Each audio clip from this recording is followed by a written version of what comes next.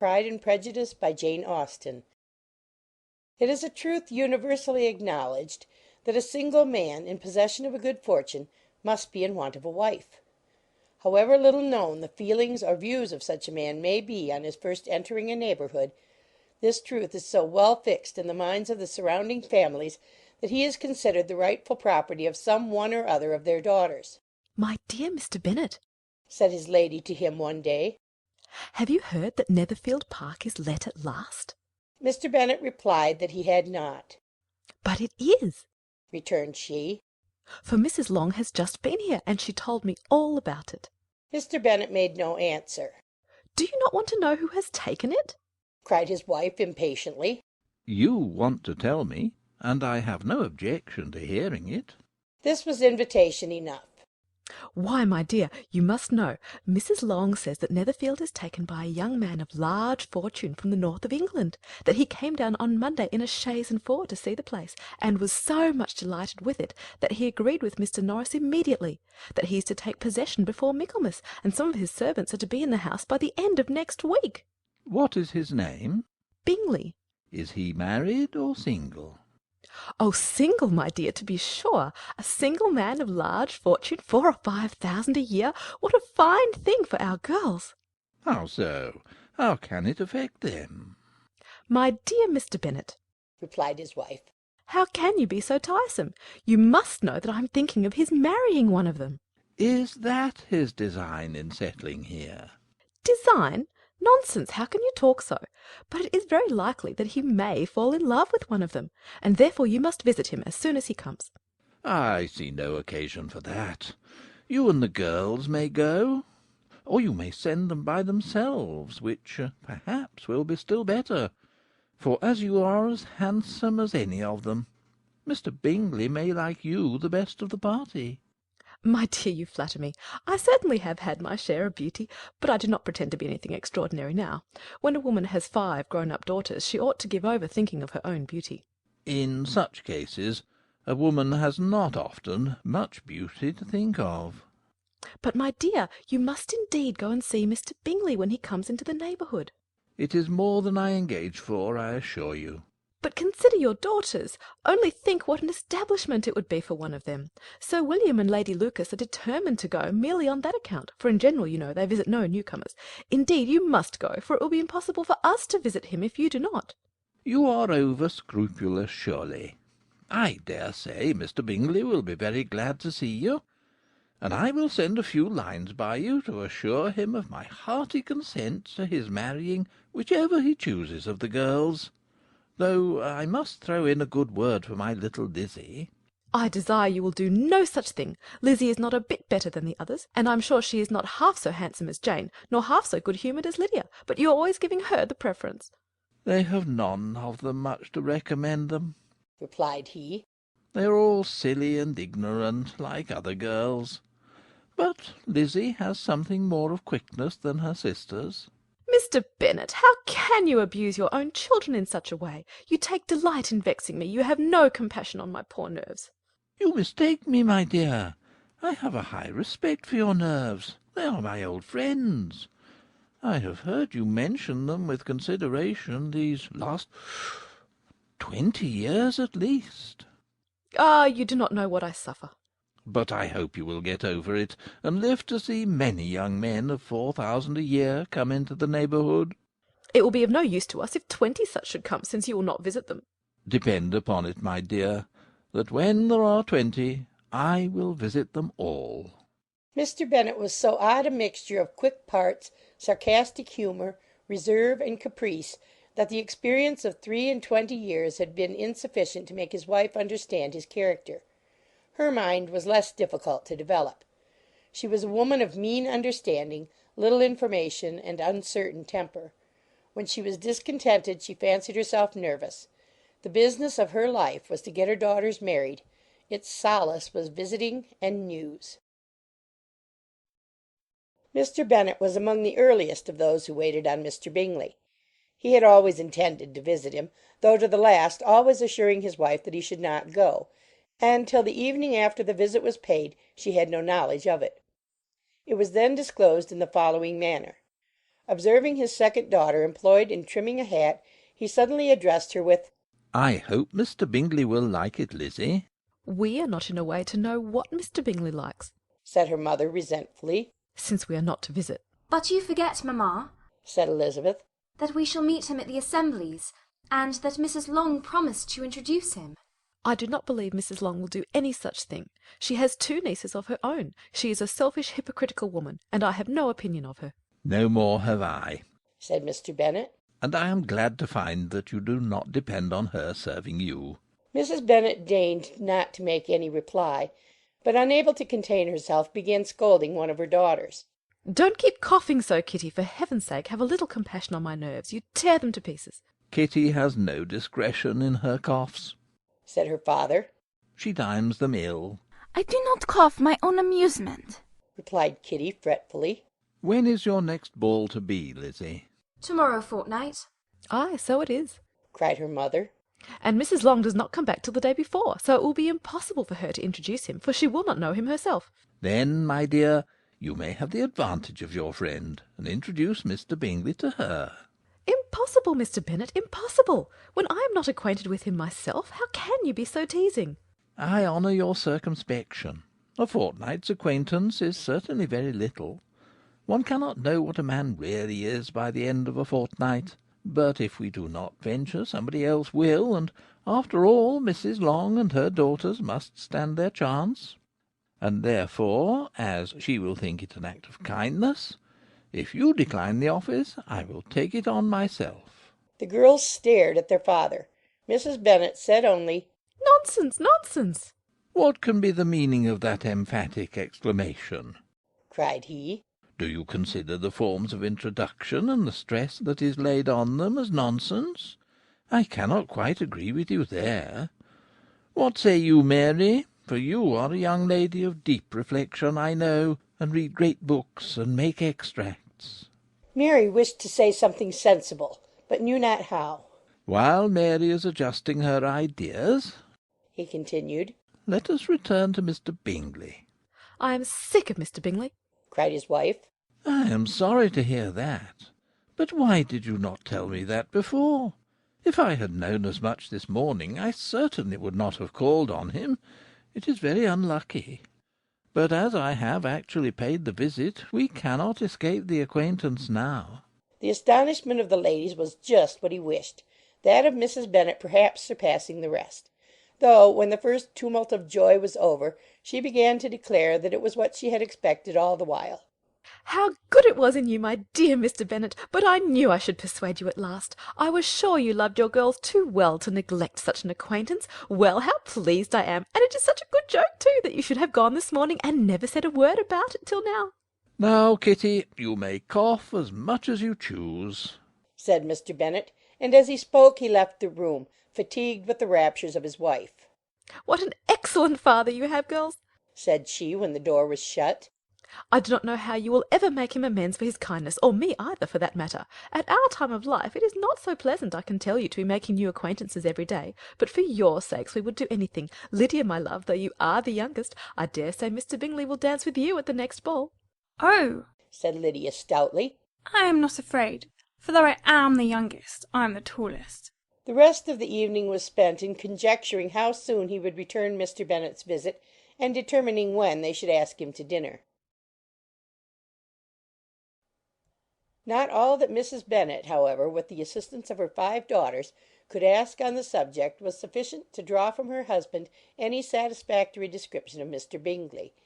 They attacked him in various ways, with barefaced questions, ingenious suppositions, and distant surmises, but he eluded the skill of them all, and they were at last obliged to accept the second-hand intelligence of their neighbour, Lady Lucas. Her report was highly favourable. Sir William had been delighted with him. He was quite young, wonderfully handsome, extremely agreeable, and, to crown the whole, he meant to be at the next assembly with a large party. Nothing could be more delightful. To be fond of dancing was a certain step towards falling in love, and very lively hopes of Mr. Bingley's heart were entertained. If I can see but one of my daughters happily settled at Netherfield, said Mrs. Bennet to her husband, and all the others equally well married, I shall have nothing to wish for. In a few days Mr. Bingley returned Mr. Bennet's visit, and sat about 10 minutes with him in his library. He had entertained hopes of being admitted to a sight of the young ladies, of whose beauty he had heard much, but he saw only the father. The ladies were somewhat more fortunate, for they had the advantage of ascertaining from an upper window that he wore a blue coat and rode a black horse.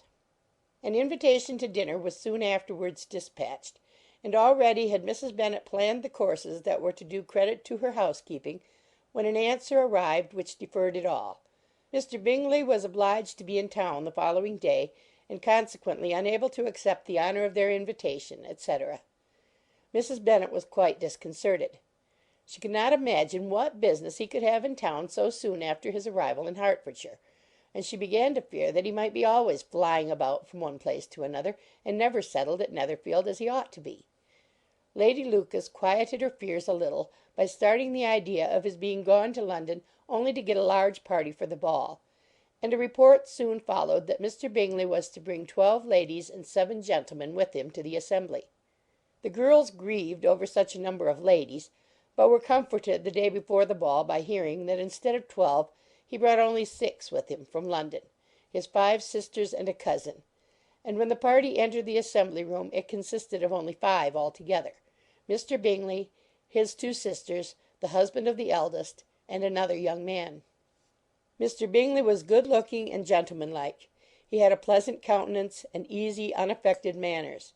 His sisters were fine women, with an air of decided fashion.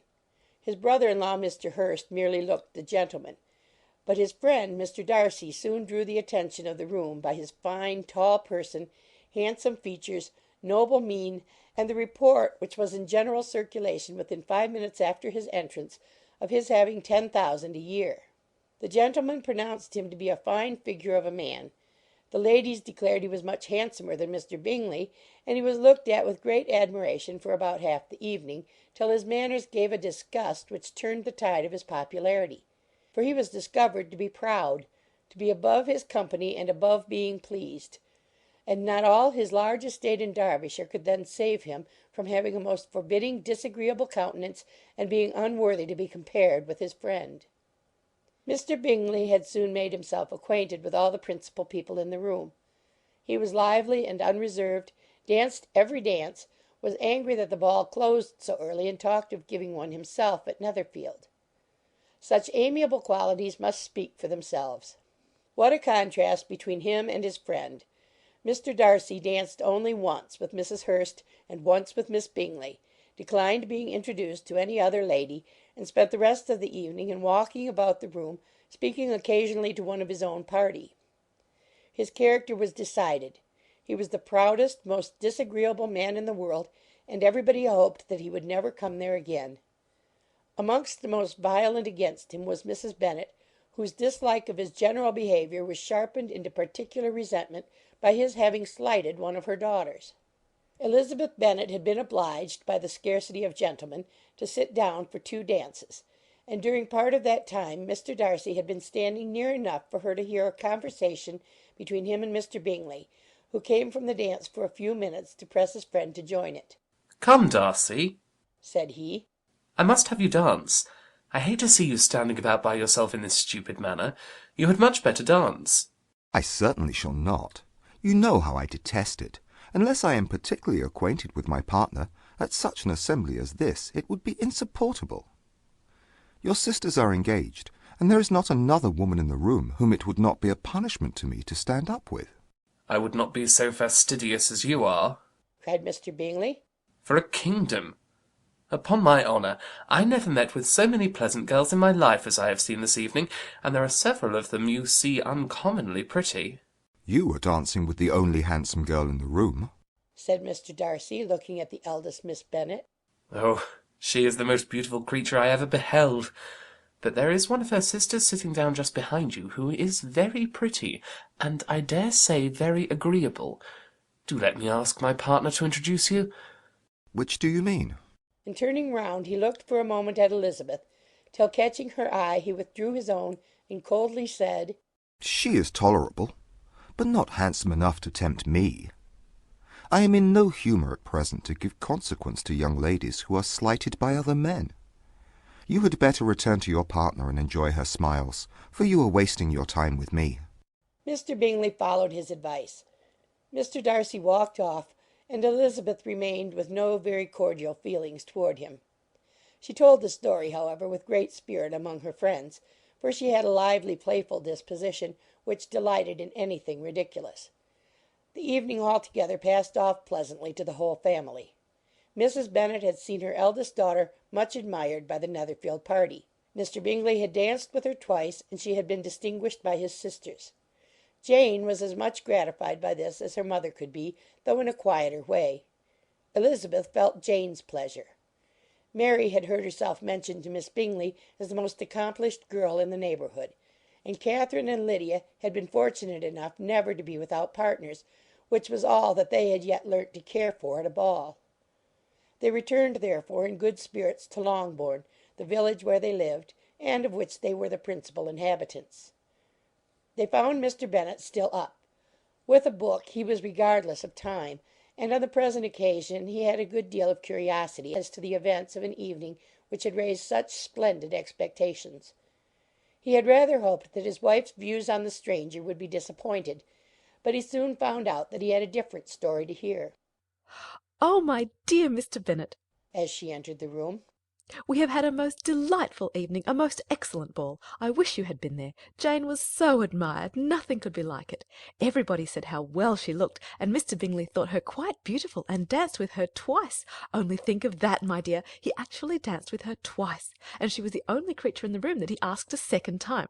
First of all he asked Miss Lucas. I was so vexed to see him stand up with her, but however he did not admire her at all. Indeed, nobody can, you know, and he seemed quite struck with Jane as she was going down the dance. So he inquired who she was, and got introduced, and asked her for the two next. Then the 2/3 he danced with Miss King, and the 2/4 with Maria Lucas, and the 2/5 with Jane again, and the 2/6 with Lizzie, and the Boulanger. If he had any compassion for me, cried her husband impatiently, he would not have danced half so much.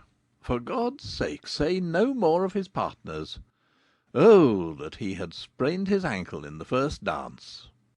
"Oh, my dear, I am quite delighted with him. He is so excessively handsome, and his sisters are charming women. I never in my life saw anything more elegant than their dresses.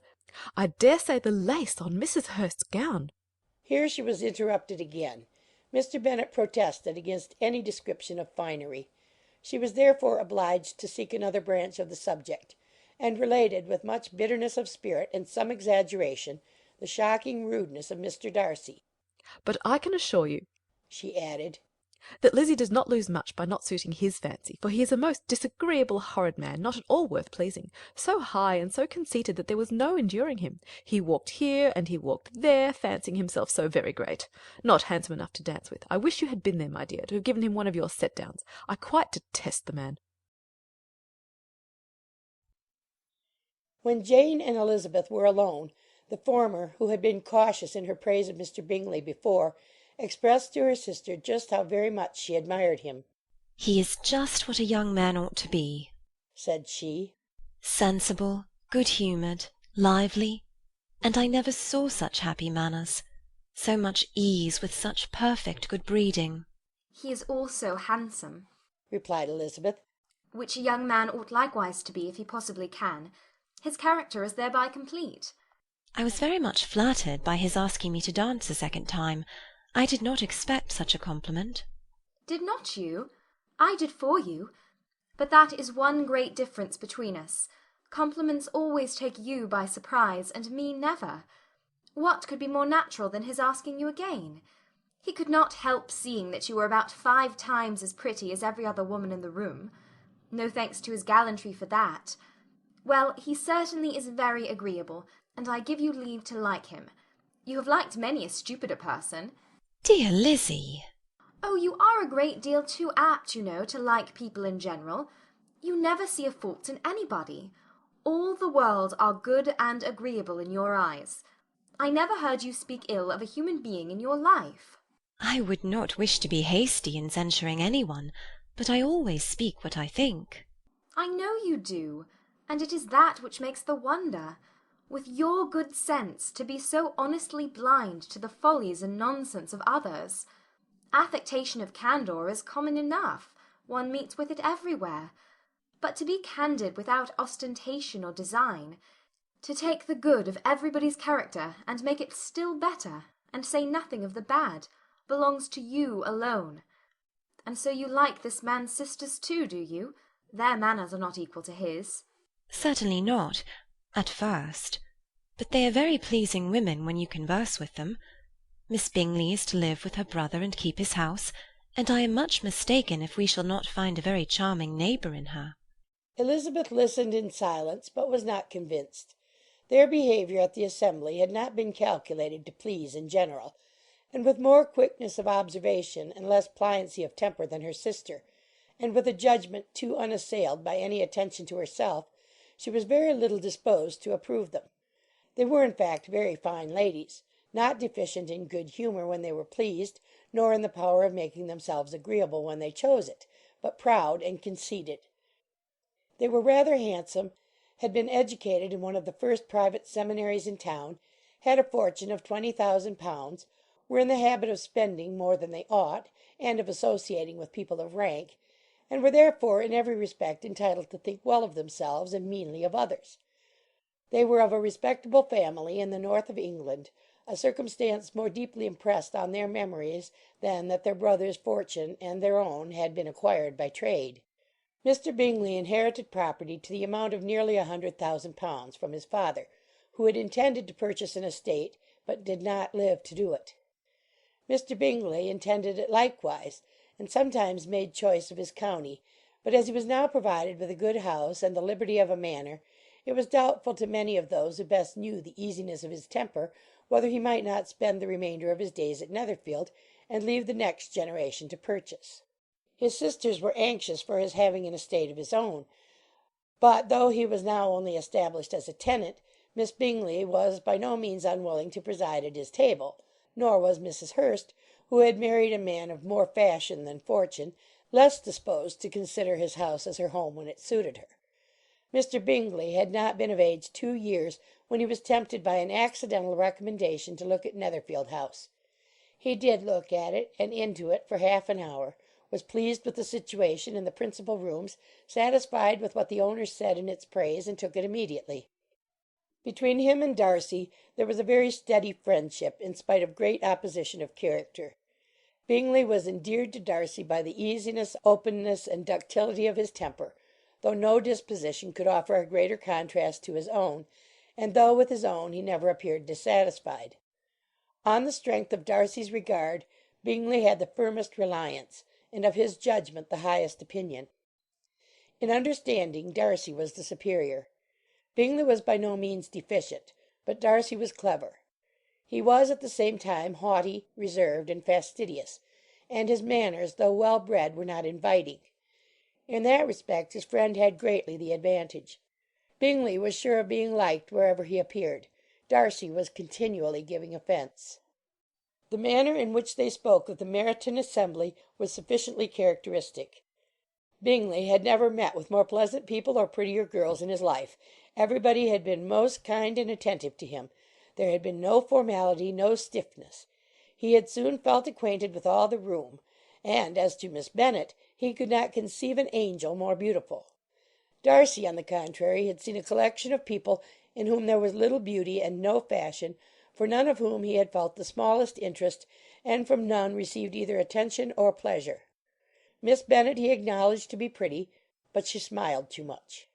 Mrs. Hurst and her sister allowed it to be so, but still they admired her and liked her, and pronounced her to be a sweet girl, and one whom they would not object to know more of.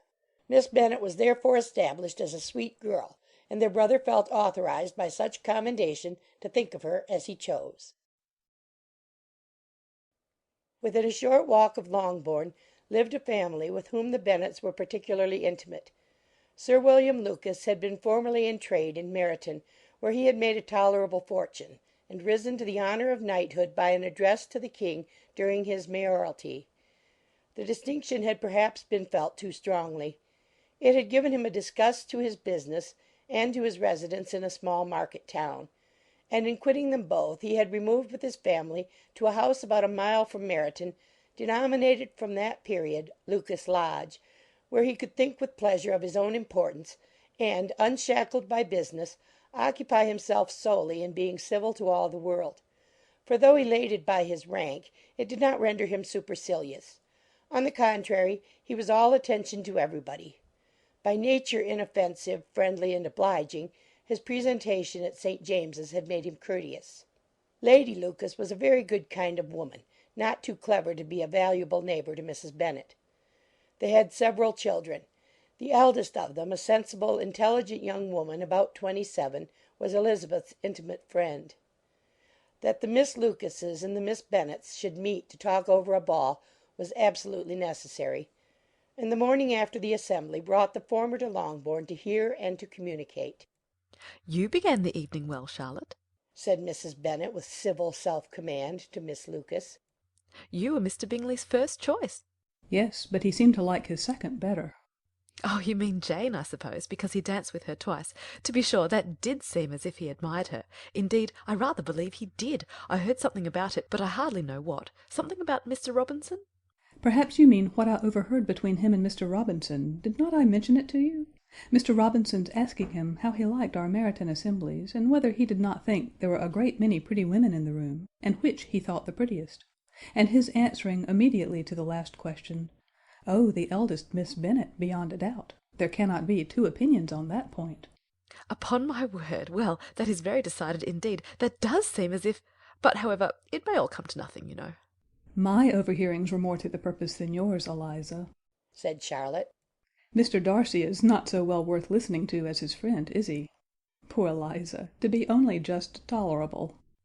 "I beg you would not put it into Lizzie's head to be vexed by his ill treatment, for he's such a disagreeable man that it would be quite a misfortune to be liked by him. Mrs. Long told me last night that he sat close to her for half an hour without once opening his lips." "Are you quite sure, ma'am? Is not there a little mistake?" said Jane. "I certainly saw Mr. Darcy speaking to her." "Ay, because she asked him at last how he liked Netherfield, and he could not help answering her, but she said he seemed quite angry at being spoke to." "Miss Bingley told me," said Jane, "that he never speaks much, unless among his intimate acquaintances. With them he is remarkably agreeable." "I do not believe a word of it, my dear. If he had been so very agreeable he would have talked to Mrs. Long. But I can guess how it was. Everybody says that he is eat up with pride, and I dare say he had heard somehow that Mrs. Long does not keep a carriage, and had come to the ball in a hack chaise." "I do not mind his not talking to Mrs. Long," said Miss Lucas, "but I wish he had danced with Eliza." "Another time, Lizzie," said her mother. "I would not dance with him if I were you." I believe, ma'am, I may safely promise you never to dance with him." "His pride," said Miss Lucas, "does not offend me so much as pride often does, because there is an excuse for it. One cannot wonder that so very fine a young man, with family, fortune, everything in his favour, should think highly of himself. If I may so express it, he has a right to be proud." "That is very true," replied Elizabeth, "and I could easily forgive his pride if he had not mortified mine." "Pride," observed Mary, who piqued herself upon the solidity of her reflections, "is a very common failing, I believe. By all that I have ever read, I am convinced that it is very common indeed, that human nature is particularly prone to it, and that there are very few of us who do not cherish a feeling of self-complacency on the score of some quality or other, real or imaginary. Vanity and pride are different things, though the words are often used synonymously. A person may be proud without being vain. Pride relates more to our opinion of ourselves, vanity to what we would have others think of us." "If I were as rich as Mr. Darcy," cried a young Lucas who came with his sisters, "I should not care how proud I was. I would keep a pack of foxhounds, and drink a bottle of wine a day." "Then you would drink a great deal more than you ought," said Mrs. Bennet. "and if I were to see you at it, I should take away your bottle directly." The boy protested that she should not. She continued to declare that she would, and the argument ended only with the visit. The ladies of Longbourn soon waited on those of Netherfield. The visit was soon returned in due form. Miss Bennet's pleasing manners grew on the good will of Mrs. Hurst and Miss Bingley, and though the mother was found to be intolerable, and the younger sisters not worth speaking to, a wish of being better acquainted with them was expressed towards the two eldest. By Jane this attention was received with the greatest pleasure, but Elizabeth still saw superciliousness in their treatment of everybody, hardly excepting even her sister, and could not like them; though their kindness to Jane, such as it was, had a value, as arising in all probability from the influence of their brother's admiration. It was generally evident whenever they met that he did admire her, and to her it was equally evident that Jane was yielding to the preference which she had begun to entertain for him from the first, and was in a way to be very much in love. But she considered with pleasure that it was not likely to be discovered by the world in general, since Jane united with great strength of feeling, a composure of temper, and a uniform cheerfulness of manner which would guard her from the suspicions of the impertinent. She mentioned this to her friend Miss Lucas. "It may perhaps be pleasant," replied Charlotte, "to be able to impose on the public in such a case, but it is sometimes a disadvantage to be so very guarded. If a woman conceals her affection with the same skill from the object of it, she may lose the opportunity of fixing him, and it will then be but poor consolation to believe the world equally in the dark. There is so much of gratitude or vanity in almost every attachment that it is not safe to leave any to itself. We can all begin freely; a slight preference is natural enough; but there are very few of us who have heart enough to be really in love without encouragement. In 9 cases out of 10 a woman had better show more affection than she feels.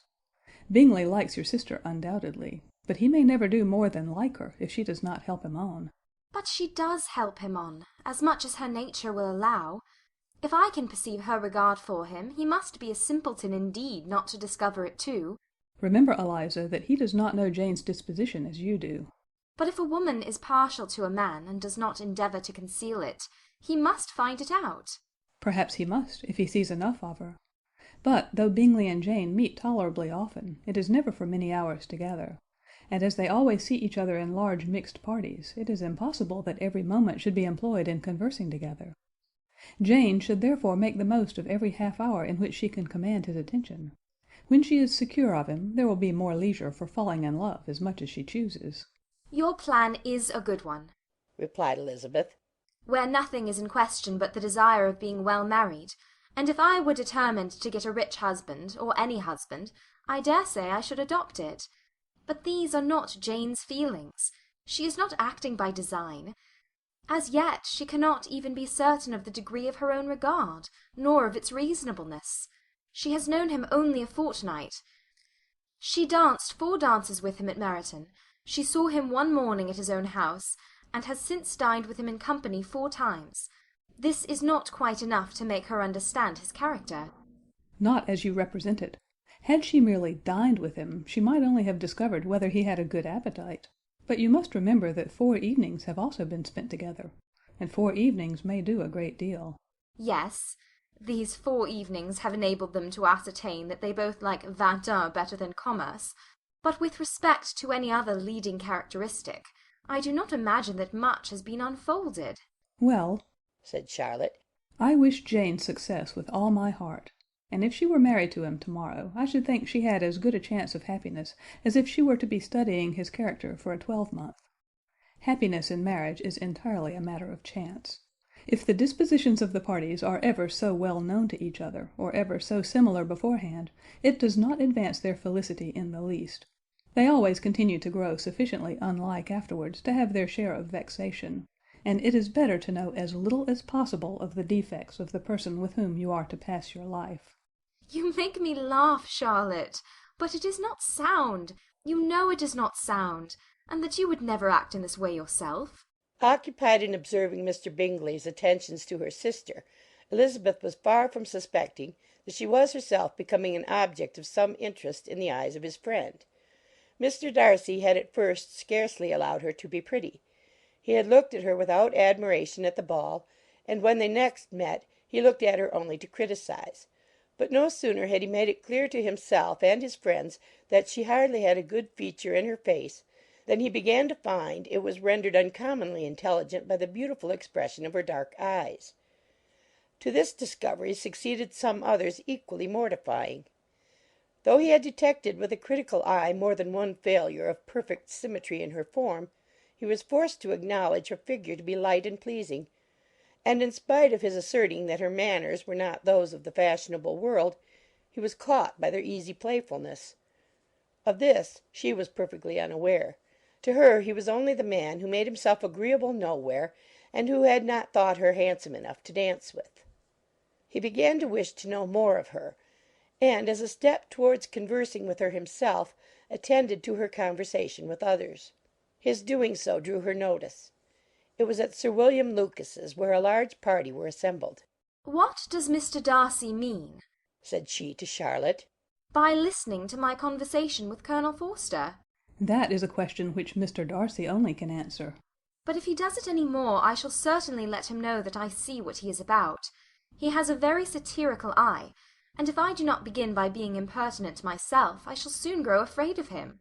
On his approaching them soon afterwards, though without seeming to have any intention of speaking, Miss Lucas defied her friend to mention such a subject to him, which immediately provoking Elizabeth to do it, she turned to him and said, "Did you not think, Mr. Darcy, that I expressed myself uncommonly well just now, when I was teasing Colonel Forster to give us a ball at Meryton?" With great energy. But it is always a subject which makes a lady energetic. "You are severe on us." It will be her turn soon to be teased, said Miss Lucas. I am going to open the instrument, Eliza, and you know what follows. "You are a very strange creature by way of a friend, always wanting me to play and sing before anybody and everybody. If my vanity had taken a musical turn, you would have been invaluable. But as it is, I would really rather not sit down before those who must be in the habit of hearing the very best performers." On Miss Lucas's persevering, however, she added, "Very well. If it must be so, it must." And gravely glancing at Mr. Darcy, "There is a fine old saying, which everybody here is of course familiar with, 'Keep your breath to cool your porridge,' and I shall keep mine to swell my song." Her performance was pleasing, though by no means capital. After a song or two, and before she could reply to the entreaties of several that she would sing again, she was eagerly succeeded at the instrument by her sister Mary, who, having, in consequence of being the only plain one in the family, worked hard for knowledge and accomplishments, was always impatient for display. Mary had neither genius nor taste, and though vanity had given her application, it had given her likewise a pedantic air and conceited manner, which would have injured a higher degree of excellence than she had reached. Elizabeth, easy and unaffected, had been listened to with much more pleasure, though not playing half so well, and Mary, at the end of a long concerto, was glad to purchase praise and gratitude by Scotch and Irish airs at the request of her younger sisters, who, with some of the Lucases and 2 or 3 officers, joined eagerly in dancing at one end of the room. Mr. Darcy stood near them in silent indignation at such a mode of passing the evening to the exclusion of all conversation, and was too much engrossed by his thoughts to perceive that Sir William Lucas was his neighbour till Sir William thus began. "What a charming amusement for young people this is, Mr. Darcy. There's nothing like dancing, after all. I consider it as one of the first refinements of polished society." Certainly, sir. And it has the advantage also of being in vogue amongst the less polished societies of the world. Every savage can dance. Sir William only smiled. "Your friend performs delightfully," he continued after a pause, on seeing Bingley join the group. "and I doubt not that you are adept in the science yourself, Mr. Darcy." You saw me dance at Meryton, I believe, sir. "Yes, indeed, and received no inconsiderable pleasure from the sight. Do you often dance at St. James's?" Never, sir. "Do you not think it would be a proper compliment to the place?" It is a compliment which I never pay to any place if I can avoid it. "You have a house in town, I conclude?" Mr. Darcy bowed. "I had once had some thought of fixing in town myself, for I am fond of superior society, but I did not feel quite certain that the air of London would agree with Lady Lucas." He paused in hopes of an answer, but his companion was not disposed to make any, and Elizabeth at that instant moving towards them, he was struck with the action of doing a very gallant thing, and called out to her, "My dear Miss Eliza, why are you not dancing? Mr. Darcy, you must allow me to present this young lady to you as a very desirable partner." And taking her hand, he would have given it to Mr. Darcy, who, though extremely surprised, was not unwilling to receive it, when she instantly drew back, and said, with some discomposure, to Sir William, "Indeed, sir, I have not the least intention of dancing. I entreat you not to suppose that I moved this way in order to beg for a partner." Mr. Darcy, with grave propriety, requested to be allowed the honour of her hand, but in vain. Elizabeth was determined. nor did Sir William at all shake her purpose by his attempt at persuasion. You excel so much in the dance, Miss Eliza, that it is cruel to deny me the happiness of seeing you. And though this gentleman dislikes the amusement in general, he can have no objection, I am sure, to oblige us for 1/2 hour. Mr. Darcy is all politeness, said Elizabeth, smiling. He is, indeed. But considering the inducement, my dear Miss Eliza, we cannot wonder at his complaisance, for who would object to such a partner? Elizabeth looked archly and turned away. Her resistance had not injured her with the gentleman, and he was thinking of her with some complacency when thus accosted by Miss Bingley. I can guess the subject of your reverie. I should imagine not. You are considering how insupportable it would be to pass many evenings in this manner, in such society. And indeed I am quite of your opinion. I was never more annoyed. The insipidity and yet the noise, the nothingness and yet the self-importance of all those people. What will I give to hear your strictures on them? Your conjecture is totally wrong, I assure you. My mind was more agreeably engaged. I have been meditating on the very great pleasure which a pair of fine eyes in the face of a pretty woman can bestow. Miss Bingley immediately fixed her eyes on his face, and desired he would tell her what lady had the credit of inspiring such reflections. Mr. Darcy replied with great intrepidity. Miss Elizabeth Bennet. Miss Elizabeth Bennet? Repeated Miss Bingley. I am all astonishment. How long has she been such a favourite? And pray, when am I to wish you joy? That is exactly the question which I expected you to ask. A lady's imagination is very rapid. It jumps from admiration to love, from love to matrimony, in a moment. I knew you would be wishing me joy. Nay, if you're serious about it, I shall consider the matter is absolutely settled. You will be having a charming mother-in-law indeed, and of course she will always be at Pemberley with you. He listened to her with perfect indifference while she chose to entertain herself in this manner, and as his composure convinced her that all was safe, her wit flowed long. Mr. Bennet's property consisted almost entirely in an estate of 2,000 a year, which, unfortunately for his daughters, was entailed, in default of heirs male, on a distant relation; and their mother's fortune, though ample for her situation in life, could but ill supply the deficiency of his. Her father had been an attorney in Meryton, and had left her £4,000. She had a sister married to a Mr. Phillips, who had been a clerk to their father, and succeeded him in the business, and a brother settled in London in a respectable line of trade. The village of Longbourn was only 1 mile from Meryton, a most convenient distance for the young ladies, who were usually tempted thither 3 or 4 times a week to pay their duty to their aunt and to a milliner's shop just over the way. The 2 youngest of the family, Catherine and Lydia, were particularly frequent in these attentions. Their minds were more vacant than their sisters', and when nothing better offered, a walk to Meryton was necessary to amuse their morning hours and furnish conversation for the evening. And however bare of news the country in general might be, they always contrived to learn some from their aunt. At present, indeed, they were well supplied both with news and happiness by the recent arrival of a militia regiment in the neighbourhood. It was to remain the whole winter, and Meryton was the headquarters. Their visits to Mrs. Phillips were now productive of the most interesting intelligence. Every day added something to their knowledge of the officers' names and connections. Their lodgings were not long a secret, and at length they began to know the officers themselves. Mr. Phillips visited them all, and this opened to his nieces a store of felicity unknown before. They could talk of nothing but officers, and Mr. Bingley's large fortune, the mention of which gave animation to their mother, was worthless in their eyes when opposed to the regimentals of an ensign. After listening one morning to their effusions on this subject, Mr. Bennet coolly observed, "From all that I can collect by your manner of talking, you must be 2 of the silliest girls in the country. I have suspected it for some time, but now I am convinced." Catherine was disconcerted, and made no answer; but Lydia, with perfect indifference, continued to express her admiration of Captain Carter, and her hope of seeing him in the course of the day, as he was going the next morning to London. "I am astonished, my dear," said Mrs. Bennet. that you should be so ready to think your own children silly. If I wish to think slightingly of anybody's children, it should not be of my own, however. If my children are silly, I must hope to be always sensible of it. Yes, but as it happens, they are all of them very clever. This is the only point, I flatter myself, on which we do not agree. I had hoped that our sentiments coincided in every particular, but I must so far differ from you as to think our two youngest daughters uncommonly foolish. My dear Mr. Bennet, you must not expect such girls to have the sense of their father and mother. When they get to our age, I dare say they will not think about officers any more than we do.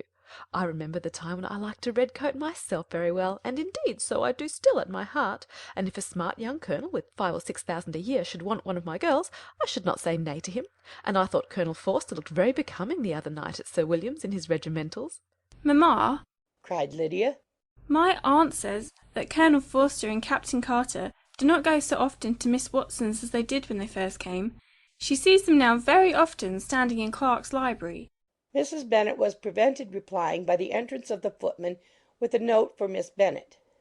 It came from Netherfield, and the servant waited for an answer. Mrs. Bennet's eyes sparkled with pleasure, and she was eagerly calling out while her daughter read. "Well, Jane, who is it from? What is it about? What does he say? Jane, make haste and tell us. Make haste, my love." "It is from Miss Bingley," said Jane, and then read it aloud.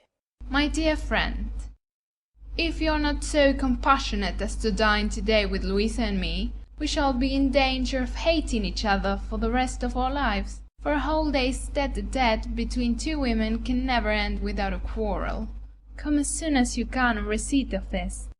My brother and the gentleman are to dine with the officers. Yours ever, Caroline Bingley. "With the officers?" cried Lydia. "I wonder my aunt did not tell us of that." "Dining out?" said Mrs. Bennet. "That is very unlucky." "Can I have the carriage?" said Jane. "No, my dear, you had better go on horseback, because it seems likely to rain, and then you must stay all night." That would be a good scheme, said Elizabeth.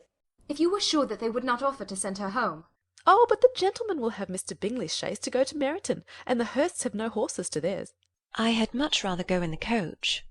"But, my dear, your father cannot spare the horses, I am sure. They are wanted in the farm, Mr. Bennet, are they not?"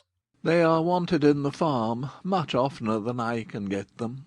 But if you have got them to-day, said Elizabeth, my mother's purpose will be answered. She did at last extort from her father an acknowledgment that the horses were engaged. Jane was therefore obliged to go on horseback, and her mother attended her to the door with many cheerful prognostics of a bad day. Her hopes were answered. Jane had not been gone long before it rained hard. Her sisters were uneasy for her, but her mother was delighted. The rain continued the whole evening without intermission. Jane certainly could not come back. "This was a lucky idea of mine, indeed," said Mrs. Bennet more than once, as if the credit of making it rain were all her own. Till the next morning, however, she was not aware of all the felicity of her contrivance. Breakfast was scarcely over when a servant from Netherfield brought the following note for Elizabeth. "My dearest Lizzie, I find myself very unwell this morning, which I suppose is to be imputed to my getting wet through yesterday. My kind friends will not hear of my returning till I am better. They insist also on my seeing Mr. Jones, therefore do not be alarmed if you should hear of his having been to me, and excepting a sore throat and headache, there is not much the matter with me. Yours, etc. Well, my dear, said Mr. Bennet, when Elizabeth had read the note aloud, if your daughter should have a dangerous fit of illness, if she should die, it would be a comfort to know that it was all in pursuit of Mr. Bingley and under your orders. "Oh, I am not afraid of her dying. People do not die of little trifling colds. She will be taken good care of. As long as she stays there, it is all very well. I would go and see her if I could have the carriage." Elizabeth, feeling really anxious, was determined to go to her, though the carriage was not to be had, and as she was no horsewoman, walking was her only alternative. She declared her resolution. "How can you be so silly?" cried her mother. "As to think of such a thing in all this dirt! You will not be fit to be seen when you get there." I shall be very fit to see Jane, which is all I want. Is this a hint to me, Lizzie? said her father. To send for the horses? No, indeed. I do not wish to avoid the walk. The distance is nothing when one has a motive. Only 3 miles. I shall be back by dinner. I admire the activity of your benevolence, observed Mary. but every impulse of feeling should be guided by reason, and, in my opinion, exertion should always be in proportion to what is required. We will go as far as Meryton with you, said Catherine and Lydia. Elizabeth accepted their company, and the 3 young ladies set off together. if we make haste. Said Lydia as they walked along. Perhaps we may see something of Captain Carter before he goes. In Meryton they parted.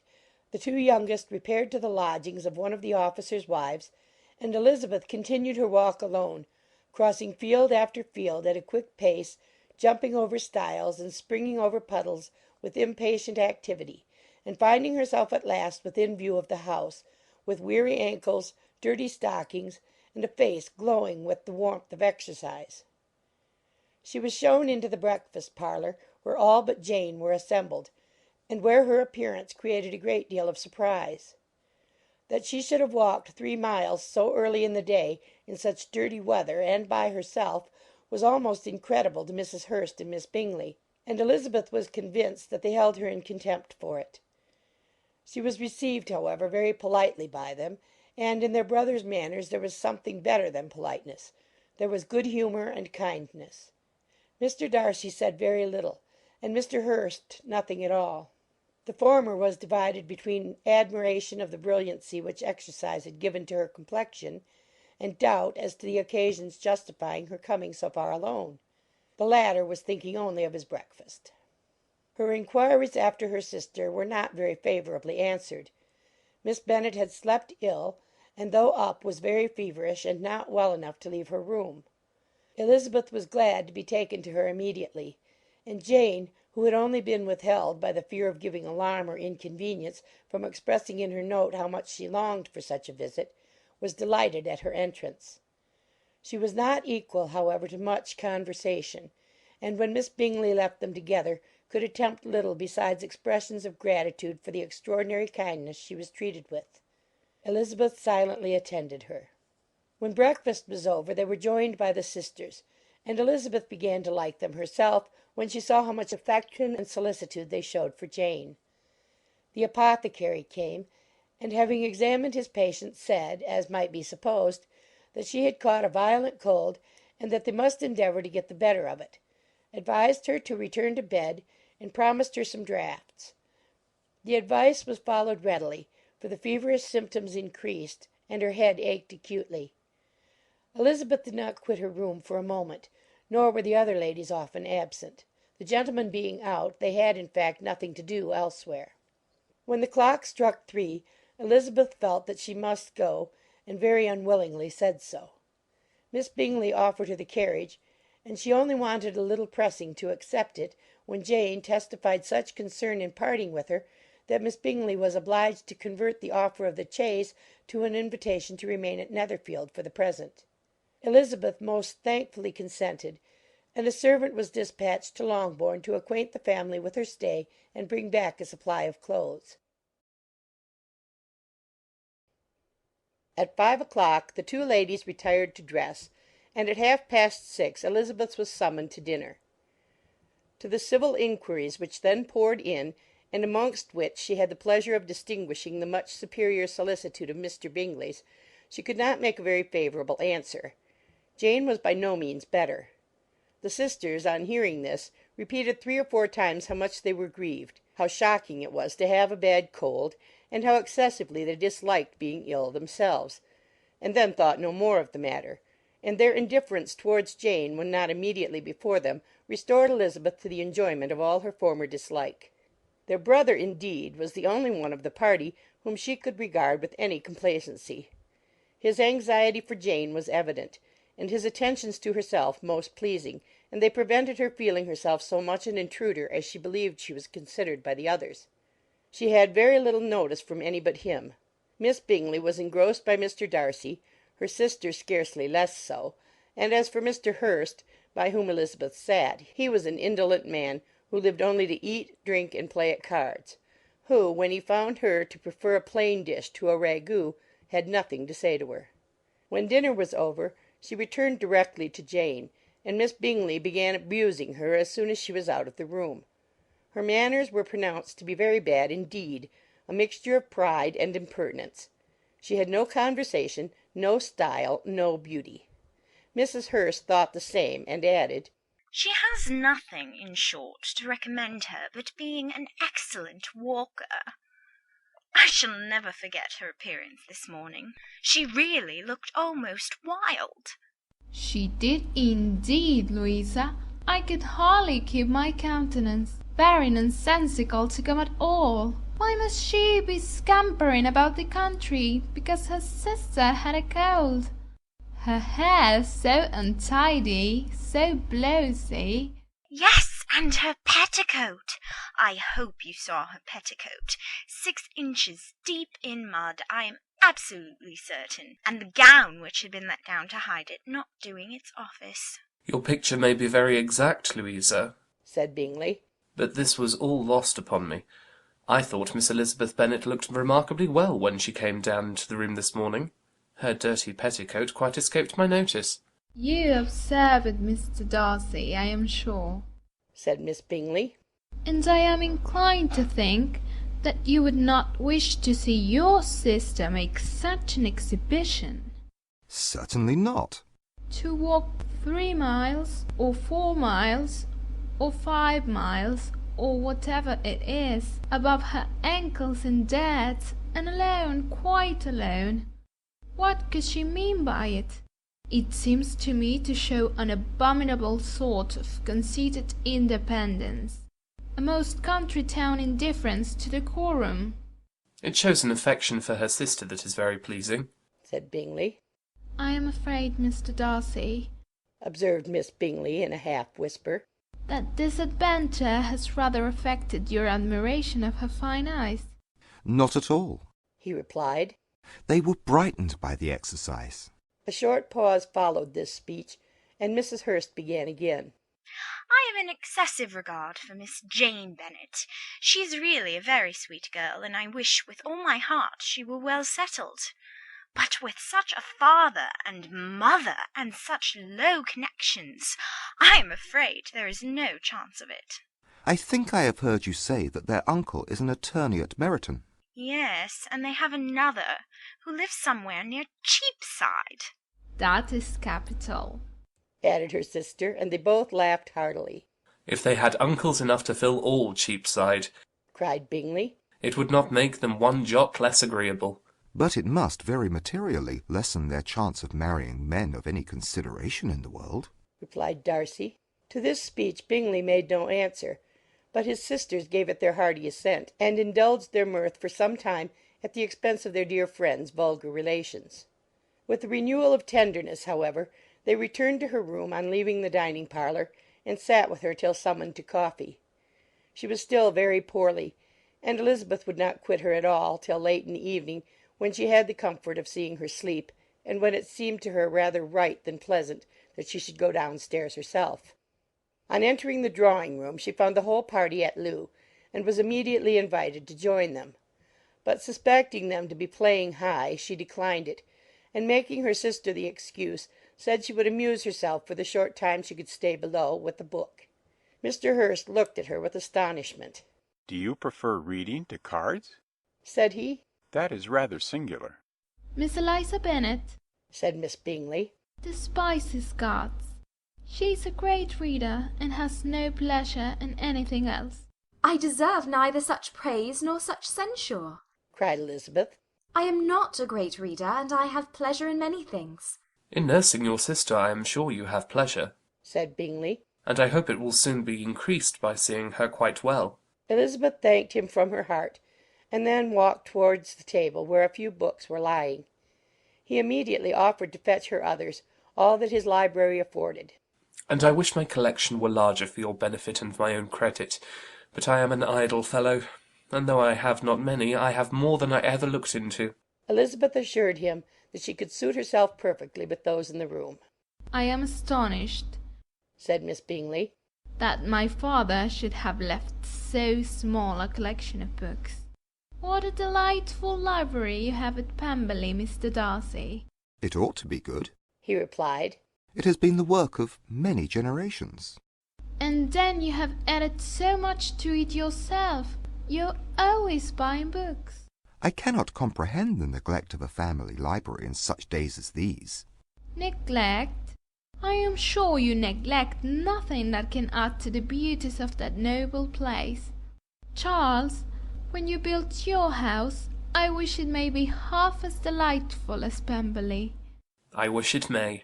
But I would really advise you to make your purchase in that neighbourhood, and take Pemberley for a kind of model. There is not a finer county in England than Derbyshire. With all my heart I will buy Pemberley itself if Darcy will sell it. I am talking of possibilities, Charles. Upon my word, Caroline, I should think it more possible to get Pemberley by purchase than by imitation. Elizabeth was so much caught with what passed as to leave her very little attention for her book, and soon laying it wholly aside, she drew near the card-table and stationed herself between Mr. Bingley and his eldest sister to observe the game. Is Miss Darcy much grown since the spring? Said Miss Bingley. Will she be as tall as I am? I think she will. She is now about Miss Elizabeth Bennet's height, or rather taller. How I long to see her again! I never met with anybody who delighted me so much. Such a countenance, such manners, and so extremely accomplished for her age. Her performance on the pianoforte is exquisite. It is amazing to me, said Bingley, how young ladies can have patience to be so very accomplished as they all are. All young ladies accomplished? My dear Charles, what do you mean? Yes, all of them, I think. They all paint tables, cover screens, and net purses. I scarcely know any one who cannot do all this, and I am sure I never heard a young lady spoken of for the first time without being informed that she was very accomplished. Your list of the common extent of accomplishments, said Darcy, has too much truth. The word is applied to many a woman who deserves it no otherwise than by netting a purse or covering a screen. But I am very far from agreeing with you in your estimation of ladies in general. I cannot boast of knowing more than half a dozen, in the whole range of my acquaintance, that are really accomplished. Nor I am sure, said Miss Bingley. Then, observed Elizabeth, you must comprehend a great deal in your idea of an accomplished woman. Yes, I do comprehend a great deal in it. Oh, certainly, cried his faithful assistant. No one can be really steamed accomplished who does not greatly surpass what is usually met with. A woman must have a thorough knowledge of music, singing, drawing, dancing, and the modern languages to deserve the word, and besides all this she must possess a certain something in her air and manner of walking, the tone of her voice, her dress and expressions, or the word will be but half deserved. All this she must possess, added Darcy. And to all this she must yet add something more substantial, in the improvement of her mind by extensive reading. I am no longer surprised at your knowing only 6 accomplished women. I rather wonder now at your knowing any. Are you so severe upon your own sex as to doubt the possibility of all this? I never saw such a woman. I never saw such capacity and taste and application and elegance as you describe united. Mrs. Hurst and Miss Bingley both cried out against the injustice of her implied doubt, and were both protesting that they knew many women who answered this description, when Mr. Hurst called them to order with bitter complaints of their inattention to what was going forward. As all conversation was thereby at an end, Elizabeth soon afterwards left the room. Elizabeth Bennet, said Miss Bingley when the door was closed on her, is one of those young ladies who seek to recommend themselves to the other sex by undervaluing their own. And with many men, I dare say, it succeeds. But in my opinion, it is a paltry device, a very mean art. Undoubtedly, replied Darcy, to whom this remark was chiefly addressed. There is a meanness in all the arts which ladies sometimes condescend to employ for captivation.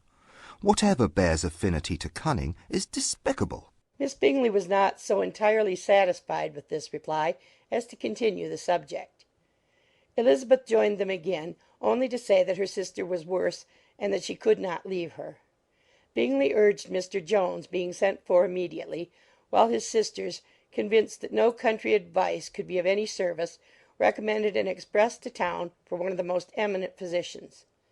This she would not hear of, but she was not so unwilling to comply with their brother's proposal, and it was settled that Mr. Jones should be sent for early in the morning if Miss Bennet were not decidedly better. Bingley was quite uncomfortable. His sisters declared that they were miserable. They solaced their wretchedness, however, by duets after supper, while he could find no better relief to his feelings than by giving his housekeeper directions that every attention might be paid to the sick lady and her sister. Elizabeth passed the chief of the night in her sister's room, and in the morning had the pleasure of being able to send a tolerable answer to the inquiries which she very early received from Mr. Bingley by a housemaid, and some time afterwards from the two elegant ladies who waited on his sisters. In spite of this amendment, however, she requested to have a note sent to Longbourn, desiring her mother to visit Jane and form her own judgment of her situation. The note was immediately dispatched, and its contents as quickly complied with. Mrs. Bennet, accompanied by her two youngest daughters, reached Netherfield soon after the family breakfast. Had she found Jane in any apparent danger, Mrs. Bennet would have been very miserable, but being satisfied on seeing her that her illness was not alarming, she had no wish of her recovering immediately, as her restoration to health would probably remove her from Netherfield. She would not listen, therefore, to her daughter's proposal of being carried home. Neither did the apothecary, who arrived about the same time, think it at all advisable. After sitting a little while with Jane, on Miss Bingley's appearance and invitation, the mother and three daughters all attended her into the breakfast parlour.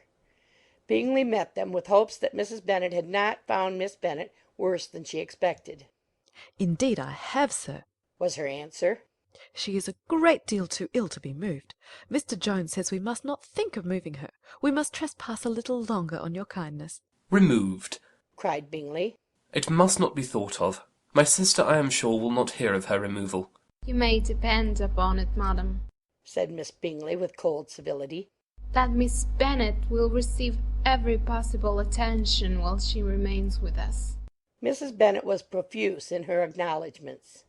"I am sure," she added, "if it was not for such good friends, I do not know what would become of her, for she is very ill indeed, and suffers a vast deal, though with the greatest patience in the world, which is always the way with her, for she has, without exception, the sweetest temper I have ever met with.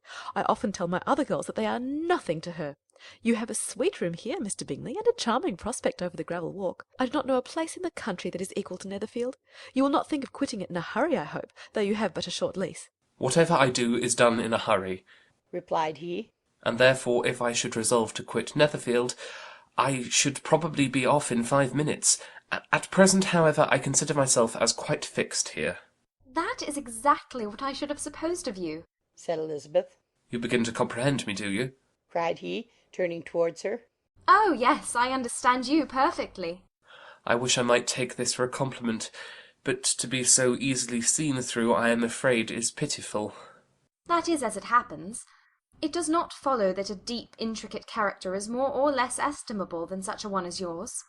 "Lizzie," cried her mother, "remember where you are, and do not run on in the wild manner that you are suffered to do at home." "I did not know before," continued Bingley immediately, "that you were a studier of character. It must be an amusing study." Yes, but intricate characters are the most amusing. They have at least that advantage. "The country," said Darcy, "can in general supply but a few subjects for such a study. In a country neighbourhood you move in a very confined and unvarying society." But people themselves alter so much that there is something new to be observed in them for ever. "Yes, indeed," cried Mrs. Bennet, offended by his manner of mentioning a country neighbourhood. "I assure you there is quite as much of that going on in the country as in town." Everybody was surprised, and Darcy, after looking at her for a moment, turned silently away. Mrs. Bennet, who fancied she had gained a complete victory over him, continued her triumph. "I cannot see that London has any great advantage over the country, for my part, except the shops and public places. The country is a vast deal pleasanter, is it not, Mr. Bingley?" "When I am in the country," he replied, "I never wish to leave it, and when I am in town it is pretty much the same. They have each their advantages, and I can be equally happy in either." Ay, that is because you have the right disposition. But that gentleman, looking at Darcy, seemed to think the country was nothing at all. Indeed, mamma, you are mistaken, said Elizabeth, blushing for her mother. You quite mistook Mr. Darcy. He only meant that there was not such a variety of people to be met with in the country as in the town, which you must acknowledge to be true. Certainly, my dear, nobody said there were. But as to not meeting with many people in this neighbourhood, I believe there are few neighbourhoods larger. I know we dine with 24 families. Nothing but concern for Elizabeth could enable Bingley to keep his countenance. His sister was less delicate, and directed her eyes towards Mr. Darcy with a very expressive smile. Elizabeth, for the sake of saying something that might turn her mother's thoughts, now asked her if Charlotte Lucas had been at Longbourn since her coming away. Yes, she called yesterday with her father. What an agreeable man Sir William is, Mr. Bingley, is not he? So much the man of fashion, so genteel and easy. He had always something to say to everybody. That is my idea of good breeding, and those persons who fancy themselves very important and never open their mouths quite mistake the matter. Did Charlotte dine with you? No, she would go home. I fancy she was wanted about the mince pies. For my part, Mr. Bingley, I always keep servants that can do their own work. My daughters are brought up very differently. But everybody is to judge for themselves, and the Lucases are a very good sort of girls, I assure you. It is a pity they are not handsome. Not that I think Charlotte is so very plain, but then she is our particular friend. She seems a very pleasant young woman. Oh dear, yes, but you must own she is very plain. Lady Lucas herself has often said so, and envied me Jane's beauty. I do not like to boast of my own child, but to be sure, Jane, one does not often see anybody better looking. It is what everybody says. I do not trust my own partiality. When she was only 15, there was a man at my brother Gardiner's in town so much in love with her that my sister-in-law was sure he would make her an offer before we came away. But, however, he did not. Perhaps he thought her too young. However, he wrote some verses on her, and very pretty they were. And so ended his affection, said Elizabeth impatiently. There has been many a one, I fancy, overcome in the same way. I wonder who first discovered the efficacy of poetry in driving away love. I have been used to consider poetry as the food of love, said Darcy. Of a fine, stout, healthy love it may. Everything nourishes what is strong already. But if it be only a slight, thin sort of inclination, I am convinced that one good sonnet will starve it entirely away. Darcy only smiled, and the general pause which ensued made Elizabeth tremble lest her mother should be exposing herself again. She longed to speak, but could think of nothing to say, and after a short silence Mrs. Bennet began repeating her thanks to Mr. Bingley for his kindness to Jane, with an apology for troubling him also with Lizzie. Mr. Bingley was unaffectedly civil in his answer, and forced his younger sister to be civil also, and say what the occasion required. She performed her part, indeed, without much graciousness, but Mrs. Bennet was satisfied, and soon afterwards ordered her carriage. Upon this signal, the youngest of her daughters put herself forward. The two girls had been whispering to each other during the whole visit, and the result of it was that the youngest should tax Mr. Bingley with having promised on his first coming into the country to give a ball at Netherfield. Lydia was a stout, well-grown girl of 15, with a fine complexion and good-humoured countenance, a favourite with her mother, whose affection had brought her into public at an early age. She had high animal spirits, and a sort of natural self-consequence, which the attention of the officers, to whom her uncle's good dinners and her own easy manners recommended her, had increased into assurance. She was very equal, therefore, to address Mr. Bingley on the subject of the ball, and abruptly reminded him of his promise, adding that it would be the most shameful thing in the world if he did not keep it. His answer to this sudden attack was delightful to their mother's ear. I am perfectly ready, I assure you, to keep my engagement, and when your sister is recovered you shall, if you please, name the very day of the ball, but you would not wish to be dancing when she is ill. Lydia declared herself satisfied.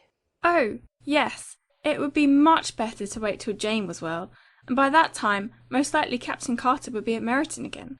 And when you have given your ball, she added, I shall insist on their giving one also. I shall tell Captain Forster it would be quite a shame if he does not.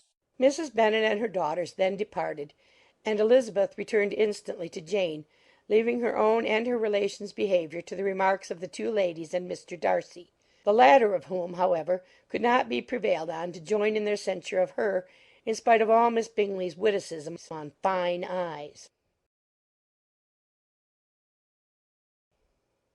The day passed much as the day before had done.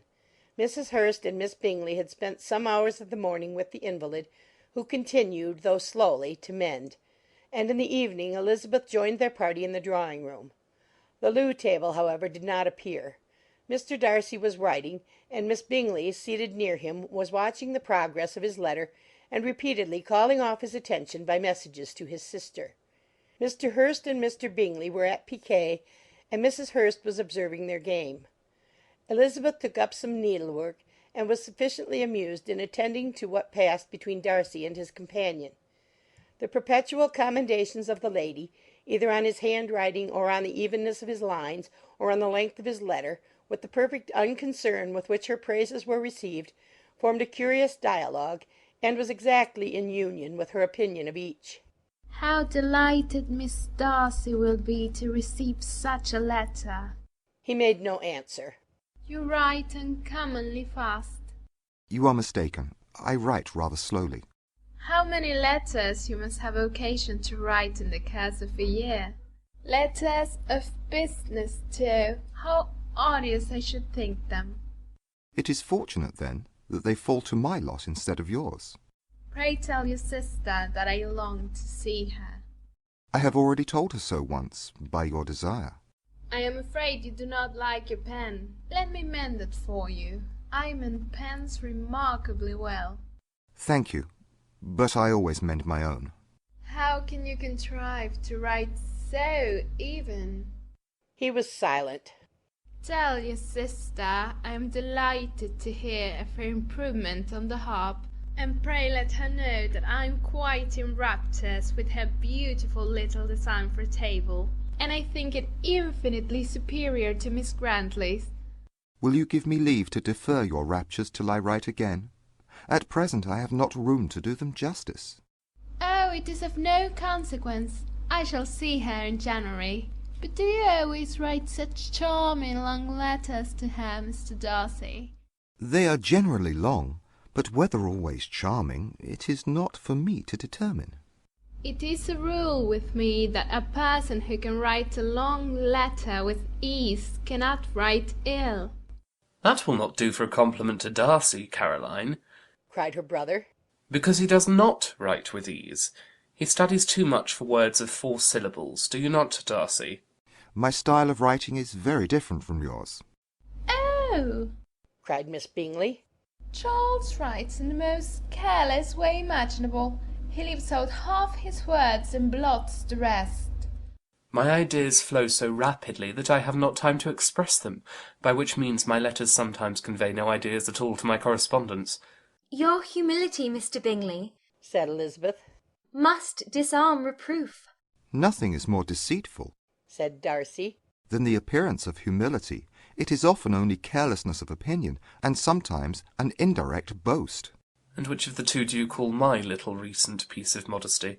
The indirect boast, for you are really proud of your defects in writing, because you consider them as proceeding from a rapidity of thought and carelessness of execution, which, if not estimable, you think at least highly interesting.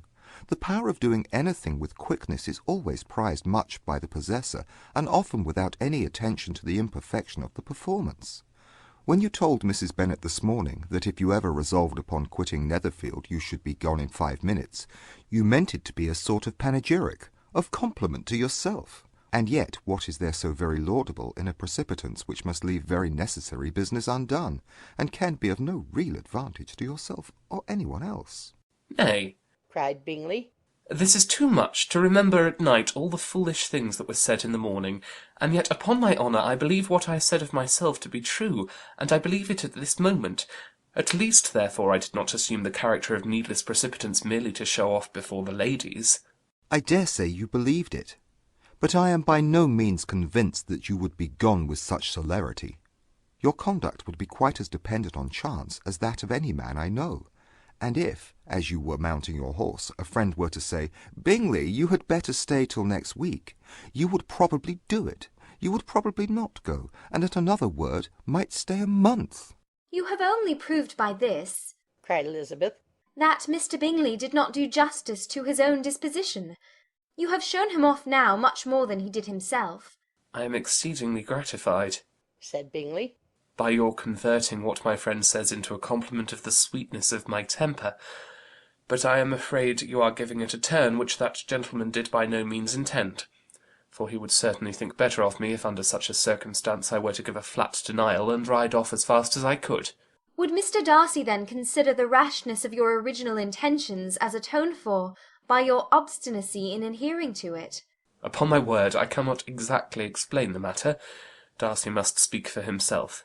You expect me to account for opinions which you choose to call mine, but which I have never acknowledged.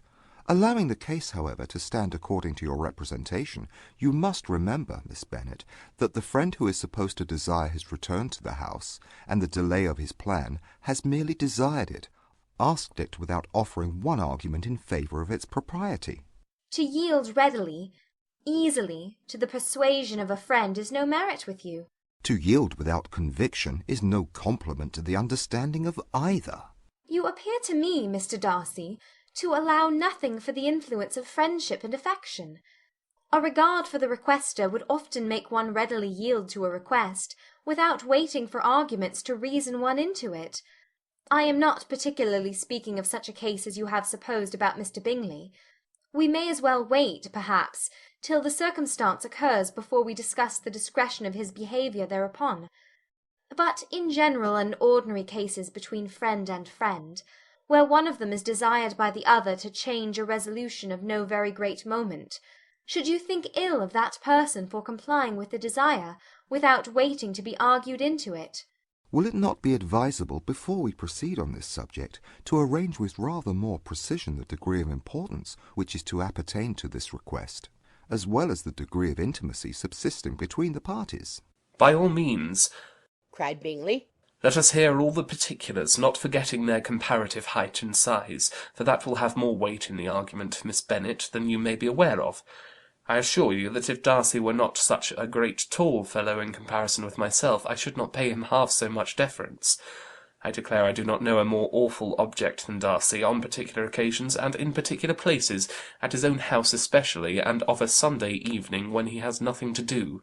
Mr. Darcy smiled, but Elizabeth thought she could perceive that he was rather offended, and therefore checked her laugh. Miss Bingley warmly resented the indignity he had received in an expostulation with her brother for talking such nonsense. I see your design, Bingley, said his friend. You dislike an argument and want to silence this. Perhaps I do. Arguments are too much like disputes. If you and Miss Bennet will defer yours till I am out of the room, I shall be very thankful, and then you may say whatever you like of me.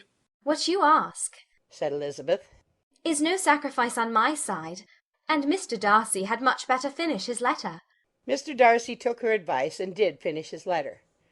When that business was over, he applied to Miss Bingley and Elizabeth for an indulgence of some music. Miss Bingley moved with some alacrity to the pianoforte, and after a polite request that Elizabeth would lead the way, which the other as politely and more earnestly negatived, she seated herself. Mrs. Hurst sang with her sister, and while they were thus employed, Elizabeth could not help observing, as she turned over some music books that lay on the instrument, how frequently Mr. Darcy's eyes were fixed on her. She hardly knew how to suppose that she could be an object of admiration to so great a man, and yet that he should look at her because he disliked her was still more strange. She could only imagine, however, at last, that she drew his notice because there was something more wrong and reprehensible, according to his ideas of right, than in any other person present. The supposition did not pain her. She liked him too little to care for his approbation.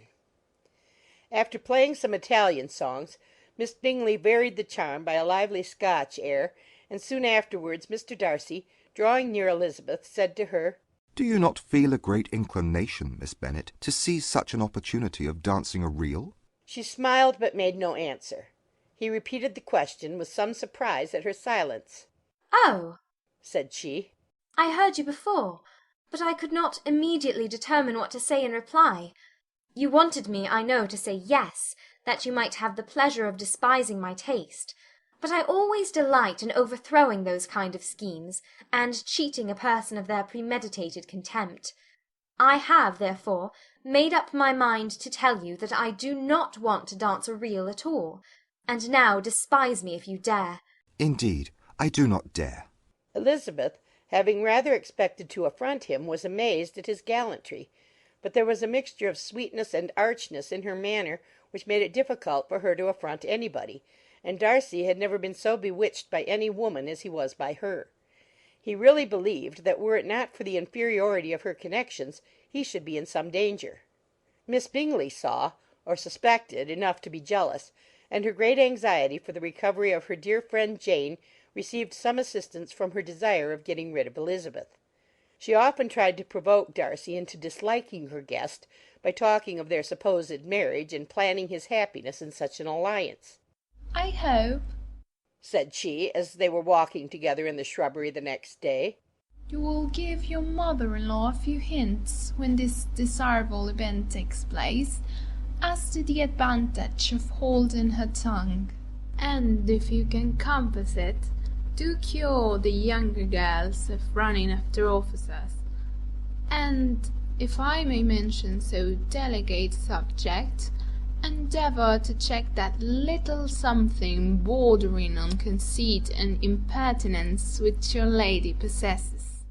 Have you anything else to propose for my domestic felicity? "Oh, yes. Do let the portraits of your uncle and Aunt Phillips be placed in the gallery at Pemberley.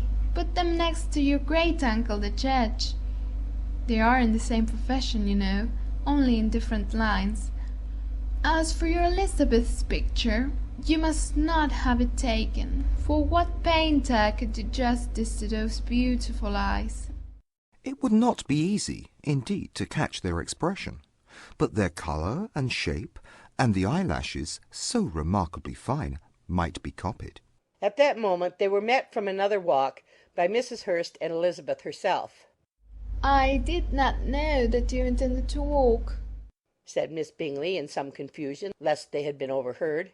"You used us abominably ill," answered Mrs. Hurst, "running away without telling us that you were coming out." Then, taking the disengaged arm of Mr. Darcy, she left Elizabeth to walk by herself. The path just admitted 3. Mr. Darcy felt their rudeness, and immediately said, "This walk is not wide enough for our party. We had better go into the avenue." But Elizabeth, who had not the least inclination to remain with them, laughingly answered, "No, no, stay where you are. You are charmingly grouped, and appear to uncommon advantage. The picturesque would be spoilt by admitting a fourth. Good-bye." She then ran gaily off, rejoicing as she rambled about, in the hope of being at home again in a day or 2.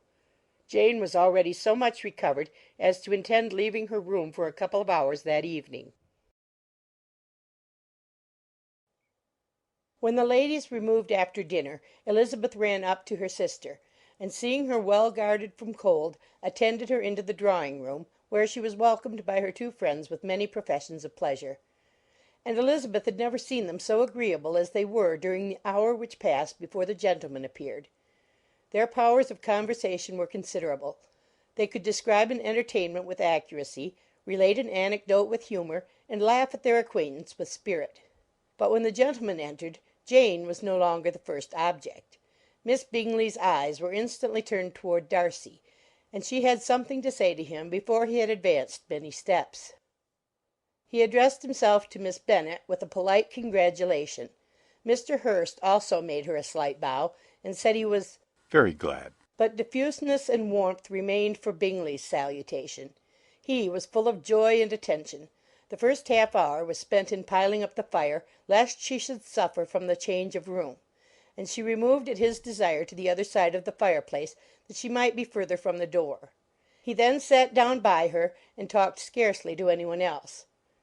Elizabeth, at work in the opposite corner, saw it all with great delight.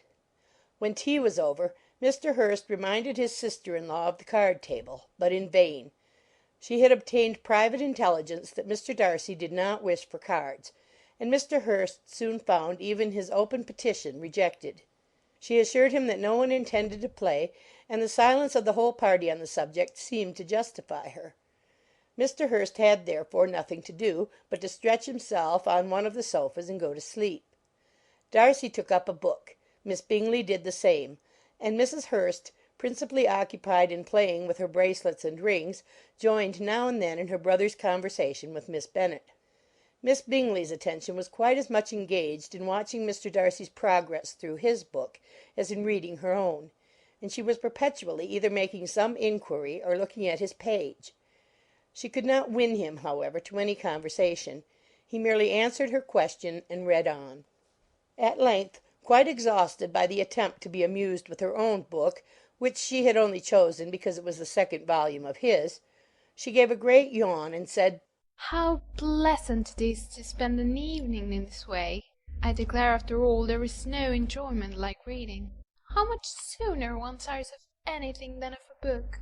When I have a house of my own I shall be miserable if I have not an excellent library." No one made any reply. She then yawned again, threw aside her book, and cast her eyes round the room in quest for some amusement, when hearing her brother mentioning a ball to Miss Bennet, she turned suddenly towards him and said, "By the by, Charles, are you really serious in meditating a dance at Netherfield? I will advise you before you determine on it to consult the wishes of the present party. I am much mistaken if there are not some among us to whom a ball would be rather a punishment than a pleasure."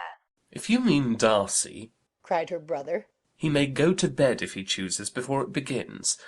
But as for the ball, it is quite a settled thing, and as soon as Nicholls has made white soup enough, I shall send round my cards.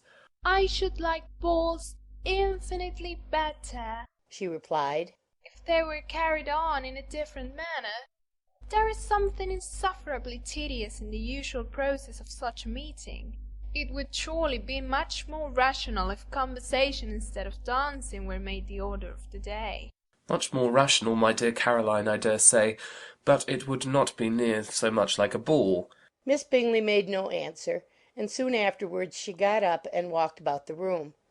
Her figure was elegant, and she walked well, but Darcy, at whom it was all aimed, was still inflexibly studious. In the desperation of her feelings she resolved on one effort more, and turning to Elizabeth, said, "Miss Eliza Bennet, let me persuade you to follow my example and take a turn about the room.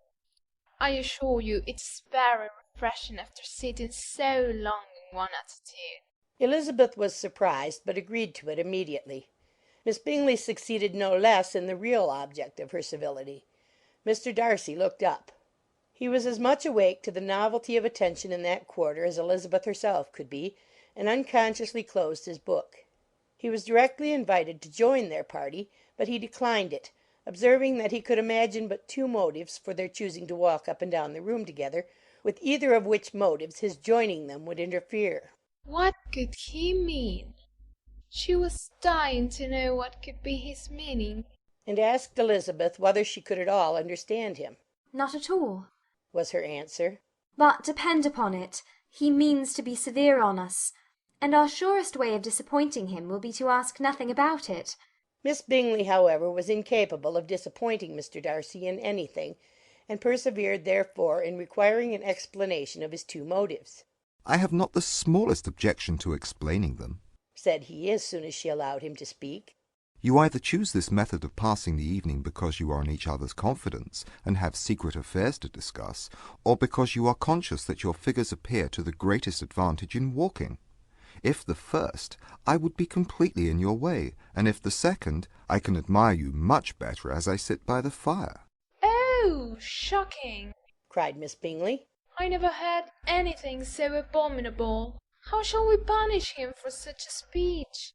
"Nothing so easy, if you have but the inclination," said Elizabeth. "We can all plague and punish one another. Tease him, laugh at him. Intimate as you are, you must know how it is to be done." "But upon my honour I do not. I do assure you that my intimacy has not yet taught me that. 'Tis calmness of manner and presence of mind. No, no. Feel he may defy us there. And as to laughter, we will not expose ourselves, if you please, by attempting to laugh without a subject. Mr. Darcy may hug himself." "Mr. Darcy is not to be laughed at," cried Elizabeth. "That is an uncommon advantage, and uncommon I hope it will continue, for it would be a great loss to me to have many such acquaintances. I dearly love a laugh." "Miss Bingley," said he, has given me more credit than can be. The wisest and the best of men, nay, the wisest and best of their actions, may be rendered ridiculous by a person whose first object in life is a joke. Certainly, replied Elizabeth. there are such people, but I hope I am not one of them. I hope I never ridicule what is wise and good. Follies and nonsense, whims and inconsistencies do divert me, I own, and I laugh at them whenever I can. But these, I suppose, are precisely what you are without. Perhaps that is not possible for anyone, but it has been the study of my life to avoid those weaknesses which often expose a strong understanding to ridicule. Such as vanity and pride. Yes, vanity is a weakness indeed, but pride, where there is a real superiority of mind, pride will be always under good regulation. Elizabeth turned away to hide a smile. Your examination of Mr. Darcy is over, I presume, said Miss Bingley. And pray, what is the result? I am perfectly convinced by it that Mr. Darcy has no defect. He owns it himself without disguise. No, said Darcy. I have made no such pretension. I have faults enough, but they are not, I hope, of understanding. My temper I dare not vouch for. It is, I believe, too little yielding, certainly too little for the convenience of the world. I cannot forget the follies and vices of others so soon as I ought, nor their offences against myself. My feelings are not puffed about with every attempt to move them. My temper would perhaps be called resentful. My good opinion once lost is lost forever. That is a failing indeed, cried Elizabeth. Implacable resentment is a shade in a character. But you have chosen your fault well. I really cannot laugh at it. You are safe from me. There is, I believe, in every disposition a tendency to some particular evil, a natural defect, which not even the best education can overcome. And your defect is to hate everybody. And yours, he replied with a smile, is wilfully to misunderstand them. Do let us have a little music, cried Miss Bingley, tired of a conversation in which she had no share. Louisa, you will not mind my waking Mr. Hurst? Her sister had not the smallest objection, and the pianoforte was opened, and Darcy, after a few moments' recollection, was not sorry for it. He began to feel the danger of paying Elizabeth too much attention. In consequence of an agreement between the sisters, Elizabeth wrote the next morning to their mother to beg that the carriage might be sent for them in the course of the day. But Mrs. Bennet, who had calculated on her daughters remaining at Netherfield till the following Tuesday, which would exactly finish Jane's week, could not bring herself to receive them with pleasure before. Her answer, therefore, was not propitious, at least not to Elizabeth's wishes, for she was impatient to get home. Mrs. Bennet sent them word that they could not possibly have the carriage before Tuesday, and in her postscript it was added that if Mr. Bingley and his sister pressed them to stay longer, she could spare them very well.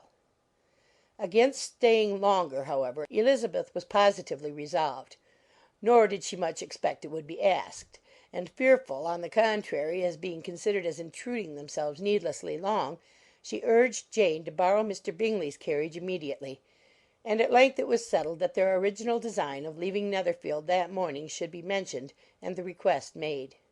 The communication excited many professions of concern, and enough was said of wishing them to stay at least till the following day to work on Jane, and till the morrow their going was deferred. Miss Bingley was then sorry that she had proposed the delay, for her jealousy and dislike of one sister much exceeded her affection for the other. The master of the house heard with real sorrow that they were to go so soon, and repeatedly tried to persuade Miss Bennet that it would not be safe for her, that she was not enough recovered, but Jane was firm where she felt herself to be right. To Mr. Darcy it was welcome intelligence. Elizabeth had been at Netherfield long enough. She attracted him more than he liked, and Miss Bingley was uncivil to her, and more teasing than usual to himself. He wisely resolved to be particularly careful that no sign of admiration should now escape him, nothing that could elevate her with the hope of influencing his felicity, sensible that if such an idea had been suggested, his behaviour during the last day must have material weight in confirming or crushing it. Steady to his purpose, he scarcely spoke 10 words to her through the whole of Saturday, and though they were at one time left by themselves for half an hour, he adhered most conscientiously to his book, and would not even look at her. On Sunday, after morning service, the separation, so agreeable to almost all, took place. Miss Bingley's civility to Elizabeth increased at last very rapidly, as well as her affection for Jane, and when they parted, after assuring the latter of the pleasure it would always give her to see her either at Longbourn or Netherfield, and embracing her most tenderly, she even shook hands with the former. Elizabeth took leave of the whole party in the liveliest of spirits. They were not welcomed home very cordially by their mother. Mrs. Bennet wondered at their coming, and thought them very wrong to give so much trouble, and was sure Jane would have caught cold again. But their father, though very laconic in his expressions of pleasure, was really glad to see them. He had felt their importance in the family circle.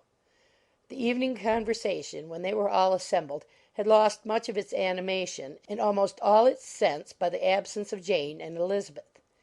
They found Mary, as usual, deep in the study of thorough base and human nature, and had some extracts to admire, and some new observations of threadbare morality to listen to. Catherine and Lydia had information for them of a different sort. Much had been done, and much had been said, in the regiment since the preceding Wednesday. Several of the officers had dined lately with their uncle, a private had been flogged, and it had actually been hinted that Colonel Forster was going to be married. "I hope, my dear," said Mr. Bennet to his wife, as they were at breakfast the next morning, "that you have ordered a good dinner to-day, because I have reason to expect an addition to our family party." Who do you mean, my dear? I know of nobody that is coming, I am sure, unless Charlotte Lucas should happen to call in, and I hope my dinners are good enough for her. I do not believe she often sees such at home. The person of whom I speak is a gentleman and a stranger. Mrs. Bennet's eyes sparkled. A gentleman and a stranger? It is Mr. Bingley, I am sure. Well, I am sure I shall be extremely glad to see Mr. Bingley, but, good Lord, how unlucky! There is not a bit of fish to be got to-day. Lydia, my love, ring the bell. I must speak to Hill this moment. It is not Mr. Bingley, said her husband. It is a person whom I never saw in the whole course of my life. This roused a general astonishment, and he had the pleasure of being eagerly questioned by his wife and his 5 daughters at once. After amusing himself some time with their curiosity, he thus explained. About a month ago I received this letter, and about a fortnight ago I answered it, for I thought it a case of some delicacy, and requiring early attention. It is from my cousin, Mr. Collins, who, when I am dead, may turn you all out of this house as soon as he pleases. Oh, my dear, cried his wife, I cannot bear to hear that mentioned. Pray do not talk of that odious man. I do think it is the hardest thing in the world that your estate should be entailed away from your own children, and I am sure if I had been you, I should have tried long ago to do something or other about it. Jane and Elizabeth tried to explain to her the nature of an entail.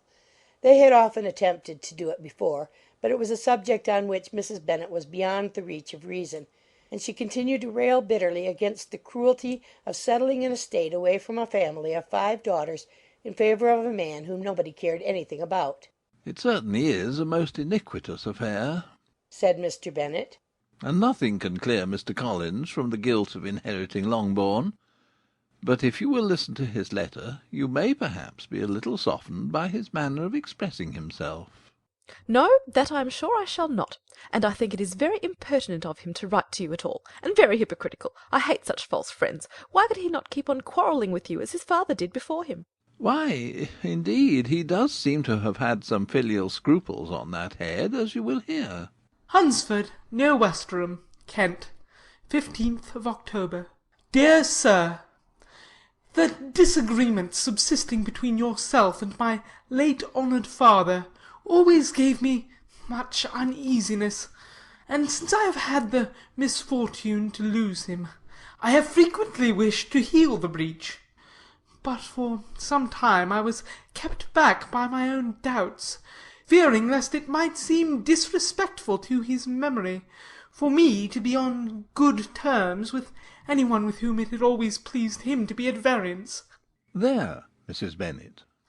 My mind, however, is now made up on the subject, for having received ordination at Easter, I have been so fortunate as to be distinguished by the patronage of the Right Honourable Lady Catherine de Bourgh, widow of Sir Louis de Bourgh, whose bounty and beneficence has preferred me to the valuable rectory of this parish, where it shall be my earnest endeavour to demean myself with grateful respect towards her ladyship, and be ever ready to perform those rites and ceremonies which are instituted by the Church of England.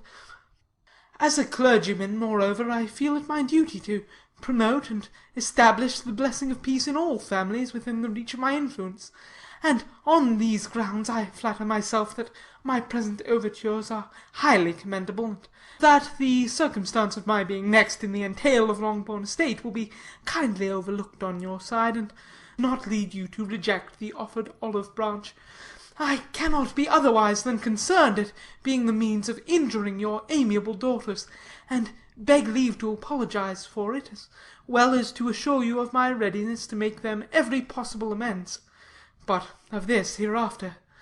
If you should have no objection to receive me into your house, I propose myself the satisfaction of waiting on you and your family Monday, November 18th, by 4 o'clock, and shall probably trespass on your hospitality till the Sunday se'nnight following, which I can do without any inconvenience, as Lady Catherine is far from objecting to my occasional absence on a Sunday, provided that some other clergyman is engaged to do the duty of the day. I remain, dear sir, with respectful compliments to your lady and daughters, your well-wisher and friend, William Collins. At 4 o'clock, therefore, we may expect this peacemaking gentleman, said Mr. Bennet, as he folded up the letter. He seems to be a most conscientious and polite young man, upon my word, and I doubt not will prove a valuable acquaintance, especially if Lady Catherine should be so indulgent as to let him come to us again. There is some sense in what he says about the girls, however, and if he is disposed to make them any amends, I shall not be the person to discourage him. Though it is difficult, said Jane, to guess in what way he can mean to make us the atonement he thinks our due. The wish is certainly to his credit.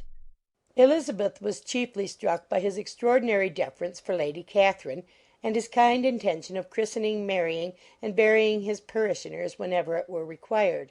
He must be an oddity, I think, said she. I cannot make him out. There is something very pompous in his style.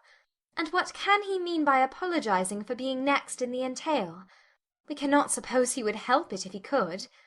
Could he be a sensible man, sir? No, my dear, I think not. I have great hopes of finding him quite the reverse. There is a mixture of servility and self-importance in his letter which promises well. I am impatient to see him. In point of composition, said Mary, the letter does not seem defective. The idea of the olive branch perhaps is not wholly new, yet I think it is well expressed. To Catherine and Lydia, neither the letter nor its writer were in any degree interesting. It was next to impossible that their cousin should come in a scarlet coat, and it was now some weeks since they had received pleasure from the society of a man in any other colour. As for their mother, Mr. Collins's letter had done away with much of her ill will, and she was preparing to see him with a degree of composure which astonished her husband and daughters. Mr. Collins was punctual to his time, and was received with great politeness by the whole family. Mr. Bennet indeed said little, but the ladies were ready enough to talk, and Mr. Collins seemed neither in need of encouragement nor inclined to be silent himself.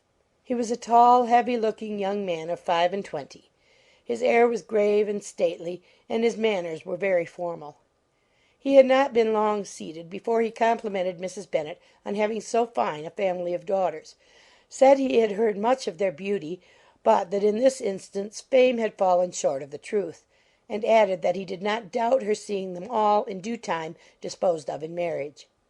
This gallantry was not much to the taste of some of his hearers, but Mrs. Bennet, who quarrelled with no compliments, answered most readily. You are very kind, I am sure, and I wish with all my heart it may prove so, for else they will be destitute enough. Things are settled so oddly. You allude, perhaps, to the entail of this estate? Ah, sir, I do indeed. It is a grievous affair to my poor girls, you must confess. Not that I mean to find fault with you, for such things I know are all chance in this world. There is no knowing how estates will go when once they come to be entailed. I am very sensible, madam, of the hardship to my fair cousins, and could say much on the subject, but that I am cautious of appearing forward and precipitate. But I can assure the young ladies that I come prepared to admire them. At present I will not say more, but perhaps when we are better acquainted. He was interrupted by a summons to dinner, and the girls smiled on each other. They were not the only objects of Mr. Collins's admiration. The hall, the dining room, and all its furniture were examined and praised, and his commendation of everything would have touched Mrs. Bennet's heart but for the mortifying supposition of his viewing it all as his own future property. The dinner, too, in its turn, was highly admired, and he begged to know to which of his fair cousins the excellency of its cooking was owing. But he was set right there by Mrs. Bennet, who assured him with some asperity that they were very well able to keep a good cook, and that her daughters had nothing to do in the kitchen.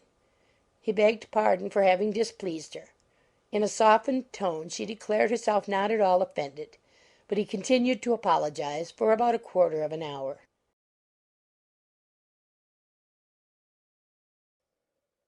During dinner Mr. Bennet scarcely spoke at all, but when the servants were withdrawn he thought it time to have some conversation with his guest, and therefore started a subject in which he expected him to shine, by observing that he seemed very fortunate in his patroness. Lady Catherine de Bourgh's attention to his wishes, in consideration for his comfort, appeared very remarkable. Mr. Bennet could not have chosen better. Mr. Collins was eloquent in her praise. The subject elevated him to more than usual solemnity of manner, and with the most important aspect he protested that he had never in his life witnessed such behaviour in a person of rank, such affability and condescension as he had himself experienced from Lady Catherine. She had been graciously pleased to approve of both of the discourses which he had already had the honour of preaching before her. She had also asked him twice to dine at Rosings, and had sent for him only the Saturday before, to make up the pool of quadrille in the evening. Lady Catherine was reckoned proud by many people he knew, but he had never seen anything but affability in her. She had always spoken to him as she would to any other gentleman. She made not the smallest objection to his joining in the society of the neighbourhood, nor to his leaving the parish occasionally for a week or two to visit his relations. She had even condescended to advise him to marry as soon as he could, provided he chose with discretion, and had once paid him a visit in his humble parsonage, where she had perfectly approved all the alterations he had been making, and had even vouchsafed to suggest some herself, some shelves in the closet upstairs. That is all very proper and civil, I am sure, said Mrs. Bennet. And I dare say she is a very agreeable woman.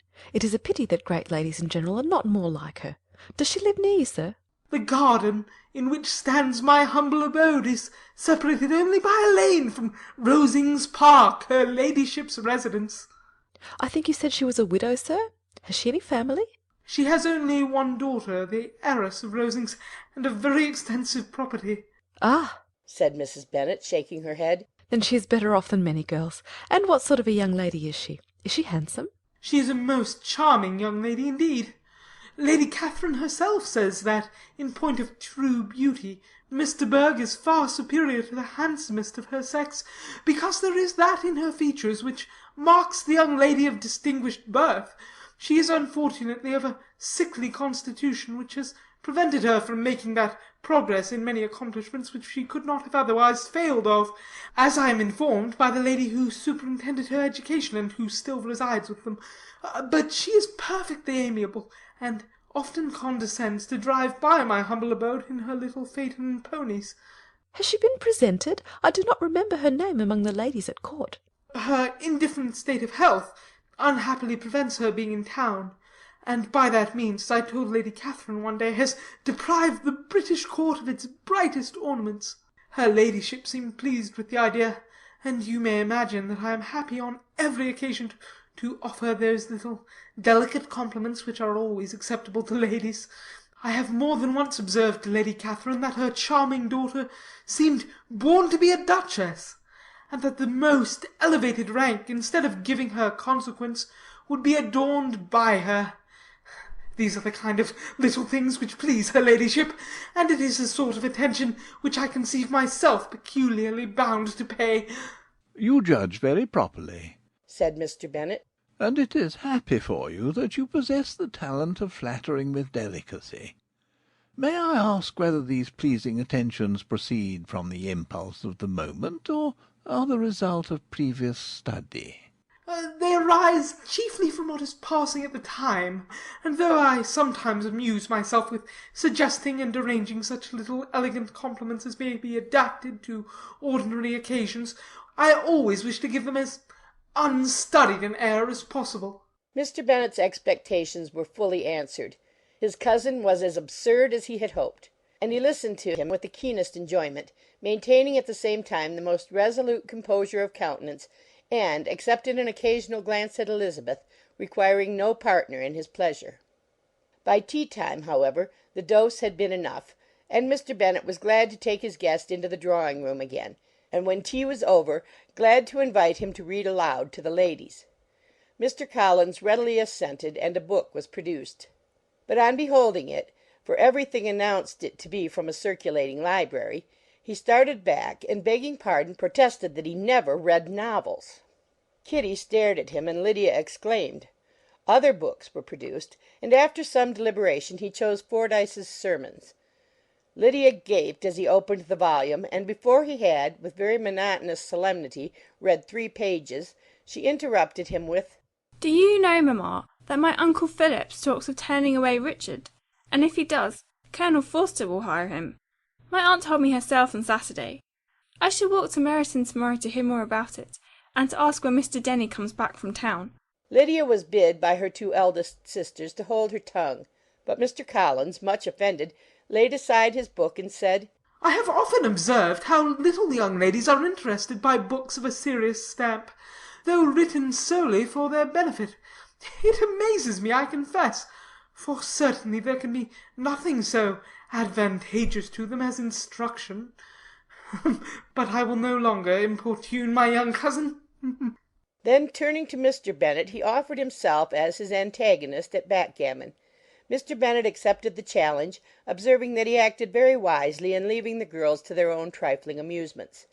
Mrs. Bennet and her daughters apologized most civilly for Lydia's interruption, and promised that it should not occur again if he would resume his book. But Mr. Collins, after assuring them that he bore his young cousin no ill will, and should never resent her behaviour as any affront, seated himself at another table with Mr. Bennet, and prepared for backgammon.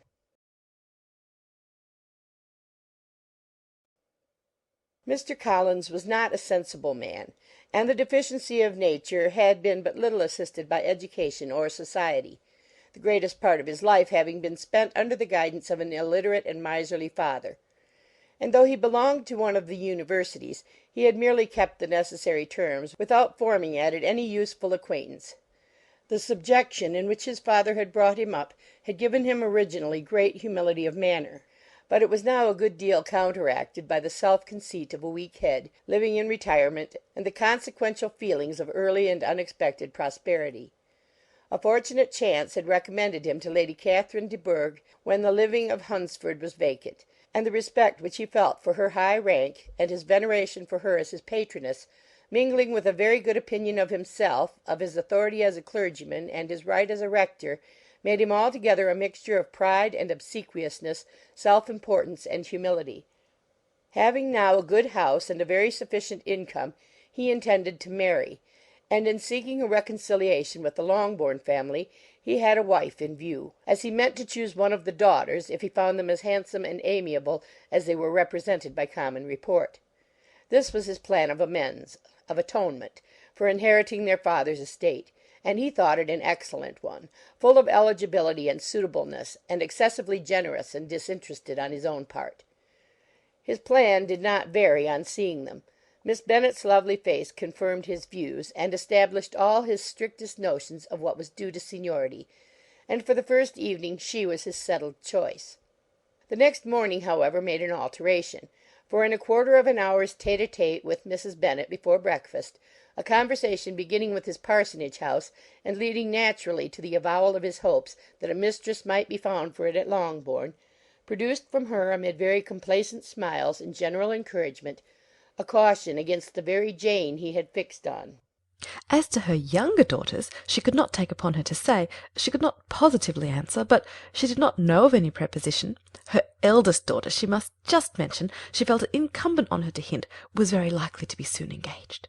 Mr. Collins had only to change from Jane to Elizabeth, and it was soon done. Done while Mrs. Bennet was stirring the fire.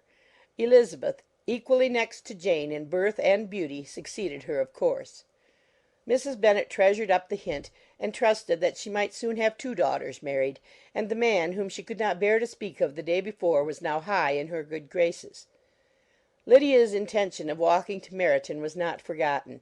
Every sister except Mary agreed to go with her, and Mr. Collins was to attend them, at the request of Mr. Bennet, who was most anxious to get rid of him and have his library to himself, for thither Mr. Collins had followed him after breakfast, and there he would continue, nominally engaged with one of the largest folios in the collection, but really talking to Mr. Bennet, with little cessation, of his house and garden at Hunsford. Such doings discomposed Mr. Bennet exceedingly. In his library he had been always sure of leisure and tranquillity, and though prepared, as he told Elizabeth, to meet with folly and conceit in every other room of the house, he was used to be free from them there. His civility, therefore, was most prompt in inviting Mr. Collins to join his daughters in their walk; and Mr. Collins, being in fact much better fitted for a walker than a reader, was extremely pleased to close his large book and go. In pompous nothings on his side, and civil assents on that of his cousins, their time passed till they entered Meryton. The attention of the younger ones was then no longer to be gained by him. Their eyes were immediately wandering up in the street in quest of the officers, and nothing less than a very smart bonnet indeed, or a really new muslin in a shop window, could recall them. But the attention of every lady was soon caught by a young man whom they had never seen before, of most gentlemanlike appearance, walking with another officer on the other side of the way. The officer was the very Mr. Denny concerning whose return from London Lydia came to inquire, and he bowed as they passed. All were struck with the stranger's air, all wondered who he could be, and Kitty and Lydia, determined if possible to find out, led the way across the street under pretence of wanting something in an opposite shop, and fortunately had just gained the pavement when the 2 gentlemen, turning back, had reached the same spot. Mr. Denny addressed them directly, and entreated permission to introduce his friend, Mr. Wickham, who had returned with him the day before from town, and he was happy to say had accepted a commission in their corps. This was exactly as it should be, for the young man wanted only regimentals to make him completely charming. His appearance was greatly in his favour. He had all the best part of beauty, a fine countenance, a good figure, and very pleasing address. The introduction was followed up on his side by a happy readiness of conversation, a readiness at the same time perfectly correct and unassuming; and the whole party were still standing and talking together very agreeably when the sound of horses drew their notice, and Darcy and Bingley were seen riding down the street. On distinguishing the ladies of the group, the 2 gentlemen came directly towards them, and began the usual civilities. Bingley was the principal spokesman, and Miss Bennet the principal object. He was then, he said, on his way to Longbourn on purpose to inquire after her. Mr. Darcy corroborated it with a bow, and was beginning to determine not to fix his eyes on Elizabeth, when they were suddenly arrested by the sight of the stranger; and Elizabeth, happening to see the countenance of both as they looked at each other, was all astonishment at the effect of the meeting. Both changed colour; one looked white, the other red. Mr. Wickham, after a few moments, touched his hat, a salutation which Mr. Darcy just deigned to return. What could be the meaning of it? It was impossible to imagine. It was impossible not to long to know. In another minute Mr. Bingley, but without seeming to have noticed what passed, took leave and rode on with his friend. Mr. Denny and Mr. Wickham walked with the young ladies to the door of Mr. Phillips's house, and then made their bows, in spite of Miss Lydia's pressing entreaties that they should come in, and even in spite of Mrs. Phillips's throwing up the parlour window and loudly seconding the invitation. Mrs. Phillips was always glad to see her nieces, and the 2 eldest, from their recent absence, were particularly welcome, and she was eagerly expressing her surprise at their sudden return home, which, as their own carriage had not fetched them, she should have known nothing about if she had not happened to see Mr. Jones's shop boy in the street, who had told her that they were not to send any more drafts to Netherfield because the Miss Bennets were come away, when her civility was claimed towards Mr. Collins by Jane's introduction of him. She received him with her very best politeness, which he returned with as much more, apologizing for his intrusion without any previous acquaintance with her, which he could not help flattering himself, however, might be justified by his relationship to the young ladies who introduced him to her notice. Mrs. Phillips was quite awed by such an excess of good breeding, but her contemplation of one stranger was soon put to an end by exclamations and inquiries about the other, of whom, however, she could only tell her nieces what they already knew, that Mr. Denny had brought him from London, and that he was to have a lieutenant's commission in the shire. She had been watching him the last hour, she said, as he walked up and down the street, and had Mr. Wickham appeared, Kitty and Lydia would certainly have continued the occupation; but unluckily no one passed windows now except a few of the officers, who, in comparison with the stranger, were become stupid, disagreeable fellows. Some of them were to dine with the Phillipses the next day, and their aunt promised to make her husband call on Mr. Wickham and give him an invitation also, if the family from Longbourn would come in the evening. This was agreed to, and Mrs. Phillips protested that they would have a nice comfortable noisy game of lottery tickets, and a little bit of hot supper afterwards. The prospect of such delights was very cheering, and they parted in mutual good spirits. Mr. Collins repeated his apologies in quitting the room, and was assured with unwearying civility that they were perfectly needless. As they walked home, Elizabeth related to Jane what she had seen pass between the two gentlemen; but though Jane would have defended either or both had they appeared to be in the wrong, she could no more explain such behaviour than her sister. Mr. Collins, on his return, highly gratified Mrs. Bennet by admiring Mrs. Phillips's manners and politeness. He protested that, except Lady Catherine and her daughter, he had never seen a more elegant woman, for she had not only received him with the utmost civility, but even pointedly included him in her invitation for the next evening, although utterly unknown to her before; something, he supposed, might be attributed to his connection with them, but yet he had never met with so much attention in the whole course of his life. As no objection was made to the young people's engagement with their aunt, and all Mr. Collins's scruples of leaving Mr. and Mrs. Bennet for a single evening during his visit were most steadily resisted, the coach conveyed him and his 5 cousins at a suitable hour to Meryton, and the girls had the pleasure of hearing, as they entered the drawing-room, that Mr. Wickham had accepted their uncle's invitation, and was then in the house. When this information was given, and they had all taken their seats, Mr. Collins was at leisure to look around him and admire; and he was so much struck with the size and furniture of the apartment that he declared he might almost have supposed himself in the small summer breakfast parlour at Rosings. A comparison that did not at first convey much gratification, but when Mrs. Phillips understood from him what Rosings was, and who was its proprietor, when she had listened to the description of only one of Lady Catherine's drawing-rooms, and found that the chimney-piece alone had cost £800, she felt all the force of the compliment, and would hardly have resented a comparison with the housekeeper's room.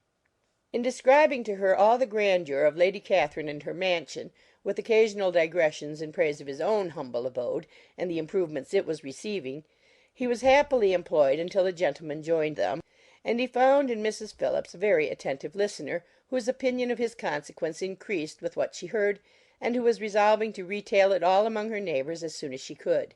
To the girls, who could not listen to their cousin, and who had nothing to do but to wish for an instrument, and examine their own indifferent imitations of china on the mantelpiece, the interval of waiting appeared very long.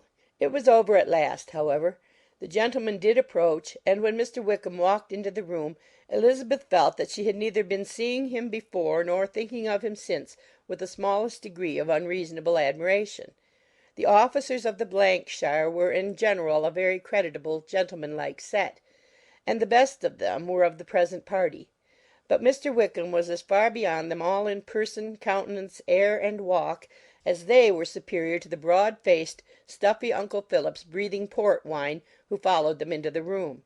Mr. Wickham was the happy man towards whom almost every female eye was turned, and Elizabeth was the happy woman by whom he finally seated himself; and the agreeable manner in which he immediately fell into conversation, though it was only on its being a wet night, made her feel that the commonest, dullest, most threadbare topic might be rendered interesting by the skill of the speaker.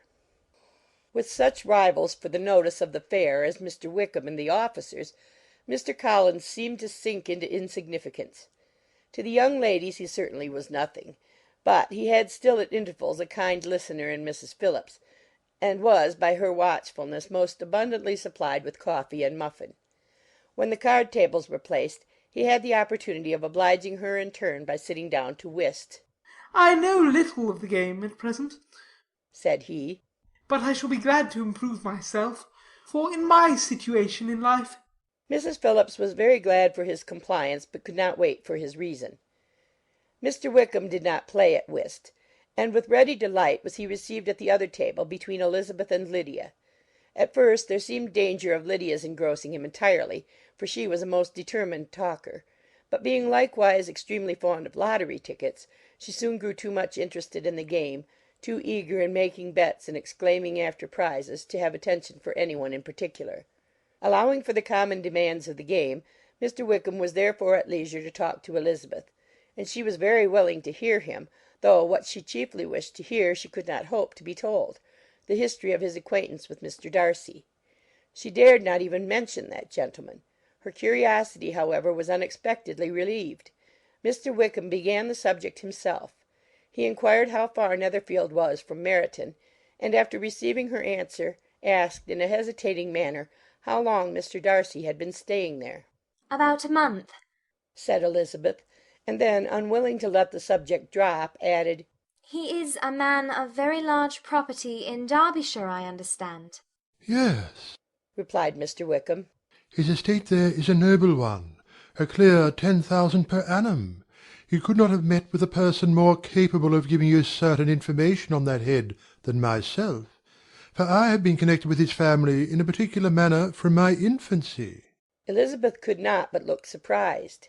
"You may well be surprised, Miss Bennet, at such an assertion, after seeing, as you probably might, the very cold manner of our meeting yesterday. Are you much acquainted with Mr. Darcy?" "As much as I ever wished to be," cried Elizabeth very warmly.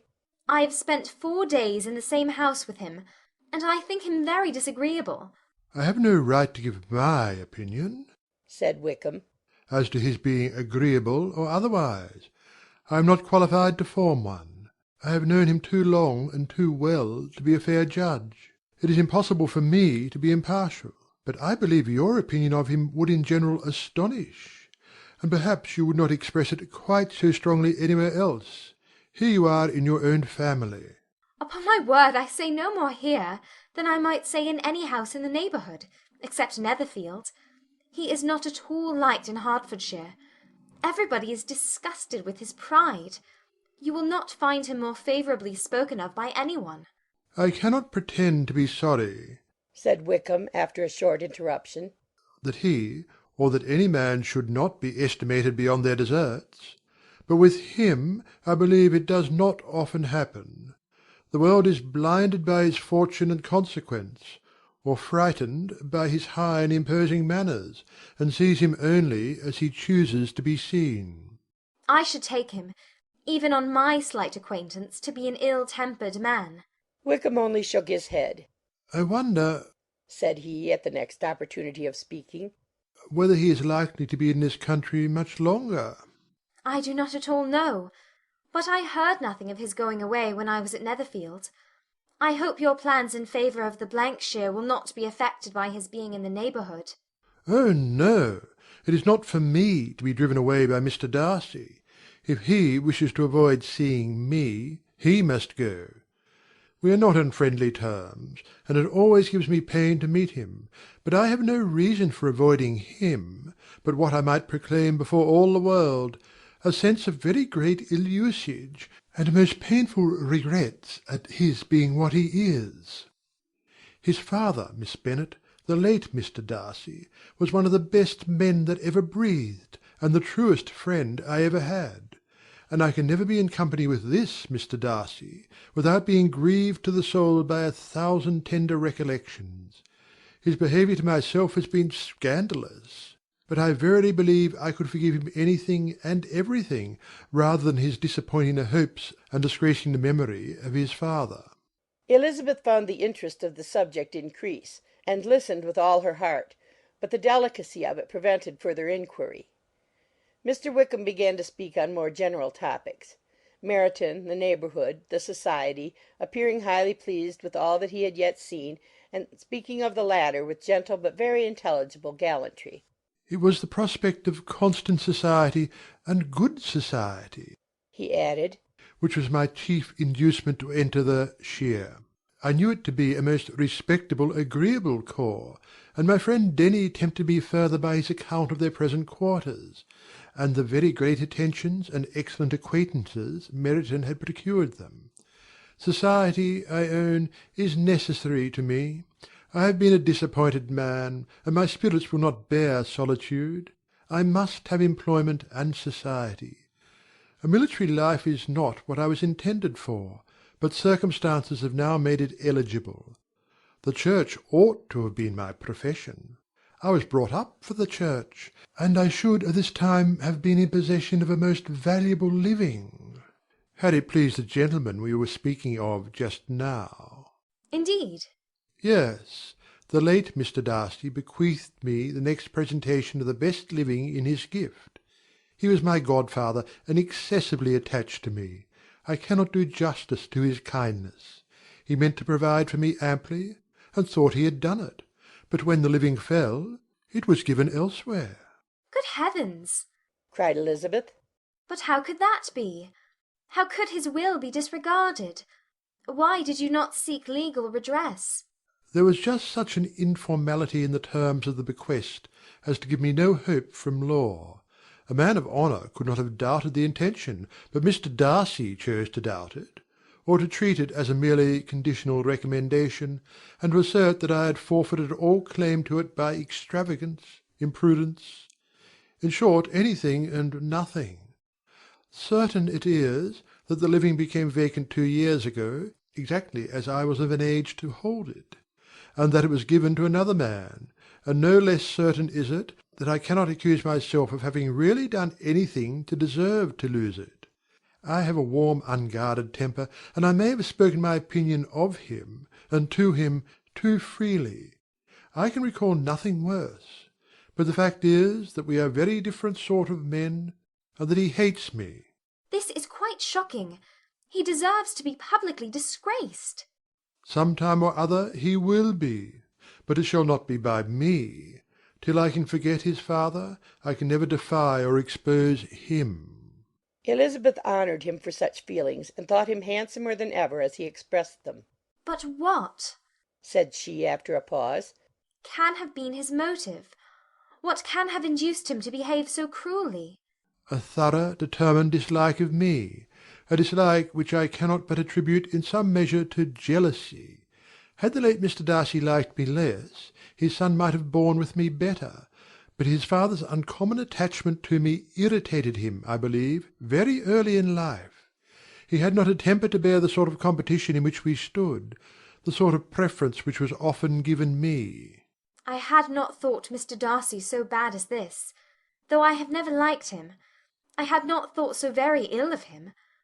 I had supposed him to be despising his fellow creatures in general, but did not suspect him of descending to such malicious revenge, such injustice, such inhumanity as this. After a few minutes' reflection, however, she continued, I do remember his boasting one day at Netherfield of the implacability of his resentments, of his having an unforgiving temper. His disposition must be dreadful. I will not trust myself on the subject, replied Wickham. I can hardly be just to him. Elizabeth was again deep in thought, and after a time exclaimed, To treat in such a manner the godson, the friend, the favourite of his father. She could have added, A young man, too, like you, whose very countenance may vouch for your being amiable. But she contented herself with, And one, too, who had probably been his companion from childhood, connected together, as I think you said, in the closest manner. We were born in the same parish, within the same park. The greatest part of our youth was passed together, inmates of the same house, sharing the same amusements, objects of the same parental care. My father began life in the profession which your uncle, Mr. Phillips, appears to do so much credit to, but he gave up everything to be of use to the late Mr. Darcy, and devoted all his time to the care of the Pemberley property. He was most highly esteemed by Mr. Darcy, a most intimate confidential friend. Mr. Darcy often acknowledged himself to be under the greatest obligations to my father's active superintendence; and when, immediately before my father's death, Mr. Darcy gave him a voluntary promise of providing for me, I am convinced that he felt it to be as much a debt of gratitude to him as of his affection to myself. How strange! cried Elizabeth. How abominable! I wonder that the very pride of this Mr. Darcy has not made him just to you, if from no better motive, that he should not have been too proud to be dishonest, for dishonesty I must call it. It is wonderful, replied Wickham, for almost all his actions may be traced to pride, and pride has often been his best friend. It has connected him nearer with virtue than with any other feeling. But we are none of us consistent, and in his behaviour to me there were stronger impulses even than pride. Can such abominable pride as his have ever done him good? Yes. It has often led him to be liberal and generous, to give his money freely, to display hospitality, to assist his tenants, and to relieve the poor. Family pride and filial pride, for he is very proud of what his father was, have done this. Not to appear to disgrace his family, to degenerate from the popular qualities, or lose the influence of the Pemberley house, is a powerful motive. He has also brotherly pride, which, with some brotherly affection, makes him a very kind and careful guardian of his sister, and you will hear him generally cried up as the most attentive and best of brothers. What sort of girl is Miss Darcy? He shook his head. I wish I could call her amiable. It gives me pain to speak ill of a Darcy, but she is too much like her brother, very, very proud. As a child she was affectionate and pleasing, and extremely fond of me, and I have devoted hours and hours to her amusement. But she is nothing to me now. She is a handsome girl, about 15 or 16, and, I understand, highly accomplished. Since her father's death her home has been London, where a lady lives with her and superintends her education. After many pauses and many trials of other subjects, Elizabeth could not help reverting once more to the first, and saying, I am astonished at his intimacy with Mr. Bingley. How can Mr. Bingley, who seems good humour itself, and is, I really believe, truly amiable, be in friendship with such a man? How can they suit each other? Do you know Mr. Bingley? Not at all. He is a sweet-tempered, amiable, charming man. He cannot know what Mr. Darcy is. Probably not. But Mr. Darcy can please where he chooses. He does not want abilities. He can be a conversable companion if he thinks it worth his while. Among those who are at all his equals in consequence, he is a very different man from what he is to the less prosperous. His pride never deserts him, but with the rich he is liberal-minded, just, sincere, rational, honourable, and perhaps agreeable, allowing something for fortune and figure. The whist party soon afterwards breaking up, the players gathered round the other table, and Mr. Collins took his station between his cousin Elizabeth and Mrs. Phillips. The usual inquiries as to his success was made by the latter. It had not been very great. He had lost every point. But when Mrs. Phillips began to express her concern thereupon, he assured her with much earnest gravity that it was not of the least importance, that he considered the money as a mere trifle, and begged that she would not make herself uneasy. I know very well, madam, said he, that when persons sit down to a card-table they must take their chances of these things, and happily I am not in such circumstances as to make 5 shillings any object. There are undoubtedly many who could not say the same, but, thanks to Lady Catherine de Bourgh, I am removed far beyond the necessity of regarding little matters. Mr. Wickham's attention was caught, and after observing Mr. Collins for a few moments, he asked Elizabeth in a low voice whether her relation was very intimately acquainted with the family of de Bourgh. Lady Catherine de Bourgh, she replied. has very lately given him a living. I hardly know how Mr. Collins was first introduced to her notice, but he certainly has not known her long. You know, of course, that Lady Catherine de Bourgh and Lady Anne Darcy were sisters, consequently that she is aunt to the present Mr. Darcy. No, indeed I did not. I knew nothing at all of Lady Catherine's connections. I never heard of her existence till the day before yesterday. Her daughter, Miss de Bourgh, will have a very large fortune, and it is believed that she and her cousin will unite the two estates. This information made Elizabeth smile, as she thought of poor Miss Bingley. Vain indeed must be all her attentions, vain and useless her affection for his sister and her praise of himself, if he were already self-destined for another. Mr. Collins, said she, speaks highly both of Lady Catherine and her daughter, but from some particulars that he has related of her ladyship, I suspect his gratitude misleads him, and that, in spite of her being his patroness, she is an arrogant, conceited woman.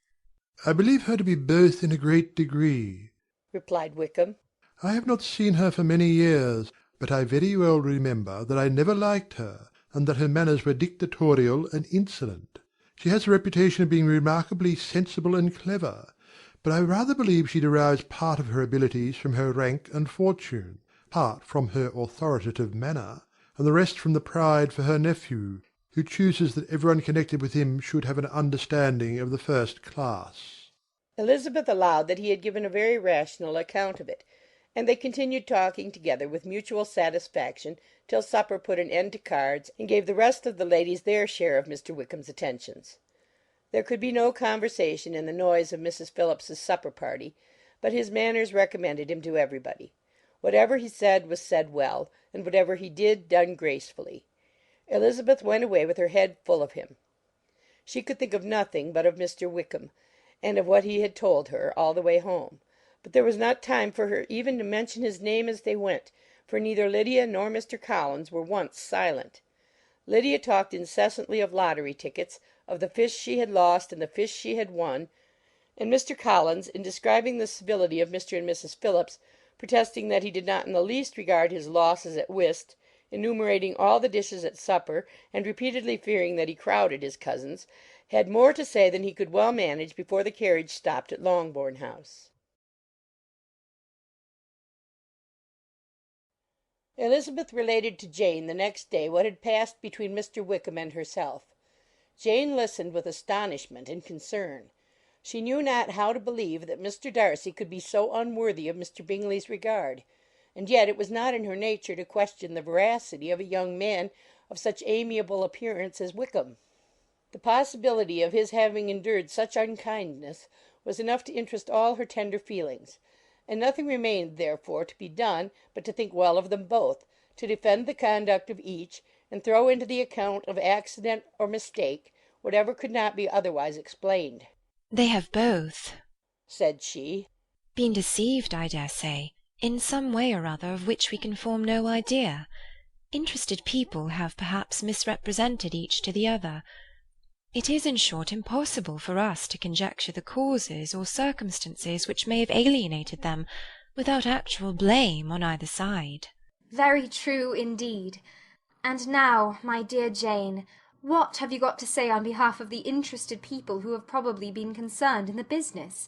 Do clear them too, or we shall be obliged to think ill of somebody. Laugh as much as you choose, but you will not laugh me out of my opinion. My dearest Lizzie, do but consider in what a disgraceful light it places Mr. Darcy to be treating his father's favourite in such a manner, one whom his father had promised to provide for. It is impossible. No man of common humanity, no man who had any value for his character could be capable of it. Can his most intimate friends be so excessively deceived in him? Oh, no. I can much more easily believe Mr. Bingley's being imposed on than that Mr. Wickham should invent such a history of himself as he gave me last night. Names, facts, everything mentioned without ceremony. If it be not so, let Mr. Darcy contradict it. Besides, there was truth in his looks. It is difficult indeed. It is distressing. One does not know what to think. I beg your pardon. One knows exactly what to think. But Jane could think with certainty on only one point, that Mr. Bingley, if he had been imposed on, would have much to suffer when the affair became public. The two young ladies were summoned from the shrubbery, where this conversation passed, by the arrival of the very persons of whom they had been speaking. Mr. Bingley and his sisters came to give their personal invitation for the long-expected ball at Netherfield, which was fixed for the following Tuesday. The two ladies were delighted to see their dear friend again, called it an age since they had met, and repeatedly asked what she had been doing with herself since their separation. To the rest of the family they paid little attention, avoiding Mrs. Bennet as much as possible, saying not much to Elizabeth, and nothing at all to the others. They were soon gone again, rising from their seats with an activity which took their brother by surprise, and hurrying off as if eager to escape from Mrs. Bennet's civilities. The prospect of the Netherfield ball was extremely agreeable to every female of the family. Mrs. Bennet chose to consider it as given in compliment to her eldest daughter, and was particularly flattered by receiving the invitation from Mr. Bingley himself instead of a ceremonious card. Jane pictured to herself a happy evening in the society of her two friends, and the attentions of her brother; and Elizabeth thought with pleasure of dancing a great deal with Mr. Wickham, and of seeing a confirmation of everything in Mr. Darcy's look and behaviour. The happiness anticipated by Catherine and Lydia depended less on any single event or any particular person, for though they each, like Elizabeth, meant to dance half the evening with Mr. Wickham, he was by no means the only partner who could satisfy them, and a ball was, at any rate, a ball, and even Mary could assure her family that she had no disinclination for it. "While I can have my mornings to myself," said she, "it is enough. I think it is no sacrifice to join occasionally in evening engagements. Society has claims on us all, and I profess myself one of those who consider intervals of recreation and amusement as desirable for everybody." Elizabeth's spirits were so high on this occasion, that though she did not often speak unnecessarily to Mr. Collins, she could not help asking him whether he intended to accept Mr. Bingley's invitation, and if he did, whether he would think it proper to join in the evening's amusement; and she was rather surprised to find that he entertained no scruple whatever on that head, and was very far from dreading a rebuke, either from the Archbishop or Lady Catherine de Bourgh, by venturing to dance. "I am by no means of the opinion, I assure you," said he, "that a ball of this kind, given by a young man of character to respectable people, can have any evil tendency, and I am so far from objecting to dancing myself, that I shall hope to be honoured with the hands of all my fair cousins in the course of the evening. And I take this opportunity of soliciting yours, Miss Elizabeth, for the two first dances especially, a preference which I trust my cousin Jane will attribute to the right cause, and not to any disrespect for her." Elizabeth felt herself completely taken in.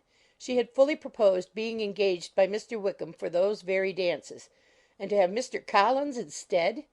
Her liveliness had never been worse timed. There was no help for it, however. Mr. Wickham's happiness and her own were perforce delayed a little longer, and Mr. Collins's proposal accepted with as good a grace as she could. She was not the better pleased with his gallantry from the idea it suggested of something more. It now first struck her that she was selected from among her sisters as worthy of being mistress of Hunsford Parsonage, and of assisting to form a quadrille table at Rosings in the absence of more eligible visitors. The idea soon reached to conviction, as she observed his increasing civilities toward herself, and heard his frequent attempt at a compliment on her wit and vivacity; and though more astonished than gratified herself by this effect of her charms, it was not long before her mother gave her to understand that the probability of their marriage was extremely agreeable to her. Elizabeth, however, did not choose to take the hint, being well aware that a serious dispute must be the consequence of any reply. Mr. Collins might never make the offer, and till he did, it was useless to quarrel about him. If there had not been a Netherfield ball to prepare for and talk of, the younger Miss Bennets would have been in a very pitiable state at this time, for, from the day of the invitation to the day of the ball, there was such a succession of rain as prevented their walking to Meryton once. No aunt, no officers, no news could be sought after. The very shoe roses for Netherfield were got by proxy. Even Elizabeth might have found some trial of her patience in weather which totally suspended the improvement of her acquaintance with Mr. Wickham, and nothing less than a dance on Tuesday could have made such a Friday, Saturday, Sunday, and Monday endurable to Kitty and Lydia. Till Elizabeth entered the drawing-room at Netherfield, and looked in vain for Mr. Wickham among the cluster of red coats there assembled, a doubt of his being present had never occurred to her. The certainty of meeting him had not been checked by any of those recollections that might not unreasonably have alarmed her. She had dressed with more than usual care, and prepared in the highest spirits for the conquest of all that remained unsubdued of his heart, trusting that it was not more than might be won in the course of the evening. But in an instant arose the dreadful suspicion of his being purposely omitted for Mr. Darcy's pleasure in the Bingleys' invitation to the officers. And though this was not exactly the case, the absolute fact of his absence was pronounced by his friend Denny, to whom Lydia eagerly applied, and who told them that Wickham had been obliged to go to town on business the day before, and was not yet returned; adding, with a significant smile, "I do not imagine his business would have called him away just now, if he had not wanted to avoid a certain gentleman here." This part of his intelligence, though unheard by Lydia, was caught by Elizabeth, and as it assured her that Darcy was not less answerable for Wickham's absence than if her first surmise had been just, every feeling of displeasure against the former was so sharpened by immediate disappointment, that she could hardly reply with tolerable civility to the polite inquiries which he directly afterwards approached to make. Attendance, forbearance, patience with Darcy, was injury to Wickham. She was resolved against any sort of conversation with him, and turned away with a degree of ill humour which she could not wholly surmount even in speaking to Mr. Bingley, whose blind partiality provoked her. But Elizabeth was not formed for ill humour, and though every prospect of her own was destroyed for the evening, it could not dwell long on her spirits; and having told all her griefs to Charlotte Lucas, whom she had not seen for a week, she was soon able to make a voluntary transition to the oddities of her cousin, and to point him out to her particular notice. The first two dances, however, brought a return of distress. They were dances of mortification. Mr. Collins, awkward and solemn, apologizing instead of attending, and often moving wrong without being aware of it, gave her all the shame and misery which a disagreeable partner for a couple of dances can give. The moment of her release from him was ecstasy. She danced next with an officer, and had the refreshment of talking of Wickham, and of hearing that he was universally liked.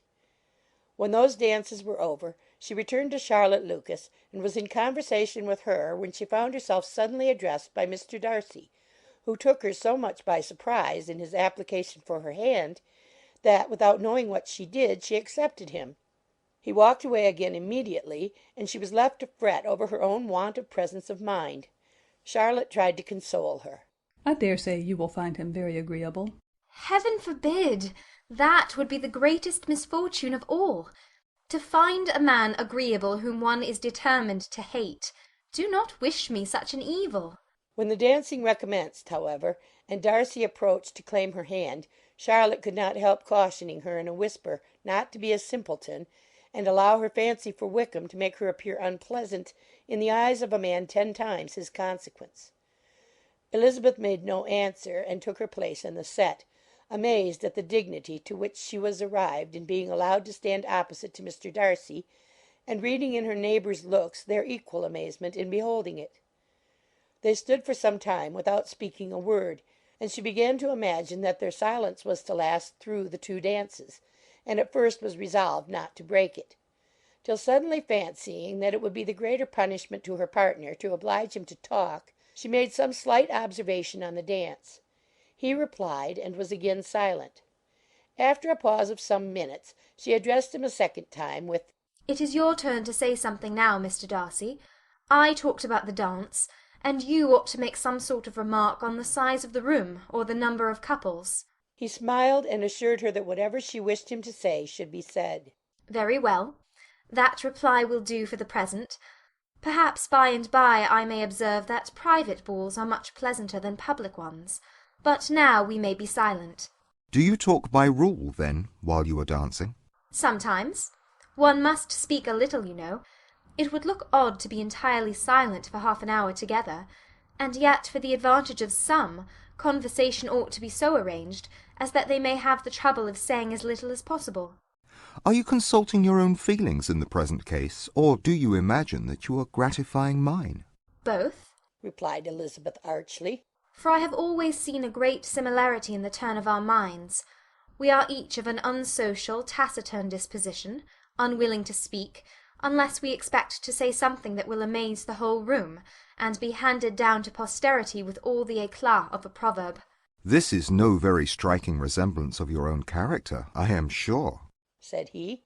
How near it may be to mine, I cannot pretend to say. You think it a faithful portrait, undoubtedly. I must not decide on my own performance.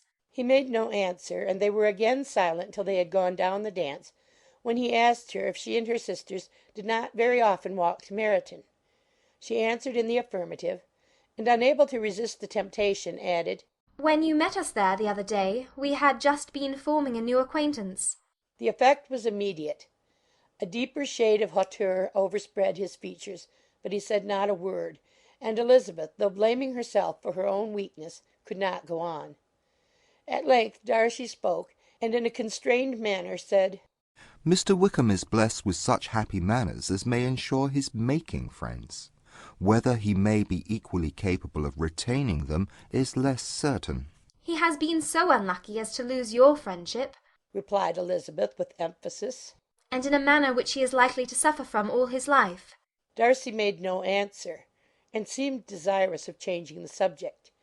At that moment Sir William Lucas appeared close to them, meaning to pass through the set to the other side of the room, but on perceiving Mr. Darcy he stopped with a bow of superior courtesy to compliment him on his dancing and his partner. I have been most highly gratified indeed, my dear sir. Such very superior dancing is not often seen. It is evident that you belong to the first circles. Allow me to say, however, that your fair partner does not disgrace you, and that I must hope to have this pleasure often repeated, especially when a certain desirable event, my dear Eliza, glancing at her sister and Bingley, shall take place. What congratulations will then flow in! I appeal to Mr. Darcy. But let me not interrupt you, sir. You will not thank me for detaining you from the bewitching converse of that young lady, whose bright eyes are also unbraiding me. The latter part of this address was scarcely heard by Darcy, but Sir William's allusion to his friend seemed to strike him forcibly, and his eyes were directed with a very serious expression towards Bingley and Jane, who were dancing together. Recovering himself, however, shortly, he turned to his partner and said, Sir William's interruption has made me forget what we were talking of. I do not think we were speaking at all. Sir William could not have interrupted two people in the room who had less to say for themselves. We have tried 2 or 3 subjects already without success, and what we are to talk of next I cannot imagine. What think you of books? said he, smiling. Books? Oh, no. I am sure we never read the same, or not with the same feelings. I am sorry you think so. But if that be the case, there can at least be no want of subject. We may compare our different opinions. No, I cannot talk of books in a ballroom. My head is always full of something else. The present always occupies you in such scenes, does it? said he, with a look of doubt. Yes, always, she replied, without knowing what she said, for her thoughts had wandered far from the subject, as soon afterwards appeared by her suddenly exclaiming, I remember hearing you once say, Mr. Darcy, that you hardly ever forgave, that your resentment once created was unappeasable. You are very cautious, I suppose, as to its being created. I am, said he, with a firm voice. And never allow yourself to be blinded by prejudice. I hope not. It is particularly incumbent on those who never change their opinion to be secure of judging properly at first. May I ask to what these questions tend? Merely to the illustration of your character, said she, endeavouring to shake off her gravity. I am trying to make it out. And what is your success? She shook her head. I do not get on at all. I hear such different accounts of you as puzzle me exceedingly. I can readily believe, answered he gravely, that reports may vary greatly with respect to me, and I could wish, Miss Bennet, that you were not to sketch my character at the present moment, as there is reason to fear that the performance would reflect no credit on either. But if I do not take your likeness now, I may never have another opportunity. I would by no means suspend any pleasure of yours, he coldly replied. She said no more, and they went down the other dance and parted in silence, and on each side dissatisfied, though not to an equal degree, for in Darcy's breast there was a tolerable, powerful feeling towards her, which soon procured her pardon, and directed all his anger against another. They had not long separated, when Miss Bingley came towards her, and with an expression of civil disdain accosted her. "So, Miss Eliza, I hear you're quite delighted with George Wickham. Your sister has been talking to me about him, and asking me 1,000 questions, and I find that the young man quite forgot to tell you, among his other communication, that he was the son of old Wickham, the late Mr. Darcy's steward.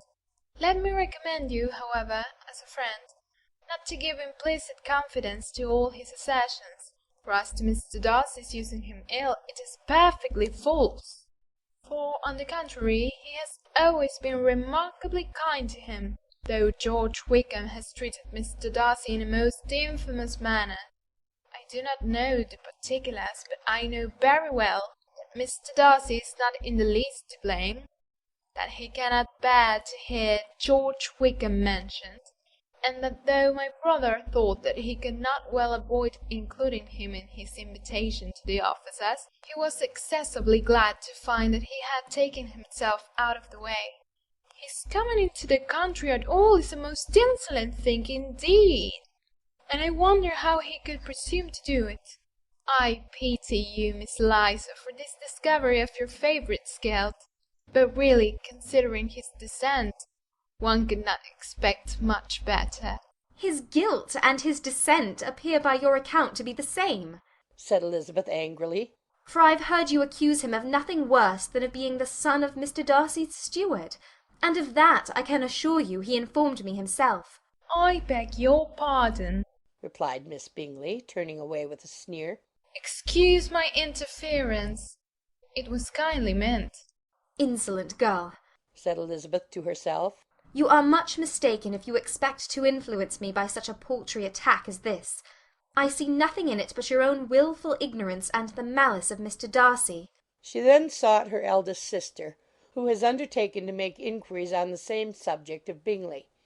Jane met her with a smile of such sweet complacency, a glow of such happy expression, as sufficiently marked how well she was satisfied with the occurrences of the evening.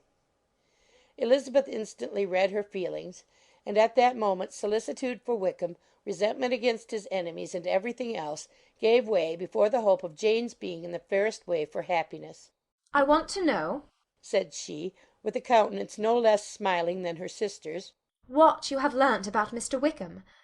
But perhaps you have been too pleasantly engaged to think of any third person, in which case you may be sure of my pardon." "No," replied Jane. "I have not forgotten him, but I have nothing satisfactory to tell you.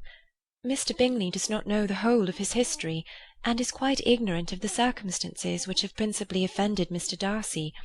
But he will vouch for the good conduct, the probity, and honour of his friend, and is perfectly convinced that Mr. Wickham has deserved much less attention from Mr. Darcy than he has received, and I am sorry to say by his account as well as his sister's, Mr. Wickham is by no means a respectable young man. I am afraid he has been very imprudent, and has deserved to lose Mr. Darcy's regard." "Mr. Bingley does not know Mr. Wickham himself?" "No, he never saw him till the other morning at Meryton." "This account, then, is what he has received from Mr. Darcy. I am satisfied. But what does he say of the living?" "He does not exactly recollect the circumstances, though he has heard them from Mr. Darcy more than once, but he believes that it was left to him conditionally only." "I have not a doubt of Mr. Bingley's sincerity," said Elizabeth warmly, "but you must excuse my not being convinced by assurances only.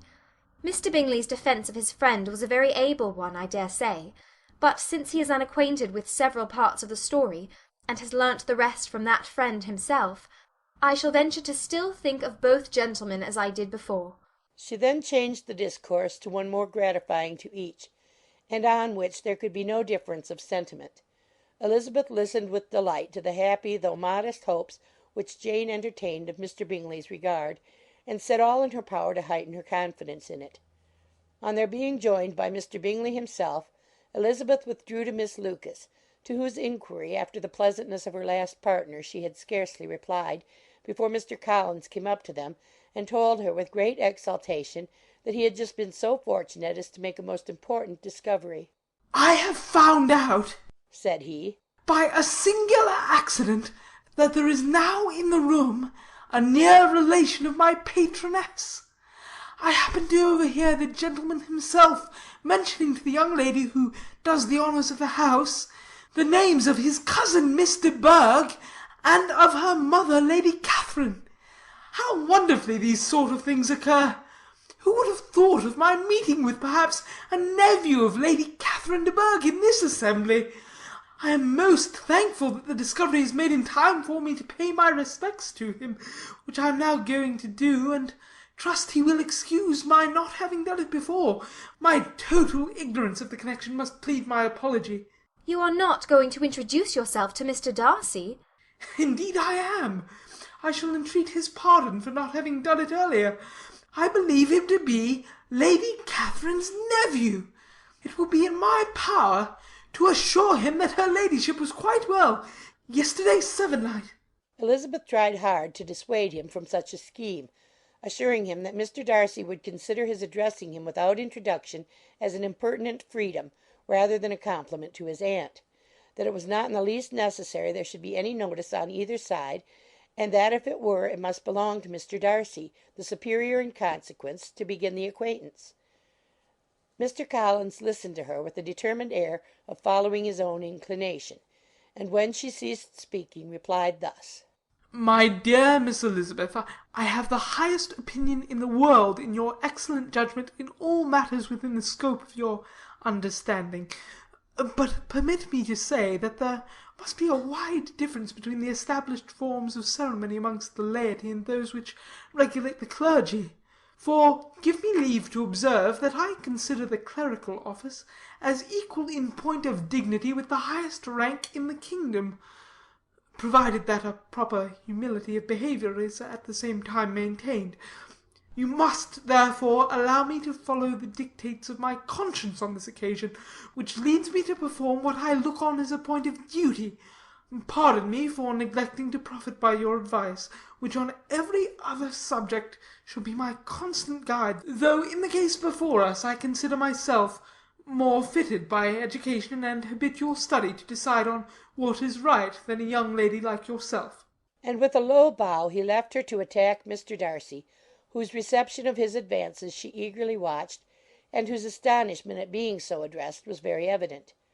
Her cousin prefaced his speech with a solemn bow, and though she could not hear a word of it, she felt as if hearing it all, and saw in the motion of his lips the words "Apology, Hunsford," and "Lady Catherine de Bourgh." It vexed her to see him expose himself to such a man.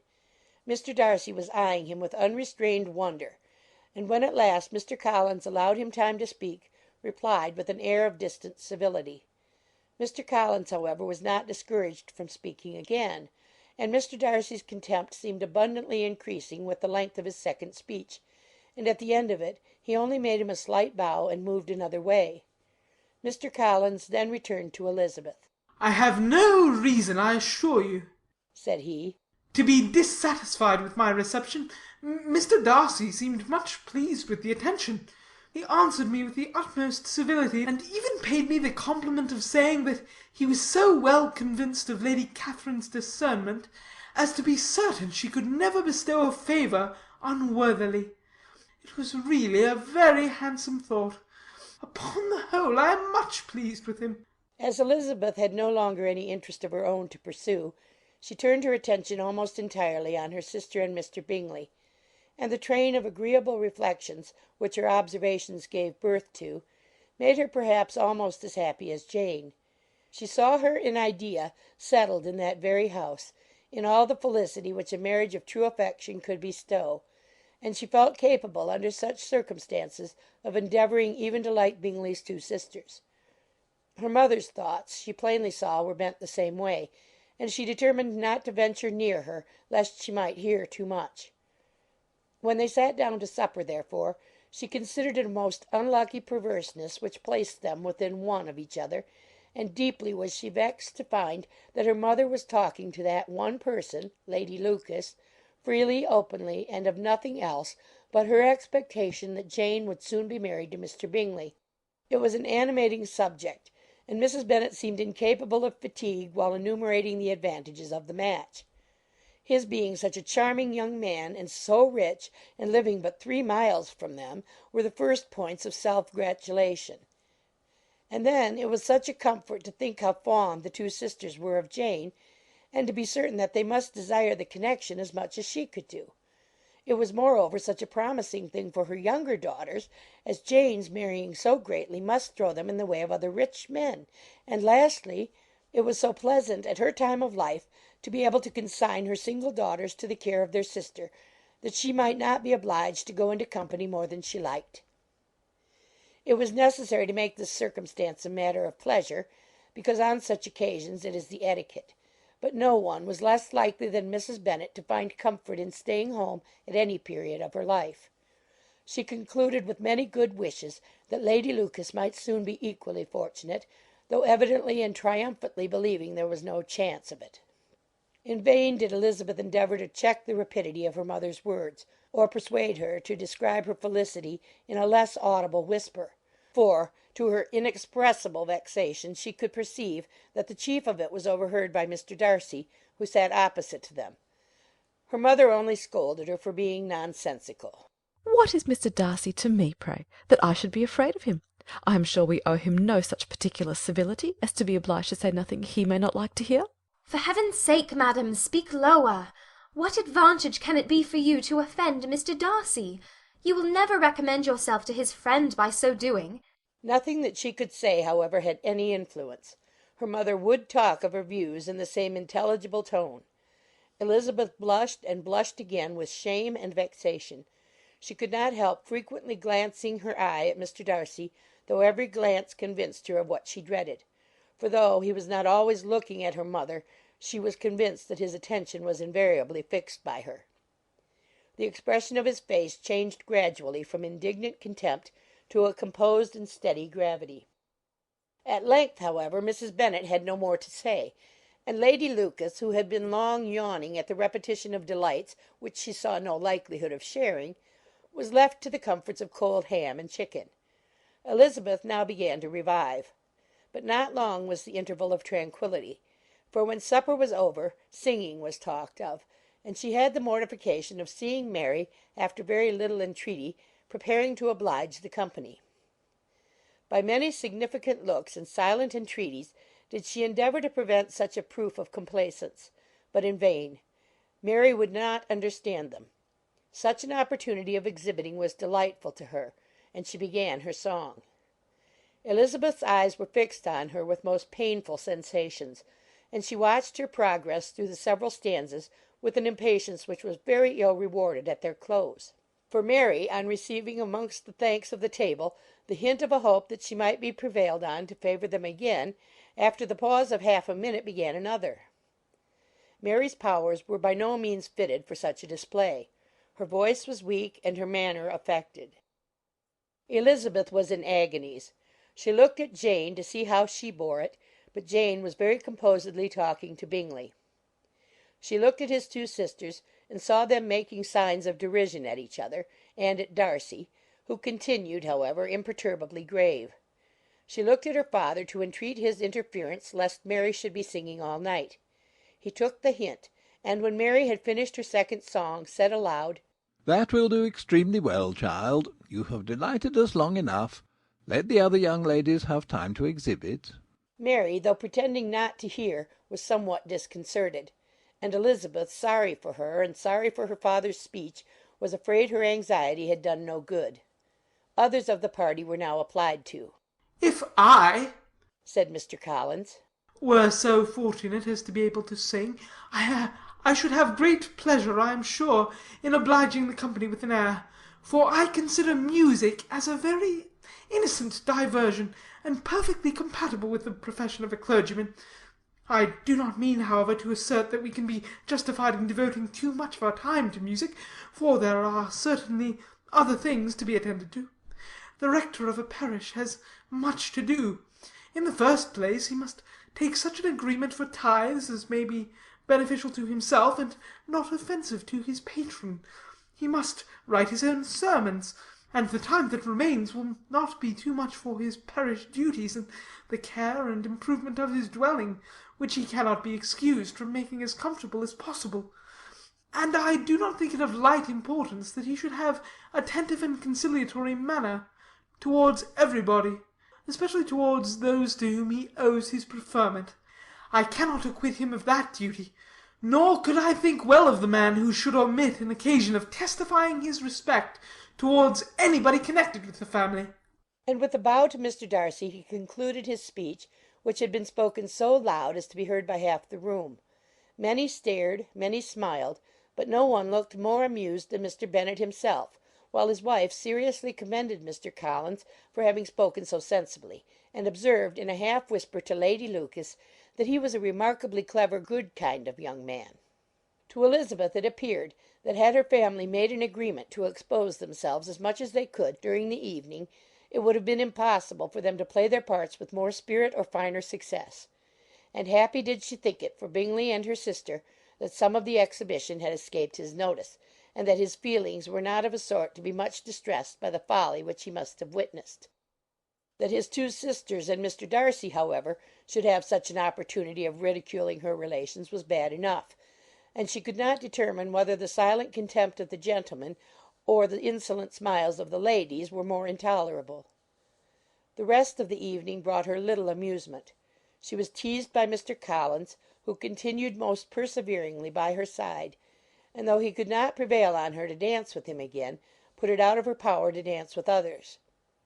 In vain did she entreat him to stand up with somebody else, and offer to introduce him to any young lady in the room. He assured her that as to dancing he was perfectly indifferent to it, that his chief object was by delicate attentions to recommend himself to her, and that he should therefore make a point of remaining close to her the whole evening. There was no arguing upon such a project. She owed her greatest relief to her friend Miss Lucas, who often joined them, and good-naturedly engaged Mr. Collins's conversation to herself. She was at least free from the offence of Mr. Darcy's further notice. Though often standing within a very short distance of her, quite disengaged, he never came near enough to speak.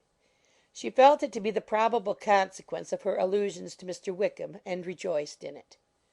The Longbourn party were the last of all the company to depart, and, by a manoeuvre of Mrs. Bennet, had to wait for their carriage a quarter of an hour after everybody else was gone, which gave them time to see how heartily they were wished away by some of the family. Mrs. Hurst and her sister scarcely opened their mouths except to complain of fatigue, and were evidently impatient to have the house to themselves. They repulsed every attempt of Mrs. Bennet at conversation, and by so doing threw a languor over the whole party, which was very little relieved by the long speeches of Mr. Collins, who was complimenting Mr. Bingley and his sisters on the elegance of their entertainment, and the hospitality and politeness which had marked their behaviour to their guests. Darcy said nothing at all. Mr. Bennet, in equal silence, was enjoying the scene. Mr. Bingley and Jane were standing together, a little detached from the rest, and talked only to each other. Elizabeth preserved as steady a silence as either Mrs. Hurst or Miss Bingley, and even Lydia was too much fatigued to utter more than the occasional exclamation of "Lord, how tired I am!" accompanied by a violent yawn. When at length they arose to take leave, Mrs. Bennet was most pressingly civil in her hope of seeing the whole family soon at Longbourn, and addressed herself especially to Mr. Bingley, to assure him how happy he would make them by eating a family dinner with them at any time without the ceremony of a formal invitation. Bingley was all grateful pleasure, and he readily engaged for taking the earliest opportunity of waiting on her after his return from London, whither he was obliged to go the next day for a short time. Mrs. Bennet was perfectly satisfied, and quitted the house under the delightful persuasion that, allowing for the necessary preparations of settlements, new carriages, and wedding clothes, she should undoubtedly see her daughter settled at Netherfield in the course of 3 or 4 months. Of having another daughter married to Mr. Collins she thought with equal certainty, and with considerable though not equal pleasure. Elizabeth was the least dear to her of all her children, and though the man and the match were quite good enough for her, the worth of each was eclipsed by Mr. Bingley and Netherfield. The next day opened a new scene at Longbourn. Mr. Collins made his declaration in form. Having resolved to do it without loss of time, as his leave of absence extended only to the following Saturday, and having no feelings of diffidence to make it distressing to himself even at the moment, he set about it in a very orderly manner, with all the observances which he supposed a regular part of the business. On finding Mrs. Bennet, Elizabeth, and one of the younger girls together, soon after breakfast, he addressed the mother in these words: "May I hope, madam, for your interest with your fair daughter Elizabeth, when I solicit for the honour of a private audience with her in the course of this morning?" Before Elizabeth had time for anything but a blush of surprise, Mrs. Bennet answered instantly: "Oh dear, yes, certainly. I'm sure Lizzie will be very happy. I'm sure she can have no objection. Come, Kitty, I want you upstairs." And gathering her work together, she was hastening away, when Elizabeth called out: "Dear madam, do not go. I beg you will not go. Mr. Collins must excuse me. He can have nothing to say to me that anybody need not hear. I am going away myself." "No, no, nonsense, Lizzie. I desire you to stay where you are." And upon Elizabeth seeming really, with vexed and embarrassed looks, about to escape, she added: "Lizzie, I insist upon your staying and hearing Mr. Collins." Elizabeth would not oppose such an injunction, and a moment's consideration making her also sensible that it would be wisest to get it over as soon and as quietly as possible, she sat down again and tried to conceal, by incessant employment, the feelings which were divided between distress and aversion. Mrs. Bennet and Kitty walked off, and as soon as they were gone, Mr. Collins began: "Believe me, my dear Miss Elizabeth, that your modesty, so far from doing you any disservice, rather adds to your other perfections. You would have been less amiable in my eyes had there not been this little unwillingness. But allow me to assure you that I have your respected mother's permission for this address. You can hardly doubt the purport of my discourse. However your natural delicacy may lead you to dissemble, my attentions have been too marked to be mistaken.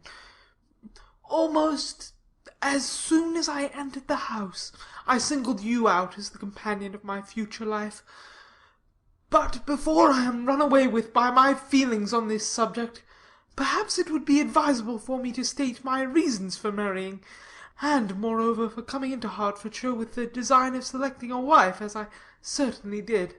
The idea of Mr. Collins, with all his solemn composure, being run away with by his feelings, made Elizabeth so near laughing that she could not use the short pause he allowed in any attempt to stop him further, and he continued: "My reasons for marrying are, first, that I think it is right for every clergyman in easy circumstances like myself to set the example of matrimony in his parish.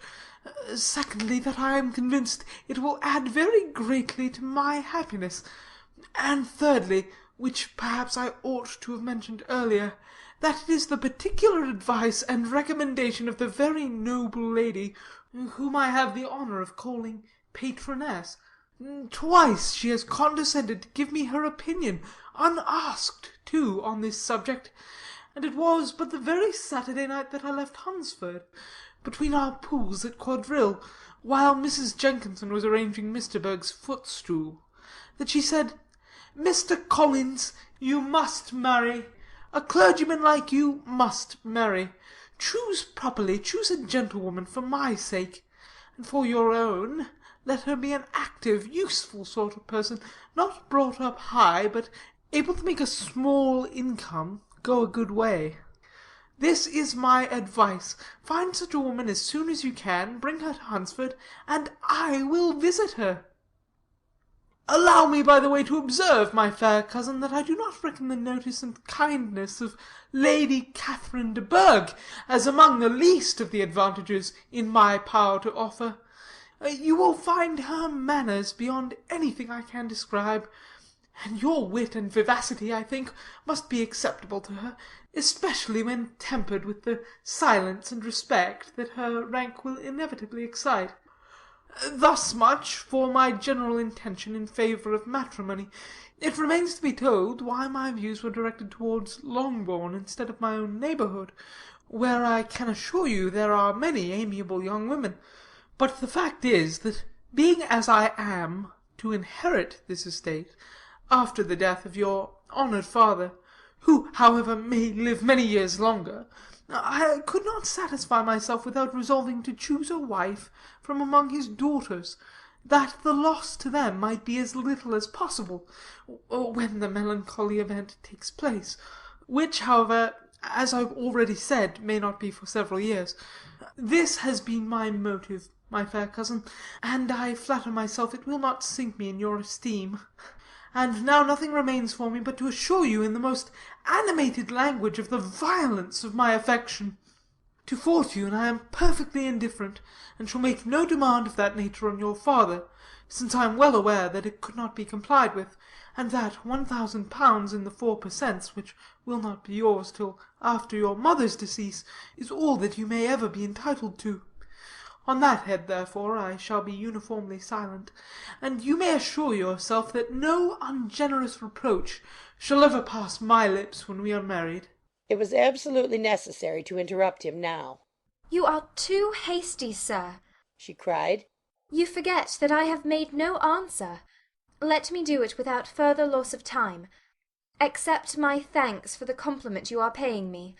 I am very sensible of the honour of your proposals, but it is impossible for me to do otherwise than to decline them."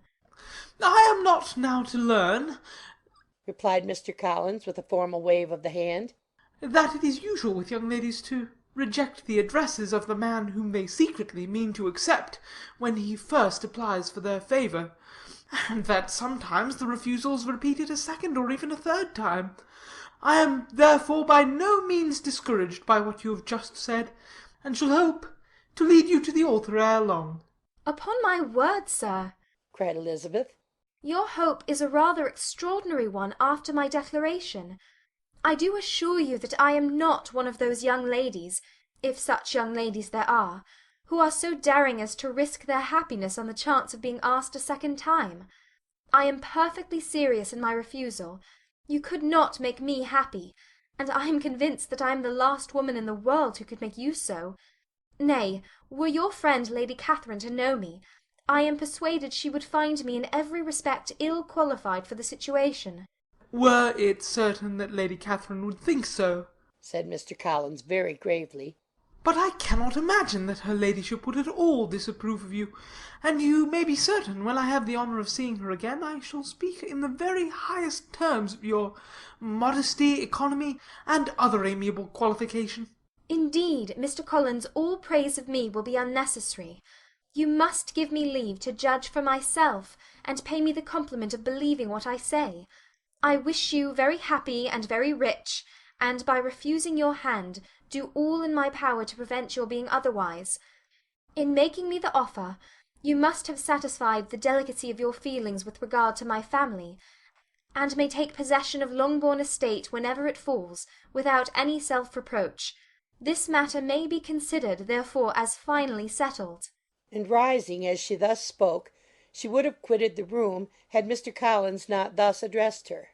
"When I do myself the honour of speaking to you next on the subject, I shall hope to receive a more favourable answer than you have now given me, though I am far from accusing you of cruelty at present, because I know it to be the established custom of your sex to reject a man on the first application, and perhaps you have even now said as much to encourage my suit as would be consistent with the true delicacy of the female character."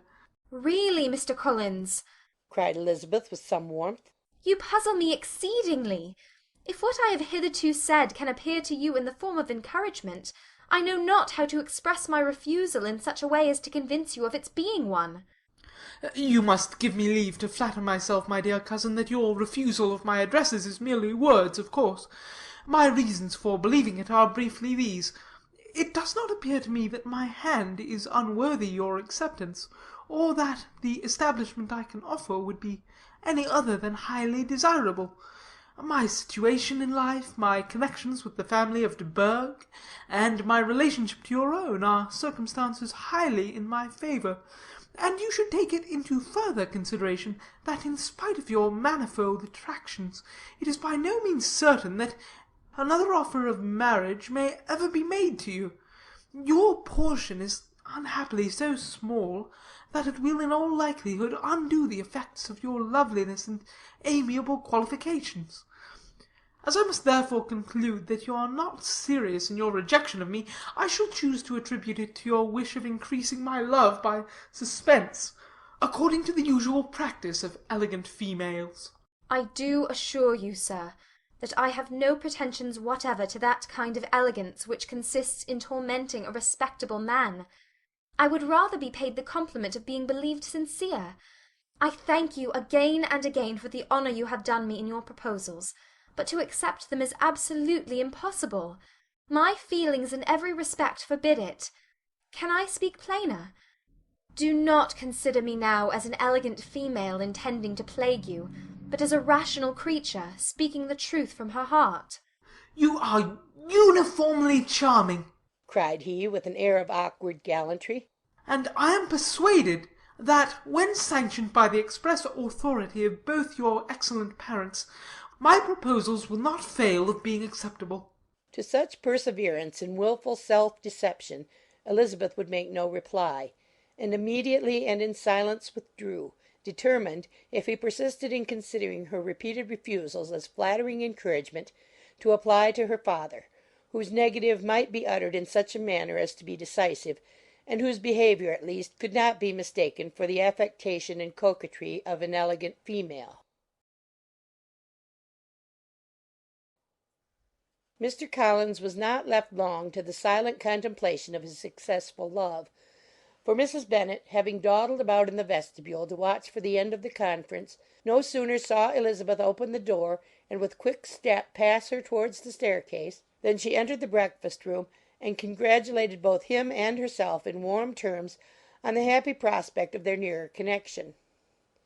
Mr. Collins received and returned these felicitations with equal pleasure, and then proceeded to relate the particulars of their interview, with the result of which he trusted he had every reason to be satisfied, since the refusal which his cousin had steadfastly given him would naturally flow from her bashful modesty and the genuine delicacy of her character. This information, however, startled Mrs. Bennet. She would have been glad to be equally satisfied that her daughter had meant to encourage him by protesting against his proposals, but she dared not believe it, and could not help saying so. But depend upon it, Mr. Collins, she added, that Lizzie shall be brought to reason. I will speak to her about it directly. She is a very headstrong, foolish girl, and does not know her own interest, but I will make her know it. Pardon me for interrupting you, madam, cried Mr. Collins, but if she is really headstrong and foolish, I know not whether she would altogether be a very desirable wife to a man in my situation, who naturally looks for happiness in the marriage state. If therefore she actually persists in rejecting my suit, perhaps it were better not to force her into accepting me, because, if liable to such defects of temper, she could not contribute much to my felicity. Sir, you quite misunderstand me, said Mrs. Bennet, alarmed. Lizzie is only headstrong in matters such as these. In everything else she is as good-natured a girl as ever lived. I will go directly to Mr. Bennet, and we shall very soon settle it with her, I am sure. She would not give him time to reply, but hurrying instantly to her husband, called out as she entered the library, "Oh, Mr. Bennet, you are wanted immediately. We are all in an uproar. You must come and make Lizzie marry Mr. Collins, for she vows she will not have him, and if you do not make haste he will change his mind, and not have her." Mr. Bennet raised his eyes from his book as she entered, and fixed them on her face with a calm unconcern which was not in the least altered by her communication. "I have not the pleasure of understanding you," said he, when she had finished her speech. "Of what are you talking?" "Of Mr. Collins and Lizzie. Lizzie declares she will not have Mr. Collins, and Mr. Collins begins to say that he will not have Lizzie." "And what am I to do on the occasion?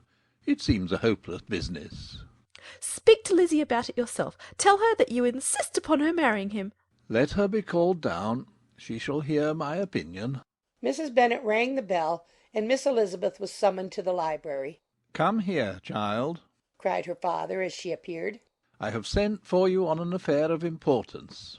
I understand that Mr. Collins has made you an offer of marriage. Is it true?" Elizabeth replied that it was. "Very well. And this offer of marriage you have refused?" I have, sir. "Very well. We now come to the point. Your mother insists upon your accepting it. Is it not so, Mrs. Bennet?" Yes, or I will never see her again. "An unhappy alternative is before you, Elizabeth. From this day you must be a stranger to one of your parents. Your mother will never see you again if you do not marry Mr. Collins, and I will never see you again if you do."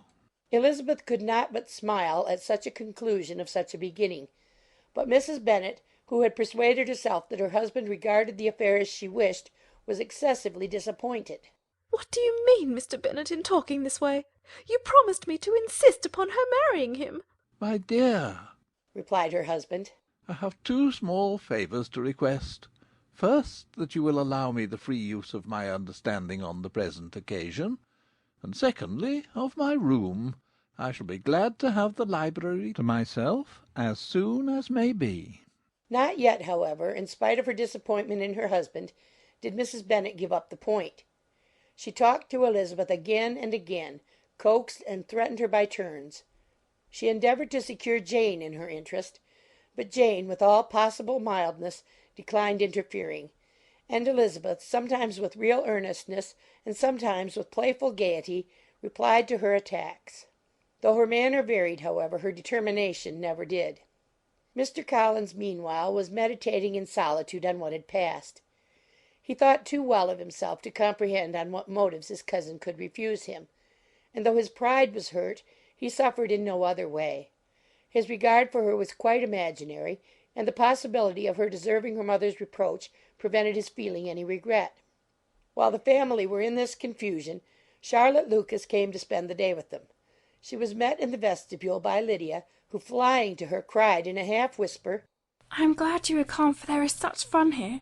What do you think has happened this morning? Mr. Collins has made an offer to Lizzie, and she will not have him." Charlotte hardly had time to answer before they were joined by Kitty, who came to tell the same news, and no sooner had they entered the breakfast-room, where Mrs. Bennet was alone, than she likewise began on the subject, calling on Miss Lucas for her compassion, and entreating her to persuade her friend Lizzie to comply with the wishes of all her family. Pray do, my dear Miss Lucas, she added in a melancholy tone, for nobody is on my side, nobody takes part with me. I am cruelly used, nobody feels for my poor nerves. Charlotte's reply was spared by the entrance of Jane and Elizabeth. "Ay, there she comes," continued Mrs. Bennet, "looking as unconcerned as may be, and caring no more for us than if we were at York, provided she can have her own way. But I tell you, Miss Lizzie, if you take it into your head to go on refusing every offer of marriage in this way, you will never get a husband at all, and I am sure I do not know who is to maintain you when your father is dead. I shall not be able to keep you, and so I warn you, I have done with you from this very day.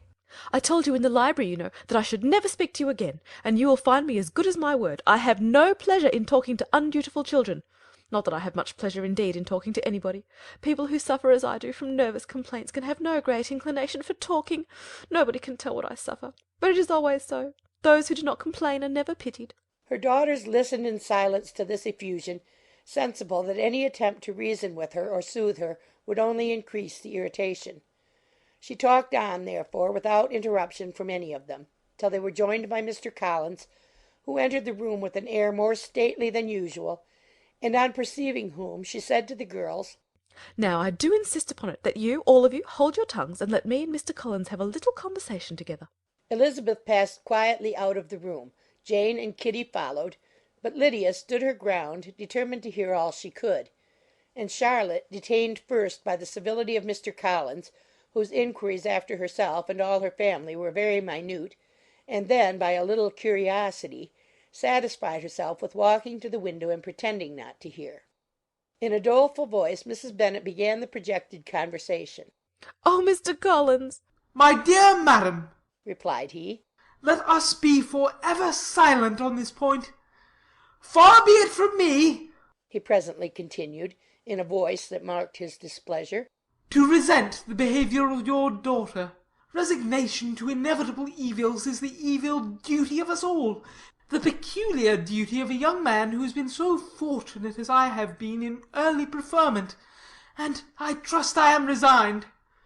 Perhaps not the less so from my feeling a doubt of my positive happiness had my fair cousin honoured me with her hand, for I have often observed that resignation is never so perfect as when the blessing denied begins to lose somewhat of its value in our estimation.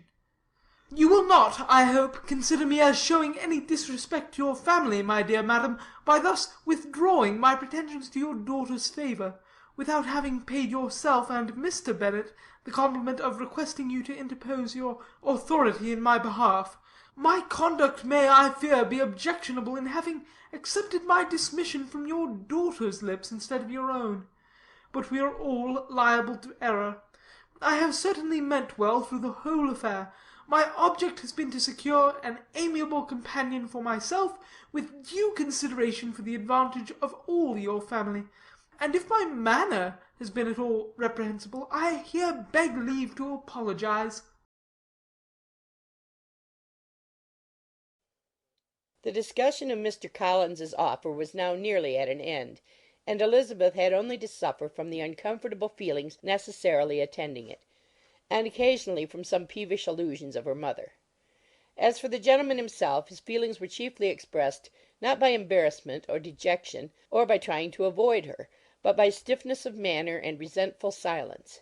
He scarcely ever spoke to her, and the assiduous attentions which he had been so sensible of himself were transferred for the rest of the day to Miss Lucas, whose civility in listening to him was a seasonable relief to them all, and especially to her friend.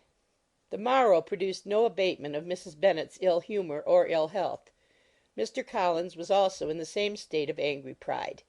Elizabeth had hoped that his resentment might shorten his visit, but his plan did not appear in the least affected by it. He was always to have gone on Saturday, and to Saturday he meant to stay. After breakfast the girls walked to Meryton to inquire if Mr. Wickham were returned, and to lament over his absence from the Netherfield ball. He joined them on their entering the town, and attended them to their aunt's, where his regret and vexation, and the concern of everybody, was well talked over. To Elizabeth, however, he voluntarily acknowledged that the necessity of his absence had been self-imposed. I found, said he, that as the time drew near that I had better not meet Mr. Darcy, that to be in the same room, the same party with him for so many hours together, might be more than I could bear, and that scenes might arise unpleasant to more than myself.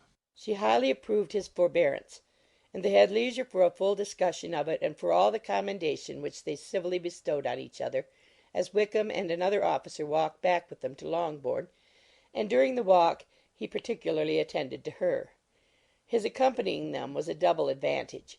She felt all the compliment it offered to herself, and it was most acceptable as an occasion of introducing him to her father and mother. Soon after their return a letter was delivered to Miss Bennet. It came from Netherfield. The envelope contained a sheet of elegant little hot-pressed paper, well covered with a lady's fair flowing hand, and Elizabeth saw her sister's countenance change as she read it, and saw her dwelling intently on some particular passages.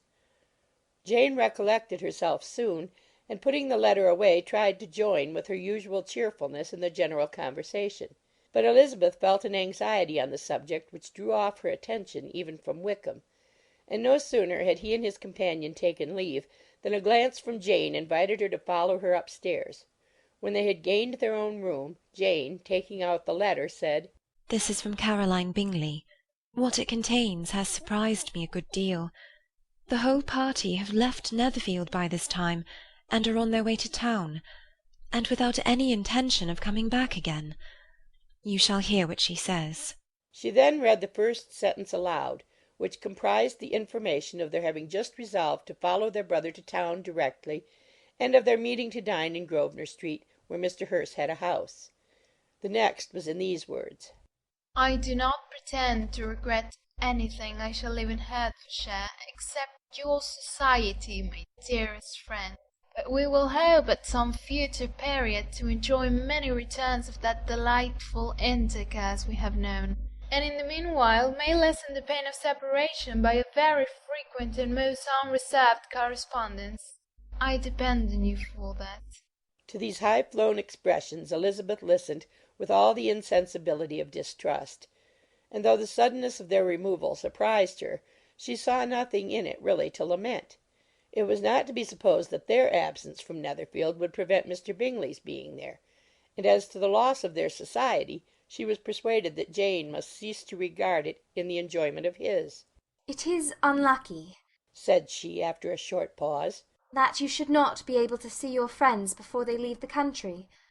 But may we not hope that the period of future happiness to which Miss Bingley looks forward may arrive earlier than she is aware, and that the delightful intercourse you have known as friends will be renewed with yet greater satisfaction as sisters? Mr. Bingley will not be detained in London by them." Caroline decidedly says that none of the party will return into Hertfordshire this winter. I will read it to you. When my brother left us yesterday, he imagined that the business which took him to London might be concluded in 3 or 4 days. But as we are certain it cannot be so, and at the same time convinced that when Charles gets to town he will be in no hurry to leave it again, we have determined on following him thither, that he may not be obliged to spend his vacant hours in a comfortless hotel. Many of my acquaintances are already there for the winter. I wish that I could hear that you, my dearest friend, had any intention of making one of the crowd, but of that I despair. I sincerely hope your Christmas in Hertfordshire may abound in the gaieties which that season generally brings, and that your beaux will be so numerous as to prevent your feeling the last of the 3 of whom we shall deprive you.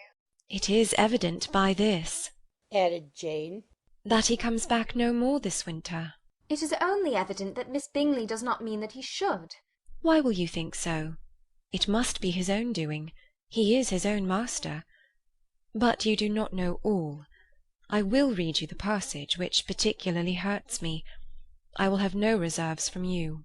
Mr. Darcy is impatient to see his sister, and, to confess the truth, we are scarcely less eager to meet her again. I really do not think Georgiana Darcy has her equal for beauty, elegance, and accomplishments, and the affection she inspires in Louisa and myself is heightened into something still more interesting, from the hope we dare entertain of her being hereafter our sister. I do not know whether I ever before mentioned to you my feelings on this subject, but I will not leave the country without confiding them, and I trust you will not esteem them unreasonable. My brother admires her greatly already. He will have frequent opportunity now of seeing her on the most intimate footing.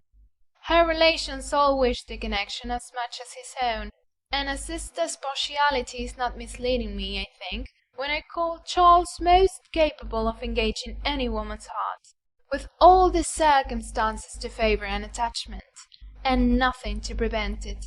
Am I wrong, my dearest Jane, in indulging the hope of an event which will secure the happiness of so many? What do you think of this sentence, my dear Lizzie? said Jane, as she finished it. Is it not clear enough? Does it not expressly declare that Caroline neither expects nor wishes me to be her sister, that she is perfectly convinced of her brother's indifference, and that if she suspects the nature of my feelings for him, she means most kindly to put me on my guard? Can there be any other opinion on the subject? Yes, there can, for mine is totally different. Will you hear it? Most willingly. You shall have it in a few words. Miss Bingley sees that her brother is in love with you, and wants him to marry Miss Darcy. She follows him to town in hope of keeping him there, and tries to persuade you that he does not care about you. Jane shook her head. Indeed, Jane, you ought to believe me. No one who has ever seen you together can doubt his affection. Miss Bingley, I am sure, cannot. She is not such a simpleton. Could she have seen half as much love in Mr. Darcy for herself, she would have ordered her wedding clothes. But the case is this. We are not rich enough or grand enough for them, and she is the more anxious to get Miss Darcy for her brother, from the notion that when there has been one intermarriage, she may have less trouble in achieving a second, in which there is certainly some ingenuity, and I dare say it would succeed if Mr. Berg were out of the way. But, my dearest Jane, you cannot seriously imagine that because Miss Bingley tells you her brother greatly admires Miss Darcy, He is in the smallest degree less sensible of your merit than when he took leave of you on Tuesday. Oh, that it will be in her power to persuade him that, instead of being in love with you, he is very much in love with her friend. If we thought alike of Miss Bingley, replied Jane, your representation of all this might make me quite easy. But I know the foundation is unjust. Caroline is incapable of wilfully deceiving anyone, and all that I can hope in this case is that she is deceiving herself. That is right. You could not have started a more happy idea, since you will not take comfort in mine. Believe her to be deceived by all means. You have now done your duty by her, and must fret no longer. But, my dear sister, can I be happy, even supposing the best, in accepting a man whose sisters and friends are all wishing him to marry elsewhere? You must decide for yourself, said Elizabeth. And if, upon mature deliberation, you find that the misery of disobliging his two sisters is more than equivalent to the happiness of being his wife, I advise you by all means to refuse him. How can you talk so? Said Jane, faintly smiling. You must know that though I should be exceedingly grieved at their disapprobation, I could not hesitate. I did not think you would, and that being the case, I cannot consider your situation with much compassion. But if he returns no more this winter, my choice will never be required.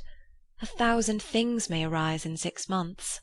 The idea of his returning no more Elizabeth treated with the utmost contempt. It appeared to her merely the suggestion of Caroline's interested wishes, and she could not for a moment suppose that those wishes, however openly or artfully spoken, could influence a young man so totally independent of every one. She represented to her sister, as forcibly as possible, what she felt on the subject, and had soon the pleasure of seeing its happy effect.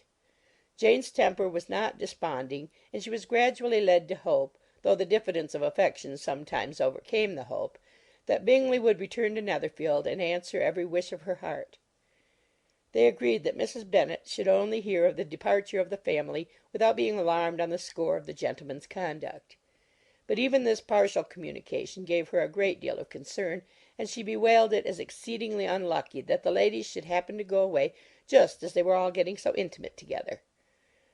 After lamenting it, however, at some length, she had the consolation that Mr. Bingley would be soon down again, and soon dining at Longbourn, and the conclusion of all was the comfortable declaration that though he had been invited only to a family dinner, she would take care to have 2 full courses. The Bennets were engaged to dine with the Lucases, and again, during the chief of the day, was Miss Lucas so kind as to listen to Mr. Collins. Elizabeth took an opportunity of thanking her. It keeps him in good humour, said she, and I am more obliged to you than I can express. Charlotte assured her friend of her satisfaction in being useful, and that it amply repaid her for the little sacrifice of her time. This was very amiable, but Charlotte's kindness extended farther than Elizabeth had any conception of. Its object was nothing else than to secure her from any return of Mr. Collins's addresses by engaging them towards herself. Such was Miss Lucas's scheme, and appearances were so favourable that when they parted at night she would have felt almost secure of success if he had not been to leave Hertfordshire so very soon. But here she did injustice to the fire and independence of his character, for it led him to escape out of Longbourn House the next morning with admirable slyness, and hasten to Lucas Lodge to throw himself at her feet. He was anxious to avoid the notice of his cousins, from a conviction that if they saw him depart they could not fail to conjecture his design, and he was not willing to have the attempt known till its success might be known likewise; for though feeling almost secure, and with reason, for Charlotte had been tolerably encouraging, he was comparatively diffident since the adventure of Wednesday. His reception, however, was of the most flattering kind.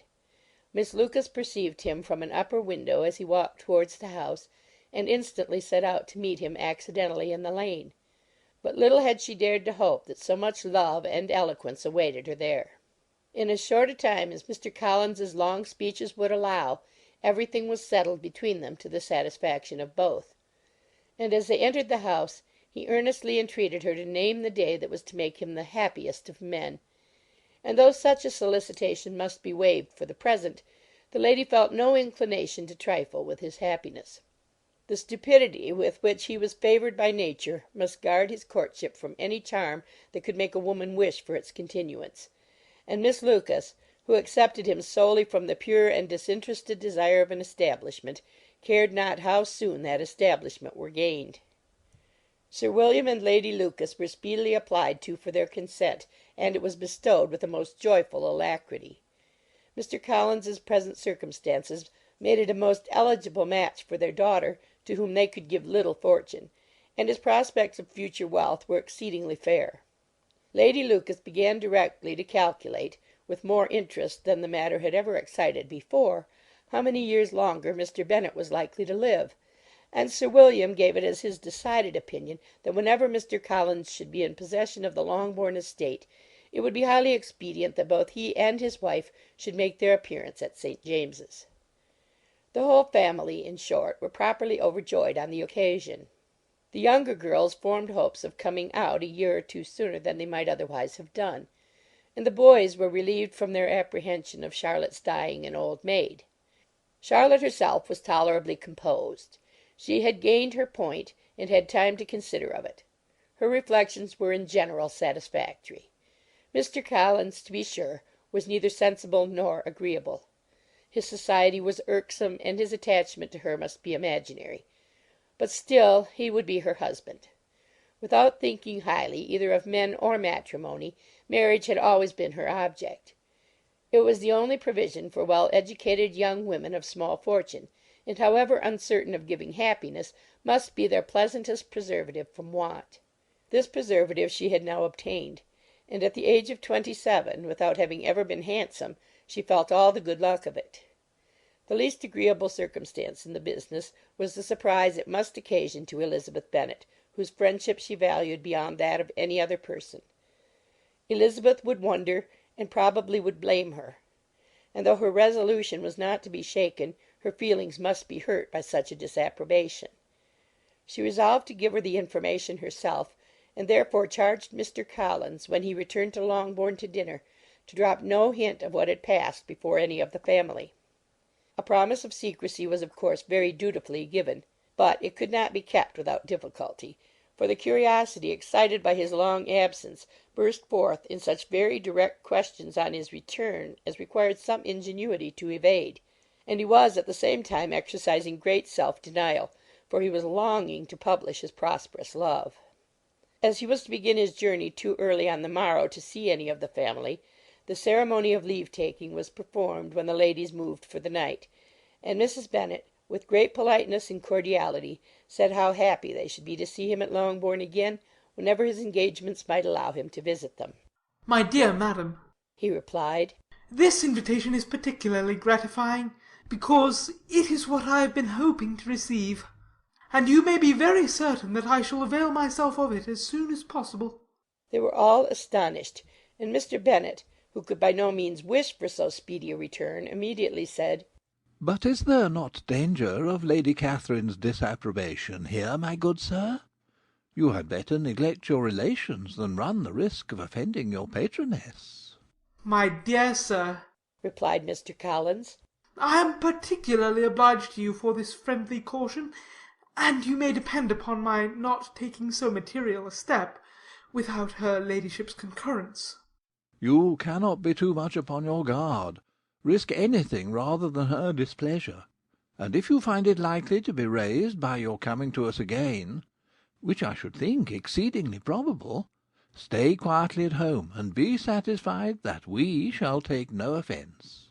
"Believe me, my dear sir, my gratitude is warmly excited by such affectionate attention, and depend upon it you will speedily receive from me a letter of thanks for this, and for every other mark of your regard during my stay in Hertfordshire. As for my fair cousins, though my absence may not be long enough to render it necessary, I shall now take the liberty of wishing them health and happiness, not excepting my cousin Elizabeth." With proper civilities the ladies then withdrew, all of them equally surprised that he meditated a quick return. Mrs. Bennet wished to understand by it that he thought of paying his addresses to one of her younger girls, and Mary might have been prevailed on to accept him. She rated his abilities much higher than any of the others. There was a solidity in his reflections which often struck her, and though by no means so clever as herself, she thought that if encouraged to read and improve himself by such an example as hers, he might become a very agreeable companion. But on the following morning every hope of this kind was done away.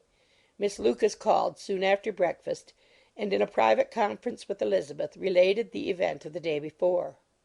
The possibility of Mr. Collins's fancying himself in love with her friend had once occurred to Elizabeth within the last day or two, but that Charlotte could encourage him seemed almost as far from possibility as she could encourage him herself, and her astonishment was consequently so great as to overcome at first the bounds of decorum, and she could not help crying out, "Engaged to Mr. Collins! My dear Charlotte! Impossible!" The steady countenance which Miss Lucas had commanded in telling her story gave way to a momentary confusion here on receiving so direct a reproach; though, as it was no more than she expected, she soon regained her composure, and calmly replied, "Why should you be surprised, my dear Eliza? Do you think it incredible that Mr. Collins should be able to procure any woman's good opinion because he was not so happy as to succeed with you?" But Elizabeth had now recollected herself, and making a strong effort for it, was able to assure, with tolerable firmness, that the prospect of their relationship was highly grateful to her, and that she wished her all imaginable happiness. "I see what you are feeling," replied Charlotte. "You must be surprised, very much surprised, so lately as Mr. Collins was wishing to marry you. But when you have had time to think it over, I hope you will be satisfied with what I have done. I am not romantic, you know. I never was. I ask only a comfortable home, and considering Mr. Collins's character, connection, and situation in life, I am convinced that my chance of happiness with him is as fair as most people can boast on entering the marriage state." Elizabeth quietly answered, "Undoubtedly." And after an awkward pause they returned to the rest of the family. Charlotte did not stay much longer, and Elizabeth was then left to reflect on what she had heard. It was a long time before she became at all reconciled to the idea of so unsuitable a match. The strangeness of Mr. Collins's making 2 offers of marriage within 3 days was nothing in comparison of his being now accepted. She had always felt that Charlotte's opinion of matrimony was not exactly like her own, but she had not supposed it to be possible that when called into action she would have sacrificed every better feeling to worldly advantage. Charlotte, the wife of Mr. Collins, was a most humiliating picture; and to the pang of a friend disgracing herself and sunk in her esteem was added the distressing conviction that it was impossible for that friend to be tolerably happy in the lot she had chosen. Elizabeth was sitting with her mother and sisters, reflecting on what she had heard, and doubting whether she was authorized to mention it, when Sir William Lucas himself appeared, sent by his daughter, to announce her engagement to the family. With many compliments to them, and much self-gratulation on the prospect of a connection between the houses, he unfolded the matter to an audience not merely wondering, but incredulous; for Mrs. Bennet, with more perseverance than politeness, protested he must be entirely mistaken, and Lydia, always unguarded and often uncivil, boisterously exclaimed, "Good Lord! Sir William, how can you tell such a story? Do you not know that Mr. Collins wants to marry Lizzie?" Nothing less than the complaisance of a courtier could have borne without anger such treatment, but Sir William's good breeding carried him through it all, and though he begged leave to be positive as to the truth of his information, he listened to all their impertinence with the most forbearing courtesy. Elizabeth, feeling it incumbent on her to relieve him from so unpleasant a situation, now put herself forward to confirm his account, by mentioning her prior knowledge of it from Charlotte herself, and endeavoured to put a stop to the exclamations of her mother and sisters by the earnestness of her congratulations to Sir William, in which she was readily joined by Jane, and by making a variety of remarks on the happiness that might be expected from the match, the excellent character of Mr. Collins, and the convenient distance of Hunsford from London. Mrs. Bennet was, in fact, too much overpowered to say a great deal while Sir William remained; but no sooner had he left them than her feelings found a rapid vent. In the first place, she persisted in disbelieving the whole of the matter. Secondly, she was very sure that Mr. Collins had been taken in. Thirdly, she trusted that they would never be happy together; and fourthly, that the match might be broken off. 2 inferences, however, were plainly deduced from the whole. one, that Elizabeth was the real cause of the mischief, and the other that she herself had been barbarously misused by them all. And on these two points she principally dwelt during the rest of the day. Nothing could console and nothing could appease her, nor did that day wear out her resentment. A week elapsed before she could see Elizabeth without scolding her. A month passed away before she could speak to Sir William or Lady Lucas without being rude, and many months were gone before she could at all forgive their daughter. Mr. Bennet's emotions were much more tranquil on the occasion, and such as he did experience he pronounced to be of a most agreeable sort, for it gratified him, he said, to discover that Charlotte Lucas, whom he had been used to think tolerably sensible, was as foolish as his wife and more foolish than his daughter. Jane confessed herself a little surprised at the match, but she said less of her astonishment than of her earnest desire for their happiness. Nor could Elizabeth persuade her to consider it as improbable. Kitty and Lydia were far from envying Miss Lucas, for Mr. Collins was only a clergyman, and it affected them in no other way than as a piece of news to spread at Meryton. Lady Lucas could not be insensible of triumph on being able to retort on Mrs. Bennet the comfort of having a daughter well married, and she called at Longbourn rather oftener than usual to say how happy she was, though Mrs. Bennet's sour looks and ill-natured remarks might have been enough to drive happiness away. Between Elizabeth and Charlotte there was a restraint which kept them mutually silent on the subject, and Elizabeth felt persuaded that no real confidence could ever subsist between them again. Her disappointment in Charlotte made her turn with fonder regard to her sister, of whose rectitude and delicacy she was sure her opinion could never be shaken, and for whose happiness she grew daily more anxious, as Bingley had now been gone a week, and nothing more was heard of his return. Jane had sent Caroline an early answer to her letter, and was counting the days till she might reasonably hope to hear again.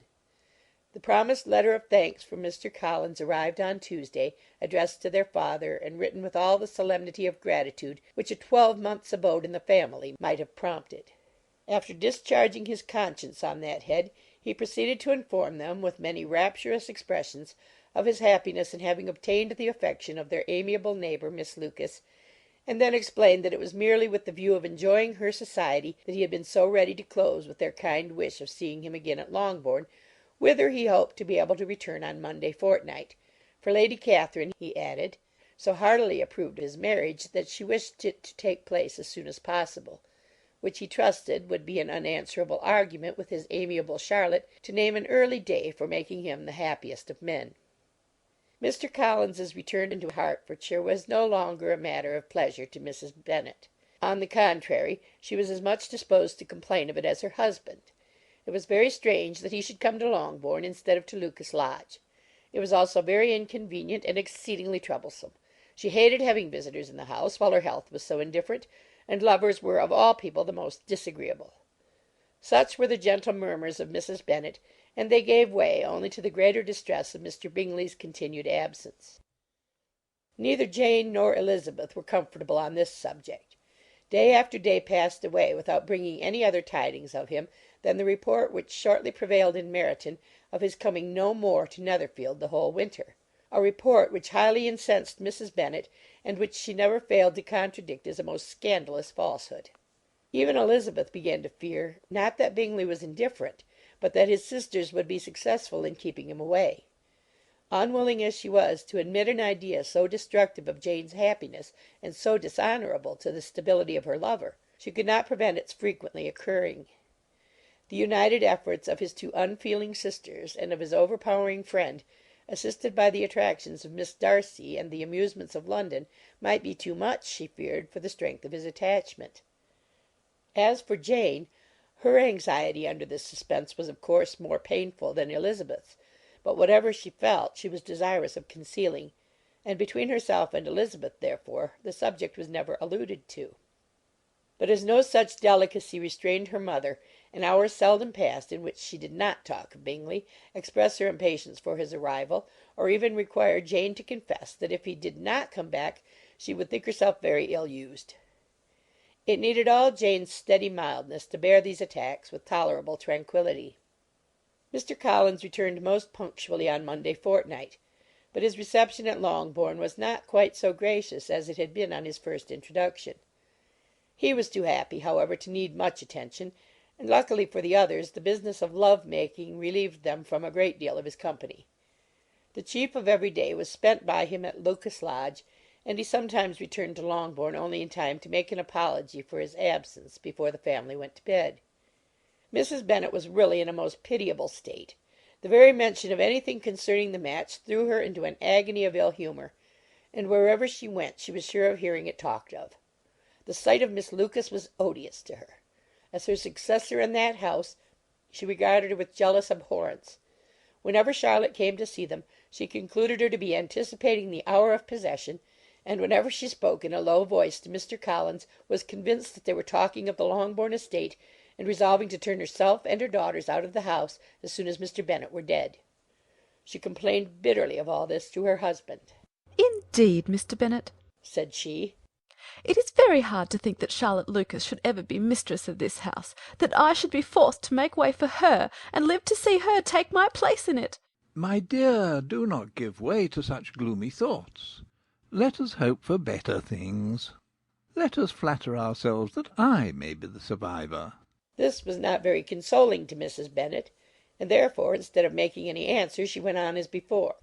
"I cannot bear to think that they should have all this estate. If it was not for the entail, I should not mind it." What should you not mind?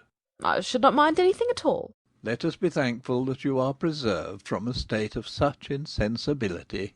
"I can never be thankful, Mr. Bennet, for anything about the entail. How anyone could have the conscience to entail away an estate from one's own daughters, I cannot understand. And all for the sake of Mr. Collins, too. Why should he have it more than anybody else?" I leave it to yourself to determine, said Mr. Bennet.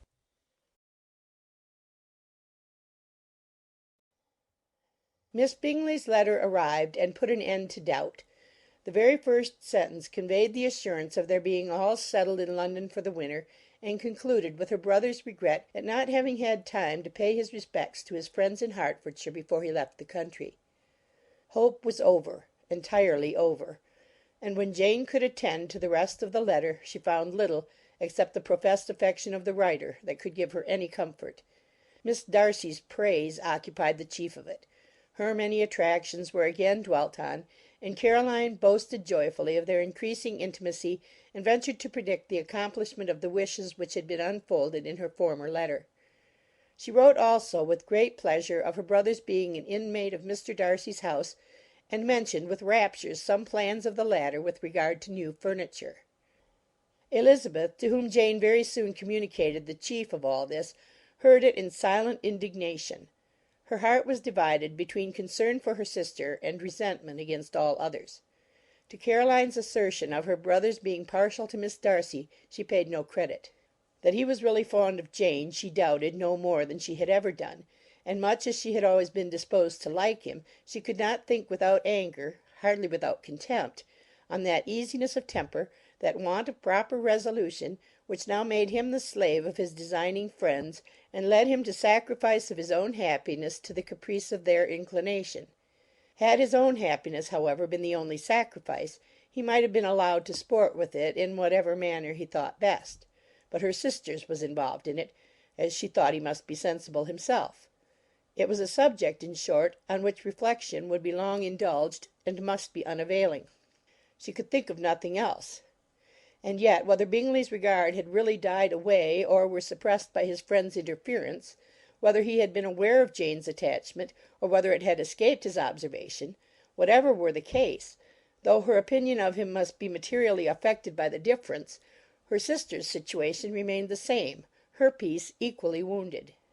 A day or two passed before Jane had courage to speak of her feelings to Elizabeth, but at last, on Mrs. Bennet's leaving them together, after a longer irritation than usual about Netherfield and its master, she could not help saying, "Oh, that my dear mother had more command over herself! She can have no idea of the pain she gives me by her continual reflections on him. But I will not repine. It cannot last long. He will be forgot, and we shall all be as we were before." Elizabeth looked at her sister with incredulous solicitude, but said nothing. "You doubt me?" cried Jane, slightly colouring. "Indeed, you have no reason. He may live in my memory as the most amiable man of my acquaintance, but that is all. I have nothing either to hope or fear, and nothing to reproach him with. Thank God, I have not that pain. A little time, therefore. I shall certainly try to get the better. With a stronger voice she soon added, I have this comfort immediately, that it has not been more than an error of fancy on my side, and that it has done no harm to any one but myself. My dear Jane, exclaimed Elizabeth, you are too good. Your sweetness and disinterestedness are really angelic. I do not know what to say to you. I feel as if I had never done you justice or loved you as you deserve. Miss Bennet eagerly disclaimed all extraordinary merit, and threw back the praise on her sister's warm affection. Nay, said Elizabeth, this is not fair.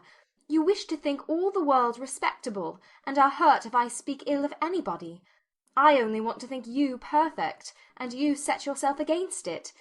Do not be afraid of my running into any excess, of my encroaching on your privilege of universal goodwill. You need not. There are few people whom I really love, and still fewer of whom I think well. The more I see of the world, the more I am dissatisfied with it, and every day confirms my belief of the inconsistency of all human characters, and of the little dependence that can be placed on the appearance of merit or sense. I have met with 2 instances lately. One I will not mention, the other is Charlotte's marriage. It is unaccountable. In every view it is unaccountable. My dear Lizzie, do not give way to such feelings as these. They will ruin your happiness. You do not make allowance enough for difference of situation and temper. Consider Mr. Collins's respectability, and Charlotte's steady, prudent character. Remember that she is one of a large family, that as to fortune it is a most eligible match, and be ready to believe, for everybody's sake, that she may feel something like regard and esteem for our cousin. To oblige you, I would try to believe almost anything, but no one else could be benefited by such a belief as this, for were I persuaded that Charlotte had any regard for him, I should only think worse of her understanding than I now do of her heart. My dear Jane, Mr. Collins is a conceited, pompous, narrow-minded, silly man. You know he is as well as I do, and you must feel, as well as I do, that the woman who married him cannot have a proper way of thinking. You shall not defend her, though it is Charlotte Lucas. You shall not, for the sake of one individual, change the meaning of principle and integrity, nor endeavour to persuade yourself or me that selfishness is prudence, and insensibility of danger security for happiness. I must think your language too strong in speaking of both, replied Jane, and I hope you will be convinced of it by seeing them happy together. But enough of this. You alluded to something else. You mentioned 2 instances. I cannot misunderstand you, but I entreat you, dear Lizzie, not to pain me by thinking that person to blame, and saying your opinion of him is sunk. We must not be so ready to fancy ourselves intentionally injured. We must not expect a lively young man to be always so guarded and circumspect. It is very often nothing but our own vanity that deceives us. Women fancy admiration means more than it does. And men take care that they should. If it is designedly done, they cannot be justified. But I have no idea of there being so much design in the world as some persons imagine. I am far from attributing any part of Mr. Bingley's conduct to design, said Elizabeth. But without scheming to do wrong, or to make others unhappy, there may be error, and there may be misery. Thoughtlessness, want of attention to other people's feelings, and want of resolution will do the business. And do you impute it to either of those? Yes, to the last. But if I go on, I shall displease you by saying what I think of persons you esteem. Stop me whilst you can. You persist, then, in supposing his sisters influence him? Yes, in conjunction with his friend. I cannot believe it. Why should they try to influence him? They can only wish his happiness, and if he is attached to me, no other woman can secure it. Your first position is false. They may wish many things besides his happiness. They may wish his increase of wealth and consequence. They may wish him to marry a girl who has all the importance of money, great connections, and pride. Beyond a doubt they do wish him to choose Miss Darcy, replied Jane. But this may be from better feelings than you are supposing. They have known her much longer than they have known me, No wonder they love her better. But whatever may be their own wishes, it is very unlikely they should have opposed their brother's. What sister would think herself at liberty to do it unless there was something very objectionable? If they believed him attached to me, they would not try to part us. If he were so, they could not succeed.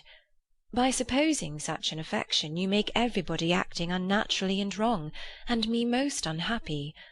Do not distress me by the idea. I am not ashamed of having been mistaken, or at least it is light. It is nothing in comparison of what I should feel in thinking ill of him or his sisters. Let me take it in the best light, in the light in which it may be understood. Elizabeth could not oppose such a wish, and from this time Mr. Bingley's name was scarcely ever mentioned between them. Mrs. Bennet still continued to wonder and repine at his returning no more, and though a day seldom passed in which Elizabeth did not account for it clearly, there was little chance of her ever considering it with less perplexity.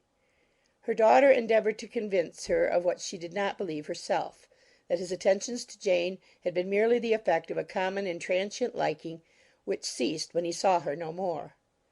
But though the probability of the statement was admitted at the time, she had the same story to repeat every day. Mrs. Bennet's best comfort was that Mr. Bingley must be down again in the summer. Mr. Bennet treated the matter differently. "So, Lizzie," said he one day, "your sister is crossed in love, I find. I congratulate her. Next to being married, a girl likes to be crossed a little in love now and then. It is something to think of, and it gives her a sort of distinction among her companions. When it's your turn to come, you will hardly bear to be long outdone by Jane. Now is your time. Here are officers enough in Meryton to disappoint all the young ladies in the country. Let Wickham be your man. He's a pleasant fellow, and would jilt you creditably." Thank you, sir, but a less agreeable man would satisfy me. We must not all expect Jane's good fortune. "True," said Mr. Bennet. "but it is a comfort to think that whatever of that kind may befall you, you have an affectionate mother who will make the most of it." Mr. Wickham's society was of material service in dispelling the gloom which the late perverse occurrences had thrown on many of the Longbourn family. They saw him often, and to his other recommendations was now added that of general unreserve. The whole of what Elizabeth had already heard, his claims on Mr. Darcy, and all that he had suffered from him, was now openly acknowledged and publicly canvassed, and everybody was pleased to know how much they had always disliked Mr. Darcy before they had known anything of the matter. Miss Bennet was the only creature who could suppose there might be any extenuating circumstances in the case unknown to the society of Hertfordshire. Her mild and steady candour always pleaded for allowances, and urged the possibility of mistakes. But by everybody else Mr. Darcy was condemned as the worst of men. After a week spent in professions of love and schemes of felicity, Mr. Collins was called from his amiable Charlotte by the arrival of Saturday. The pain of separation, however, might be alleviated on his side by preparations for the reception of his bride, as he had reason to hope that shortly after his return into Hertfordshire the day would be fixed that was to make him the happiest of men. He took leave of his relations at Longbourn with as much solemnity as before, wished his fair cousins health and happiness again, and promised their father another letter of thanks.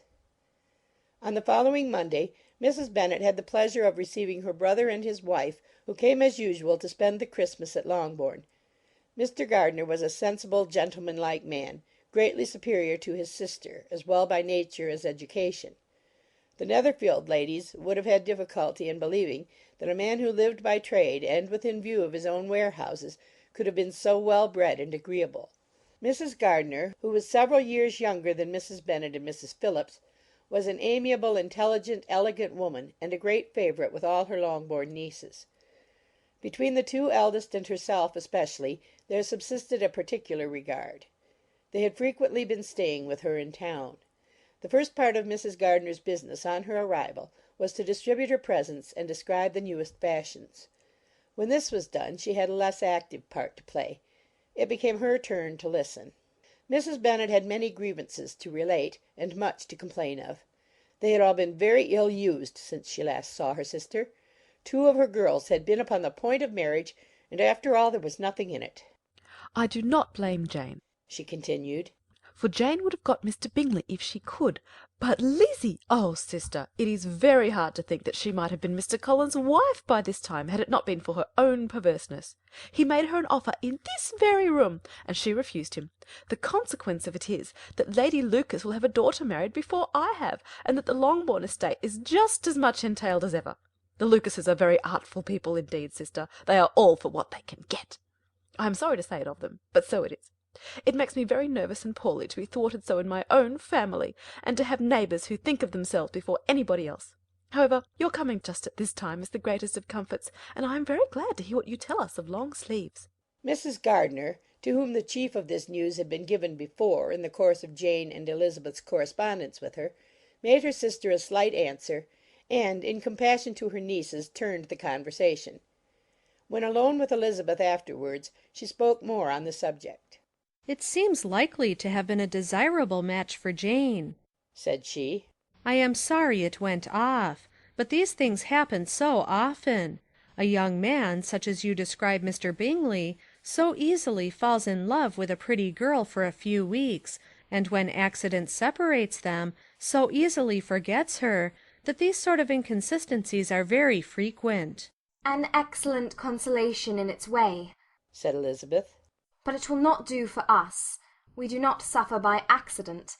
It does not often happen that the interference of friends will persuade a young man of independent fortune to think no more of a girl whom he was violently in love with only a few days before." "But that expression of violently in love is so hackneyed, so doubtful, so indefinite, that it gives me very little idea. It is as often applied to feelings which arise from a half-hour's acquaintance as to a real strong attachment. Pray, how violent was Mr. Bingley's love?" "I never saw a more promising inclination. He was growing quite inattentive to other people, and wholly engrossed by her. Every time they met it was more decided and remarkable. At his own ball he offended 2 or 3 young ladies by not asking them to dance, and I spoke to him twice myself without receiving an answer. Could there be finer symptoms? Is not general incivility the very essence of love?" "Oh, yes, of that kind of love which I suppose him to have felt. Poor Jane! I am sorry for her, because with her disposition she may not get over it immediately. It had better have happened to you, Lizzie. You would have laughed yourself out of it sooner. But do you think she would be prevailed upon to go back with us?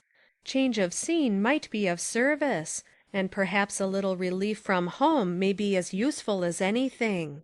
Elizabeth was exceedingly pleased with this proposal, and felt persuaded of her sister's ready acquiescence. "I hope," added Mrs. Gardiner, "that no consideration with regard to this young man will influence her. We live in so different a part of town, all our connections are so different, and, as you well know, we go out so little, that it is very improbable that they should meet at all, unless he really comes to see her." "And that is quite impossible, for he is now in the custody of his friend, and Mr. Darcy would no more suffer him to call on Jane in such a part of London. My dear aunt, how could you think of it?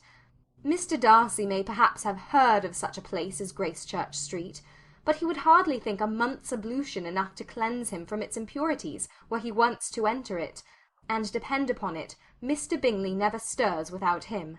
"So much the better. I hope they will not meet at all. But does not Jane correspond with his sister? She will not be able to help calling." "She will drop the acquaintance entirely." But in spite of the certainty in which Elizabeth affected to place this point, as well as the still more interesting one of Bingley's being withheld from seeing Jane, she felt a solicitude on the subject which convinced her, on examination, that she did not consider it entirely hopeless.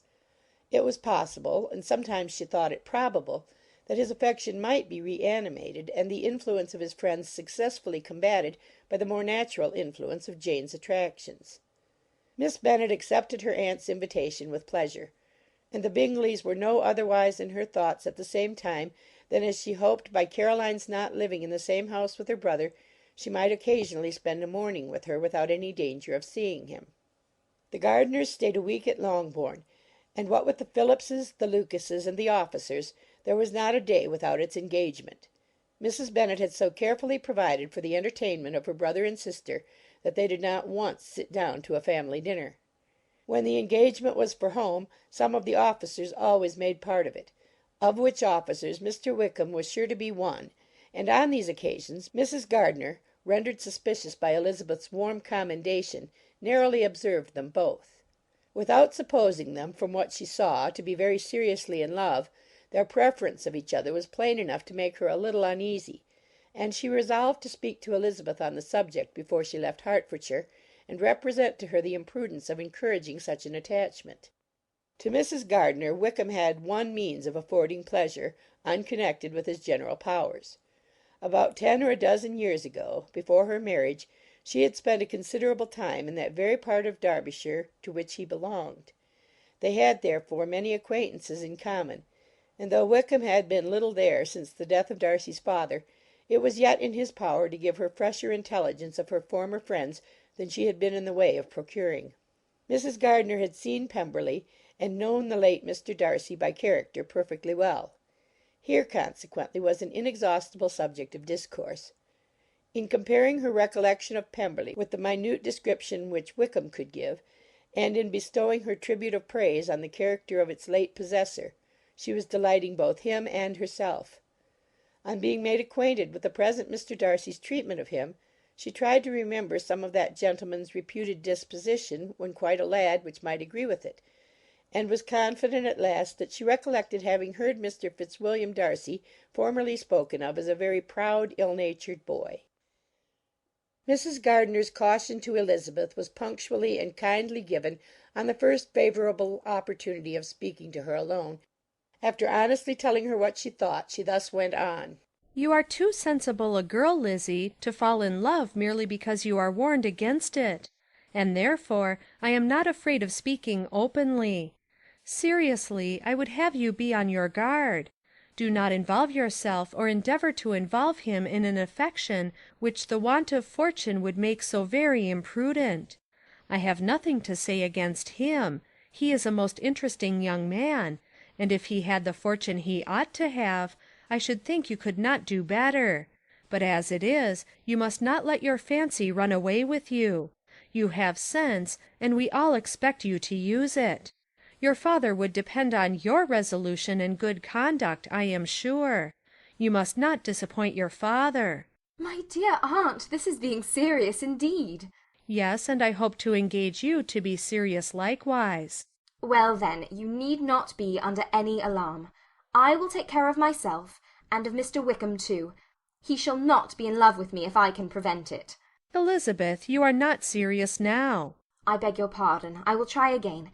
At present I am not in love with Mr. Wickham. No, I certainly am not. But he is, beyond all comparison, the most agreeable man I ever saw, and if he becomes really attached to me, I believe it will be better that he should not. I see the imprudence of it.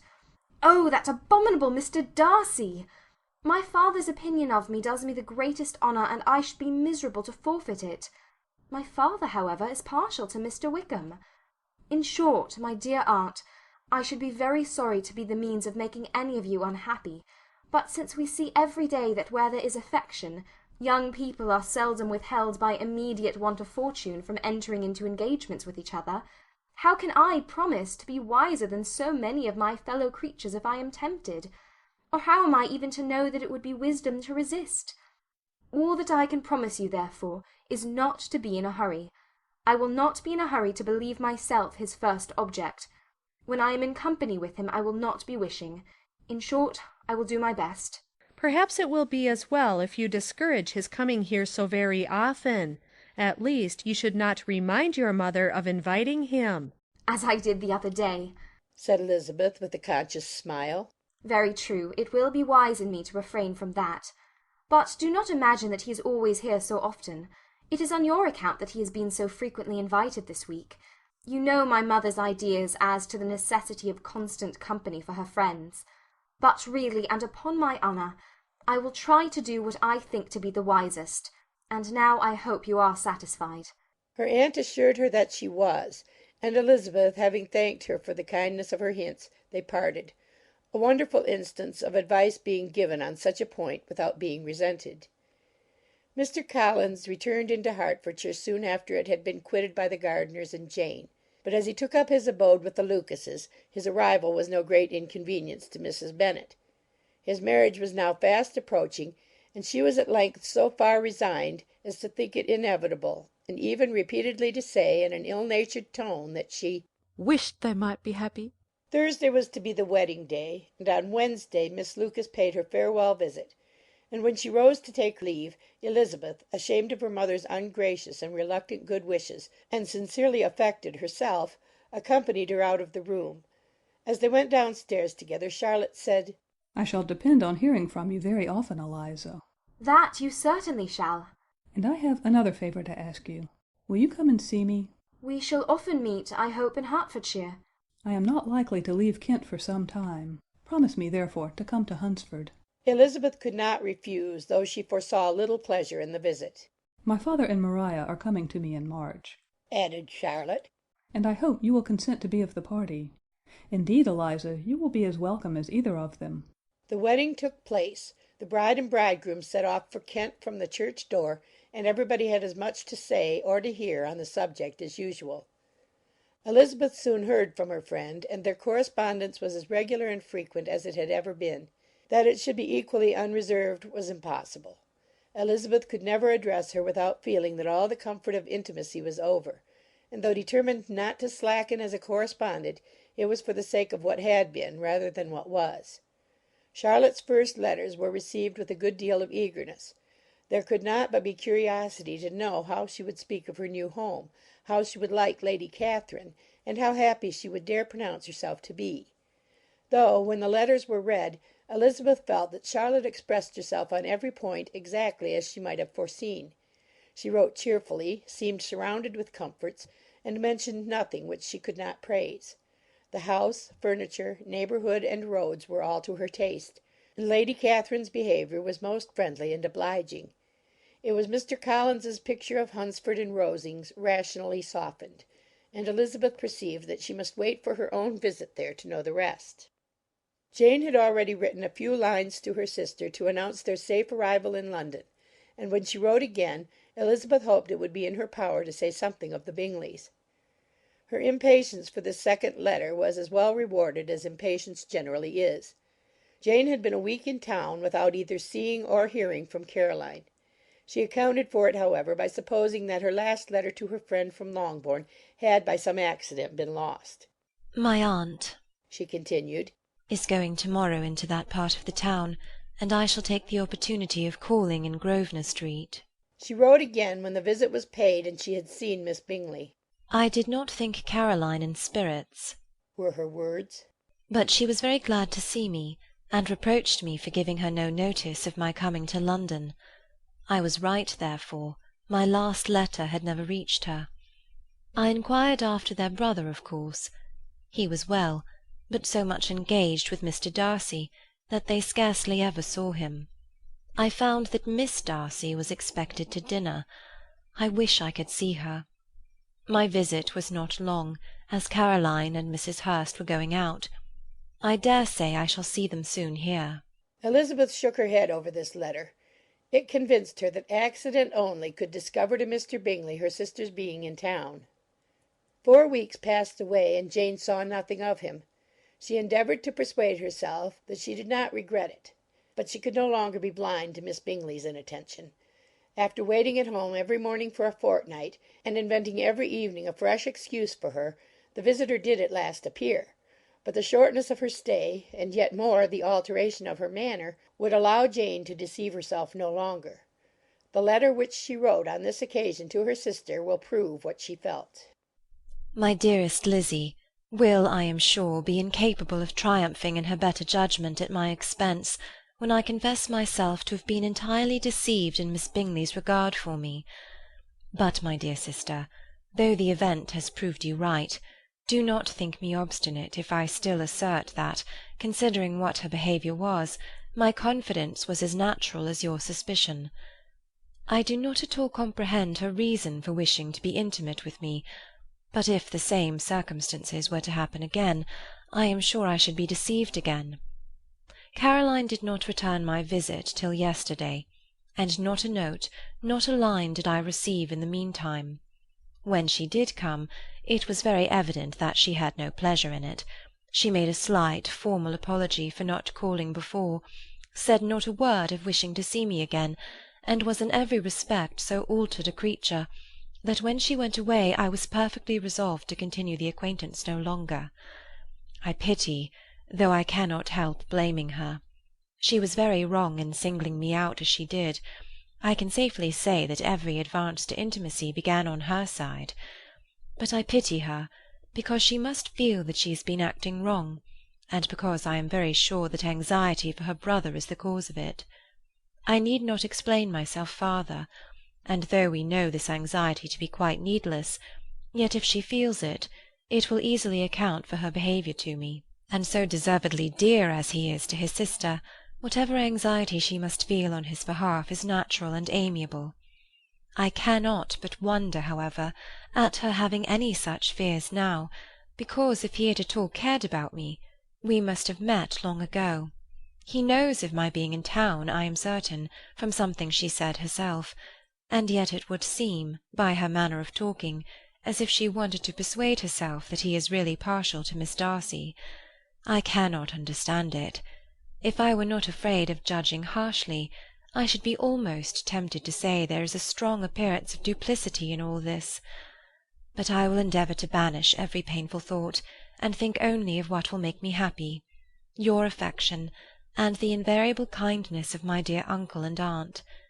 Let me hear from you very soon.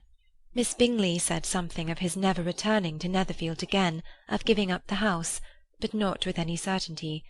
We had better not mention it. I am extremely glad that you have had such pleasant accounts from our friends at Hunsford. Pray go to see them, with Sir William and Maria. I am sure you'll be very comfortable there. Yours, etc.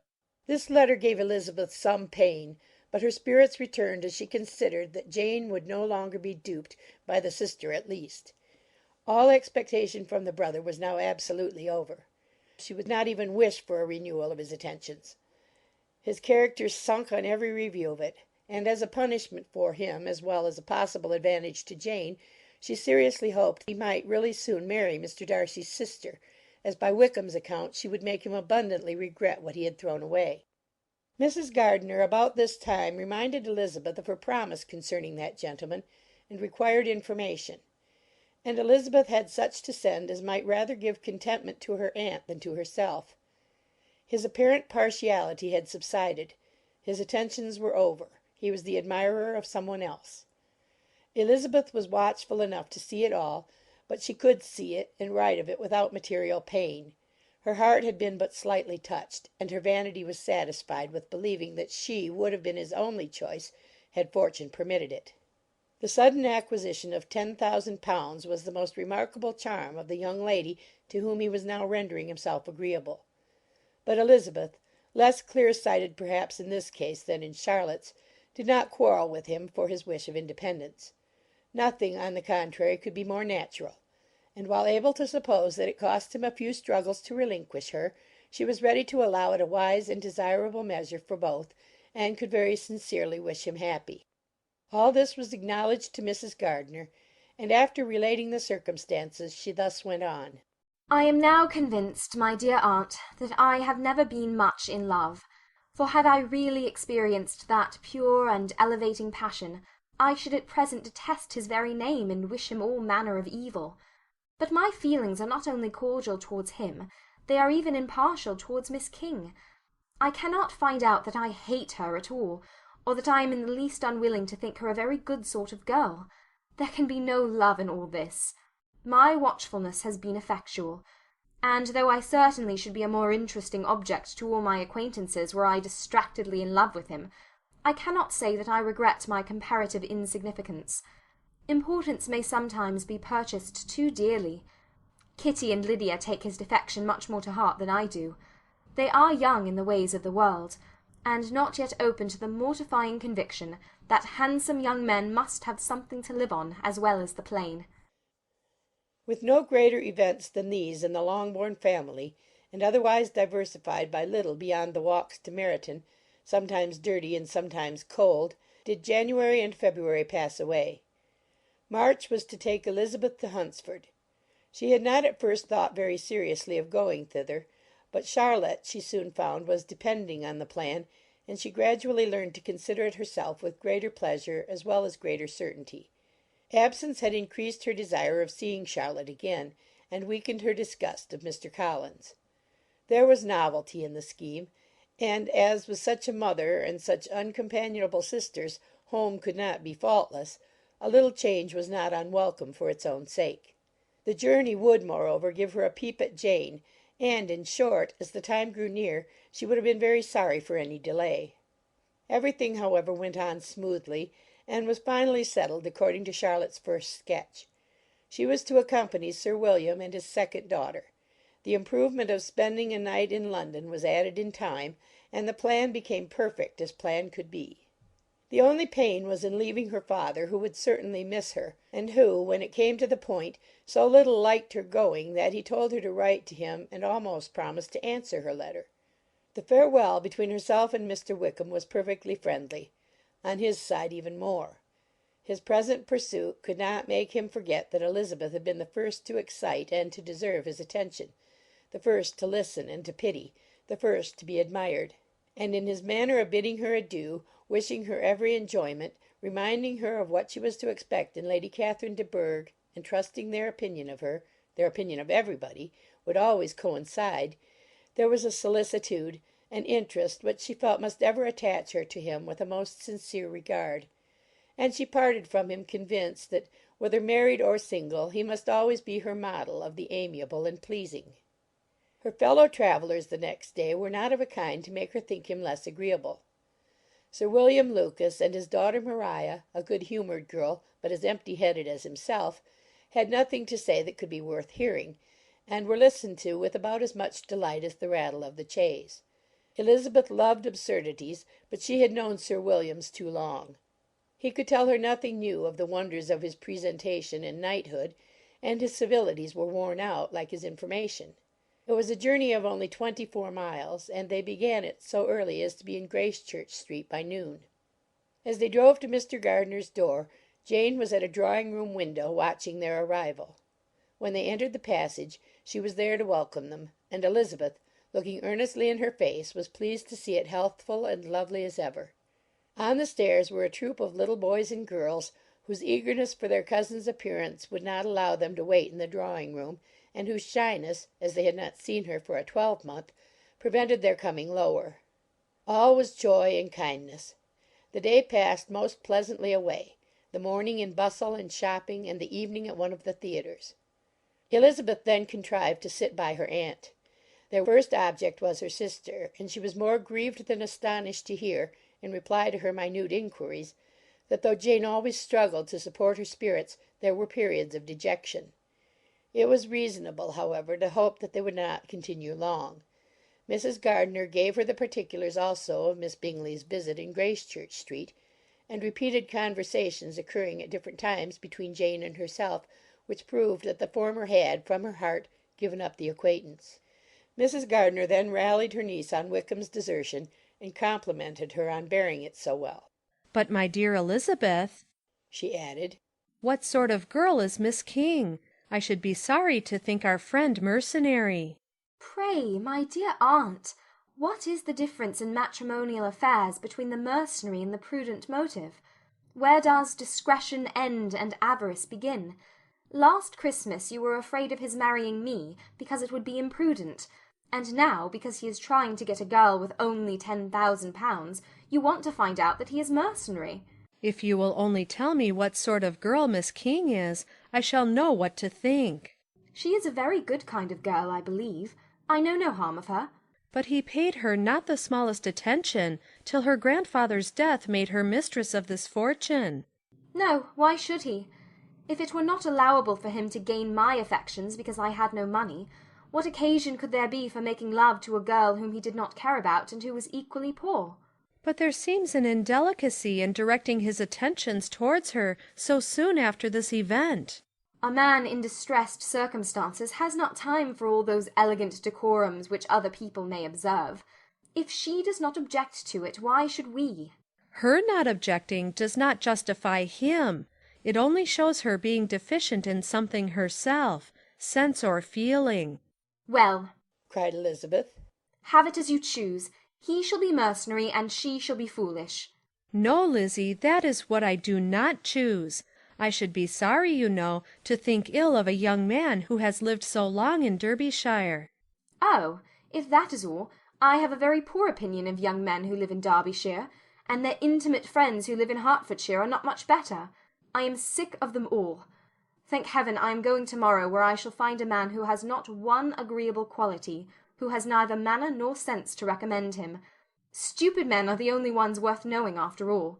Take care, Lizzie, that speech savours strongly of disappointment. Before they were separated by the conclusion of the play, she had the unexpected happiness of an invitation to accompany her uncle and aunt in a tour of pleasure which they proposed taking in the summer. We have not determined how far it shall carry us, said Mrs. Gardiner. But perhaps to the lakes. No scheme could have been more agreeable to Elizabeth, and her acceptance of the invitation was most ready and grateful. Oh, my dear, dear aunt, she rapturously cried. What delight! What felicity! You give me fresh life and vigour. Adieu to disappointment and spleen. What are young men to rocks and mountains? Oh, what hours of transport we shall spend! And when we do return, it shall not be like other travellers, without being able to give one accurate idea of anything. We will know where we have gone. We will recollect what we have seen. Lakes, mountains, and rivers shall not be jumbled together in our imaginations, nor, when we attempt to describe any particular scene, will we begin quarrelling about its relative situation. Let our first effusions be less insupportable than those of the generality of travellers. Every object in the next day's journey was new and interesting to Elizabeth, and her spirits were in a state of enjoyment, for she had seen her sister looking so well as to banish all fear for her health, and the prospect of her northern tour was a constant source of delight. When they left the high road for the lane to Hunsford, every eye was in search of the parsonage, and every turning expected to bring it in view. The palings of Rosings Park was their boundary on one side. Elizabeth smiled at the recollection of all that she had heard of its inhabitants. At length the parsonage was discernible. The garden sloping to the road, the house standing in it, the green pales, and the laurel hedge, everything declared they were arriving. Mr. Collins and Charlotte appeared at the door, and the carriage stopped at the small gate which led by a short gravel walk to the house, amidst the nods and smiles of the whole party. In a moment they were all out of the chaise, rejoicing at the sight of each other. Mrs. Collins welcomed her friend with the liveliest pleasure, and Elizabeth was more and more satisfied with coming when she found herself so affectionately received. She saw instantly that her cousin's manners were not altered by his marriage. His formal civility was just what it had been, and he detained her some minutes at the gate to hear and satisfy his inquiries after all her family. They were then, with no other delay than his pointing out the neatness of the entrance, taken into the house, and as soon as they were in the parlour he welcomed them a second time, with ostentatious formality, to his humble abode, and punctually repeated all his wife's offers of refreshment. Elizabeth was prepared to see him in his glory, and she could not help in fancying that in displaying the good proportion of the room, its aspect, and its furniture, he addressed himself particularly to her, as if wishing to make her feel what she had lost in refusing him. But though everything seemed neat and comfortable, she was not able to gratify him by any sigh of repentance, and rather looked with wonder at her friend that she could have so cheerful an air with such a companion. When Mr. Collins said anything of which his wife might reasonably be ashamed, which certainly was not unseldom, she involuntarily turned her eye on Charlotte. Once or twice she could discern a faint blush, but in general Charlotte wisely did not hear. After sitting long enough to admire every article of furniture in the room, from the sideboard to the fender, to give an account of their journey and of all that had happened in London, Mr. Collins invited them to take a stroll in the garden, which was large and well laid out, and to the cultivation of which he attended himself. To work in this garden was one of his most respectable pleasures, and Elizabeth admired the command of countenance with which Charlotte talked of the healthfulness of the exercise, and owned she encouraged it as much as possible. Here, leading the way through every walk and cross-walk, and scarcely allowing them an interval to utter the praises he asked for, every view was pointed out with a minuteness which left beauty entirely behind. He could number the fields in every direction, and could tell how many trees there were in the most distant clump. But of all the views which his garden, or which the country or kingdom could boast, none were to be compared with the prospect of Rosings, afforded by an opening in the trees that bordered the park nearly opposite the front of his house. It was a handsome modern building, well situated on rising ground. From his garden Mr. Collins would have led them round his 2 meadows, but the ladies, not having shoes to encounter the remains of a white frost, turned back; and whilst Sir William accompanied him, Charlotte took her sister and friend over the house, extremely well pleased, probably, to have the opportunity of showing it without her husband's help. It was rather small, but well built and convenient, and everything was fitted up and arranged with a neatness and consistency of which Elizabeth gave Charlotte all the credit. When Mr. Collins could be forgotten, there was really an air of great comfort throughout, and by Charlotte's evident enjoyment of it, Elizabeth supposed he must be often forgotten. She had already learnt that Lady Catherine was still in the country. It was spoken of again while they were at dinner, when Mr. Collins, joining in, observed, "Yes, Miss Elizabeth, you will have the honour of seeing Lady Catherine de Bourgh on the ensuing Sunday at church, and I need not say you will be delighted with her. She is all affability and condescension, and I doubt not but you will be honoured with some portion of her notice when service is over. I have scarcely any hesitation in saying she will include you and my sister Maria in every invitation with which she honours us during your stay here. Her behaviour to my dear Charlotte is charming. We dine at Rosings twice every week, and are never allowed to walk home.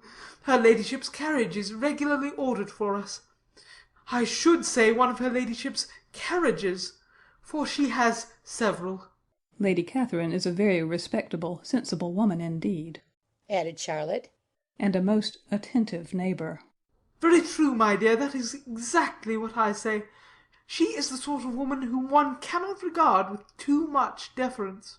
The evening was spent chiefly in talking over Hertfordshire news, and telling again what had already been written, and when it closed, Elizabeth, in the solitude of her chamber, had to meditate upon Charlotte's degree of contentment, to understand her address in guiding and composure in bearing with her husband, and to acknowledge that it was all done very well.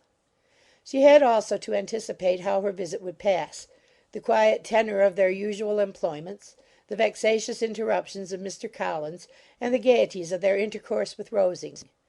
A lively imagination soon settled it all. About the middle of the next day, as she was in her room getting ready for a walk, a sudden noise below seemed to speak the whole house in confusion, and after listening a moment, she heard somebody running upstairs in a violent hurry, and calling loudly after her. She opened the door, and met Maria in the landing-place, who, breathless with agitation, cried out, "Oh, my dear Eliza, pray make haste and come into the dining-room, for there is such a sight to be seen. I will not tell you what it is. Make haste and come down this moment." Elizabeth asked questions in vain. Maria would tell her nothing more, and down they ran into the dining-room, which fronted the lane, in quest of this wonder. It was 2 ladies, stopping in a low phaeton at the garden gate. "And is this all?" cried Elizabeth. "I expected at least that the pigs were got into the garden, and here is nothing but Lady Catherine and her daughter." "La, my dear," said Maria, quite shocked at the mistake, "it is not Lady Catherine. The old lady is Mrs. Jenkinson, who lives with them. The other is Miss de Bourgh. Only look at her. She is quite a little creature. Who would have thought that she could be so thin and small?"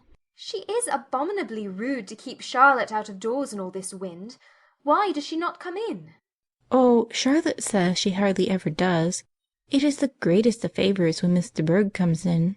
"I like her appearance," said Elizabeth, struck with other ideas. "She looks sickly and cross. Yes, she will do for him very well. She will make him a very proper wife." Mr. Collins and Charlotte were both standing at the gate in conversation with the ladies, and Sir William, to Elizabeth's high diversion, was stationed in the doorway, in earnest contemplation of the greatness before him, and constantly bowing whenever Miss de Bourgh looked that way. At length there was nothing more to be said. The ladies drove on, and the others returned into the house. Mr. Collins no sooner saw the two girls than he began to congratulate them on their good fortune, which Charlotte explained by letting them know that the whole party was asked to dine at Rosings the next day. Mr. Collins's triumph, in consequence of this invitation, was complete. The power of displaying the grandeur of his patroness to his wondering visitors, and of letting them see her civility towards himself and his wife, was exactly what he had wished for, and that an opportunity of doing it should be given so soon was such an instance of Lady Catherine's condescension as he knew not how to admire enough. "I confess," said he, "that I should not have been at all surprised by her ladyship's asking us on a Sunday to drink tea and spend the evening at Rosings. I rather expected, from my knowledge of her affability, that it would happen. But who could have foreseen such an attention as this? Who could have imagined that we should receive an invitation to dine there? An invitation, moreover, including the whole party, so immediately after your arrival?" "I am the less surprised at what has happened," replied Sir William, "from that knowledge of what the manners of the really great are, which my situation in life has allowed me to acquire. About the court, such instances of elegant breeding are not uncommon."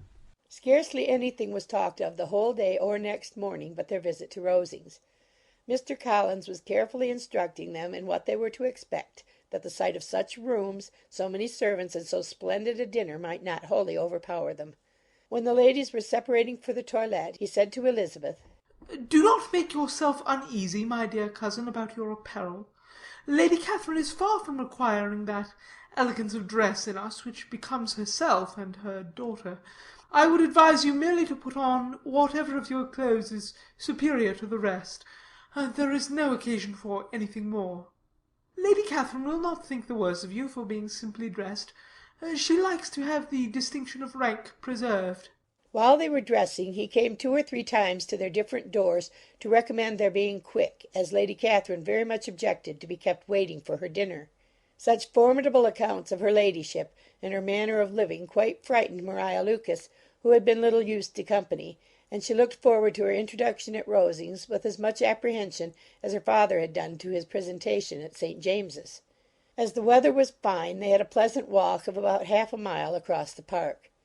Every park has its beauty and its prospects, and Elizabeth saw much to be pleased with, though she could not be in such raptures as Mr. Collins expected the scene to inspire, and was but slightly affected by his enumeration of the windows in front of the house, and his relation of what the glazing altogether had originally cost Sir Louis de Bourgh.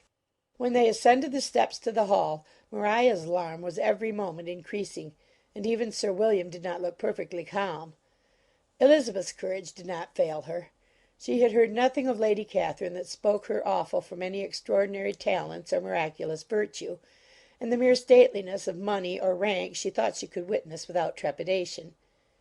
From the entrance hall, of which Mr. Collins pointed out, with a rapturous air, the fine proportion and the finished ornaments, they followed the servants through an antechamber to the room where Lady Catherine, her daughter, and Mrs. Jenkinson were sitting. Her ladyship, with great condescension, arose to receive them, and as Mrs. Collins had settled it with her husband that the office of introduction should be hers, it was performed in a proper manner, without any of those apologies and thanks which he would have thought necessary. In spite of having been at St. James's, Sir William was so completely awed by the grandeur surrounding him that he had but just courage enough to make a very low bow and take his seat without saying a word, and his daughter, frightened almost out of her senses, sat on the edge of her chair, not knowing which way to look. Elizabeth found herself quite equal to the scene, and could observe the 3 ladies before her composedly. Lady Catherine was a tall, large woman with strongly marked features, which might once have been handsome. Her air was not conciliating, nor was her manner of receiving them such as to make her visitors forget their inferior rank. She was not rendered formidable by silence, but whatever she said was spoken in so authoritative a tone as marked her self-importance, and brought Mr. Wickham immediately to Elizabeth's mind, and from the observation of the day altogether she believed Lady Catherine to be exactly what he represented. When, after examining the mother, in whose countenance and deportment she soon found some resemblance of Mr. Darcy, she turned her eyes on the daughter, she could almost have joined in Maria's astonishment at her being so thin and so small. There was neither in figure nor face any likeness between the ladies. Miss de Bourgh was pale and sickly. Her features, though not plain, were insignificant, and she spoke very little, except in a low voice to Mrs. Jenkinson, in whose appearance there was nothing remarkable, and who was entirely engaged in listening to what she said, and placing a screen in the proper direction before her eyes. After sitting a few minutes, they were all sent to one of the windows to admire the view, Mr. Collins attending them to point out its beauties, and Lady Catherine kindly informing them that it was much better worth looking at in the summer. The dinner was exceedingly handsome, and there were all the servants and all the articles of plate which Mr. Collins had promised; and, as he had likewise foretold, he took his seat at the bottom of the table by her ladyship's desire, and looked as if he felt that life could furnish nothing greater. He carved and ate and praised with delighted alacrity, and every dish was commended, first by him and then by Sir William, who was now enough recovered to echo whatever his son-in-law said, in a manner which Elizabeth wondered Lady Catherine could bear. But Lady Catherine seemed gratified by their excessive admiration, and gave most gracious smiles, especially when any dish on the table proved a novelty to them. The party did not supply much conversation. Elizabeth was ready to speak whenever there was an opening, but she was seated between Charlotte and Miss de Bourgh, the former of whom was engaged in listening to Lady Catherine, and the latter said not a word to her all dinner time. Mrs. Jenkinson was chiefly employed in watching how little Miss de Bourgh ate, pressing her to try some other dish, and fearing she was indisposed. Maria thought speaking out of the question, and the gentlemen did nothing but eat and admire. When the ladies returned to the drawing-room, there was little to be done but to hear Lady Catherine talk, which she did without any intermission till coffee came in, delivering her opinion on every subject in so decisive a manner as proved that she was not used to have her judgment controverted. She inquired into Charlotte's domestic concerns familiarly and minutely, gave her a great deal of advice as to the management of them all, told her how everything ought to be regulated in so small a family as hers, and instructed her as to the care of her cows and her poultry. Elizabeth found that nothing was beneath this great lady's attention which could furnish her with an occasion of dictating to others. In the intervals of her discourse with Mrs. Collins, she addressed a variety of questions to Maria and Elizabeth, but especially to the latter, of whose connections she knew the least, and who she observed to Mrs. Collins was a very genteel, pretty kind of girl. She asked her at different times how many sisters she had, whether they were older or younger than herself, whether any of them were likely to be married, whether they were handsome, where they had been educated, what carriage her father kept, and what had been her mother's maiden name. Elizabeth felt all the impertinence of her questions, but answered them very composedly. Lady Catherine then observed, "Your father's estate is entailed on Mr. Collins, I think, for your sake," turning to Charlotte. "I am glad of it, but otherwise I see no occasion for entailing estates from the female line. It was not thought necessary in Sir Lewis de Bourgh's family. Do you play and sing, Miss Bennet?" A little.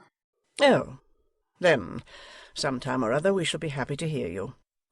Our instrument is a capital one, probably superior to you shall try it some day. Do your sisters play and sing?" One of them does. "Why did not you all learn? You ought all to have learned.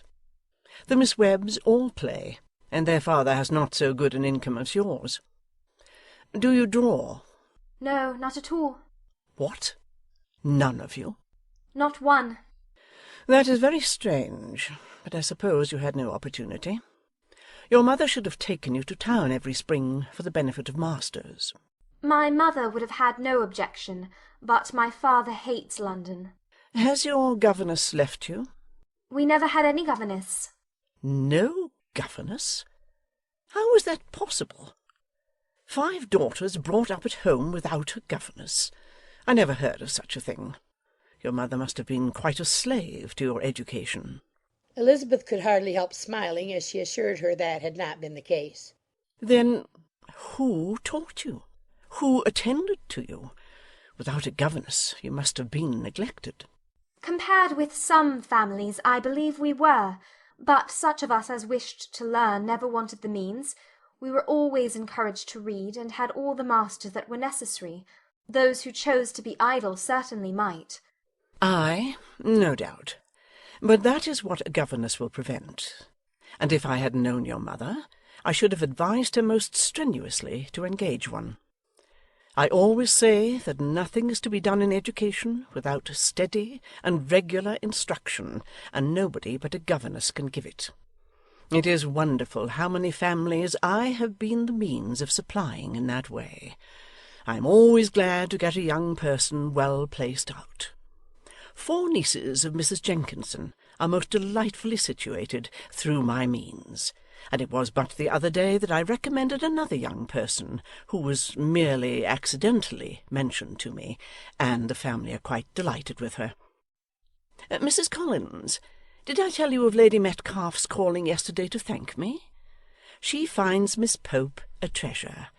Lady Catherine, said she, you have given me a treasure. Are any of your younger sisters out, Miss Bennet? Yes, ma'am, all. All? What? All 5 out at once? Very odd. And you only the second. The younger ones out before the elder ones are married. Your younger sisters must be very young. Yes, my youngest is not 16. Perhaps she is full young to be much in company. But really, ma'am, I think it would be very hard upon younger sisters that they should not have their share of society and amusement, because the elder may not have the means or inclination to marry early. The last-born has as good a right to the pleasures of youth as the first, and to be kept back on such a motive, I think it would not be very likely to promote sisterly affection or delicacy of mind. Upon my word, said her ladyship, you give your opinion very decidedly for so young a person. Pray, what is your age? With 3 younger sisters grown up, replied Elizabeth, smiling. Your ladyship can hardly expect me to own it. Lady Catherine seemed quite astonished at not receiving a direct answer, and Elizabeth suspected herself to be the first creature who had ever dared to trifle with so much dignified impertinence. You cannot be more than 20, I am sure, therefore you need not conceal your age. I am not 21. When the gentlemen had joined them, and tea was over, the card tables were placed. Lady Catherine, Sir William, and Mr. and Mrs. Collins sat down to quadrille, and as Miss de Bourgh chose to play at casino, the 2 girls had the honour of assisting Mrs. Jenkinson to make up her party. Their table was superlatively stupid. Scarcely a syllable was uttered that did not relate to the game, except when Mrs. Jenkinson expressed her fears of Miss de Bourgh's being too hot or too cold, or having too much or too little light. A great deal more passed at the other table. Lady Catherine was generally speaking, stating the mistakes of the 3 others, or relating some anecdote of herself. Mr. Collins was employed in agreeing to everything her ladyship said, thanking her for every fish he won, and apologizing if he thought he won too many. Sir William did not say much. He was storing his memory with anecdotes and noble names. When Lady Catherine and her daughter had played as long as they chose, the tables were broken up, the carriage was offered to Mrs. Collins, gratefully accepted, and immediately ordered. The party then gathered round the fire to hear Lady Catherine determine what weather they were to have on the morrow. From these instructions they were summoned by the arrival of the coach, and with many speeches of thankfulness on Mr. Collins's side, and as many bows on Sir William's, they departed. As soon as they had driven from the door, Elizabeth was called on by her cousin to give her opinion of all that she had seen at Rosings, which, for Charlotte's sake, she made more favourable than it really was. But her commendation, though costing her some trouble, could by no means satisfy Mr. Collins, and he was very soon obliged to take her ladyship's praise into his own hands. Sir William stayed only a week at Hunsford, but his visit was long enough to convince him of his daughter's being most comfortably settled, and of her possessing such a husband and such a neighbour as were not often met with. While Sir William was with them, Mr. Collins devoted his morning to driving him out in his gig and showing him the country. But when he went away, the whole family returned to their usual employments, and Elizabeth was thankful to find that they did not see more of her cousin by the alteration for the chief of the time between breakfast and dinner was now passed by him either at work in the garden, or in reading and writing and looking out of the window in his own book-room, which fronted the road. The room in which the ladies sat was backwards. Elizabeth had at first rather wondered that Charlotte should not prefer the dining-parlour for common use. It was a better sized room, and had a more pleasant aspect. But she soon saw that her friend had an excellent reason for what she did, for Mr. Collins would undoubtedly have been much less in his own apartment had they sat in one equally lively, and she gave Charlotte credit for the arrangement. From the drawing-room they could distinguish nothing in the lane, and were indebted to Mr. Collins for the knowledge of what carriages went along, and how often especially Miss de Bourgh drove by in her phaeton, which he never failed coming to inform them of, though it happened almost every day. She not unfrequently stopped at the parsonage and had a few minutes' conversation with Charlotte, but was scarcely ever prevailed upon to get out. Very few days passed in which Mr. Collins did not walk to Rosings, and not many in which his wife did not think it necessary to go likewise. Until Elizabeth recollected that there might be other family livings to be disposed of, she could not understand the sacrifice of so many hours. Now and then they were honoured with a call from her ladyship, and nothing escaped her observation that was passing in the room during these visits. She examined into their employments, looked at their work, and advised them to do it differently; found fault with the arrangement of the furniture, or detected the housemaid in negligence; and if she accepted any refreshment, seemed to do it only for the sake of finding out that Mrs. Collins's joints of meat were too large for her family. Elizabeth soon perceived that though this great lady was not in commission of the peace of the county, she was a most active magistrate in her own parish, the minutest concerns of which were carried to her by Mr. Collins; and whenever any of the cottagers were disposed to be quarrelsome, discontented, or too poor, she sallied forth into the village to settle their differences, silence their complaints, and scold them into harmony and plenty. The entertainment of dining at Rosings was repeated about twice a week, and allowing for the loss of Sir William, and there being only one card table in the evening, every such entertainment was the counterpart of the first. Their other engagements were few, as the style of living in the neighbourhood in general was beyond Mr. Collins's reach. This, however, was no evil to Elizabeth, and upon the whole she spent her time comfortably enough. There were half hours of pleasant conversation with Charlotte, and the weather was so fine for the time of year that she had often great enjoyment out of doors. Her favourite walk, and where she frequently went while the others were calling on Lady Catherine, was along the open grove which edged that side of the park where there was a nice sheltered path, which no one seemed to value but herself, and where she felt beyond the reach of Lady Catherine's curiosity. In this quiet way the first fortnight of her visit soon passed away. Easter was approaching, and the week preceding it was to bring an addition to the family at Rosings, which in so small a circle must be important. Elizabeth had heard soon after her arrival that Mr. Darcy was expected there in the course of a few weeks, and though there were not many of her acquaintances whom she did not prefer, his coming would furnish one comparatively new to look at in their Rosings parties, and she might be amused in seeing how hopeless Miss Bingley's designs on him were by his behaviour to his cousin, for whom he was evidently destined by Lady Catherine, who talked of his coming with the greatest satisfaction, spoke of him in terms of the highest admiration, and seemed almost angry to find that he had already been frequently seen by Miss Lucas and herself. His arrival was soon known at the parsonage, for Mr. Collins was walking the whole morning within view of the lodges opening into Hunsford Lane, in order to have the earliest assurance of it, and after making his bow as the carriage turned into the park, hurried home with the great intelligence. On the following morning he hastened to Rosings to pay his respects. There were two nephews of Lady Catherine to require them, for Mr. Darcy had brought with him a Colonel Fitzwilliam, the younger son of his uncle Lord , and to the great surprise of all the party, when Mr. Collins returned, the gentleman accompanied him.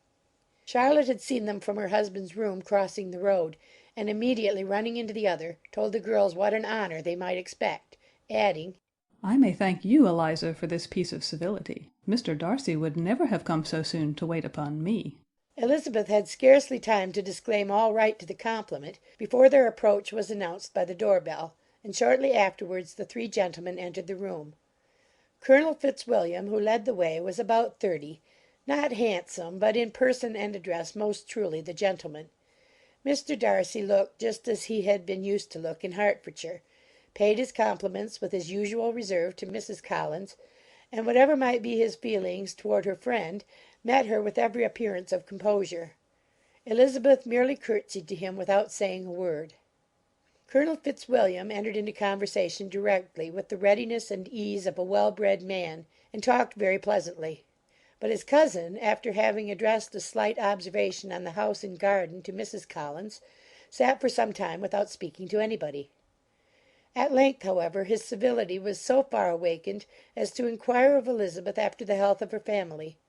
She answered him in the usual way, and after a moment's pause added, My eldest sister has been in town these 3 months. Have you never happened to see her there? She was perfectly sensible that he never had, but she wished to see whether he would betray any consciousness of what had passed between the Bingleys and Jane, and she thought he looked a little confused as he answered that he had never been so fortunate as to meet Miss Bennet. The subject was pursued no farther, and the gentlemen soon afterwards went away. Colonel Fitzwilliam's manners were very much admired at the parsonage, and the ladies all felt that he must add considerably to the pleasures of their engagements at Rosings. It was some days, however, before they received any invitation thither, for while there were visitors in the house they could not be necessary, and it was not till Easter Day, almost a week after the gentlemen's arrival, that they were honoured by such an attention, and then they were merely asked on leaving church to come there in the evening. For the last week they had seen very little of Lady Catherine or her daughter. Colonel Fitzwilliam had called at the parsonage more than once during the time, but Mr. Darcy they had seen only at church. The invitation was accepted, of course, and at a proper hour they joined the party in Lady Catherine's drawing-room. Her ladyship received them civilly, but it was plain that their company was by no means so acceptable as when she could get nobody else, and she was, in fact, almost engrossed by her nephews, speaking to them, especially to Darcy, much more than to any other person in the room. Colonel Fitzwilliam seemed really glad to see them.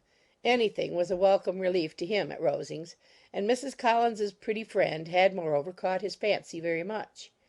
He now seated himself by her, and talked so agreeably of Kent and Hertfordshire, of travelling and staying at home, of new books and music, that Elizabeth had never been half so well entertained in that room before, and they conversed with so much spirit and flow as to draw the attention of Lady Catherine herself, as well as of Mr. Darcy. His eyes had been soon and repeatedly turned towards them with a look of curiosity, and that her ladyship after a while shared the feeling was more openly acknowledged, for she did not scruple to call out, "What is that you are saying, Fitzwilliam? What is it you are talking of? What are you telling Miss Bennet? Let me hear what it is." "We are speaking of music, madam," said he, when no longer able to avoid a reply. "Of music? Then pray speak aloud. It is of all subjects my delight. I must have my share in the conversation, if you are speaking of music. There are few people in England, I suppose, who have more true enjoyment of music than myself, or a better natural taste. If I had ever learnt, I should have been a great proficient. And so would Anne, if her health had allowed her to apply. I am confident that you would have performed delightfully. How does Georgiana get on, Darcy?" Mr. Darcy spoke with affectionate praise of his sister's proficiency. "I'm very glad to hear such a good account of her," said Lady Catherine. "And pray tell her from me that she cannot expect to excel if she does not practise a good deal." "I assure you, madam," he replied, "that she does not need such advice. She practises very constantly." "So much the better. It cannot be done too much. And when I next write to her, I shall charge her not to neglect it on any account. I often tell young ladies that no excellence in music is to be acquired without constant practice. I have told Miss Bennet several times that she will never play really well unless she practises more. And though Mrs. Collins has no instrument, she is very welcome, as I have often told her, to come to Rosings every day and play on the pianoforte in Mrs. Jenkins's room. She would be in nobody's way, you know, in that part of the house." Mr. Darcy looked a little ashamed of his aunt's ill-breeding, and made no answer. When coffee was over, Colonel Fitzwilliam reminded Elizabeth of having promised to play to him, and she sat down directly to the instrument. He drew a chair near her. Lady Catherine listened to half a song, and then talked, as before, to her other nephew, till the latter walked away from her, and making with his usual deliberation towards the pianoforte, stationed himself so as to command a full view of the fair performer's countenance.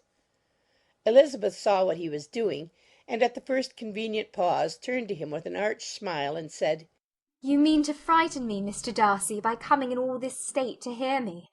I will not be alarmed, though your sister does play so well. There is a stubbornness about me that never can bear to be frightened at the will of others.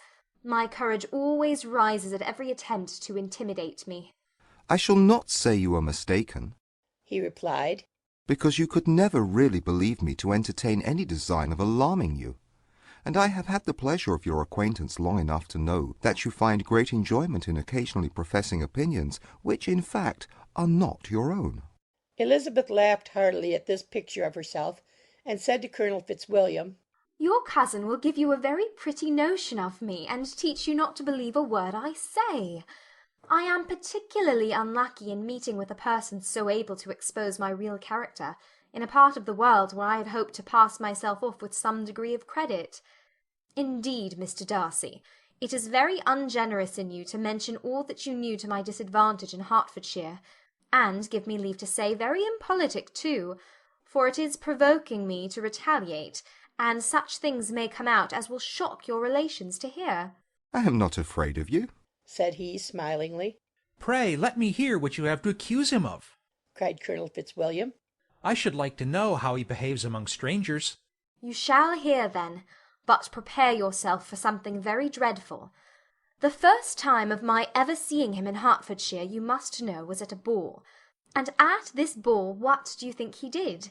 He danced only 4 dances, though gentlemen were scarce, and, to my certain knowledge, more than one young lady was sitting down in want of a partner. Mr. Darcy, you cannot deny the fact." I had not at that time the honour of knowing any lady in the assembly beyond my own party. "True, and nobody can ever be introduced in a ball-room. Well, Colonel Fitzwilliam, what do I play next? My fingers wait your orders." Perhaps, said Darcy, I should have judged better had I sought an introduction, but I am ill qualified to recommend myself to strangers. "Shall we ask your cousin the reason of this?" said Elizabeth, still addressing Colonel Fitzwilliam. "Shall we ask him why a man of sense and education, and who has lived in the world, is ill qualified to recommend himself to strangers?" I can answer your question, said Fitzwilliam, without applying to him. It is because he will not give himself the trouble. I certainly have not the talent which some people possess, said Darcy, of conversing easily with those I have never seen before. I cannot catch their tone of conversation, or appear interested in their concerns, as I often see done. "My fingers," said Elizabeth, "do not move over this instrument in the masterly manner which I see so many women's do. They have not the same force or rapidity, and do not produce the same expression. But then I have always supposed it to be my own fault, because I will not take the trouble of practising. It is not that I do not believe my fingers as capable as any other woman's of superior execution." Darcy smiled, and said, You are perfectly right. You have employed your time much better. No one admitted to the privilege of hearing you can think anything wanting. We neither of us perform to strangers. Here they were interrupted by Lady Catherine, who called out to know what they were talking of. Elizabeth immediately began playing again. Lady Catherine approached, and after listening for a few minutes, said to Darcy, "Miss Bennet would not play at all amiss if she practised more, and could have the advantage of a London master. She has a very good notion of fingering, though her taste is not equal to Anne's. Anne would have been a delightful performer had her health allowed her to learn." Elizabeth looked at Darcy to see how cordially he assented to his cousin's praise, but neither at that moment nor at any other could she discern any symptom of love, and from the whole of his behaviour to Miss de Bourgh she derived this comfort for Miss Bingley, that he might have been just as likely to marry her had she been his relation. Lady Catherine continued her remarks on Elizabeth's performance, mixing with them many instructions on execution and taste. Elizabeth received them with all the forbearance of civility, and at the request of the gentleman remained at the instrument till her ladyship's carriage was ready to take them all home. Elizabeth was sitting by herself the next morning and writing to Jane while Mrs. Collins and Maria were gone on business into the village, when she was startled by a ring at the door, the certain signal of a visitor. As she had heard no carriage, she thought it not unlikely to be Lady Catherine, and under that apprehension was putting away her half-finished letter, that she might escape all impertinent questions, when the door opened, and to her very great surprise Mr. Darcy, and Mr. Darcy only, entered the room. He seemed astonished, too, on finding her alone, and apologized for his intrusion by letting her know that he had understood all the ladies were to be within. They then sat down, and when her inquiries after Rosings were made, seemed in danger of sinking into total silence. It was absolutely necessary, therefore, to think of something, and in this emergency, recollecting when she had seen him last in Hertfordshire, and feeling curious to know what he would say on the subject of their hasty departure, she observed, "How very suddenly you all quitted Netherfield last November, Mr. Darcy. It must have been a most agreeable surprise to Mr. Bingley to see you all after him so soon, for, if I recollect right, he went but the day before. He and his sisters were well, I hope, when you left London?" Perfectly so, thank you. She found that she was to receive no other answer, and after a short pause added, "I think I have understood that Mr. Bingley has not much idea of ever returning to Netherfield again." I have never heard him say so, but it is probable that he may spend very little of his time there in the future. He has many friends, and is at a time of life when friends and engagements are continually increasing. "If he means to be but little at Netherfield, it would be better for the neighbourhood that he should give up the place entirely, for then we might possibly get a settled family there. But perhaps Mr. Bingley did not take the house so much for the convenience of the neighbourhood as for his own, and we must expect him to keep it or quit it on the same principle." I should not be surprised, said Darcy, if he were to give it up as soon as any eligible purchase offers. Elizabeth made no answer. She was afraid of talking longer of his friend, and having nothing else to say, was now determined to leave the trouble of finding a subject to him. He took the hint, and soon began with, "This seems a very comfortable house. Lady Catherine, I believe, did a great deal to it when Mr. Collins first came to Hunsford." "I believe she did, and I am sure she could not have bestowed her kindness on a more grateful object." "Mr. Collins appears to be very fortunate in his choice of a wife." "Yes, indeed. His friends may well rejoice in his having met with one of the very few sensible women who would have accepted him, or have made him happy if they had. My friend has an excellent understanding, though I am not certain that I consider her marrying Mr. Collins as the wisest thing she ever did. She seems perfectly happy, however, and in a prudential light it is certainly a very good match for her." "It must be very agreeable for her to be settled within so easy a distance of her own family and friends." "An easy distance, do you call it? It is nearly 50 miles." "And what is 50 miles of good road? Little more than half a day's journey. Yes, I call it a very easy distance." "I should never have considered the distance as one of the advantages of the match," cried Elizabeth. "I should never have said Mrs. Collins was settled near her family." "It is a proof of your own attachment to Hertfordshire. Anything beyond the very neighbourhood of Longbourn, I suppose, would appear far." As he spoke, there was a sort of smile which Elizabeth fancied she understood. He must be supposing her to be thinking of Jane and Netherfield, and she blushed as she answered, "I do not mean to say that a woman may not be settled too near her family. The far and the near must be relative and depend on many varying circumstances. Where there is fortune to make the expenses of travelling unimportant, distance becomes no evil. But that is not the case here.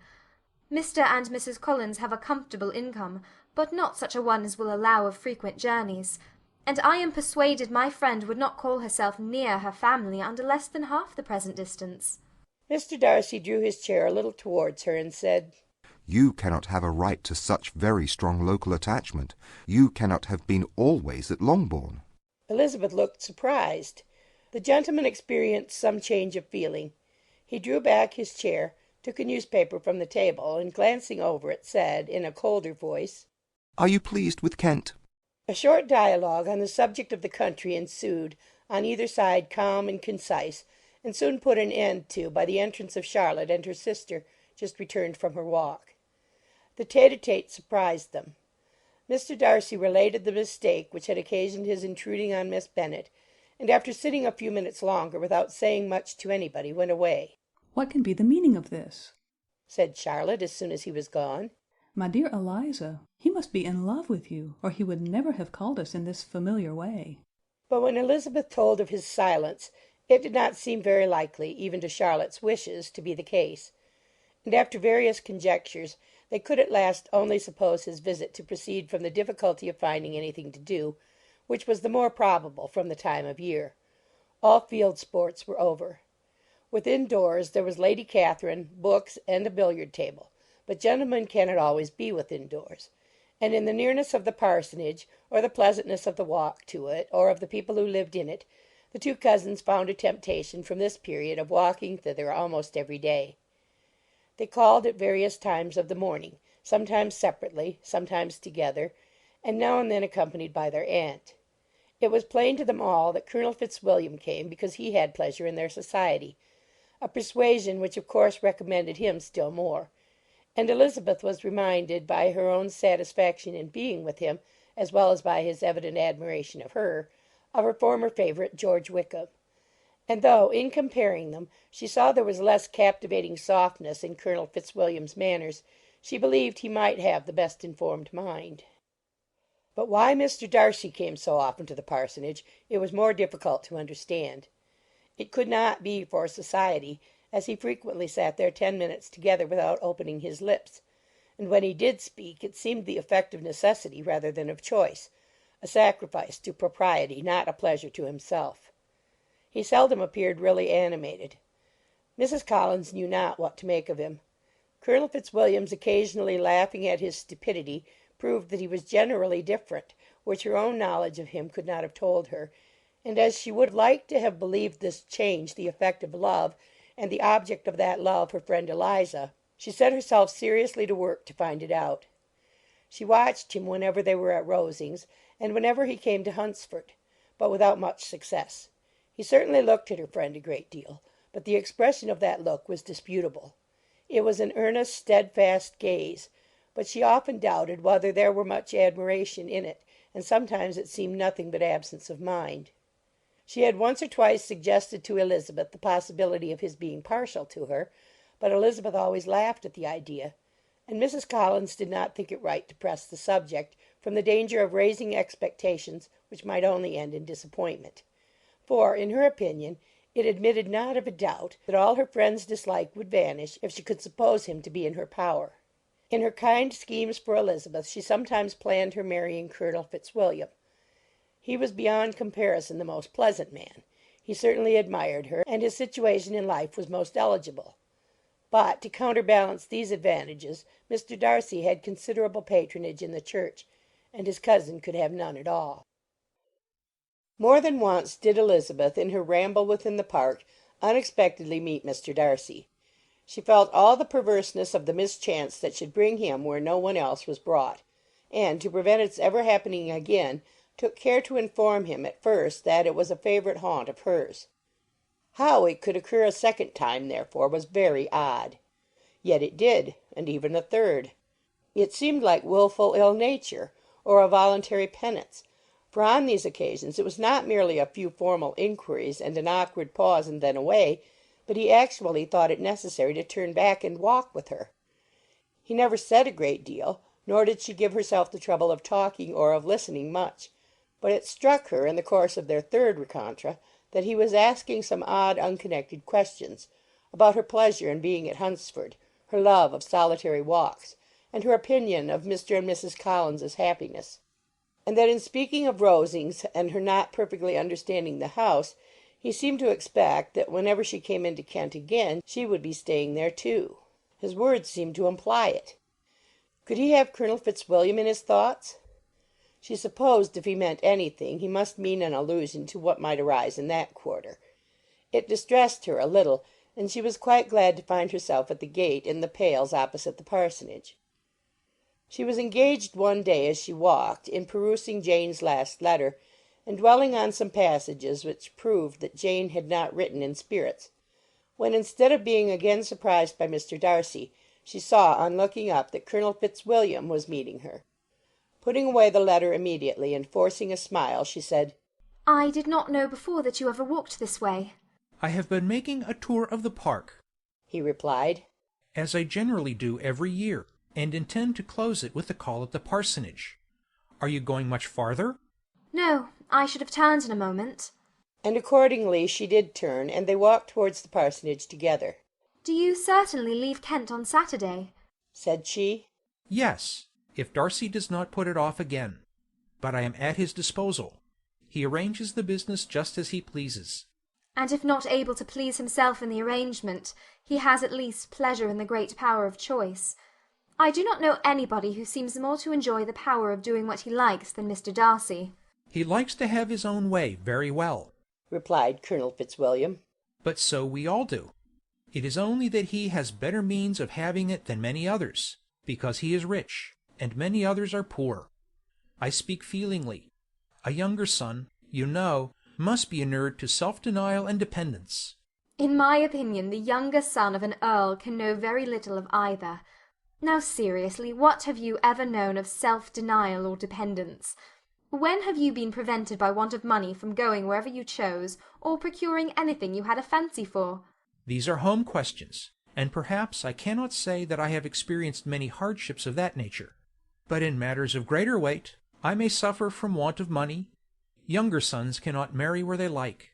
"Unless where they like women of fortune, which I think they very often do." Our habits of expense make us too dependent, and there are not many in my rank of life who can afford to marry without some attention to money. "Is this," thought Elizabeth, "meant for me?" And she coloured at the idea, but recovering herself, said in a lively tone, "And pray, what is the usual price of an earl's younger son? Unless the elder brother is very sickly, I suppose you would not ask above £50,000. He answered her in the same style, and the subject dropped. To interrupt a silence which might make him fancy her affected with what had passed, she soon afterwards said, "I imagine your cousin brought you down with him chiefly for the sake of having some one at his disposal. I wonder he does not marry, to secure a lasting convenience of that kind. But perhaps his sister does as well for the present, and as she is under his sole care, he may do what he likes with her." "No," said Colonel Fitzwilliam. "that is an advantage which he must divide with me. I am joined with him in the guardianship of Miss Darcy." "Are you indeed? And pray what sort of guardians do you make? Does your charge give you much trouble?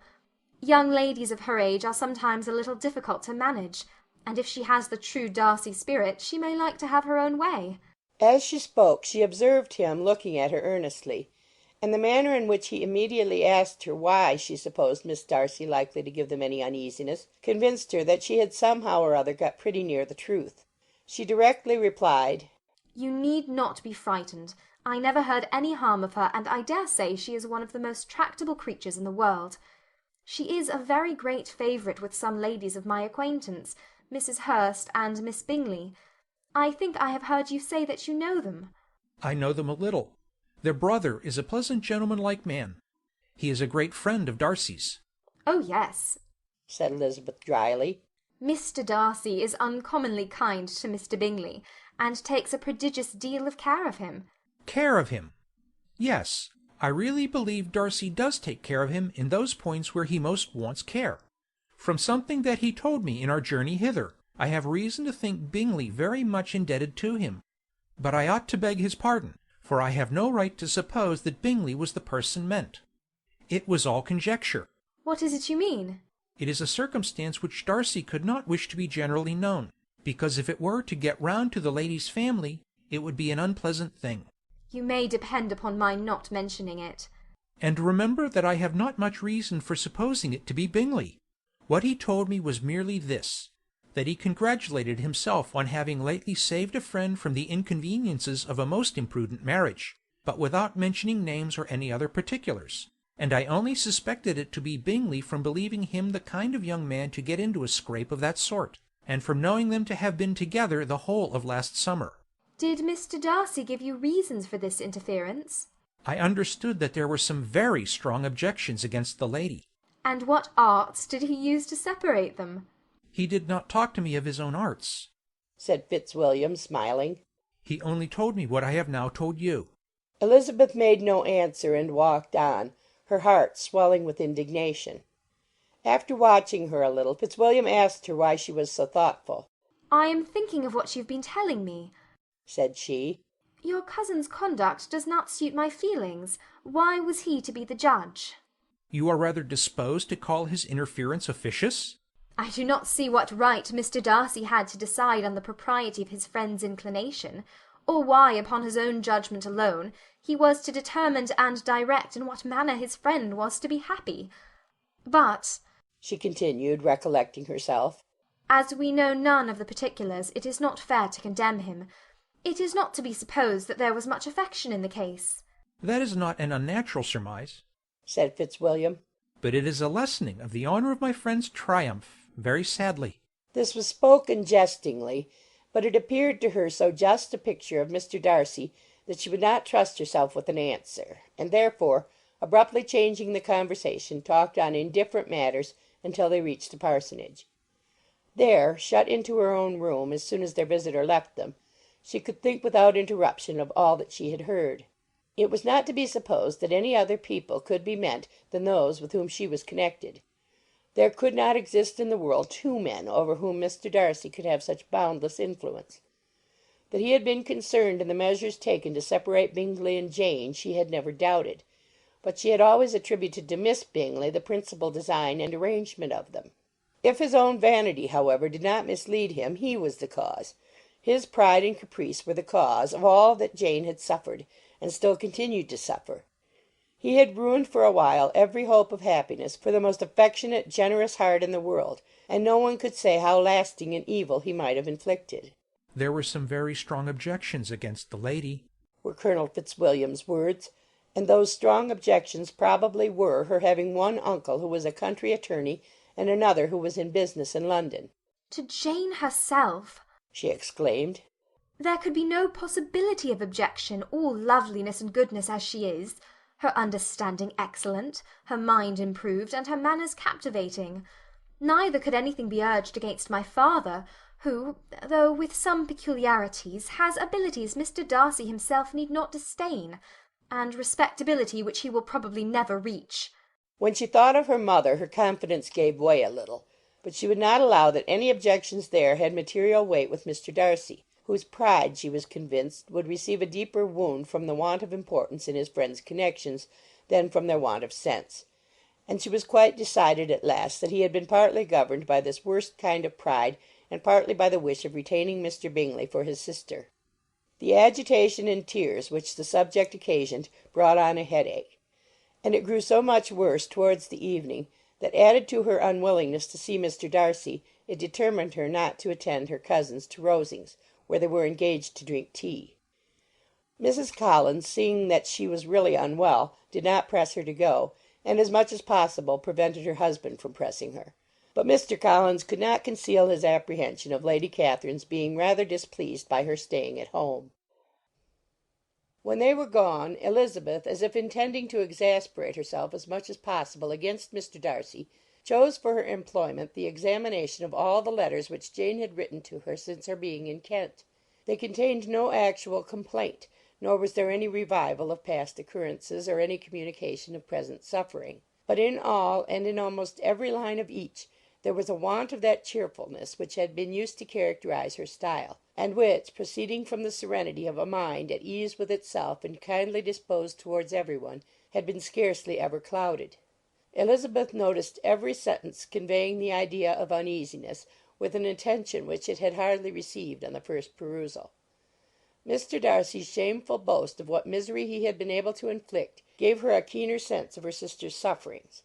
It was some consolation to think that his visit to Rosings was to end on the day after the next, and a still greater that in less than a fortnight she should herself be with Jane again, and enabled to contribute to the recovery of her spirits by all that affection could do.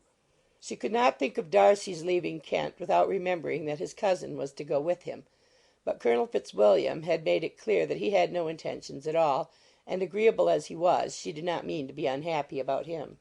While settling this point, she was suddenly roused by the sound of the door bell, and her spirits were a little fluttered by the idea of its being Colonel Fitzwilliam himself, who had once before called late in the evening, and might now come to inquire particularly after her. But this idea was soon banished, and her spirits were very differently affected, when, to her utter amazement, she saw Mr. Darcy walk into the room. In a hurried manner he immediately began an inquiry after her health, imputing his visit to a wish of hearing that she were better.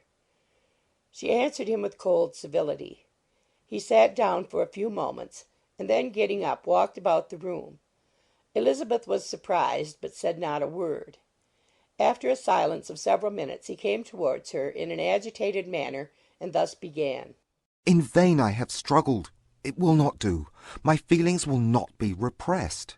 You must allow me to tell you how ardently I admire and love you. Elizabeth's astonishment was beyond expression. She stared, coloured, doubted, and was silent. This he considered sufficient encouragement, and the avowal of all that he felt and had long felt for her immediately followed. He spoke well, but there were feelings besides those of the heart to be detailed, and he was not more eloquent on the subject of tenderness than of pride. His sense of her inferiority, of its being a degradation, of the family obstacles which had always opposed to inclination, were dwelt on with a warmth which seemed due to the consequence he was wounding, but was very unlikely to recommend his suit. In spite of her deeply rooted dislike, she could not be insensible to the compliment of such a man's affection, and though her intentions did not vary for an instant, she was at first sorry for the pain he was to receive, till, roused to resentment by his subsequent language, she lost all compassion in anger. She tried, however, to compose herself to answer him with patience, when he should have done. He concluded with representing to her the strength of that attachment which, in spite of all his endeavours, he had found impossible to conquer, and with expressing his hope that it would now be rewarded by her acceptance of his hand. As he said this, she could easily see that he had no doubt of a favourable answer. He spoke of apprehension and anxiety, but his countenance expressed real security.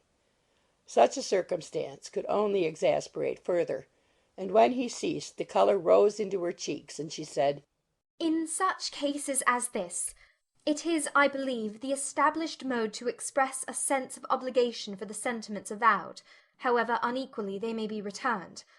It is natural that obligation should be felt, and if I could feel gratitude I would now thank you. But I cannot. I have never desired your good opinion, and you have certainly bestowed it most unwillingly. I am sorry to have occasioned pain to any one. It has been most unconsciously done, however, and I hope will be of short duration. The feelings which you tell me have long prevented the acknowledgment of your regard can have little difficulty in overcoming it after this explanation." Mr. Darcy, who was leaning against the mantelpiece with his eyes fixed on her face, seemed to catch her words with no less resentment than surprise. His complexion became pale with anger, and the disturbance of his mind was visible in every feature. He was struggling for the appearance of composure, and would not open his lips till he believed himself to have attained it. The pause was to Elizabeth's feelings dreadful. At length, with a voice of forced calmness, he said, And this is all the reply which I am to have the honour of expecting? I might, perhaps, wish to be informed why, with so little endeavour at civility, I am thus rejected. But it is of small importance.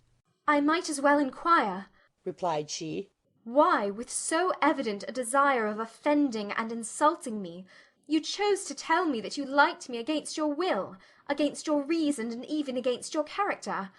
Was not this some excuse for incivility if I was uncivil? But I have other provocations, you know I have. Had not my feelings decided against you, had they been indifferent, or had they even been favourable, do you think that any consideration would tempt me to accept the man who has been the means of ruining, perhaps for ever, the happiness of a most beloved sister?" As she pronounced these words, Mr. Darcy changed colour, but the emotion was short, and he listened without attempting to interrupt her while she continued. "I have every reason in the world to think ill of you. No motive can excuse the unjust and ungenerous part you acted there. You dare not, You cannot deny that you have been the principal, if not the only means of dividing them from each other, of exposing one to the censure of the world for caprice and instability, and the other to its derision for disappointed hopes, and involving them both in misery of the acutest kind. She paused, and saw with no slight indignation that he was listening with an air which proved him wholly unmoved by any feeling of remorse. He even looked at her with a smile of affected incredulity. Can you deny that you have done it? She repeated. With assumed tranquillity he then replied, I have no wish of denying that I did everything in my power to separate my friend from your sister, or that I rejoice in my success. Towards him I have been kinder than towards myself. Elizabeth disdained the appearance of noticing this civil reflection, but its meaning did not escape, nor was it likely to conciliate her. But it is not merely this affair, she continued, on which my dislike is founded. Long before it had taken place, my opinion of you was decided. Your character was unfolded in the recital which I received many months ago from Mr. Wickham. On this subject what can you have to say? In what imaginary act of friendship can you here defend yourself? Or under what misrepresentation can you here impose upon others? You take an eager interest in that gentleman's concerns, said Darcy in a less tranquil tone, and with a heightened colour. Who that knows what his misfortunes have been can help feeling an interest in him? His misfortunes? Repeated Darcy contemptuously. Yes, his misfortunes have been great indeed. And of your infliction, cried Elizabeth with energy. You have reduced him to his present state of poverty, comparative poverty. You have withheld the advantages which you must know to have been designed for him. You have deprived the best years of his life of that independence which was no less his due than his desert. You have done all this, and yet you can treat the mention of his misfortune with contempt and ridicule. And this, cried Darcy, as he walked with quick steps across the room, is your opinion of me? This is the estimation in which you hold me? I thank you for explaining it so fully. My faults, according to this calculation, are heavy indeed, but perhaps, added he, stopping in his walk and turning towards her, these offences might have been overlooked had not your pride been hurt by my honest confession of the scruples that had long prevented my forming any serious design.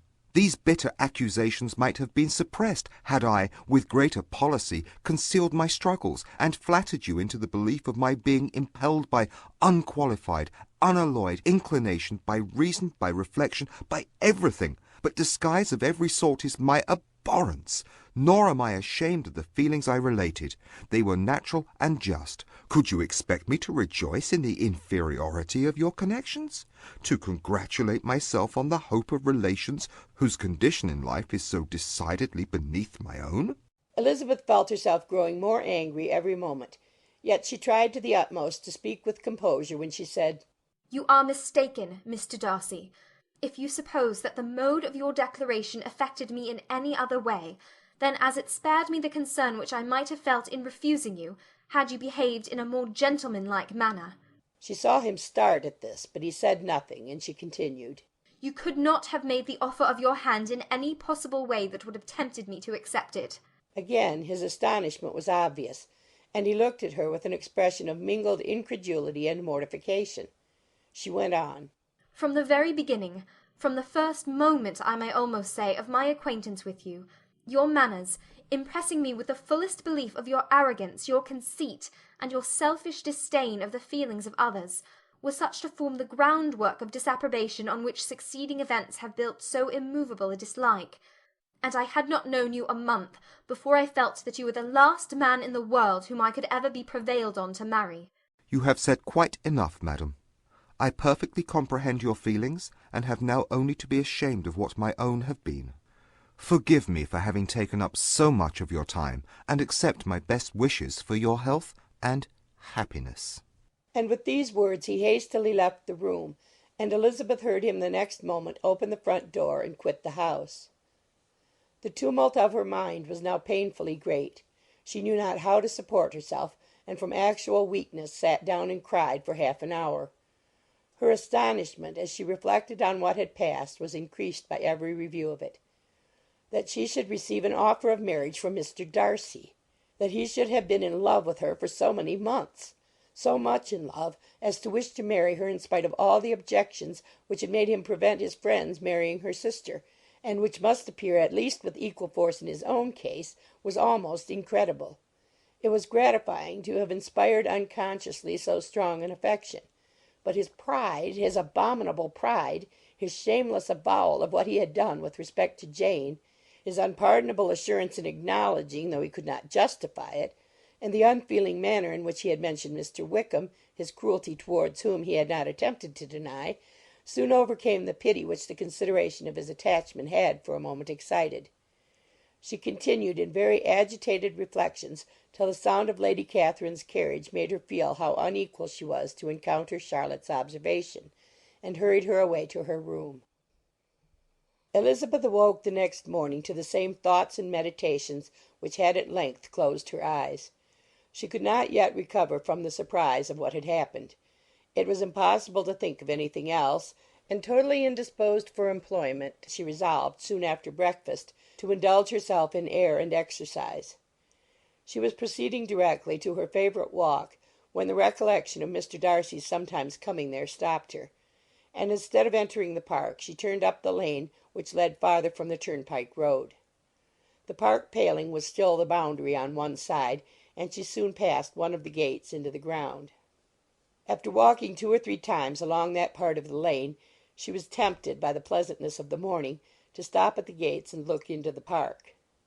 The 5 weeks which she had now passed in Kent had made a great difference in the country, and every day was adding to the verdure of the early trees. She was on the point of continuing her walk, when she caught a glimpse of a gentleman within the sort of grove which edged the park. He was moving that way, and fearful of its being Mr. Darcy, she was directly retreating. But the person who advanced was now near enough to see her, and stepping forward with eagerness, pronounced her name. She had turned away, but on hearing herself called, though in a voice which proved it to be Mr. Darcy, she moved again towards the gate.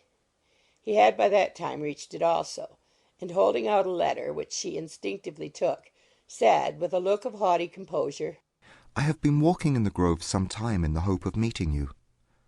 Will you do me the honour of reading that letter?" And then, with a slight bow, turned again into the plantation, and was soon out of sight. With no expectation of pleasure, but with the strongest curiosity, Elizabeth opened the letter, and, to her still increasing wonder, perceived an envelope containing 2 sheets of letter paper, written quite through in a very close hand. The envelope itself was likewise full. Pursuing her way along the lane, she then began it. It was dated from Rosings at 8 o'clock in the morning, and was as follows: "Be not alarmed, madam, on receiving this letter, by the apprehension of its containing any repetition of those sentiments, or renewal of those offers which were last night so disgusting to you. I write without any intention of paining you, or humbling myself, by dwelling on wishes which, for the happiness of both, cannot be too soon forgotten, and the effort which the formation and the perusal of this letter must occasion should have been spared, had not my character required it to be written and read. You must, therefore, pardon the freedom with which I demand your attention. Your feelings, I know, will bestow it unwillingly, but I demand it of your justice. 2 offences of a very different nature, and by no means of equal magnitude, you last night laid to my charge. The first mentioned was, that, regardless of the sentiment of either, I had detached Mr. Bingley from your sister, and the other, that I had, in defiance of various claims, in defiance of honour and humanity, ruined the immediate prosperity and blasted the prospects of Mr. Wickham, wilfully and wantonly to have thrown off the companion of my youth, the acknowledged favourite of my father, a young man who had scarcely any other dependence than on our patronage, and who had been brought up to expect its exertion, would be a depravity, to which the separation of 2 young persons, whose affection could be the growth of only a few weeks, could bear no comparison.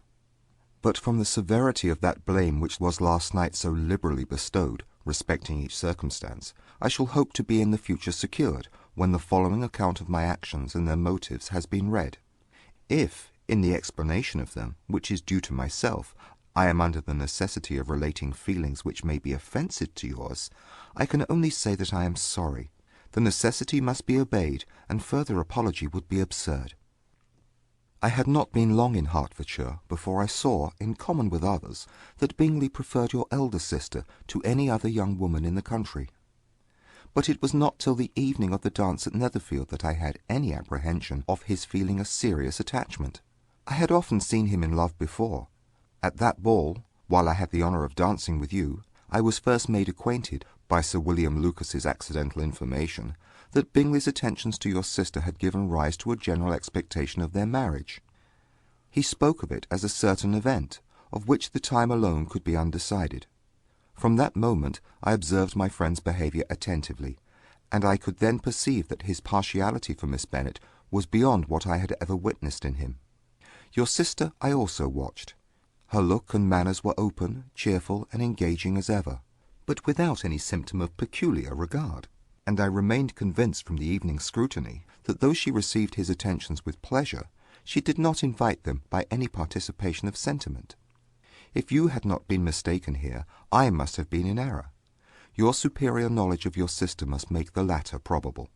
If it be so, if I had been misled by such error to inflict pain on her, your resentment has not been unreasonable.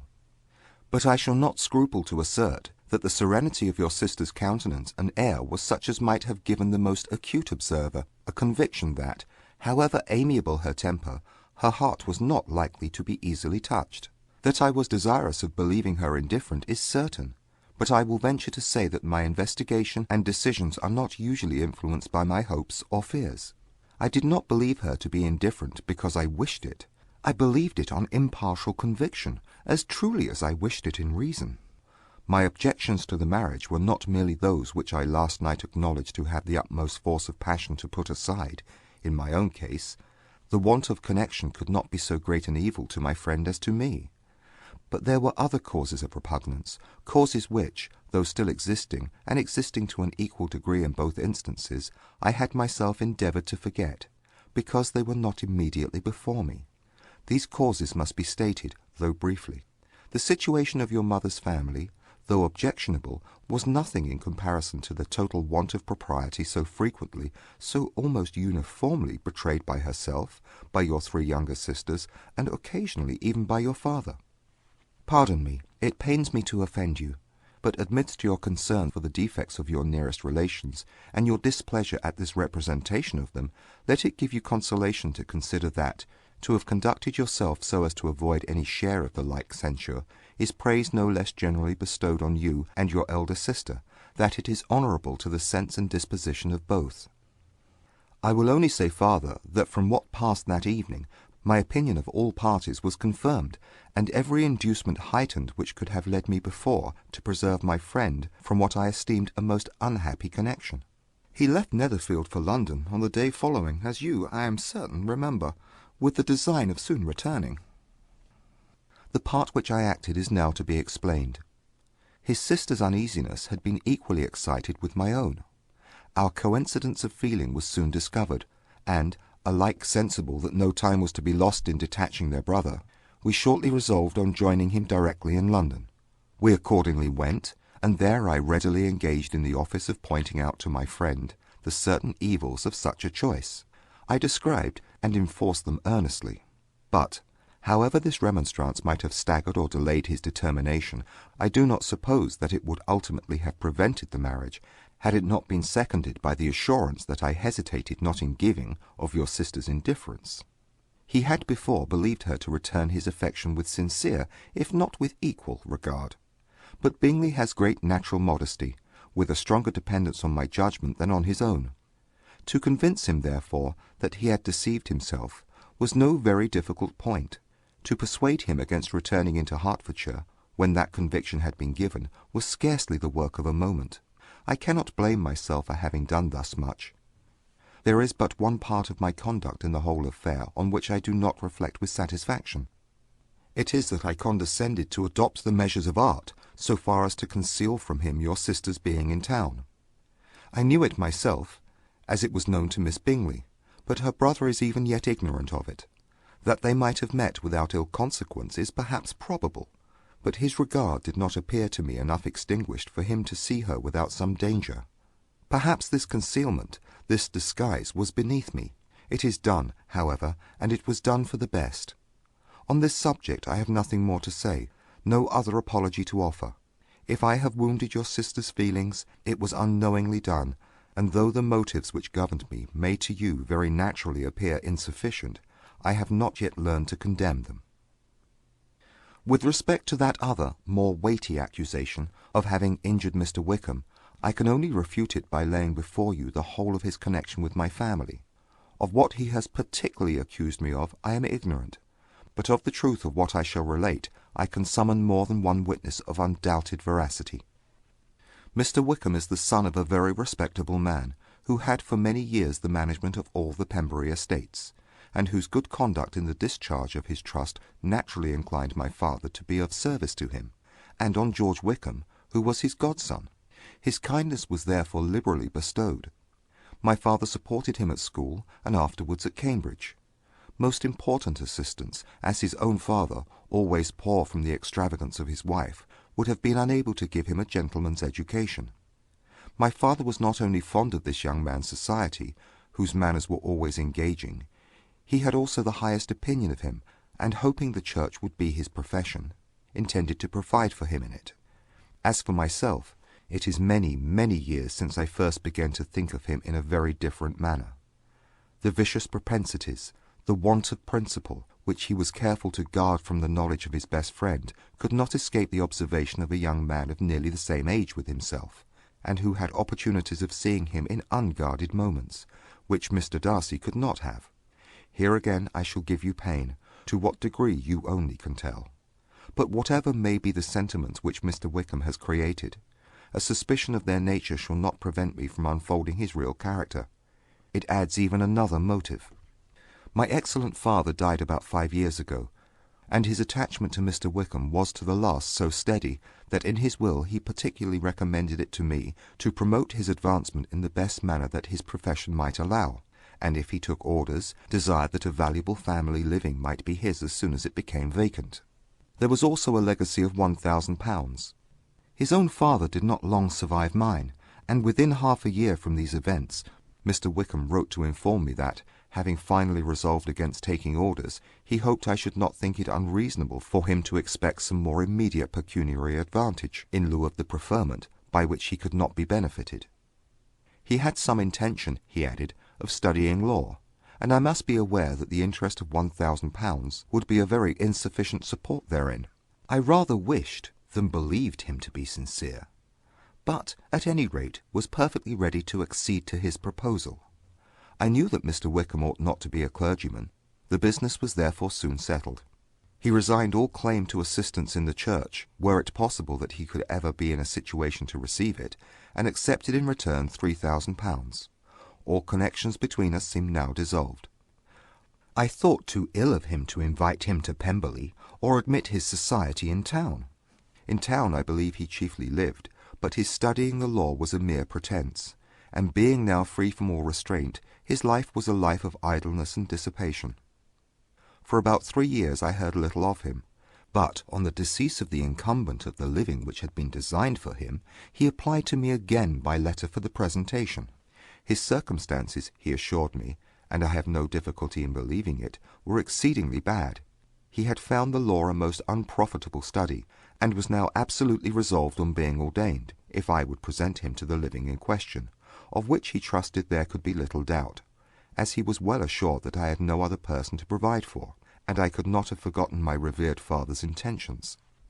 You will hardly blame me for refusing to comply with this entreaty, or for resisting every repetition to it. His resentment was in proportion to the distress of his circumstances, and he was doubtless as violent in his abuse of me to others as in his reproaches to myself. After this period every appearance of acquaintance was dropped. How he lived I know not, but last summer he was again most painfully obtruded on my notice. I must now mention a circumstance which I would wish to forget myself, and which no obligation less than the present should induce me to unfold to any human being.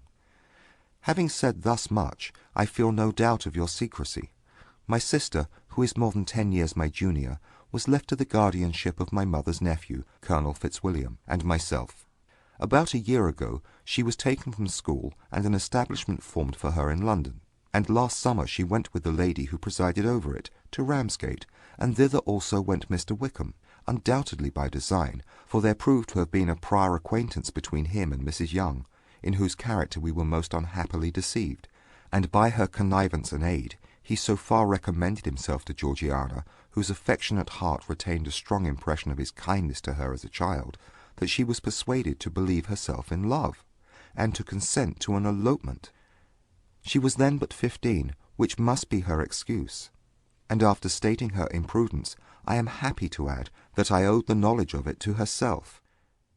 I joined them unexpectedly a day or two before the intended elopement, and then Georgiana, unable to support the idea of grieving and offending a brother, whom she almost looked up to as a father, acknowledged the whole to me. You may imagine what I felt and how I acted.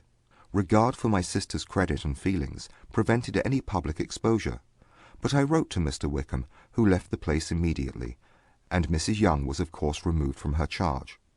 Mr. Wickham's chief object was unquestionably my sister's fortune, which is £30,000, but I cannot help supposing that the hope of revenging himself on me was a strong inducement. His revenge would have been complete indeed. This, madam, is a faithful narrative of every event in which we have been concerned together, and if you do not absolutely reject it as false, you will, I hope, acquit me henceforth of cruelty towards Mr. Wickham. I know not in what manner, under what form of falsehood he had imposed on you, but his success is not perhaps to be wondered at. Ignorant as you previously were of everything concerning either, detection could not be in your power, and suspicion certainly not in your inclination. You may possibly wonder why all this was not told you last night, but I was not then master enough of myself to know what could or ought to be revealed. For the truth of everything here related, I can appeal more particularly to the testimony of Colonel Fitzwilliam, who, from our near relationship and constant intimacy, and, still more, as one of the executors of my father's will, has been unavoidably acquainted with every particular of these transactions. If your abhorrence of me should make my assertions valueless, you cannot be prevented by the same cause from confiding in my cousin, and that there may be the possibility of consulting him. I shall endeavour to find some opportunity of putting this letter in your hands in the course of the morning. I will only add, God bless you, Fitzwilliam Darcy. If Elizabeth, when Mr. Darcy gave her the letter, did not expect it to contain a renewal of his offers, she had formed no expectation at all of its contents. But such as they were, it may well be supposed how eagerly she went through them, and what a contrariety of emotion they excited. Her feelings as she read were scarcely to be defined. With amazement did she first understand that he believed any apology to be in his power, and steadfastly was she persuaded that he could have no explanation to give which a just sense of shame would not conceal. With a strong prejudice against everything he might say, she began his account of what had happened at Netherfield. She read with an eagerness which hardly left her power of comprehension, and from impatience of knowing what the next sentence might bring, was incapable of attending to the sense of the one before her eyes. His belief of her sister's insensibility she instantly resolved to be false, and his account of the real, the worst objections to the match, made her too angry to have any wish of doing him justice. He expressed no regret for what he had done, which satisfied her. His style was not penitent but haughty. It was all pride and insolence. But when this subject was succeeded by his account of Mr. Wickham, when she read, with somewhat clearer attention, a relation of events which, if true, must overthrow every cherished opinion of his worth, and which bore so alarming an affinity to his own history of himself, her feelings were yet more acutely painful and more difficult of definition. Astonishment, apprehension, and even horror oppressed her. She wished to discredit it entirely, repeatedly exclaiming, "This must be false! This cannot be! This must be the grossest falsehood!" And when she had gone through the whole letter, though scarcely knowing anything of the last page or two, put it hastily away, protesting that she would not regard it, that she would never look in it again. In this perturbed state of mind, with thoughts that could rest on nothing, she walked on, but it would not do. In half a minute the letter was unfolded again, and collecting herself as well as she could, she again began the mortifying perusal of all that related to Wickham, and commanded herself so far as to examine the meaning of every sentence. The account of his connection with the Pemberley family was exactly what he had related himself, and the kindness of the late Mr. Darcy, though she had not before known its extent, agreed equally well with his own words. So far each recital confirmed the other. But when she came to the will the difference was great.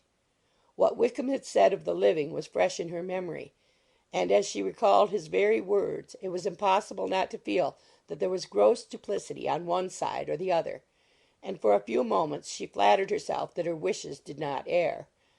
But when she read and re-read with the closest attention the particulars immediately following of Wickham's resigning all pretensions to the living, of his receiving in lieu so comfortable a sum as £3,000, again was she forced to hesitate. She put down the letter, weighed every circumstance with what she meant to be impartiality, deliberated on the probability of each statement, but with little success.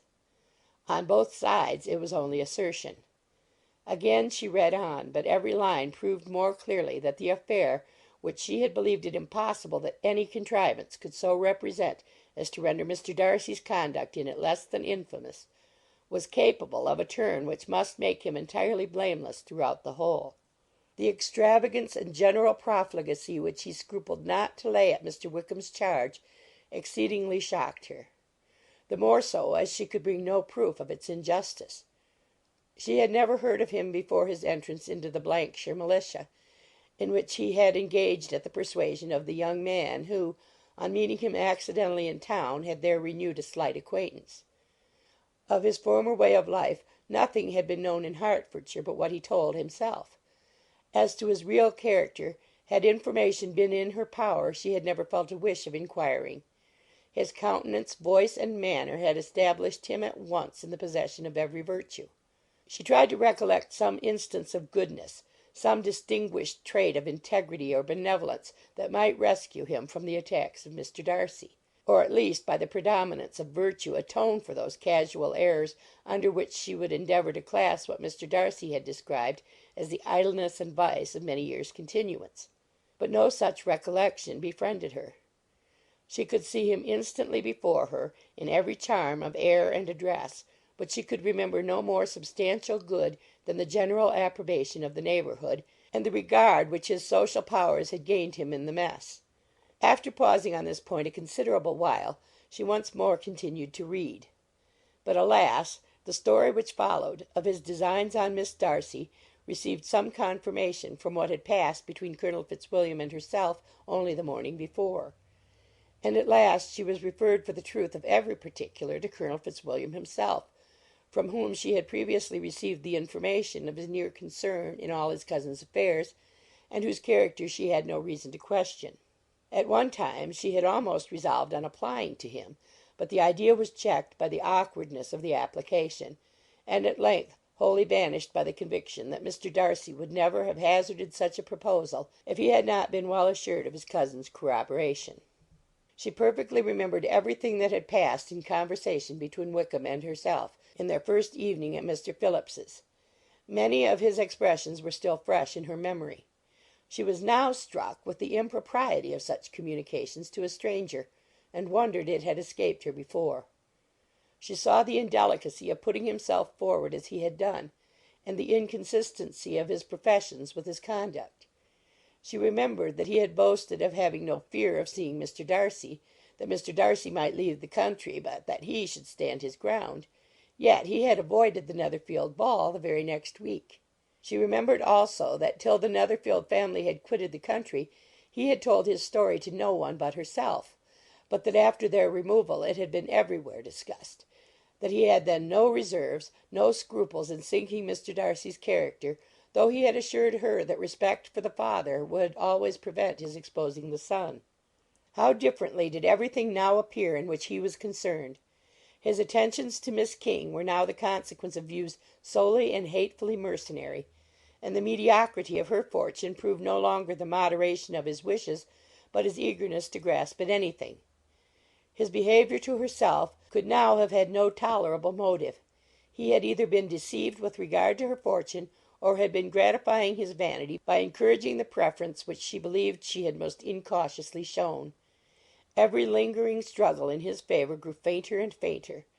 And in farther justification of Mr. Darcy, she could not but allow that Mr. Bingley, when questioned by Jane, had long ago asserted his blamelessness in the affair; that proud and repulsive as were his manners, she had never, in the whole course of their acquaintance, an acquaintance which had latterly brought them much together and given her a sort of intimacy with his ways, seen anything that betrayed him to be unprincipled or unjust, anything that spoke him of irreligious or immoral habits; that among his own connections he was esteemed and valued, that even Wickham had allowed him merit as a brother, and that she had often heard him speak so affectionately of his sister as to prove him capable of some amiable feeling; that had his actions been what Mr. Wickham represented them, so gross a violation of everything right could hardly have been concealed from the world, and that friendship between a person capable of it and such an amiable man as Mr. Bingley was incomprehensible.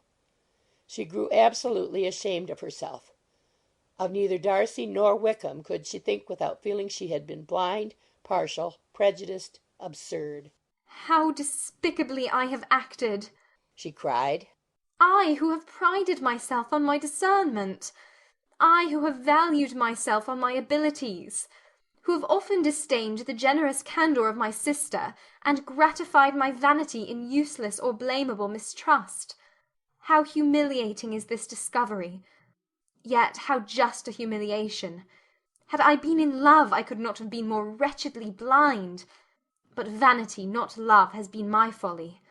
Pleased with the preference of one, and offended by the neglect of the other, on the very beginning of our acquaintance I have courted prepossession and ignorance, and driven reason away where either were concerned. Till this moment I never knew myself." From herself to Jane, from Jane to Bingley, her thoughts were in a line which soon brought to her recollection that Mr. Darcy's explanation there had appeared very insufficient, and she read it again. Widely different was the effect of a second perusal. How could she deny that credit to his assertions in one instance which she had been obliged to give in the other? He declared himself to be totally unsuspicious of her sister's attachment, and she could not help remembering what Charlotte's opinion had always been. Neither could she deny the justice of his description of Jane. She felt that Jane's feelings, though fervent, were little displayed, and that there was a constant complacency in her air and manner not often united with great sensibility. When she came to that part of the letter in which her family were mentioned in terms of such mortifying yet merited reproach, her sense of shame was severe. The justice of the charge struck her too forcibly for denial, and the circumstances to which he particularly alluded as having passed at the Netherfield ball, and as confirming all his first disapprobation, could not have made a stronger impression on his mind than on hers. The compliment to herself and her sister was not unfelt. It soothed, but it could not console her for the contempt which had thus been self-attracted by the rest of her family; and as she considered that Jane's disappointment had in fact been the work of her nearest relations, and reflected how materially the credit of both must be hurt by such impropriety of conduct, she felt depressed beyond anything she had ever known before. After wandering along the lane for 2 hours, giving way to every variety of thought, reconsidering events, determining probabilities, and reconciling herself, as well as she could, to a change so sudden and so important, fatigue and a recollection of her long absence made her at length return home, and she entered the house with the wish of appearing cheerful as usual, and the resolution of repressing such reflections as must make her unfit for conversation. She was immediately told that the two gentlemen from Rosings had each called during her absence. Mr. Darcy only for a few minutes, to take leave, but that Colonel Fitzwilliam had been sitting with them at least an hour, hoping for her return, and almost resolving to walk after her till she could be found. Elizabeth could but just affect concern in missing him. She really rejoiced at it. Colonel Fitzwilliam was no longer an object. She could think only of her letter. The two gentlemen left Rosings the next morning, and Mr. Collins, having been in waiting near the lodges to make them his parting obeisance, was able to bring home the pleasing intelligence of their appearing in very good health and in as tolerable spirits as could be expected after the melancholy scene so lately gone through at Rosings. To Rosings he then hastened, to console Lady Catherine and her daughter, and on his return brought back with great satisfaction a message from her ladyship, importing that she felt herself so dull as to make her very desirous of having them all to dine with her. Elizabeth could not see Lady Catherine without recollecting that, had she chosen it, she might by this time have been presented to her as her future niece; nor could she think, without a smile, of what her ladyship's indignation would have been. What would she have said, how would she have behaved, were questions with which she amused herself. Their first subject was the diminution of the Rosings party. "I assure you I feel it exceedingly," said Lady Catherine. "I believe no one feels the loss of friends so much as I do. But I am particularly attached to these young men, and know them to be so much attached to me. They were excessively sorry to go. But so they always are. Their dear colonel rallied his spirits tolerably till just at last, but Darcy seemed to feel it most acutely, more, I think, than last year. His attachment to Rosings certainly increases." Mr. Collins had a compliment and an allusion to throw in here, which were kindly smiled on by the mother and daughter. Lady Catherine observed, after dinner, that Miss Bennet seemed out of spirits, and immediately accounting for it by herself, by supposing that she did not like to go home again so soon, she added, "But if that is the case, you must write to your mother, and beg that you may stay a little longer. Mrs. Collins will be very glad of your company, I am sure." "I am much obliged to your ladyship for your kind invitation," replied Elizabeth, "but it is not in my power to accept it. I must be in town next Saturday." "Why, at that rate, you will have been here only 6 weeks. I expected you to stay 2 months. I told Mrs. Collins so before you came. There can be no occasion for your going so soon. Mrs. Bennet could certainly spare you for another fortnight." "But my father cannot. He wrote last week to hurry my return." "Oh, your father, of course, may spare you if your mother can. Daughters are never of so much consequence to a father. And if you will stay another month complete, it will be in my power to take one of you as far as London, for I am going there early in June for a week. And as Dawson does not object to the barouche box, there will be very good room for one of you. And indeed, if the weather should happen to be cool, I should not object to taking you both, as you are neither of you large." "You are all kindness, madam, but I believe we must abide by our original plan." Lady Catherine seemed resigned. "Mrs. Collins, you must send a servant with them. You know I always speak my mind, and I cannot bear the idea of 2 young women travelling post by themselves. It is highly improper. You must contrive to send somebody. I have the greatest dislike in the world to that sort of thing. Young women should always be properly guarded and attended, according to their situation in life. When my niece Georgiana went to Ramsgate last summer, I made a point of her having 2 men servants go with her. Miss Darcy, the daughter of Mr. Darcy of Pemberley, and Lady Anne could not have appeared with propriety in a different manner. I am excessively attentive to all those things. You must send John with the young ladies, Mrs. Collins. I am glad it occurred to me to mention it, for it would really be discreditable to you to let them go alone." "My uncle is to send a servant for us." "Oh, your uncle. He keeps a manservant, does he? I am very glad you have somebody who thinks of these things. Where shall you change horses? Oh, Bromley, of course. If you mention my name at the bell, you will be attended to." Lady Catherine had many other questions to ask respecting their journey, and as she did not answer them all herself, attention was necessary, which Elizabeth believed to be lucky for her, or with a mind so occupied she might have forgotten where she was. Reflection must be reserved for solitary hours.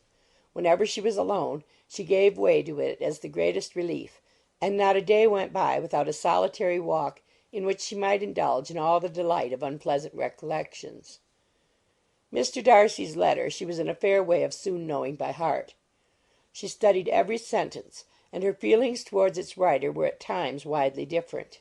When she remembered the style of his address, she was still full of indignation; but when she considered how unjustly she had condemned and upbraided him, her anger was turned against herself, and his disappointed feelings became the object of compassion.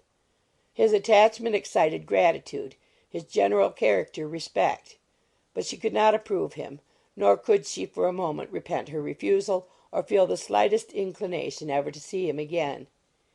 In her own past behaviour there was a constant source of vexation and regret, and in the unhappy defects of her family a subject of yet heavier chagrin. They were hopeless of remedy. Her father, contented with laughing at them, would never exert himself to restrain the wild giddiness of his youngest daughters; and her mother, with manners so far from right herself, was entirely insensible of the evil. Elizabeth had frequently united with Jane in an endeavour to check the imprudence of Catherine and Lydia; but while they were supported by their mother's indulgence, what chance could there be of improvement? Catherine, weak-spirited, irritable, and completely under Lydia's guidance, had been always affronted by their advice; and Lydia, self-willed and careless, would scarcely give them a hearing. They were ignorant, idle, and vain. While there was an officer in Meryton they would flirt with him, and while Meryton was within a walk of Longbourn they would be going there for ever. Anxiety on Jane's behalf was another prevailing concern, and Mr. Darcy's explanation, by restoring Bingley to all her former good opinion, heightened the sense of what Jane had lost. His affection was proved to have been sincere, and his conduct cleared of all blame, unless any could attach to the implicitness of his confidence in his friend. How grievous, then, was the thought that of a situation so desirable in every respect, so replete with advantage, so promising for happiness, Jane had been deprived by the folly and indecorum of her own family. When to these recollections was added the development of Wickham's character, it may be easily believed that the happy spirits, which had seldom been depressed before, were now so much affected as to make it almost impossible for her to appear tolerably cheerful. Their engagements at Rosings were as frequent during the last week of her stay as they had been at first. The very last evening was spent there, and her ladyship again inquired minutely into the particulars of their journey, gave them directions as to the best method of packing, and was so urgent on the necessity of placing gowns in the only right way, that Maria thought herself obliged on her return to undo all the work of the morning and pack her trunk afresh. When they parted, Lady Catherine, with great condescension, wished them a good journey, and invited them to come to Hunsford again next year; and Miss de Bourgh exerted herself so far as to curtsy and hold out her hand to both. On Saturday morning Elizabeth and Mr. Collins met for breakfast a few minutes before the others appeared, and he took the opportunity of paying the parting civilities which he deemed indispensably necessary.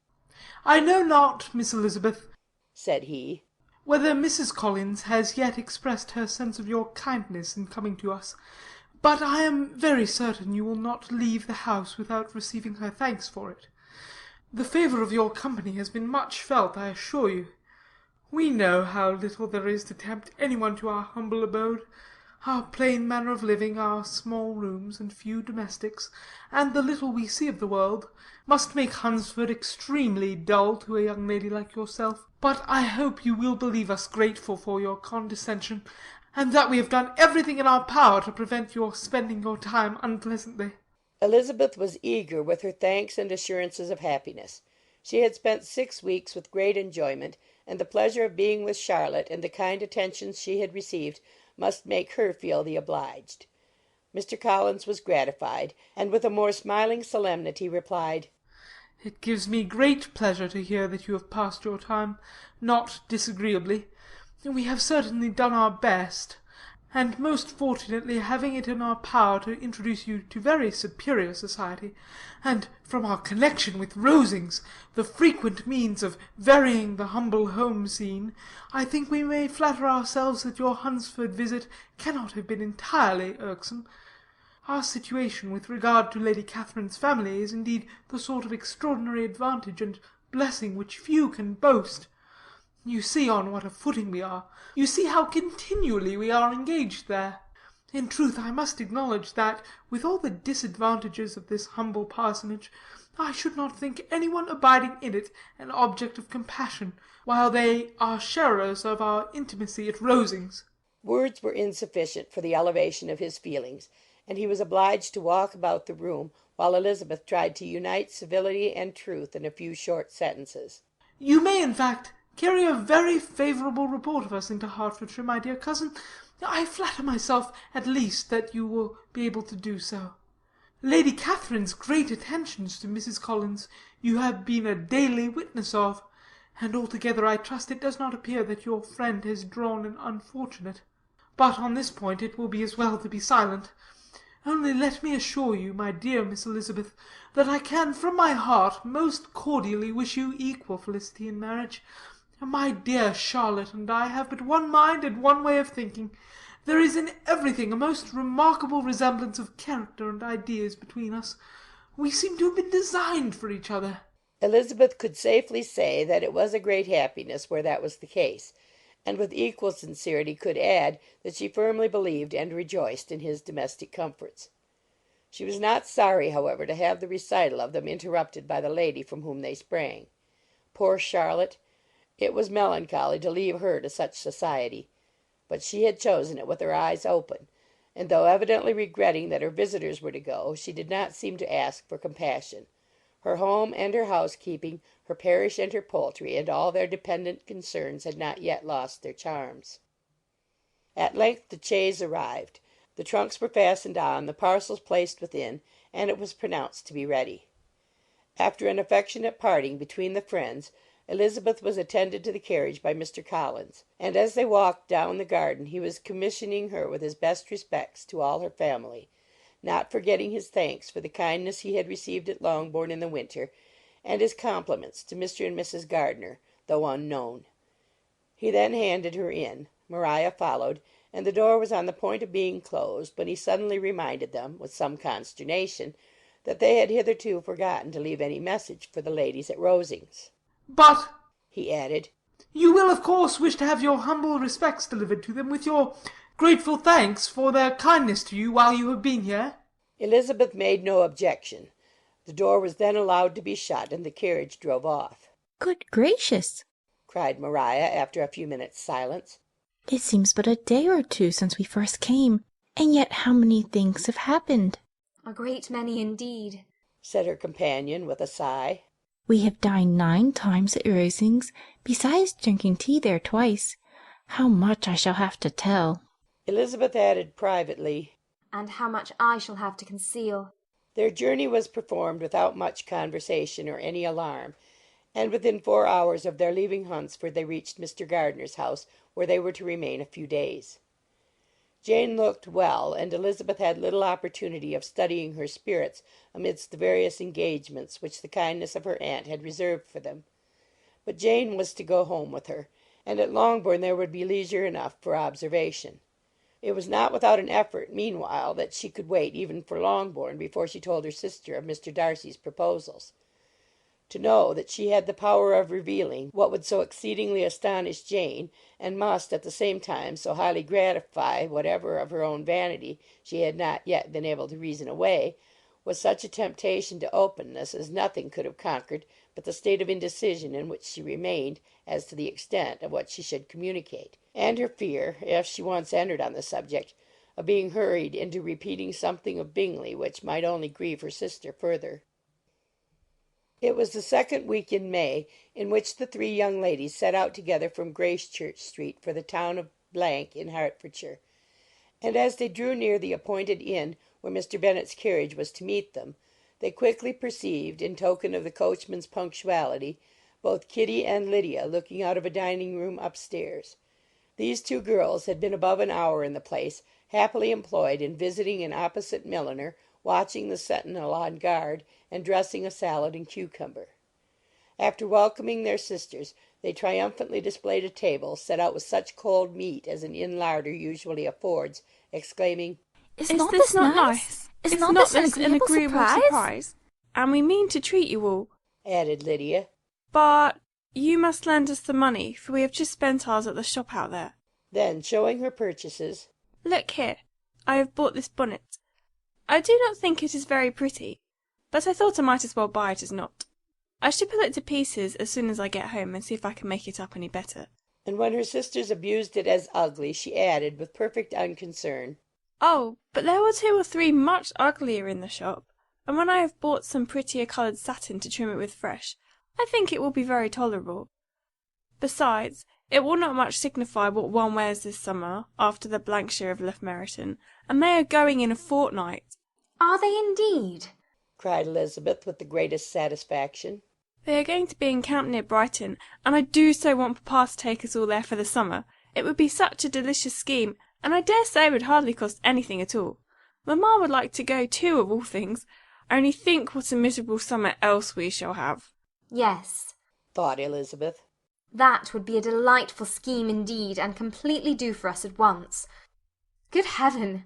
Brighton, and a whole campful of soldiers, to us, who have been overset already by one poor regiment of militia, and the monthly balls of Meryton. Now, I have got some news for you, said Lydia as they sat down at table. What do you think? It is excellent news, capital news, about a certain person we all like. Jane and Elizabeth looked at each other, and the waiter was told he need not stay. Lydia laughed and said, "Ay, that is just like your formality and discretion. You thought the waiter must not hear, as if he cared. I dare say he often hears worse things said than I am going to say. But he is an ugly fellow. I'm glad he is gone. I never saw such a long chin in my life. Well, but now for my news. It is about dear Wickham. Too good for the waiter, is it not? There is no danger of Wickham's marrying Mary King. There's for you. She has gone down to her uncle at Liverpool, gone to stay. Wickham is safe." "And Mary King is safe," added Elizabeth. "Safe from a connection imprudent as to fortune." "She is a great fool for going away if she liked him." "But I hope there is no strong attachment on either side," said Jane. "I'm sure there is none on his. I will answer for it, he never cared 3 straws about her. Who could about such a nasty little freckled thing?" Elizabeth was shocked to think that, however incapable of such coarseness of expression herself, the coarseness of the sentiment was little other than her own breast had harboured and fancied liberal. As soon as all had ate and the elder ones paid, the carriage was ordered, and after some contrivance, the whole party, with all their boxes, work-bags, and parcels, and the unwelcome addition of Kitty's and Lydia's purchases, were seated in it. "How nicely we are all crammed in!" cried Lydia. "I am glad I bought my bonnet, if it is only for the fun of having another bandbox. Well, now let us be quite comfortable and snug, and talk and laugh all the way home. And in the first place, let us hear what has happened to you all since you went away. Have you seen any pleasant men? Have you had any flirting? I was in great hopes that one of you would have got a husband before you came back. Jane will be quite an old maid soon, I declare. She is almost 23. Lord, how ashamed I should be of not being married before 23. My Aunt Phillips wants you so to get husbands, you can't think. She says Lizzie had better have taken Mr. Collins, but I do not think there would have been any fun in it. Lord, how I should like to be married before any of you, and then I would chaperon you about to all the balls. Dear me, we had such a good piece of fun the other day at Colonel Forster's. Kitty and me were to spend the day there, and Mrs. Forster promised to have a little dance in the evening. By the by, Mrs. Forster and me are such friends. And so she asked the 2 Harringtons to come, but Harriet was ill, so Pen was forced to come by herself, and then, what do you think we did? We dressed up Chamberlain in woman's clothes on purpose to pass for a lady. Only think what fun! Not a soul knew of it but Colonel and Mrs. Forster, and Kitty and me, except my aunt, for we were forced to borrow one of her gowns, and you cannot imagine how well he looked. When Denny and Wickham and Pratt and 2 or 3 more of the men came in, they did not know him in the least. Lord, how I laughed! And so did Mrs. Forster. I thought I should have died, and that made the men suspect something, and then they soon found out what was the matter. With such kinds of histories of their parties and good jokes did Lydia, assisted by Kitty's hints and additions, endeavour to amuse her companions all the way to Longbourn. Elizabeth listened as little as she could, but there was no escaping the frequent mention of Wickham's name. Their reception at home was most kind. Mrs. Bennet rejoiced to see Jane in undiminished beauty, and more than once during dinner did Mr. Bennet say voluntarily to Elizabeth, "I am glad you are come back, Lizzie." Their party in the dining-room was large, for almost all the Lucases came to meet Maria and hear the news, and various were the subjects that occupied them. Lady Lucas was inquiring of Maria after the welfare and poultry of her eldest daughter. Mrs. Bennet was doubly engaged, on one hand collecting an account of the present fashions from Jane, who sat some way below her, and on the other retailing them all to the younger Lucases. And Lydia, in a voice rather louder than any other person's, was enumerating the various pleasures of the morning to anybody who would hear her. "Oh, Mary," said she, "I wish you had gone with us, for we had such fun. As we went along, Kitty and I drew up the blinds and pretended there was nobody in the coach, and I should have gone so all the way if Kitty had not been sick. And when we got out to the George, I do think we behaved very handsomely, for we treated the other three with the nicest cold luncheon in the world, and if you would have gone, we would have treated you too. And then, when we came away, it was such fun! I never thought we should have got into the coach. I was ready to die of laughter, and then we were so merry all the way home. We talked and laughed so loud that anybody might have heard us 10 miles off." To this Mary very gravely replied, "Far be it from me, my dear sister, to depreciate such pleasures. They would doubtless be congenial with the generality of female minds, but I confess they would have no charms for me. I should infinitely prefer a book." But of this answer Lydia heard not a word. She seldom listened to anybody for more than half a minute, and never attended to Mary at all. In the afternoon Lydia was urgent with the rest of the girls to walk to Meryton, and to see how everybody went on. But Elizabeth steadily opposed the scheme. It should not be said that the Miss Bennets could not be at home half a day before they were in pursuit of the officers. There was another reason, too, for her opposition. She dreaded seeing Mr. Wickham again, and was resolved to avoid it as long as possible. The comfort to her of the regiment's approaching removal was indeed beyond expression. In a fortnight they were to go, and once gone she hoped there could be nothing more to plague her on this account. She had not been many hours at home before she found that the Brighton scheme, of which Lydia had given them a hint at the inn, was under frequent discussion between her parents. Elizabeth saw directly that her father had not the smallest intention of yielding, but his answers were at the same time so vague and equivocal that her mother, though often disheartened, had never yet despaired of succeeding at last. Elizabeth's impatience to acquaint Jane with what had happened could no longer be overcome, and at length, resolving to suppress every particular in which her sister was concerned, and preparing her to be surprised, she related to her the next morning the chief of the scene between Mr. Darcy and herself. Miss Bennet's astonishment was soon lessened by the strong sisterly partiality which made any admiration of Elizabeth appear perfectly natural, and all surprise was shortly lost in other feelings.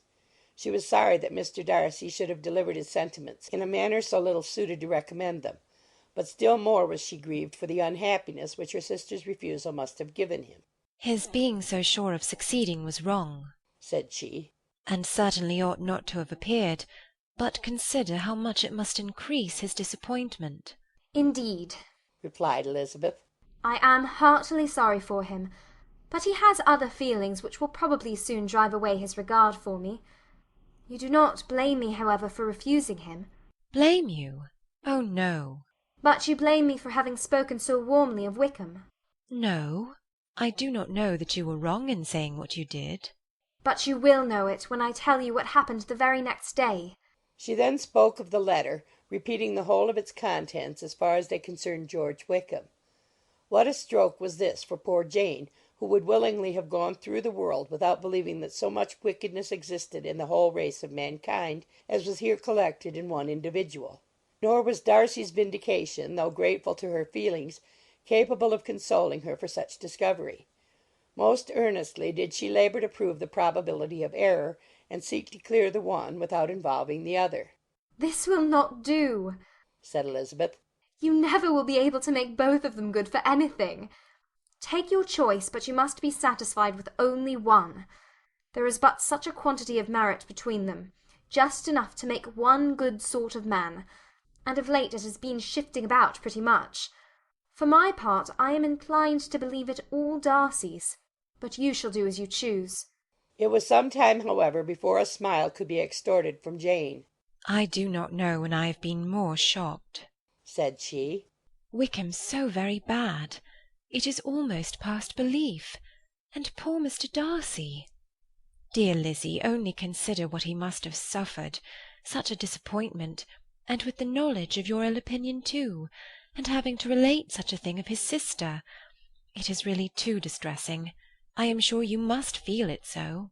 Oh no, my regret and compassion are all done away by seeing you so full of both. I know you will do him such ample justice that I am growing every moment more unconcerned and indifferent. Your profusion makes me saving, and if you lament over him much longer, my heart will be as light as a feather. Poor Wickham! There is such an expression of goodness in his countenance, such an openness and gentleness in his manner. There certainly was some great mismanagement in the education of those two young men. One has got all the goodness, and the other all the appearance of it. I never thought Mr. Darcy so deficient in the appearance of it as you used to do. And yet I meant to be uncommonly clever in taking so decided a dislike to him without any reason. It is such a spur to one's genius, such an opening for wit, to have a dislike of that kind. One may be continually abusive without saying anything just, but one cannot always be laughing at a man without now and then stumbling on something witty. Lizzie, when you first read that letter, I am sure you could not treat the matter as you do now. Indeed I could not. I was uncomfortable enough, I may say unhappy, and with no one to speak to about what I felt, no Jane to comfort me and say that I had not been so very weak and vain and nonsensical as I knew I had. Oh, how I wanted you! How unfortunate that you should have used such very strong expressions in speaking of Wickham to Mr. Darcy, for now they do appear wholly undeserved. Certainly. But the misfortune of speaking with bitterness is a most natural consequence of the prejudices I had been encouraging. There is one point on which I want your advice. I want to be told whether I ought, or ought not, to make our acquaintances in general understand Wickham's character. Miss Bennet paused a little, and then replied, Surely there can be no occasion for exposing him so dreadfully. What is your opinion? That it ought not to be attempted. Mr. Darcy has not authorized me to make his communication public. On the contrary, every particular relative to his sister was meant to be kept as much as possible to myself, and if I endeavour to undeceive people as to the rest of his conduct, who will believe me? The general prejudice against Mr. Darcy is so violent that it would be the death of half the good people in Meryton to attempt to place him in an amiable light. I am not equal to it. Wickham will soon be gone, and therefore it will not signify to any one here what he really is. Some time hence it will all be found out, and then we may laugh at their stupidity in not knowing it before. At present I will say nothing about it. You are quite right. To have his errors made public might ruin him for ever. He is now, perhaps, sorry for what he has done, and anxious to re-establish a character. We must not make him desperate. The tumult of Elizabeth's mind was allayed by this conversation. She had got rid of two of the secrets which had weighed on her for a fortnight, and was certain of a willing listener in Jane whenever she might wish to talk again of either. But there was still something lurking behind, of which prudence forbade the disclosure. She dared not relate the other half of Mr. Darcy's letter, nor explain to her sister how sincerely she had been valued by her friend. Here was knowledge in which no one could partake, and she was sensible that nothing less than a perfect understanding between the parties could justify her in throwing off this last encumbrance of mystery. And then, said she, if that very improbable event should ever take place, I shall merely be able to tell what Bingley may tell in a much more agreeable manner himself. The liberty of communication cannot be mine till it has lost all its value. She was now, on being settled at home, at leisure to observe the real state of her sister's spirits. Jane was not happy. She still cherished a very tender affection for Bingley. Having never even fancied herself in love before, her regard had all the warmth of first attachment, and from her age and disposition greater steadiness than most first attachments often boast. And so fervently did she value his remembrance, and prefer him to every other man, that all her good sense and all her attention to the feelings of her friends were requisite to check the indulgence of those regrets which must have been injurious to her own health and their tranquillity. "Well, Lizzie," said Mrs. Bennet one day, "what is your opinion now of this sad business of Jane's? For my part, I am determined never to speak of it again to anybody. I told my sister Philip so the other day, but I cannot find out that Jane saw anything of him in London. Well, he is a very undeserving young man, and I do not suppose there's the least chance in the world of her ever getting him now. There is no talk of his coming to Netherfield again in the summer, and I have inquired of everybody, too, who is likely to know." I do not believe he will ever live at Netherfield any more. Oh, well, it is just as he chooses. Nobody wants him to come, though I shall always say he used my daughter extremely ill, and if I were her I would not have put up with it. Well, my comfort is, I am sure Jane will die of a broken heart, and then he'll be sorry for what he has done. But as Elizabeth could not receive comfort from any such expectation, she made no answer. Well, Lizzie, continued her mother soon afterwards, and so the Collinses live very comfortable, do they? Well, well, I only hope it will last. And what sort of table do they keep? Charlotte is an excellent manager, I dare say. If she is half as sharp as her mother, she is saving enough. There is nothing extravagant in their housekeeping, I dare say. No, nothing at all. A great deal of good management, depend upon it. Yes, yes, they will take care not to outrun their income. They will never be distressed for money. Well, much good it may do them. And so I suppose they often talk of having Longbourn when your father is dead. They look upon it quite as their own, I dare say, whenever that happens. It was a subject which they could not mention before me. No, it would have been strange if they had, but I make no doubt they often talk of it between themselves. Well, if they can be easy with an estate that is not lawfully their own, so much the better. I should be ashamed of having one that was only entailed upon me. The first week of their return was soon gone. The second began. It was the last of the regiment's stay in Meryton, and all the young ladies in the neighbourhood were drooping apace. The dejection was almost universal. The elder Miss Bennets alone were still able to eat, drink, and sleep, and pursue the usual course of their employments. Very frequently were they reproached for this insensibility by Kitty and Lydia, whose own misery was extreme, and who could not comprehend such hard-heartedness in any of the family. Good heaven! What is to become of us? What are we to do? Would they often exclaim in the bitterness of woe. How can you be smiling so, Lizzie? Their affectionate mother shared all their grief. She remembered what she had herself endured on a similar occasion 25 years ago. I am sure, said she, I cried for 2 days together when Colonel Miller's regiment went away. I thought I should have broken my heart. I am sure I shall break mine, said Lydia. If one could but go to Brighton, observed Mrs. Bennet. Oh, yes, if one could but go to Brighton. But papa is so disagreeable. A little sea bathing would set me up for ever. And my Aunt Phillips is sure it would do me a great deal of good, added Kitty. Such were the kind of lamentations resounding perpetually through Longbourn House. Elizabeth tried to be diverted by them, but all sense of pleasure was lost in shame.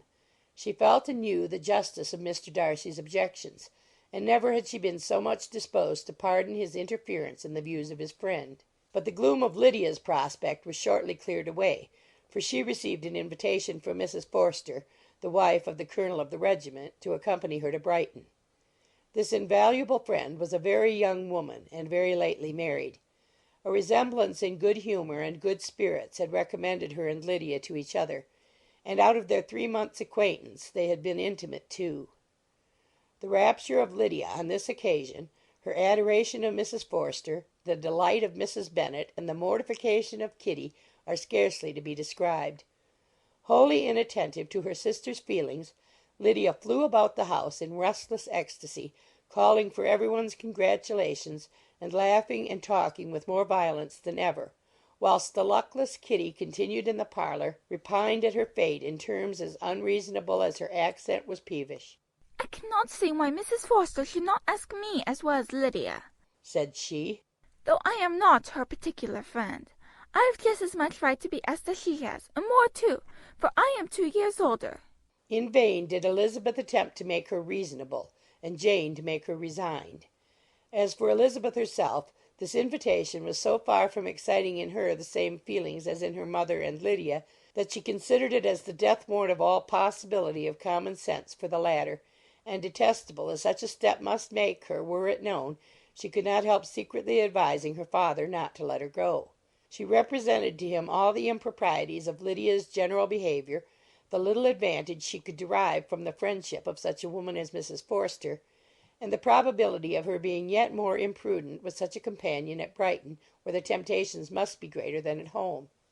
He heard her attentively, and then said, Lydia will never be easy until she has exposed herself in some public place or other, and we can never expect her to do it with so little expense or inconvenience to her family as under the present circumstances. If you were aware, said Elizabeth, of the very great disadvantage to us all which must arise from the public notice of Lydia's unguarded and imprudent manner, nay, which has already arisen from it, I am sure you would judge differently in the affair. Already arisen? repeated Mr. Bennet. What?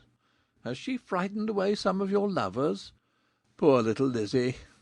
But do not be cast down. Such squeamish youths as cannot bear to be connected with a little absurdity are not worth a regret. Come, let me see the list of pitiful fellows who have been kept aloof by Lydia's folly. Indeed, you are mistaken. I have no such injuries to resent. It is not of particular, but of general evils which I am now complaining. Our importance, our respectability in the world must be affected by the wild volatility, the assurance and disdain of all restraint which mark Lydia's character. Excuse me, for I must speak plainly. If you, my dear father, will not take the trouble of checking her exuberant spirits, and of teaching her that her present pursuits are not to be the business of her life, she will soon be beyond the reach of amendment. Her character will be fixed, and she will, at 16, be the most determined flirt that ever made herself or her family ridiculous. A flirt, too, in the worst and meanest degree of flirtation, without any attraction beyond youth and a tolerable person, and, from the ignorance and emptiness of her mind, wholly unable to ward off any portion of that universal contempt which her rage for admiration will excite. In this danger Kitty also is comprehended. She will follow wherever Lydia leads, vain, ignorant, idle, and absolutely uncontrolled. Oh, my dear father, can you suppose it possible that they will not be censured and despised wherever they are known, and that their sisters will not be often involved in the disgrace? Mr. Bennet saw that her whole heart was in the subject, and affectionately taking her hand, said in reply, Do not make yourself uneasy, my love. Wherever you and Jane are known, you must be respected and valued, and you will not appear to less advantage for having a couple of, or may I say 3, very silly sisters. We shall have no peace at Longbourn if Lydia does not go to Brighton. Let her go, then.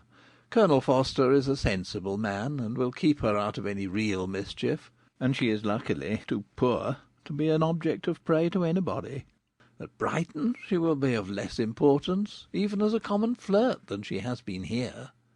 The officers will find women better worth their notice. Let us hope, therefore, that her being there may teach her her own insignificance. At any rate, she cannot grow many degrees worse without authorizing us to lock her up for the rest of her life.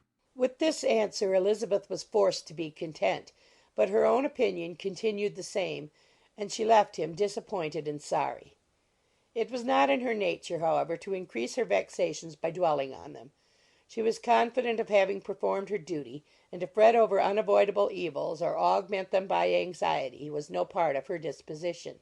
Had Lydia and her mother known the substance of her conference with her father, their indignation would hardly have found expression in their united volubility. In Lydia's imagination a visit to Brighton comprised every possibility of earthly happiness. She saw, with the creative eye of fancy, the streets of that gay bathing place covered with officers. She saw herself the object of attention to tens and to scores of them at present unknown. She saw all the glories of the camp, its tents stretched forth in beauteous uniformity of lines, crowded with the young and the gay and dazzling with scarlet, and to complete the view she saw herself seated beneath a tent, tenderly flirting with at least 6 officers at once. Had she known her sister sought to tear her from such prospects and such realities as these, what would have been her sensations? They could have been understood only by her mother, who might have felt nearly the same. Lydia's going to Brighton was all that consoled her for her melancholy conviction of her husband's never intending to go there himself. But they were entirely ignorant of what had passed, and their raptures continued with little intermission to the very day of Lydia's leaving home. Elizabeth was now to see Mr. Wickham for the last time. Having been frequently in company with him since her return, agitation was pretty well over. The agitations of formal partiality entirely so. She had even learnt to detect, in the very gentleness which had first delighted her, an affectation, and a sameness to disgust and weary.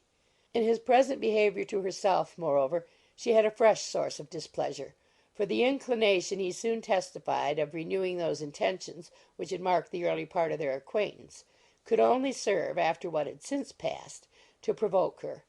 She lost all concern for him in finding herself thus selected as the object of such idle and frivolous gallantry, and while she steadily repressed it, could not but feel the reproof contained in his believing that however long and for whatever cause his attentions had been withdrawn, her vanity would be gratified and her preference secured at any time by their renewal.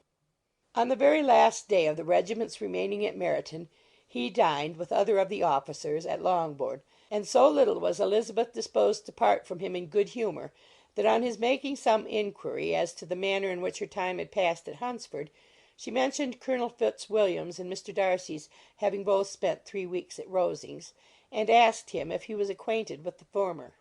He looked surprised, displeased, alarmed, but with a moment's recollection and a returning smile, replied that he had formerly seen him often, and after observing that he was a very gentlemanlike man, asked her how she had liked him. Her answer was warmly in his favour. With an air of indifference he soon afterwards added, "How long did you say he was at Rosings?" Nearly 3 weeks. "And you saw him frequently?" Yes, almost every day. "His manners are very different from his cousin's." Yes, very different. But I think Mr. Darcy improves upon acquaintance. "Indeed!" cried Mr. Wickham, with a look which did not escape her. "And pray, may I ask?" But checking himself, he added in a gayer tone, "Is it in address that he improves? Has he deigned to add aught of civility to his ordinary style? For I dare not hope," he continued, in a lower and more serious tone, "that he is improved in essentials." Oh, no, said Elizabeth. In essentials, I believe, he is very much what he ever was. While she spoke, Wickham looked as if scarcely knowing whether to rejoice over her words or to distrust their meaning. There was a something in her countenance which made him listen with an apprehensive and anxious attention, while she added, When I said that he improved on acquaintance, I did not mean that his mind or his manners were in a state of improvement, but that, from knowing him better, his disposition was better understood. Wickham's alarm now appeared in a heightened complexion and agitated look. For a few minutes he was silent, till, shaking off his embarrassment, he turned to her again, and said in the gentlest of accents, "You who know so well my feeling towards Mr. Darcy will readily comprehend how sincerely I must rejoice that he is wise enough to assume even the appearance of what is right. His pride in that direction may be of service, if not to himself, to many others, for it must only deter him from such foul misconduct as I have suffered by. I only fear that the sort of cautiousness to which you, I imagine, have been alluding is merely adopted on his visits to his aunt, of whose good opinion and judgment he stands much in awe. His fear of her has always operated, I know, when they were together, and a good deal is to be imputed to his wish of forwarding the match with Mr. Berg, which I am certain he has very much at heart." Elizabeth could not repress a smile at this, but she answered only by a slight inclination of the head. She saw that he wanted to engage her on the old subject of his grievances, and she was in no humour to indulge him. The rest of the evening passed with the appearance on his side of usual cheerfulness, but with no further attempt to distinguish Elizabeth, and they parted at last with mutual civility, and possibly a mutual desire of never meeting again. When the party broke up, Lydia returned with Mrs. Forster to Meryton, from whence they were to set out early the next morning. The separation between her and her family was rather noisy than pathetic. Kitty was the only one who shed tears, but she did weep from vexation and envy. Mrs. Bennet was diffuse in her good wishes for the felicity of her daughter, and impressive in her injunctions that she should not miss the opportunity of enjoying herself as much as possible, advice which there was every reason to believe would be well attended to. And in the clamorous happiness of Lydia herself in bidding farewell, the more gentle adieus of her sisters were uttered without being heard. Had Elizabeth's opinion been all drawn from her own family, she could not have formed a very pleasing opinion of conjugal felicity or domestic comfort. Her father, captivated by youth and beauty, and that appearance of good humour which youth and beauty generally give, had married a woman whose weak understanding and illiberal mind had very early in their marriage put an end to all real affection for her. Respect, esteem, and confidence had vanished for ever, and all his views of domestic happiness were overthrown. But Mr. Bennet was not of a disposition to seek comfort for the disappointment which his own imprudence had brought on, in any of those pleasures which too often console the unfortunate for their folly or their vice. He was fond of the country and of books, and from these tastes had arisen his principal enjoyments. To his wife he was very little otherwise indebted than as her ignorance and folly had contributed to his amusement. This is not the sort of happiness which a man would in general wish to owe to his wife, but where other powers of entertainment are wanting, the true philosopher will derive benefit from such as are given. Elizabeth, however, had never been blind to the impropriety of her father's behaviour as a husband. She had always seen it with pain, but respecting his abilities, and grateful for his affectionate treatment of herself, she endeavoured to forget what she could not overlook, and to banish from her thoughts that continual breach of conjugal obligation and decorum which, in exposing his wife to the contempt of her own children, was so highly reprehensible. But she had never felt so strongly as now the disadvantages which must attend the children of so unsuitable a marriage, nor ever been so fully aware of the evils arising from so ill-judged a direction of talents which, rightly used, might at least have preserved the respectability of his daughters, even if incapable of enlarging the mind of his wife. When Elizabeth had rejoiced over Wickham's departure, she found little other cause for satisfaction in the loss of the regiment. Their parties abroad were less varied than before, and at home she had a mother and sister whose constant repinings at the dullness of everything around them threw a real gloom over their domestic circle. And though Kitty might in time regain her natural degree of sense, since the disturbers of her brain were removed, her other sister, from whose disposition greater evil might be apprehended, was likely to be hardened in all her folly and assurance by a situation of such double danger as a watering place and a camp. Upon the whole, therefore, she found, what had been sometimes found before, that an event to which she had been looking with impatient desire did not, in taking place, bring all the satisfaction she had promised herself. It was consequently necessary to name some other period for the commencement of actual felicity, to have some other point on which her wishes and hopes might be fixed, and by again enjoying the pleasure of anticipation, console herself for the present, and prepare for another disappointment. Her tour to the Lakes was now the object of her happiest thoughts. It was her best consolation for all the uncomfortable hours which the discontentedness of her mother and Kitty made inevitable, and could she have included Jane in the scheme, every part of it would have been perfect. But it is fortunate, thought she, that I have something to wish for. Were the whole arrangement complete, my disappointment would be certain. But here, by carrying with me one ceaseless source of regret in my sister's absence, I may reasonably hope to have all my expectations of pleasure realized. A scheme of which every part promises delight can never be successful, and general disappointment is only warded off by the defence of some little peculiar vexation. When Lydia went away, she promised to write very often and very minutely to her mother and Kitty, but her letters were always long expected and always very short. Those to her mother contained little else than that they were just returned from the library, where such and such officers had attended them, and where she had seen such beautiful ornaments as made her quite wild; that she had a new gown, or a new parasol, which she would have described more fully, but was obliged to leave off in a violent hurry, as Mrs. Forster called her, and they were going off to the camp. And from her correspondence with her sister there was still less to be learnt, for her letters to Kitty, though rather longer, were much too full of lines under the words to be made public. After the first fortnight or 3 weeks of her absence, health, good humour, and cheerfulness began to reappear at Longbourn. Everything wore a happier aspect. The families who had been in town for the winter came back again, and summer finery and summer engagements arose.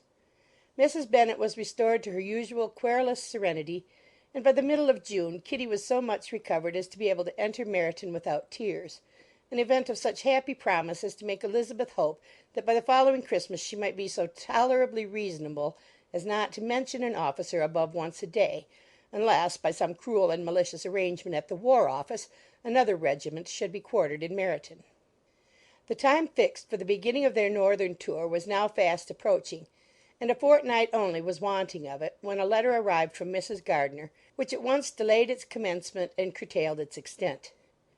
Mr. Gardiner would be prevented by business from setting out till a fortnight later in July, and must be in London again within a month; and as that left too short a period for them to go so far, and see so much as they had proposed, or at least to see it with the leisure and comfort they had built on, they were obliged to give up the lakes and substitute a more contracted tour, and, according to the present plan, were to go no farther northwards than Derbyshire. In that county there was enough to be seen to occupy the chief of their 3 weeks, and to Mrs. Gardiner it had a peculiarly strong attraction. The town where she had formerly passed some years of her life, and where they were now to spend a few days, was probably as great an object of her curiosity as all the celebrated beauties of Matlock, Chatsworth, Dovedale, or the Peak. Elizabeth was excessively disappointed. She had set her heart on seeing the lakes, and still thought there might have been time enough; but it was her business to be satisfied, and certainly her temper to be happy, and all was soon right again. With the mention of Derbyshire there were many ideas connected. It was impossible for her to see the word without thinking of Pemberley and its owner. "But surely," said she, "I may enter his county without impunity, and rob it of a few petrified spars without his perceiving me." The period of expectation was now doubled. 4 weeks were to pass away before her uncle and aunt's arrival. But they did pass away, and Mr. and Mrs. Gardiner, with their 4 children, did at length appear at Longbourn. The children, 2 girls of 6 and 8 years old, and 2 younger boys, were to be left under the particular care of their cousin Jane, who was the general favourite, and whose steady sense and sweetness of temper exactly adapted her for attending to them in every way, teaching them, playing with them, and loving them. The Gardiners stayed only one night at Longbourn, and set off the next morning, with Elizabeth, in pursuit of novelty and amusement. One enjoyment was certain, that of suitableness of companions, a suitableness which comprehended health and temper to bear inconveniences, cheerfulness to enhance every pleasure, and affection and intelligence which might supply it among themselves if there were disappointments abroad. It is not the object of this work to give a description of Derbyshire, nor of any of the remarkable places through which their route thither lay. Oxford, Blenheim, Warwick, Kenilworth, Birmingham, etc., are sufficiently known. A small part of Derbyshire is all the present concern.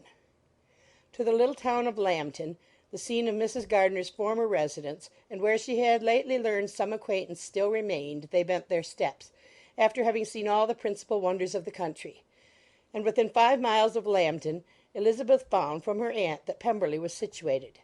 It was not in their direct road, nor more than a mile or 2 out of it. In talking over their route the evening before, Mrs. Gardiner expressed an inclination to see the place again. Mr. Gardiner declared his willingness, and Elizabeth was applied to for her approbation.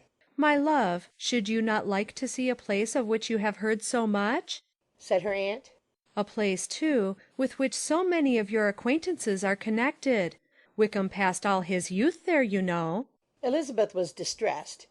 She felt that she had no business at Pemberley, and was obliged to assume a disinclination for seeing it.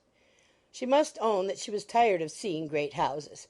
After going over so many, she really had no pleasure in fine carpets or satin curtains. Mrs. Gardiner abused her stupidity. "If it were merely a fine house, richly furnished," said she, "I should not care about it myself, but the grounds are delightful. They have some of the finest woods in the country." Elizabeth said no more, but her mind could not acquiesce. The possibility of meeting Mr. Darcy while viewing the place instantly occurred. It would be dreadful. She blushed at the very idea, and thought it would be better to speak openly to her aunt than to run such a risk. But against this there were objections, and she finally resolved that it could be the last resource if her private inquiries to the absence of the family were unfavourably answered. Accordingly, when she retired at night, she asked the chambermaid whether Pemberley were not a very fine place, what was the name of its proprietor, and, with no little alarm, whether the family were down for the summer. A most welcome negative followed the last question, and her alarms now being removed, she was at leisure to feel a great deal of curiosity to see the house herself, and when the subject was revived the next morning, and she was again applied to, could readily answer, and with a proper air of indifference, that she had not really any dislike to the scheme. To Pemberley, therefore, they were to go. Elizabeth, as they drove along, watched for the first appearance of Pemberley Woods with some perturbation, and when at length they turned in at the lodge, her spirits were in a high flutter. The park was very large, and contained great variety of ground. They entered it in one of its lowest points, and drove for some time through a beautiful wood stretching over a wide extent. Elizabeth's mind was too full for conversation, but she saw and admired every remarkable spot in point of view. They gradually ascended for half a mile, and then found themselves at the top of a considerable eminence where the wood ceased, and the eye was instantly caught by Pemberley House, situated on the opposite side of a valley, into which the road, with some abruptness, wound. It was a large, handsome stone building, standing well on rising ground, and backed by a ridge of high woody hills, and in front a stream of some natural importance was swelled into greater, but without any artificial appearance. Its banks were neither formal nor falsely adorned. Elizabeth was delighted. She had never seen a place for which nature had done more, or where natural beauty had been so little counteracted by an awkward taste. They were all of them warm in their admiration, and at that moment she felt that to be mistress of Pemberley might be something. They descended the hill, crossed the bridge, and drove to the door, and while examining the nearer aspect of the house, all her apprehension of meeting its owner returned. She dreaded lest the chambermaid had been mistaken. On applying to see the place, they were admitted into the hall, and Elizabeth, as they waited for the housekeeper, had leisure to wonder at her being where she was. The housekeeper came, a respectable-looking elderly woman, much less fine and more civil than she had any notion of finding her. They followed her into the dining parlour. It was a large, well-proportioned room, handsomely fitted up. Elizabeth, after slightly surveying it, went to a window to enjoy its prospect. The hill, crowned with wood, which they had descended, receiving increased abruptness from the distance, was a beautiful object. Every disposition of the ground was good, and she looked on the whole scene, the river, the trees scattered on its banks, and the winding of the valley, as far as she could trace it, with delight. As they passed into other rooms, these objects were taking different positions, but from every window there were beauties to be seen. The rooms were lofty and handsome, and their furniture suitable to the fortune of its proprietor. But Elizabeth saw, with admiration of his taste, that it was neither gaudy nor uselessly fine, with less of splendour and more real elegance than the furniture of Rosings. And of this place, thought she, I might have been mistress. With these rooms I might now have been familiarly acquainted. Instead of viewing them as a stranger, I might have rejoiced in them as my own, and welcomed to them as visitors my uncle and aunt. But no. Recollecting herself, that could never be. My uncle and aunt would have been lost to me. I should not have been allowed to invite them. This was a lucky recollection. It saved her from something very like regret. She longed to inquire of the housekeeper whether her master was really absent, but had not the courage for it. At length, however, the question was asked by her uncle, and she turned away with alarm, while Mrs. Reynolds replied that he was, adding, "But we expect him to-morrow, with a large party of friends." How rejoiced was Elizabeth that their own journey had not by any circumstance been delayed a day! Her aunt now called her to look at a picture. She approached, and saw the likeness of Mr. Wickham suspended amongst several other miniatures over the mantelpiece. Her aunt asked her smilingly how she liked it. The housekeeper came forward and told them it was a picture of a young gentleman, the son of her late master's steward, who had been brought up by him at his own expense. "He is now gone into the army," she added, "but I am afraid he has turned out very wild." Mrs. Gardiner looked at her niece with a smile, but Elizabeth could not return it. "And that," said Mrs. Reynolds, pointing to another of the miniatures, "is my master, and very like him. It was drawn at the same time as the other, about 8 years ago." "I have heard much of your master's fine person," said Mrs. Gardiner, looking at the picture. "It is a handsome face, but, Lizzie, you can tell us whether it is like or not." Mrs. Reynolds' respect for Elizabeth seemed to increase on this intimation of her knowing her master. "Does that young lady know Mr. Darcy?" Elizabeth coloured and said, "A little." And do you not think him a very handsome gentleman, ma'am? Yes, very handsome. I am sure I know none so handsome, but in the gallery upstairs you will see a finer, larger picture of him than this. This room was my late master's favourite room, and these miniatures are just as they used to be then. He was very fond of them. This accounted to Elizabeth for Mr. Wickham's being among them. Mrs. Reynolds then directed their attention to one of Miss Darcy, drawn when she was only 8 years old. "And is Miss Darcy as handsome as her brother?" said Mrs. Gardiner. Oh, yes, the handsomest young lady that ever was seen, and so accomplished. She plays and sings all day long.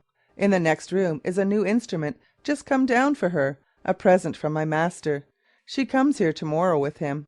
Mr. Gardiner, whose manners were very easy and pleasant, encouraged her communicativeness by his questions and remarks.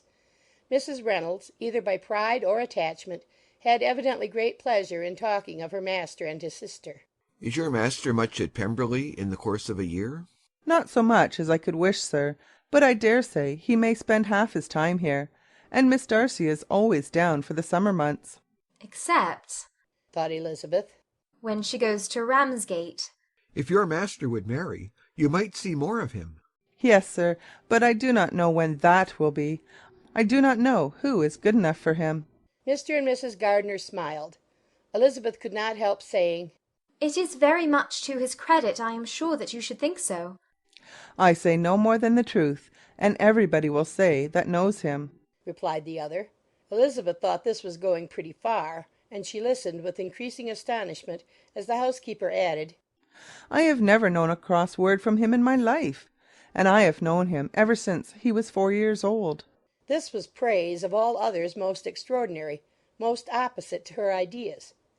That he was not a good-tempered man had been her firmest opinion. Her keenest attention was awakened. She longed to hear more, and was grateful to her uncle for saying, There are very few people of whom so much can be said. You are lucky in having such a master. Yes, sir, I know I am. If I were to go through the world, I could not meet with a better. But I have always observed that they who are good-natured when children are good-natured when they grow up, and he was always the sweetest-tempered, most generous-hearted boy in the world. Elizabeth almost stared at her. "Can this be Mr. Darcy?" thought she. "His father was an excellent man," said Mrs. Gardiner. Yes, ma'am, that he was indeed, and his son will be just like him, just as affable to the poor. Elizabeth listened, wondered, doubted, and was impatient for more. Mrs. Reynolds could interest her on no other point. She related the subjects of the pictures, the dimensions of the rooms, and the price of the furniture, in vain. Mr. Gardiner, highly amused by the kind of family prejudice to which he attributed her excessive commendation of her master, soon led again to the subject, and she dwelt with energy on his many merits as they proceeded together up the great staircase. He is the best landlord and the best master, said she, that ever lived, not like the wild young men nowadays, who think of nothing but themselves. There is not one of his tenants or servants but will give him a good name. Some people call him proud, but I am sure I never saw anything of it. To my fancy, it is only because he does not rattle away like other young men. "In what an amiable light does this place him!" thought Elizabeth. "This fine account of him," whispered her aunt as they walked, "is not quite consistent with his behaviour to our poor friend." "Perhaps we might be deceived." "That is not very likely. Our authority was too good." On reaching the spacious lobby above, they were shown into a very pretty sitting-room, lately fitted up with greater elegance and lightness than the apartments below, and were informed that it was but just done to give pleasure to Miss Darcy, who had taken a liking to the room when last at Pemberley. "He is certainly a good brother," said Elizabeth, as she walked towards one of the windows. Mrs. Reynolds anticipated Miss Darcy's delight when she should enter the room. "And this is always the way with him," she added. "Whatever can give his sister any pleasure is sure to be done in a moment. There is nothing he would not do for her." The picture gallery and 2 or 3 of the principal bedrooms were all that remained to be shown. In the former were many good paintings, but Elizabeth knew nothing of the art, and from such as had been already visible below she had willingly turned to look at some drawings of Miss Darcy's in crayons, whose subjects were usually more interesting and also more intelligible. In the gallery there were many family portraits, but they could have little to fix the attention of a stranger. Elizabeth walked in quest of the only face whose features would be known to her. At last it arrested her, and she beheld a striking resemblance to Mr. Darcy, with such a smile over the face as she remembered to have sometimes seen when he looked at her. She stood several minutes before the picture in earnest contemplation, and returned to it again before they quitted the gallery. Mrs. Reynolds informed them that it had been taken in his father's lifetime. There was certainly at this moment in Elizabeth's mind a more gentle sensation towards the original than she had ever felt at the height of their acquaintance.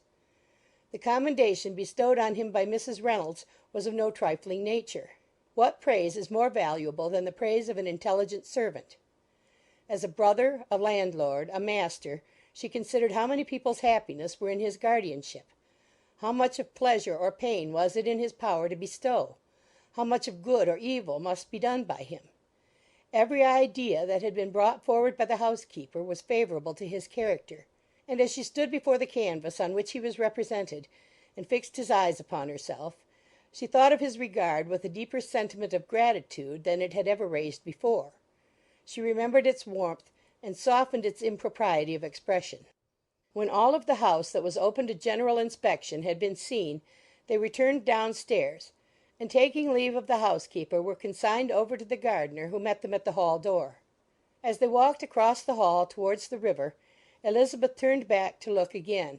Her uncle and aunt stopped also, and while the former was conjecturing as to the date of the building, the owner of it himself suddenly came forward from the road which led behind it to the stables. They were within 20 yards of each other, and so abrupt was his appearance that it was impossible to avoid his sight. Their eyes instantly met, and the cheeks of both were overspread with the deepest blush.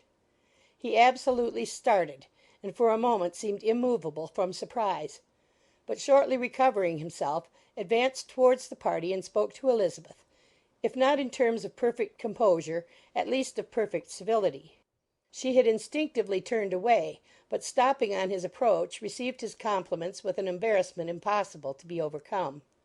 Had his first appearance, or his resemblance to the picture they had just been examining, been insufficient to assure the other two that they now saw Mr. Darcy, the gardener's expression of surprise on beholding his master must immediately have told it.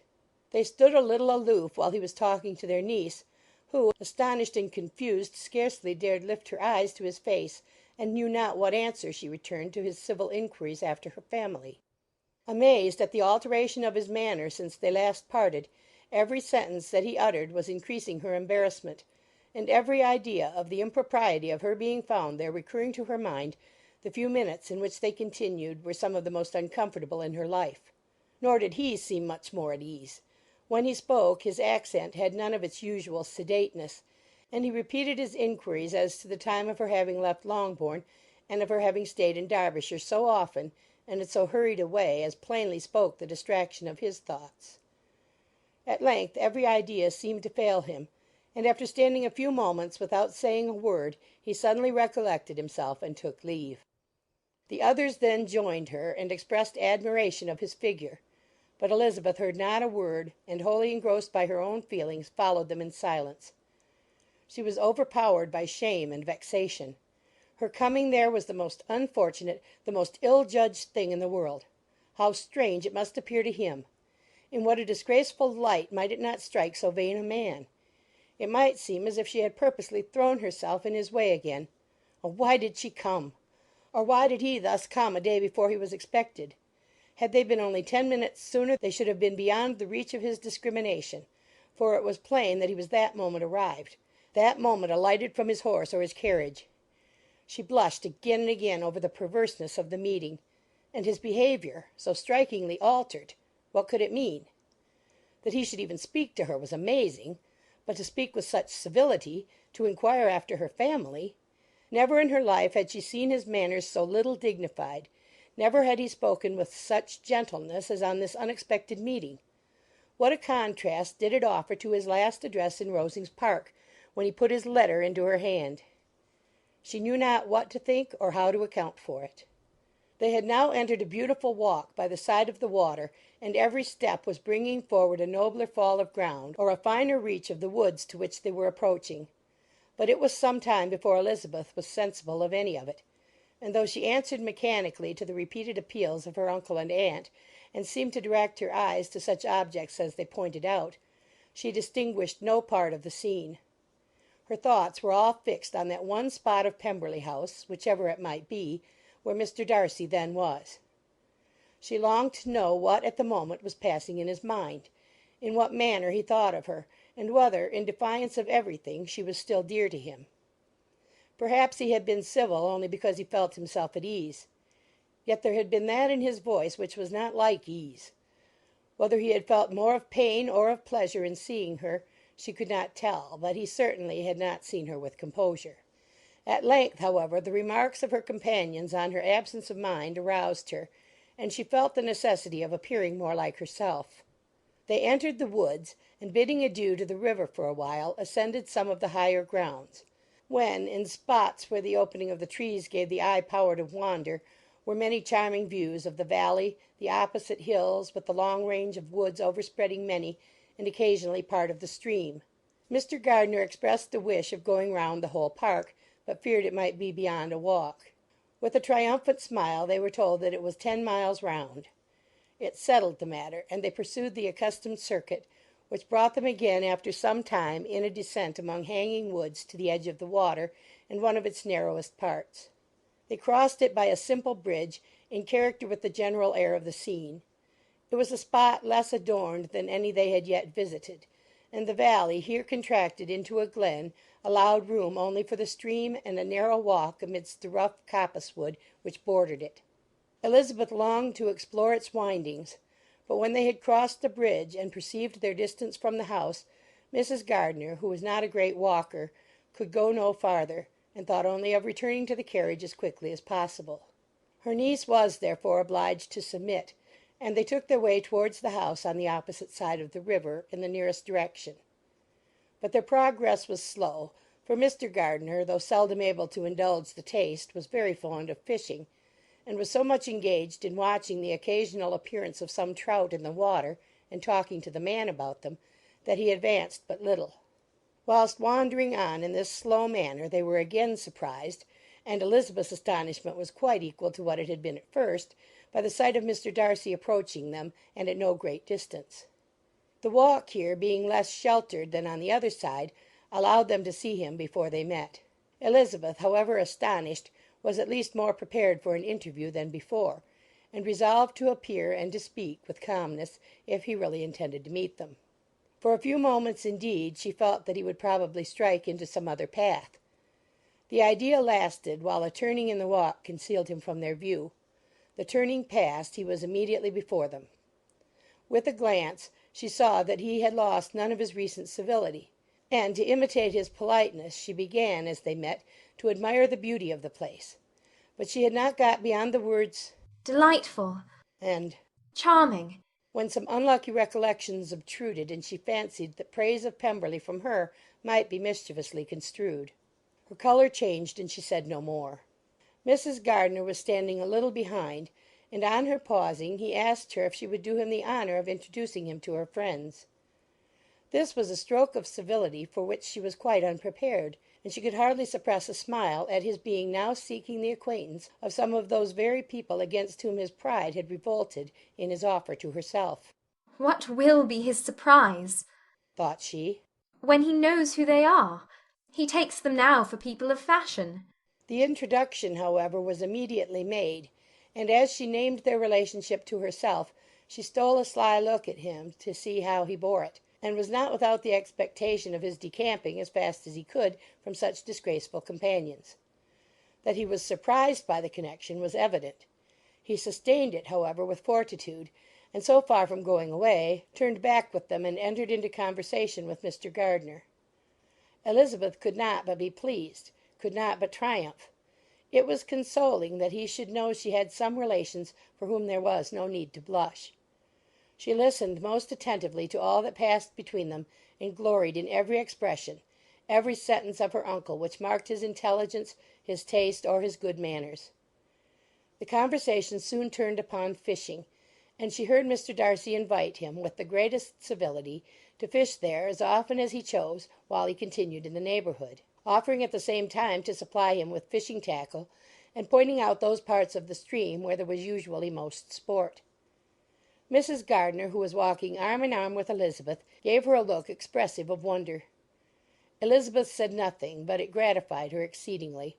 The compliment must be all for herself. Her astonishment, however, was extreme, and continually was she repeating, "Why is he so altered? From what can it proceed? It cannot be for me. It cannot be for my sake that his manners are thus softened. My reproofs at Hunsford could not work such a change as this. It is impossible that he should still love me." After walking some time in this way, the two ladies in front, the two gentlemen behind, on resuming their places after descending to the brink of the river for the better inspection of some curious water plant, there chanced to be a little alteration. It originated in Mrs. Gardiner, who, fatigued by the exercise of the morning, found Elizabeth's arm inadequate to her support, and consequently preferred her husband's. Mr. Darcy took her place by her niece, and they walked on together. After a short silence, the lady first spoke. She wished him to know that she had been assured of his absence before she came to the place, and accordingly began by observing that his arrival had been very unexpected. "For your housekeeper," she added, "informed us that you would certainly not be here till to-morrow, and indeed, before we left Bakewell, we understood that you were not immediately expected in the country." He acknowledged the truth of it all, and said that business with his steward had occasioned his coming forward a few hours before the rest of the party with whom he had been travelling. They will join me early tomorrow, he continued, and among them are some who will claim an acquaintance with you, Mr. Bingley and his sisters. Elizabeth answered only by a slight bow. Her thoughts were instantly driven back to the time when Mr. Bingley's name had been the last mentioned between them, and if she might judge by his complexion, his mind was not very differently engaged. There is also one other person in the party, he continued after a pause, who more particularly wishes to be known to you. Will you allow me, or do I ask too much, to introduce my sister to your acquaintance during your stay at Lambton? The surprise of such an application was great indeed. It was too great for her to know in what manner she acceded to it. She immediately felt that whatever desire Miss Darcy might have of being acquainted with her must be the work of her brother, and without looking farther it was satisfactory. It was gratifying to know that his resentment had not made him think really ill of her. They now walked on in silence, each of them deep in thought. Elizabeth was not comfortable, that was impossible, but she was flattered and pleased. His wish of introducing his sister to her was a compliment of the highest kind. They soon outstripped the others, and when they had reached the carriage, Mr. and Mrs. Gardiner were half a quarter of a mile behind. He then asked her to walk into the house, but she declared herself not tired, and they stood together on the lawn. At such a time much might have been said, and silence was very awkward. She wanted to talk, but there seemed to be an embargo on every subject. At last she recollected that she had been travelling, and they talked of Matlock and Dove Dale with great perseverance. Yet time and her aunt moved slowly, and her patience and her ideas were nearly worn out before the tete-a-tete was over. On Mr. and Mrs. Gardiner's coming up, they were all pressed to go into the house and take some refreshment, but this was declined, and they parted on each side with utmost politeness. Mr. Darcy handed the ladies into the carriage, and when it drove off, Elizabeth saw him walking slowly towards the house. The observations of her uncle and aunt now began, and each of them pronounced him to be infinitely superior to anything they had expected. "He is perfectly well behaved, polite, and unassuming," said her uncle. "There is something a little stately in him, to be sure," replied her aunt. "but it is confined to his air, and is not unbecoming. I can now say with the housekeeper, that though some people may call him proud, I have seen nothing of it." "I was never more surprised than by his behaviour to us. It was more than civil, it was really attentive, and there was no necessity for such attention. His acquaintance with Elizabeth was very trifling." "To be sure, Lizzie," said her aunt, "he is not so handsome as Wickham, or rather he has not Wickham's countenance, for his features are perfectly good. But how came you to tell me that he was so disagreeable?" Elizabeth excused herself as well as she could, said that she had liked him better when they had met in Kent than before, and that she had never seen him so pleasant as this morning. "But perhaps he may be a little whimsical in his civilities," replied her uncle. "Your great men often are, and therefore I shall not take him at his word, as he might change his mind another day, and warn me off his grounds." Elizabeth felt that they had entirely misunderstood his character, but said nothing. "From what we have seen of him," continued Mrs. Gardiner, "I really should not have thought that he could have behaved in so cruel a way by anybody as he has done by poor Wickham. He has not an ill-natured look. On the contrary, there is something pleasing about his mouth when he speaks, and there is something of dignity in his countenance that would not give one an unfavourable idea of his heart. But to be sure, the good lady who showed us his house did give him a most flaming character. I could hardly help laughing aloud sometimes. But he is a liberal master, I suppose, and that, in the eye of a servant, comprehends every virtue." Elizabeth here felt herself called on to say something in vindication of his behaviour to Wickham, and therefore gave them to understand, in as guarded a manner as she could, that by what she had heard from his relations in Kent, his actions were capable of a very different construction, and that his character was by no means so faulty, nor Wickham's so amiable, as they had been considered in Hertfordshire. In confirmation of this, she related the particulars of all the pecuniary transactions in which they had been connected, without actually naming her authority, but stating it to be such as might be relied on. Mrs. Gardiner was surprised and concerned, but as they were now approaching the scene of her former pleasures, every idea gave way to the charm of recollection, and she was too much engaged in pointing out to her husband all the interesting spots in its environs to think of anything else. Fatigued as she had been by the morning's walk, they had no sooner dined than she set off again in quest of her former acquaintance, and the evening was spent in the satisfactions of an intercourse renewed after many years' discontinuance. The occurrences of the day were too full of interest to leave Elizabeth much attention for any of these new friends, and she could do nothing but think, and think with wonder, of Mr. Darcy's civility, and above all of his wishing her to be acquainted with his sister. Elizabeth had settled it that Mr. Darcy would bring his sister to visit her the very day after her reaching Pemberley, and was consequently resolved not to be out of sight of the inn the whole of that morning. But her conclusion was false, for on the very morning after their arrival at Lambton these visitors came.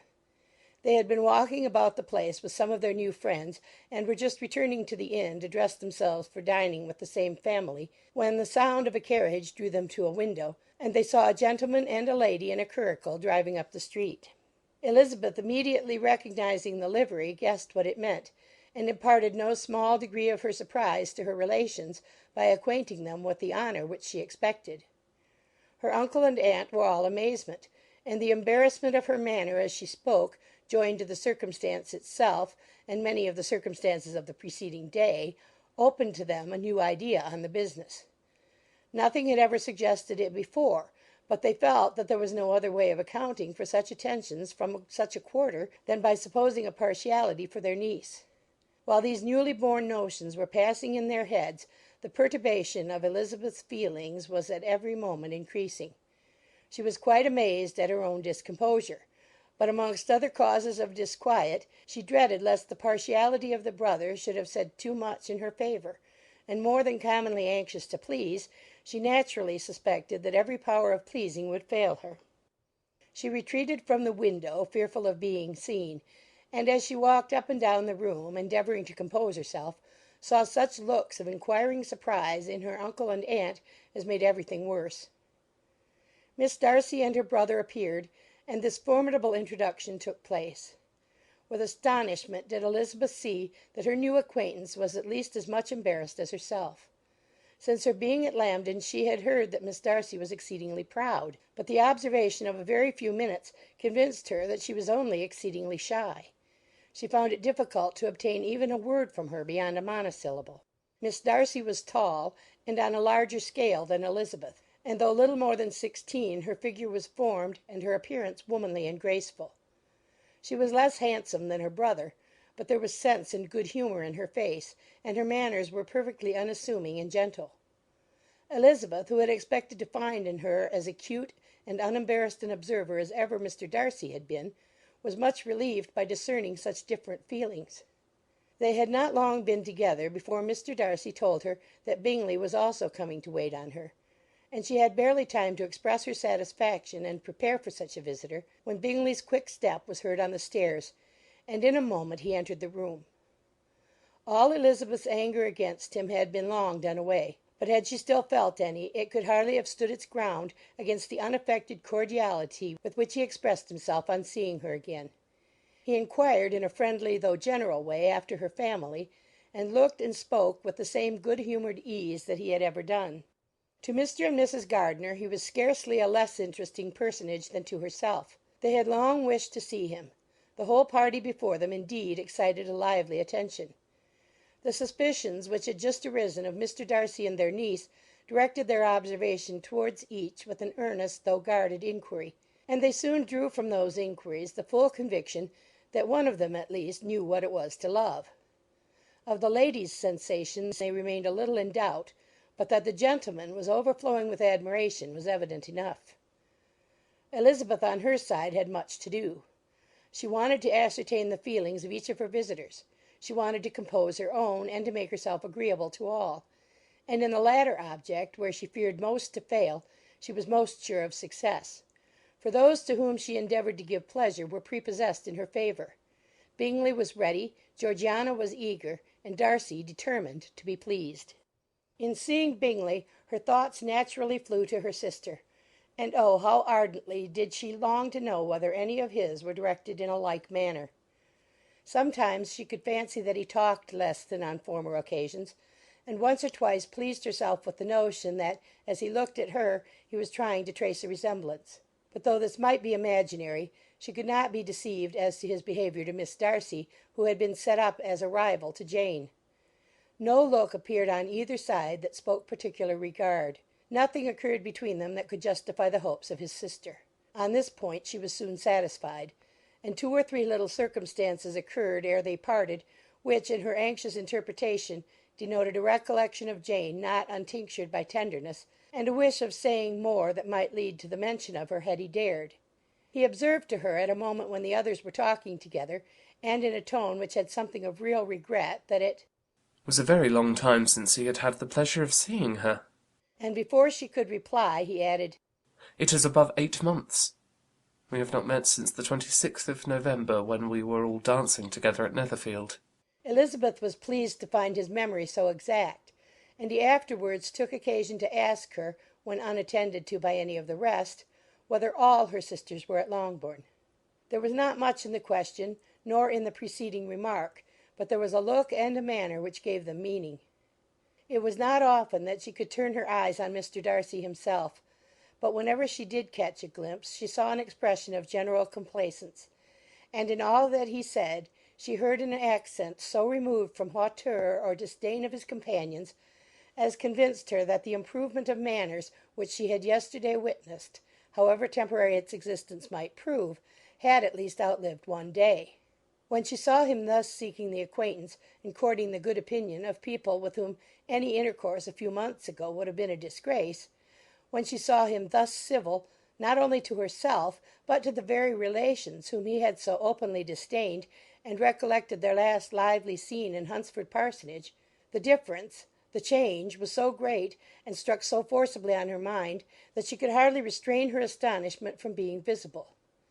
Never, even in the company of his dear friends at Netherfield, or his dignified relations at Rosings, had she seen him so desirous to please, so free from self-consequence or unbending reserve, as now, when no importance could result from the success of his endeavours, and when even the acquaintance of those to whom his attentions were addressed would draw down the ridicule and censure of the ladies both of Netherfield and Rosings.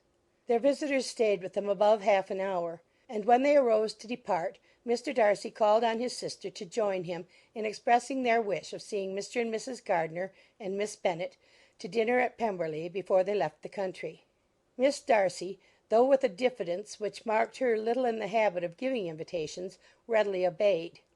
Mrs. Gardiner looked at her niece, desirous of knowing how she, whom the invitation most concerned, felt disposed as to its acceptance. But Elizabeth had turned away her head.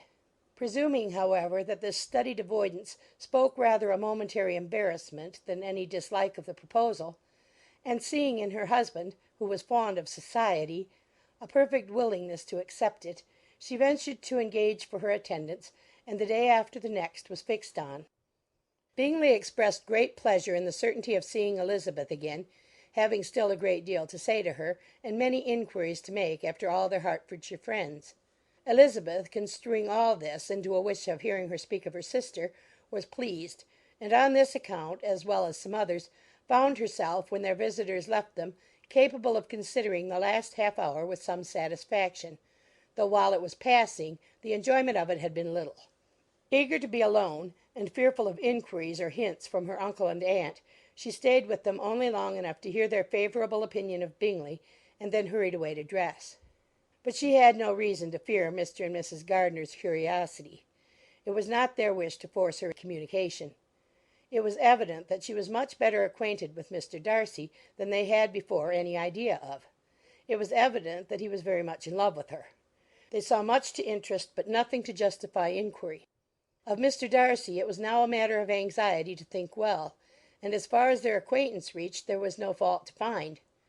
They could not be untouched by his politeness, and had they drawn his character from their own feelings and his servant's report, without any reference to any other account, the circle in Hertfordshire to which he was known would not have recognized it for Mr. Darcy. There was now an interest, however, in believing the housekeeper, and they soon became sensible that the authority of a servant who had known him since he was 4 years old, and whose own manners indicated respectability, was not to be hastily rejected. Neither had anything occurred in the intelligence of their Lambton friends that could materially lessen its weight. They had nothing to accuse him of but pride. Pride he probably had, and if not, it would certainly be imputed by the inhabitants of a small market town where the family did not visit. It was acknowledged, however, that he was a liberal man, and did much good among the poor. With respect to Wickham, the travellers soon found that he was not held there in much estimation, for though the chief of his concerns with the son of his patron were imperfectly understood, it was yet a well-known fact that on his quitting Derbyshire he had left many debts behind him which Mr. Darcy afterwards discharged. As for Elizabeth, her thoughts were at Pemberley this evening more than the last, and the evening, though as it passed it seemed long, was not long enough to determine her feelings towards one in that mansion, and she lay awake 2 whole hours endeavouring to make them out. She certainly did not hate him.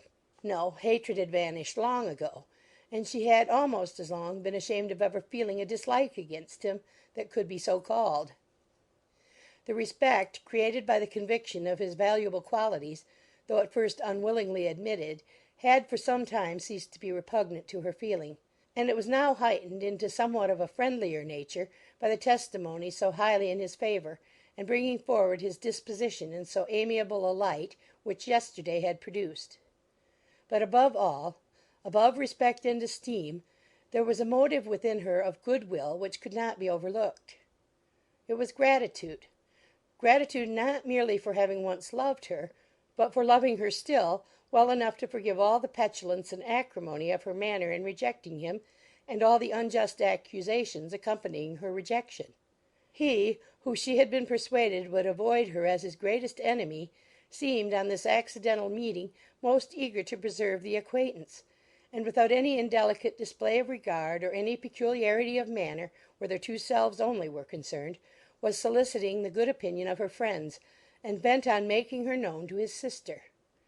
Such a change in a man of so much pride, exciting not only astonishment but gratitude, for to love, ardent love, it must be attributed, and as such its impression on her was of a sort to be encouraged, as by no means unpleasing, though it could not be exactly defined. She respected, she esteemed, she was grateful to him. She felt a real interest in his welfare, and she only wanted to know how far she wished that welfare to depend upon herself, and how far it would be for the happiness of both that she should employ the power, which her fancy told her she still possessed, of bringing on her the renewal of his addresses. It had been settled in the evening between the aunt and the niece that such a striking civility as Miss Darcy's in coming to see them on the very day of her arrival at Pemberley, for she had reached it only to a late breakfast, ought to be imitated, though it could not be equalled, by some exertion of politeness on their side, and consequently that it would be highly expedient to wait on her at Pemberley the following morning. They were therefore to go. Elizabeth was pleased, though when she asked herself the reason she had very little to say in reply. Mr. Gardiner left them soon after breakfast. The fishing scheme had been renewed the day before, and a positive engagement made of his meeting some of the gentlemen at Pemberley before noon.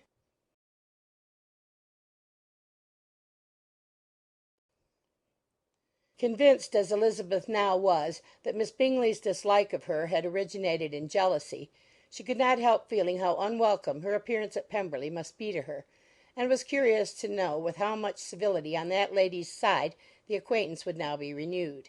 On reaching the house, they were shown through the hall into the saloon, whose northern aspect rendered it delightful for summer. Its windows opening to the ground admitted a most refreshing view of the high woody hills behind the house, and of the beautiful oaks and Spanish chestnuts which were scattered over the intermediate lawn. In this house they were received by Miss Darcy, who was sitting there with Mrs. Hurst and Miss Bingley, and the lady with whom she lived in London.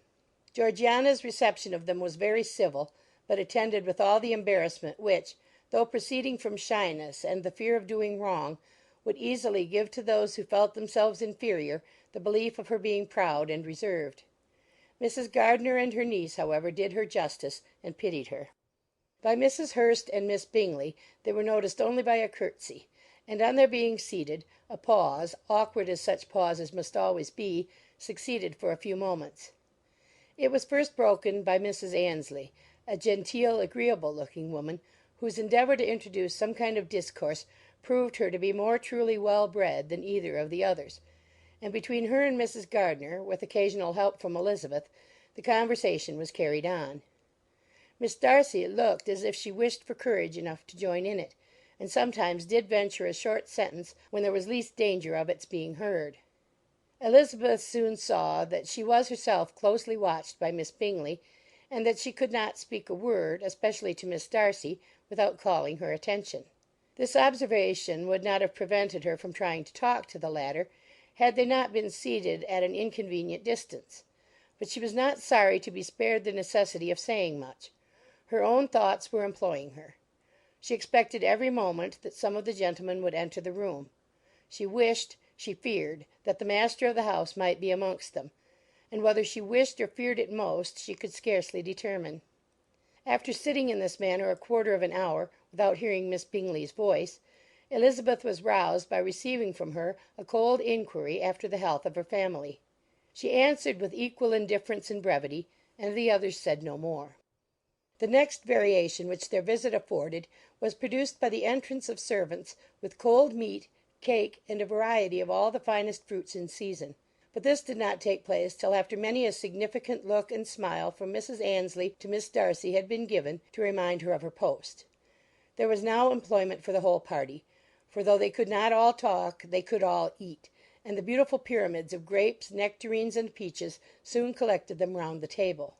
While thus engaged, Elizabeth had a fair opportunity of deciding whether she most feared or wished for the appearance of Mr. Darcy, by the feelings which prevailed on his entering the room; and then, though but a moment before she had believed her wishes to predominate, she began to regret that he came. He had been some time with Mr. Gardiner, who, with 2 or 3 other gentlemen from the house, was engaged by the river, and had left him only on learning that the ladies of the family intended a visit to Georgiana that morning. No sooner did he appear than Elizabeth wisely resolved to be perfectly easy and unembarrassed, a resolution the more necessary to be made, but perhaps not the more easily kept, because she saw that the suspicions of the whole party were awakened against them, and that there was scarcely an eye which did not watch his behaviour when he first came into the room. In no countenance was attentive curiosity so strongly marked as in Miss Bingley's, in spite of the smiles which overspread her face whenever she spoke to one of its objects; for jealousy had not yet made her desperate, and her attentions to Mr. Darcy were by no means over. Miss Darcy, on her brother's entrance, exerted herself much more to talk, and Elizabeth saw that he was anxious for his sister and herself to get acquainted, and forwarded as much as possible every attempt at conversation on either side. Miss Bingley saw all this likewise, and in the imprudence of anger took the first opportunity of saying, with sneering civility, "Pray, Miss Eliza, are not the Blankshire militia removed from Meryton? They must be a great loss to your family." In Darcy's presence she dared not mention Wickham's name, but Elizabeth instantly comprehended that he was uppermost in her thoughts, and the various recollections connected with him gave her a moment's distress. But exerting herself vigorously to repel the ill-natured attack, she presently answered the question in a tolerably detached tone. While she spoke, an involuntary glance showed her Darcy, with a heightened complexion, earnestly looking at her, and his sister overcome with confusion and unable to lift up her eyes. Had Miss Bingley known what pain she was then giving her beloved friend, she undoubtedly would have refrained from the hint; but she had merely intended to discompose Elizabeth by bringing forward the idea of a man to whom she believed her partial, to make her betray a sensibility which might injure her in Darcy's opinion, and perhaps to remind the latter of all the follies and absurdities by which some part of her family were connected with that corps. Not a syllable had ever reached her of Miss Darcy's meditated elopement. To no creature had it been revealed where secrecy was possible, except to Elizabeth; and from all Bingley's connections her brother was particularly anxious to conceal it, from the very wish which Elizabeth had long ago attributed to him of their becoming hereafter her own. He had certainly formed such a plan, and without meaning that it should effect his endeavour to separate him from Miss Bennet, it is probable that it might add something to his lively concern for the welfare of his friend. Elizabeth's collected behaviour, however, soon quieted his emotion, and as Miss Bingley, vexed and disappointed, dared not approach nearer to Wickham, Georgiana also recovered in time, though not enough to be able to speak any more. Her brother, whose eyes she feared to meet, scarcely recollected her interest in the affair, and the very circumstance which had been designed to turn his thoughts from Elizabeth seemed to have fixed them on her more and more cheerfully. Their visit did not continue long after the question and answer above mentioned, and while Mr. Darcy was attending them to their carriage, Miss Bingley was venting her feelings in criticisms on Elizabeth's person, behaviour, and dress. But Georgiana would not join her. Her brother's recommendation was enough to ensure her favour. His judgment could not err, and he had spoken in such terms of Elizabeth as to leave Georgiana without the power of finding her otherwise than lovely and amiable. When Darcy returned to the saloon, Miss Bingley could not help repeating to him some part of what she had been saying to his sister. "How very ill Miss Eliza Bennet looks this morning, Mr. Darcy!" she cried. "I never in my life saw any one so much altered as she is since the winter. She is grown so brown and coarse. Louisa and I were agreeing that we should not have known her again." However little Mr. Darcy might have liked such an address, he contented himself with coolly replying that he perceived no other alteration than her being rather tanned, no miraculous consequence of travelling in the summer.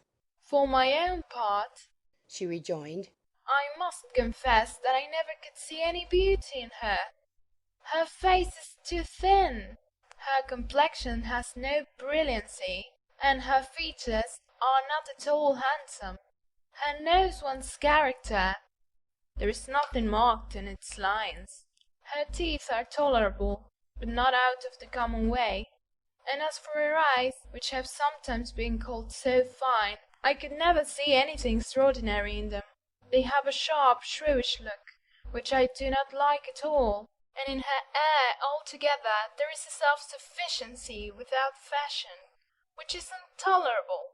Persuaded as Miss Bingley was that Darcy admired Elizabeth, this was not the best method of recommending herself, but angry people are not always wise, and in seeing him at last look somewhat nettled, she had all the success she expected. He was resolutely silent, however, and from a determination of making him speak, she continued, "I remember, when we first knew her in Hertfordshire, how amazed we all were to find that she was a reputed beauty. And I particularly recollect your saying one night, after they had been dining at Netherfield, 'She a beauty! I should as soon call her mother a wit.' But afterwards she seemed to improve on you, and I believe you thought her rather pretty at one time." Yes. replied Darcy, who could contain himself no longer. But that was only when I first saw her, for it is many months since I have considered her as one of the handsomest women of my acquaintance. He then went away, and Miss Bingley was left to all the satisfaction of having forced him to say what gave no one any pain but herself. Mrs. Gardiner and Elizabeth talked of all that had occurred during their visit as they returned, except what had particularly interested them both. The look and behaviour of everybody they had seen were discussed, except of the person who had mostly engaged their attention. They talked of his sister, his friends, his house, his fruit, of everything but himself. Yet Elizabeth was longing to know what Mrs. Gardiner thought of him, and Mrs. Gardiner would have been highly gratified by her niece's beginning the subject. Elizabeth had been a good deal disappointed in not finding a letter from Jane on their first arrival at Lambton, and this disappointment had been renewed on each of the mornings that had now been spent there. But on the third her repining was over, and her sister justified by the receipt of 2 letters from her at once, on one of which was marked that it had been missent elsewhere. Elizabeth was not surprised at it, as Jane had written the direction remarkably ill. They had just been preparing to walk as the letters came in, and her uncle and aunt, leaving her to enjoy them in quiet, set off by themselves. The one missent must first be attended to. It had been written 5 days ago. The beginning contained an account of all their little parties and engagements, with such news as the country afforded. But the latter half, which was dated a day later, and written in evident agitation, gave more important intelligence. It was to this effect. Since writing the above, dearest Lizzie, something has occurred of a most unexpected and serious nature, but I am afraid of alarming you. Be assured that we are all well. What I have to say relates to poor Lydia. An express came at 12 last night, just as we were all gone to bed, from Colonel Forster, to inform us that she was gone off to Scotland with one of his officers, to own the truth, with Wickham. Imagine our surprise. To Kitty, however, it does not seem so wholly unexpected. I am very, very sorry. So imprudent a match on both sides. But I am willing to hope the best, and that his character has been misunderstood. Thoughtless and indiscreet, I can easily believe him. But this step, and let us rejoice over it, marks nothing bad at heart. His choice is disinterested at least, for he must know my father can give her nothing. Our poor mother is sadly grieved. My father bears it better. How thankful am I that we never let them know what has been said against him. We must forget it ourselves. They were off Saturday night about 12, as is conjectured, but were not missed till yesterday morning at 8. The express was sent off directly. My dear Lizzie, they must have passed within 10 miles of us. Colonel Forster gives us reason to expect him here soon. Lydia left a few lines for his wife, informing her of their intention. I must conclude, for I cannot be long from my poor mother. I am afraid you will not be able to make it out, but I hardly know what I have written. Without allowing herself time for consideration, and scarcely knowing what she felt, Elizabeth, on finishing this letter, instantly seized the other, and opening it with the utmost impatience, read as follows. It had been written a day later than the conclusion of the first. By this time, my dearest sister, you have received my hurried letter. I wish this may be more intelligible, but though not confined for time, my head is so bewildered that I cannot answer for being coherent. Dearest Lizzie, I hardly know what I would write, but I have bad news for you, and it cannot be delayed. Imprudent as a marriage between Mr. Wickham and our poor Lydia would be, we are now anxious to be assured that it has taken place, for there is but too much reason to fear they are not gone to Scotland. Colonel Forster came yesterday, having left Brighton the day before, not many hours after the express. Though Lydia's short letter to Mrs. F. gave them to understand that they were going to Gretna Green, something was dropped by Denny expressing his belief that W. never intended to go there or to marry Lydia at all, which was repeated to Colonel F., who, instantly taking the alarm, set off from B. intending to trace their route. He did trace them easily to Clapham, but no farther, for on entering that place they removed into a hackney coach and dismissed the chaise that brought them from Epsom. All that is known after this is that they were seen to continue the London road. I know not what to think. After making every possible enquiry on that side of London, Colonel F. came on into Hertfordshire, anxiously renewing them at all the turnpikes, and at the inns in Barnet and Hatfield, but without any success. No such people had been seen to pass through. With the kindest concern he came on to Longbourn, and broke his apprehensions to us in a manner most creditable to his heart. I am sincerely grieved for him and Mrs. F., but no one can throw any blame on them. Our distress, my dear Lizzie, is very great. My father and mother believe the worst, but I cannot think so ill of him. Many circumstances might make it more eligible for them to be married privately in town than to pursue their first plan, and even if he could form such a design against a young woman of Lydia's connections, which is not likely, can I suppose her so lost to everything? Impossible. I grieve to find, however, that Colonel F. is not disposed to depend upon their marriage. He shook his head when I expressed my hopes, and said he feared W. was not a man to be trusted. My poor mother is really ill and keeps her room. Could she exert herself it would be better, but this is not to be expected. And as to my father, I never in my life saw him so affected. Poor Kitty has anger for having concealed their attachment, but as it was a matter of confidence, one cannot wonder. I am truly glad, dearest Lizzie, that you have been spared something of these distressing scenes. But now, as the first shock is over, shall I own that I long for your return? I am not so selfish, however, as to press for it, if inconvenient. Adieu. I take up my pen again to do what I have just told you I would not, but circumstances are such that I cannot help earnestly begging you all to come here as soon as possible. I know my dear uncle and aunt so well that I am not afraid of requesting it, though I have still something more to ask of the former.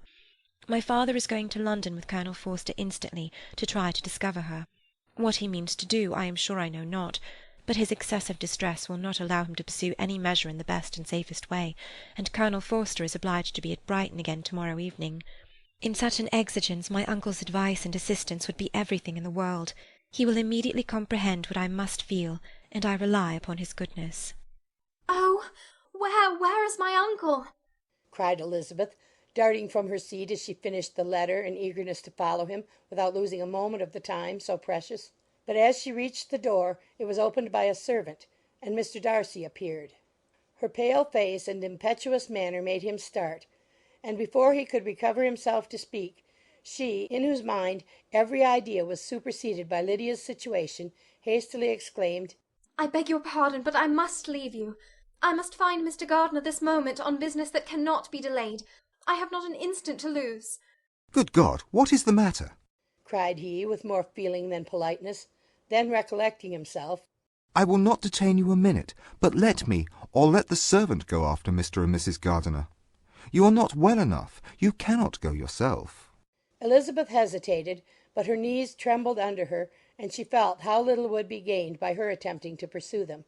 Calling back the servant, therefore, she commissioned him, though in so breathless an accent as made her almost unintelligible, to fetch his master and mistress home instantly.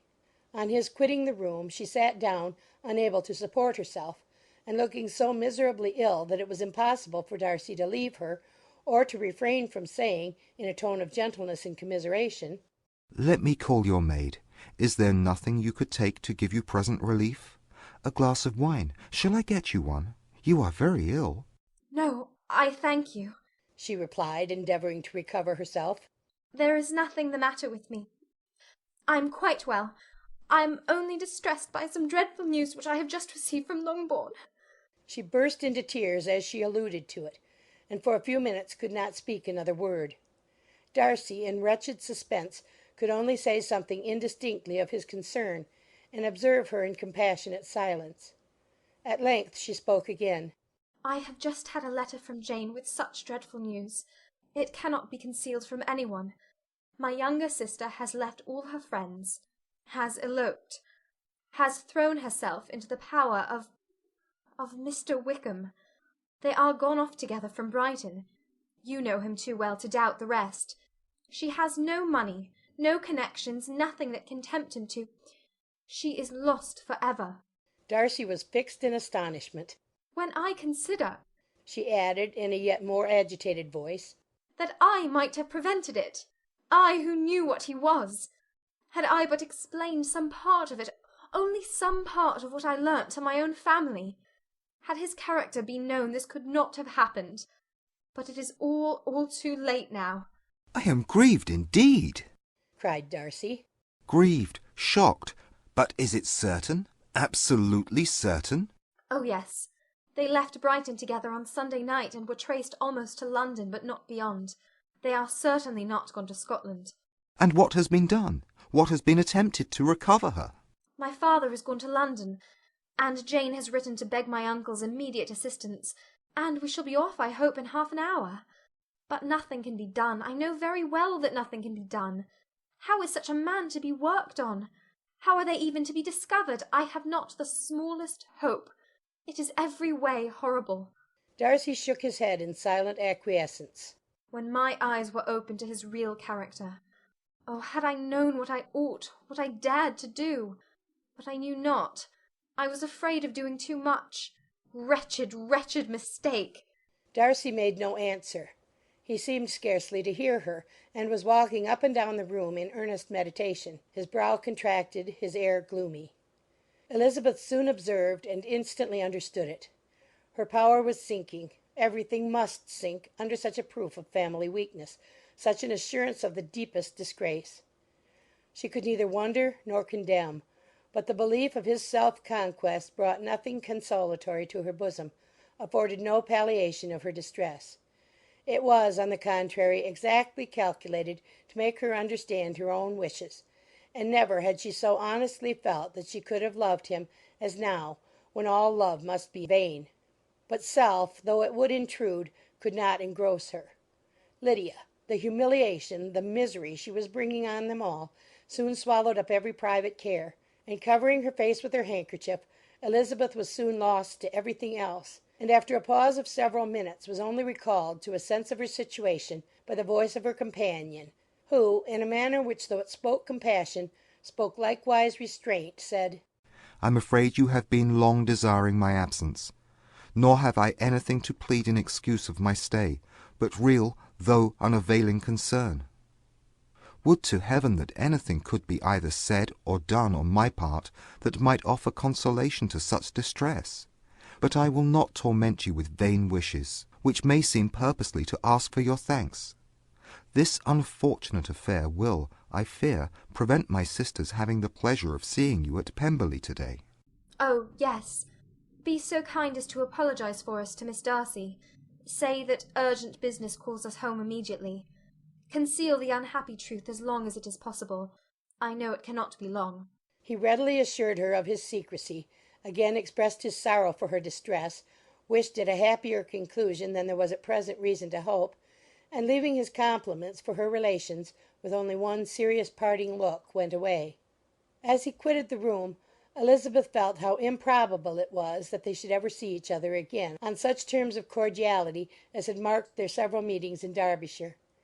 And as she threw a retrospective glance over the whole of their acquaintance, so full of contradictions and varieties, sighed at the perverseness of those feelings which would now have promoted its continuance, and would formerly have rejoiced in its termination. If gratitude and esteem are good foundations of affection, Elizabeth's change of sentiment will be neither improbable nor faulty. But if otherwise, if regard, springing from such sources, is unreasonable or unnatural, in comparison of what is so often described as arriving on a first interview with its object, and even before 2 words have been exchanged, nothing can be said in her defence, except that she had given somewhat of a trial to the latter method in her partiality for Wickham, and that its ill success might, perhaps, authorize her to seek the other less interesting mode of attachment. Be that as it may, she saw him go with regret, and in this early example of what Lydia's infamy must produce, found additional anguish as she reflected on that wretched business. Never since reading Jane's second letter had she entertained a hope of Wickham's meaning to marry her. No one but Jane, she thought, could flatter herself with such an expectation. Surprise was the least of her feelings on this development. While the contents of the first letter remained in her mind, she was all surprise, all astonishment that Wickham should marry a girl whom it was impossible he could marry for money, and how Lydia could ever have attached him had appeared incomprehensible. But now it was all too natural. For such an attachment as this she might have sufficient charms, and though she did not suppose Lydia to be deliberately engaging in an elopement without the intention of marriage, she had no difficulty in believing that neither her virtue nor her understanding would preserve her from falling an easy prey. She had never perceived, while the regiment was in Hertfordshire, that Lydia had any partiality for him, but she was convinced that Lydia wanted only encouragement to attach herself to anybody. Sometimes one officer, sometimes another had been her favourite, as their attentions raised them in her opinion. Her affections had continually been fluctuating, but never without an object. The mischief of neglect and mistaken indulgence towards such a girl, oh, how acutely did she now feel it! She was wild to be at home, to hear, to see, to be upon the spot, to share with Jane in the cares that must now fall wholly upon her in a family so deranged, a father absent, a mother incapable of exertion and requiring constant attendance, and though almost persuaded that nothing could be done for Lydia, her uncle's interference seemed of the utmost importance, and till he entered the room her impatience was severe. Mr. and Mrs. Gardiner had hurried back in alarm, supposing by the servant's account that their niece was taken suddenly ill. But satisfying them instantly on that head, she eagerly communicated the cause of their summons, reading the 2 letters aloud, and dwelling on the postscript of the last with trembling energy. Though Lydia had never been a favourite with them, Mr. and Mrs. Gardiner could not but be deeply afflicted. Not Lydia only, but all were concerned in it, and after the first exclamations of surprise and horror, Mr. Gardiner promised every assistance in his power. Elizabeth, though expecting no less, thanked him with tears of gratitude, and all 3 being actuated by one spirit, everything relating to their journey was speedily settled. They were to be off as soon as possible. "But what is to be done about Pemberley?" cried Mrs. Gardiner. "John told us Mr. Darcy was here when you sent for us. Was it so?" Yes, and I told him we should not be able to keep our engagement. That is all settled. "What is all settled?" repeated the other, as she ran into her room to prepare. "And they are upon such terms as for her to disclose the real truth? Oh, that I knew how it was!" But wishes were vain, or at least could only serve to amuse her in the hurry and confusion of the following hour. Had Elizabeth been at leisure to be idle, she would have remained certain that all employment was impossible to one so wretched as herself. But she had her share of business as well as her aunt, and amongst the rest there were notes to be written to all their friends at Lambton, with false excuses for their sudden departure. An hour, however, saw the whole completed, and Mr. Gardiner, meanwhile having settled his account at the inn, nothing remained to be done but to go; and Elizabeth, after all the misery of the morning, found herself in a shorter space of time than she could have supposed, seated in the carriage and on the road to Longbourn.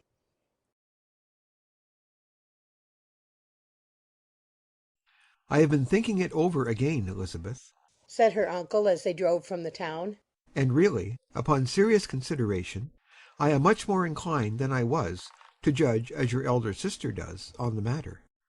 It appears to me so very unlikely that any young man should form such a design against a girl who was by no means unprotected or friendless, and who was actually staying in his colonel's family, that I am strongly inclined to hope the best. Could he expect that her friends would not step forward? Could he expect to be noticed again by the regiment after such an affront to Colonel Forster? His temptation is not adequate to the risk." Do you really think so? cried Elizabeth, brightening up for a moment. "Upon my word," said Mrs. Gardiner, "I begin to be of your uncle's opinion.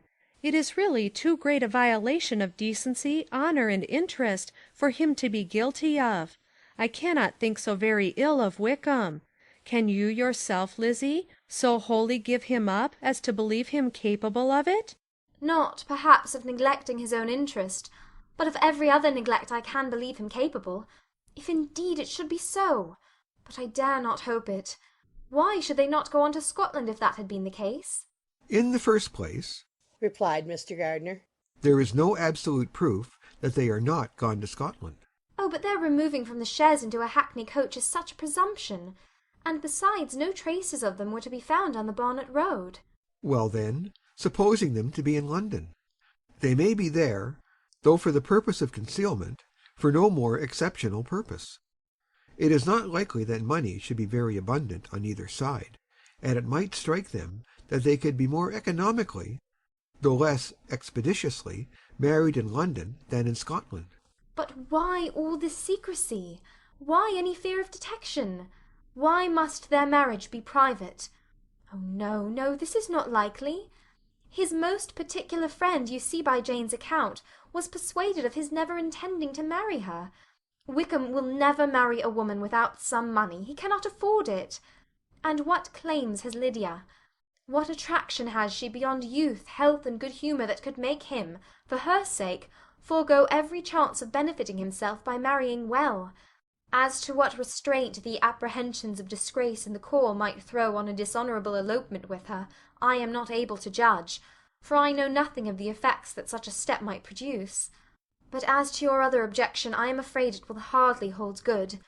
Lydia has no brothers to step forward, and he might imagine, from my father's behaviour, from his indolence and the little attention he has ever seemed to give to what was going forward in his family, that he would do as little and think as little about it as any father could do in such a matter. But can you think that Lydia is so lost to everything but love of him as to consent to live with him on any terms other than marriage? It does seem, and it is most shocking indeed, replied Elizabeth, with tears in her eyes, that a sister's sense of decency and virtue in such a point should admit of doubt. But really I know not what to say. Perhaps I am not doing her justice. But she is very young. She has never been taught to think on serious subjects, and for the last half-year, nay, for a 12-month, she has been given up to nothing but amusement and vanity. She has been allowed to dispose of her time in the most idle and frivolous manner, and to adopt any opinions that came in her way. Since the Blankshire were first quartered in Meryton, nothing but love, flirtation, and offices have been in her head. She has been doing everything in her power by thinking and talking on the subject to give greater, what shall I call it, susceptibility to her feelings, which are naturally lively enough. And we all know that Wickham has every charm of person and address that can captivate a woman. But you see that Jane, said her aunt, does not think so very ill of Wickham as to believe him capable of the attempt. Of whom does Jane ever think ill? And who is there, whatever might be their former conduct, that she would think capable of such an attempt till it were proved against them? But Jane knows as well as I do what Wickham really is. We both know that he has been profligate in every sense of the word, that he has neither integrity nor honour, that he is as false and deceitful as he is insinuating. And do you really know all this? cried Mrs. Gardiner, whose curiosity as to the mode of her intelligence was all alive. I do indeed, replied Elizabeth, colouring. I told you the other day of his infamous behaviour to Mr. Darcy, and you yourself, when last at Longbourn, heard in what manner he spoke of the man who had behaved with such forbearance and liberality towards him. And there are other circumstances which I am not at liberty, which it is not worth while to relate, but his lies about the whole Pemberley family are endless. From what he said of Miss Darcy, I was thoroughly prepared to see a proud, reserved, disagreeable girl. Yet he knew to the contrary himself. He must know that she was as amiable and unpretending as we have found her. But does Lydia know nothing of this? Can she be ignorant of what you and Jane seem so well to understand? Oh yes, that is the worst of all. Till I was in Kent, and saw so much both of Mr. Darcy and his relation Colonel Fitzwilliam, I was ignorant of the truth myself. And when I returned home, the Blankshire was to leave Meryton in a week or fortnight's time. As that was the case, neither Jane, to whom I related the whole, nor I, thought it necessary to make our knowledge public, for of what use could it apparently be to any one, that the good opinion which all the neighbourhood had of him should then be overthrown? And even when it was settled that Lydia should go with Mrs. Forster, the necessity of opening her eyes to his character never occurred to me. That she could be in any danger from the deception never entered my head. That such a consequence as this could ensue, you may easily believe was far enough from my thoughts. When they all removed to Brighton, therefore, you had no reason, I suppose, to believe them fond of each other? Not the slightest.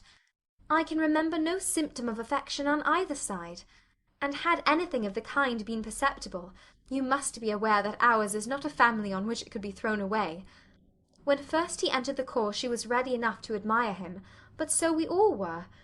Every girl in or near Meryton was out of her senses about him for the first 2 months, but he never distinguished her by any particular attention, and consequently, after a moderate period of extravagant and wild admiration, her fancy for him gave way, and others of the regiment, who treated her with more distinction, again became her favourites. It may be easily believed that however little of novelty could be added to their fears, hopes, and conjectures on this interesting subject by its repeated discussion, no other could detain them from it long during the whole of the journey.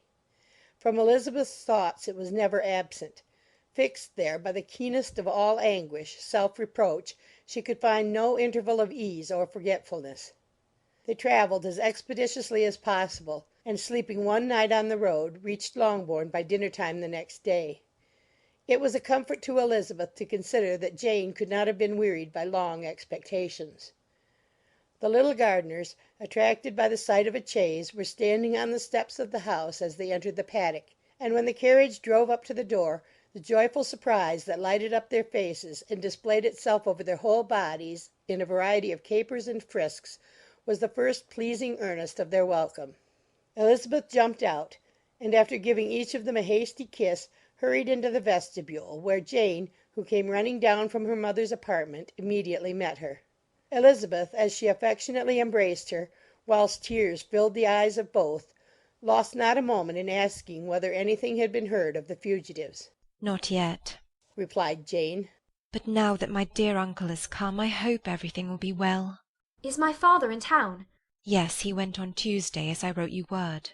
And have you heard from him often? We have heard only twice. He wrote me a few lines on Wednesday to say that he had arrived in safety, and to give me his directions, which I particularly begged him to do.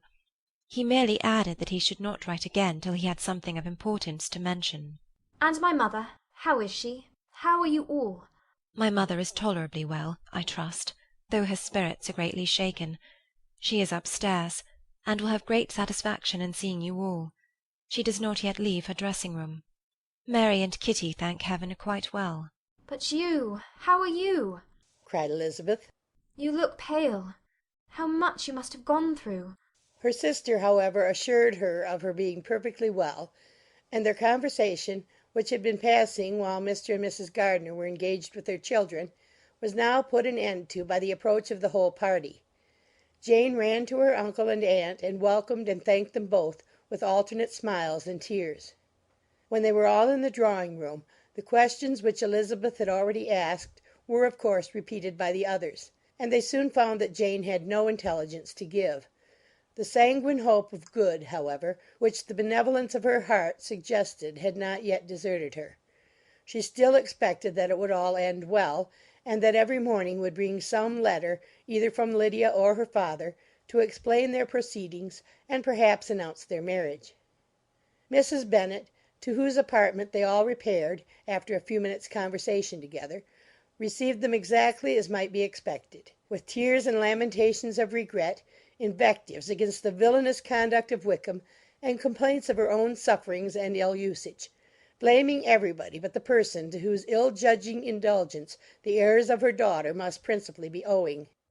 "If I had been able," said she, "to carry my point in going to Brighton with all my family, this would not have happened. But poor dear Lydia had nobody to take care of her. Why did the Forces ever let her go out of their sight? I'm sure there was some great neglect or other on their side, for she is not the kind of girl to do such a thing if she had been well looked after. I always thought they were very unfit to have the charge of her, but I was overruled, as I always am. Poor dear child, and now here's Mr. Bennet gone away, and I know he will fight Wickham whenever he meets him, and then he will be killed, and what is to become of us all? The Collinses will turn us out before he is cold in his grave, and if you are not kind to us, brother, I do not know what we shall do." They all exclaimed against such terrific ideas, and Mr. Gardiner, after general assurances of his affection for her and all her family, told her that he meant to be in London the very next day, and would assist Mr. Bennet in every endeavour for recovering Lydia. Do not give way to useless alarm, added he. Though it is right to be prepared for the worst, there is no occasion to look on it as certain. It is not quite a week since they left Brighton. In a few days more we may gain some news of them, Until we know that they are not married, and have no design of marrying, do not let us give the matter over as lost. As soon as I get to town, I shall go to my brother, and make him come home with me to Gracechurch Street, and then we may consult together as to what is to be done." "Oh, my dear brother," replied Mrs. Bennet, "that is exactly what I could most wish for. And now do, when you get to town, find them out, wherever they may be, and if they are not married already, make them marry. And as for wedding clothes, do not let them wait for that, but tell Lydia she shall have as much money as she chooses to buy them after they are married. And above all, keep Mr. Bennet from fighting. Tell him what a dreadful state I'm in, that I am frightened out of my wits, and have such tremblings, such flutterings all over me, such spasms in my side, and pains in my head, and beatings at heart, that I can get no rest by night or by day. And tell my dear Lydia not to give any directions about her clothes till she has seen me, for she does not know which are the best warehouses. Oh, brother, how kind you are! I know you will contrive it all."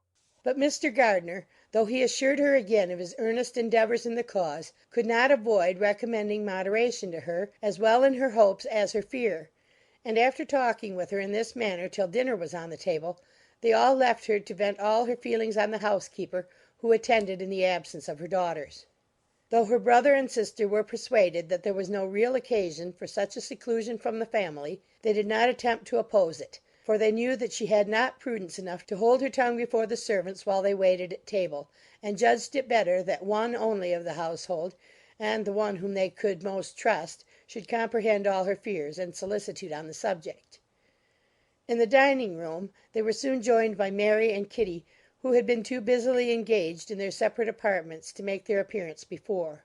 One came from her books, and the other from her toilette. The faces of both, however, were tolerably calm, and no change was visible in either, except that the loss of her favourite sister, or the anger which she had herself incurred in this business, had given more of fretfulness than usual to the accents of Kitty. As for Mary, she was mistress enough of herself to whisper to Elizabeth, with a countenance of grave reflection, soon after they were seated at table, "This is a most unfortunate affair, and will probably be much talked of. But we must stem the tide of malice, and pour into the wounded bosoms of each other the balm of sisterly consolation." Then, perceiving in Elizabeth no inclination of replying, she added, "Unhappy as the event must be for Lydia, we may draw from it this useful lesson, that loss of virtue in a female is irretrievable, that one false step involves her in endless ruin, that her reputation is no less brittle than it is beautiful, and that she cannot be too much guarded in her behaviour towards the undeserving of the other sex." Elizabeth lifted up her eyes in amazement, but was too much oppressed to make any reply. Mary, however, continued to console herself with such kind of moral extractions from the evil before them. In the afternoon the two elder Miss Bennets were able to be for half an hour by themselves, and Elizabeth instantly availed herself of the opportunity of making any inquiries which Jane was equally eager to satisfy. After joining in general lamentations over the dreadful sequel of this event, which Elizabeth considered as all but certain, and Miss Bennet could not assert to be wholly impossible, the former continued the subject by saying, "But tell me all and everything about it which I have not already heard. Give me further particulars. What did Colonel Forster say? Had they no apprehension of anything before the elopement took place? They must have seen them together for ever." Colonel Forster did own that he had often suspected some partiality, especially on Lydia's side, but nothing to give him any alarm. I am so grieved for him. His behaviour was attentive and kind to the utmost. He was coming to us in order to assure us of his concern, before he had any idea of their not being gone to Scotland. When that apprehension first got abroad, it hastened his journey. And was Denny convinced that Wickham would not marry? Did he know of their intending to go off? Had Colonel Forster seen Denny himself? Yes, but when questioned by him, Denny denied knowing anything of their plans, and would not give his real opinion about it. He did not repeat his persuasion of their not marrying, and from that, I am inclined to hope, he might have been misunderstood before. And till Colonel Forster came himself, not one of you entertained a doubt, I suppose, of their being really married? How was it possible that such an idea should enter our brains? I felt a little uneasy, a little fearful of my sister's happiness with him in marriage, because I knew that his conduct had not always been quite right. My father and mother knew nothing of that. They only felt how imprudent a match it must be. Kitty then owned, with a very natural triumph on knowing more than the rest of us, that in Lydia's last letter she had prepared her for such a step. She had known, it seems, of their being in love with each other many weeks. But not before they went to Brighton? No, I believe not. And did Colonel Forster appear to think well of Wickham himself? Does he know his real character? I must confess that he did not speak so well of Wickham as he formerly did. He believed him to be imprudent and extravagant, and since this sad affair has taken place, it is said that he left Meryton greatly in debt, but I hope this may be false. Oh, Jane, had we been less secret, had we told what we knew of him, this could not have happened. Perhaps it would have been better, replied her sister. But to expose the former faults of any person without knowing what their present feelings were seemed unjustifiable. We acted with the best intentions. Could Colonel Forster repeat the particulars of Lydia's note to his wife? He brought it with him for us to see. Jane then took it from her pocket-book and gave it to Elizabeth. These were the contents. My dear Harriet, you will laugh when you know where I am gone, and I cannot help laughing myself at your surprise tomorrow morning, as soon as I am missed. I am going to Gretna Green, and if you cannot guess with who, I shall think you a simpleton, for there is but one man in the world I love, and he is an angel. I shall never be happy without him, so think it no harm to be off. You need not send them word at Longbourn of my going, if you do not like it, for it will make the surprise the greater when I write to them and sign my name Lydia Wickham. What a good joke it will be!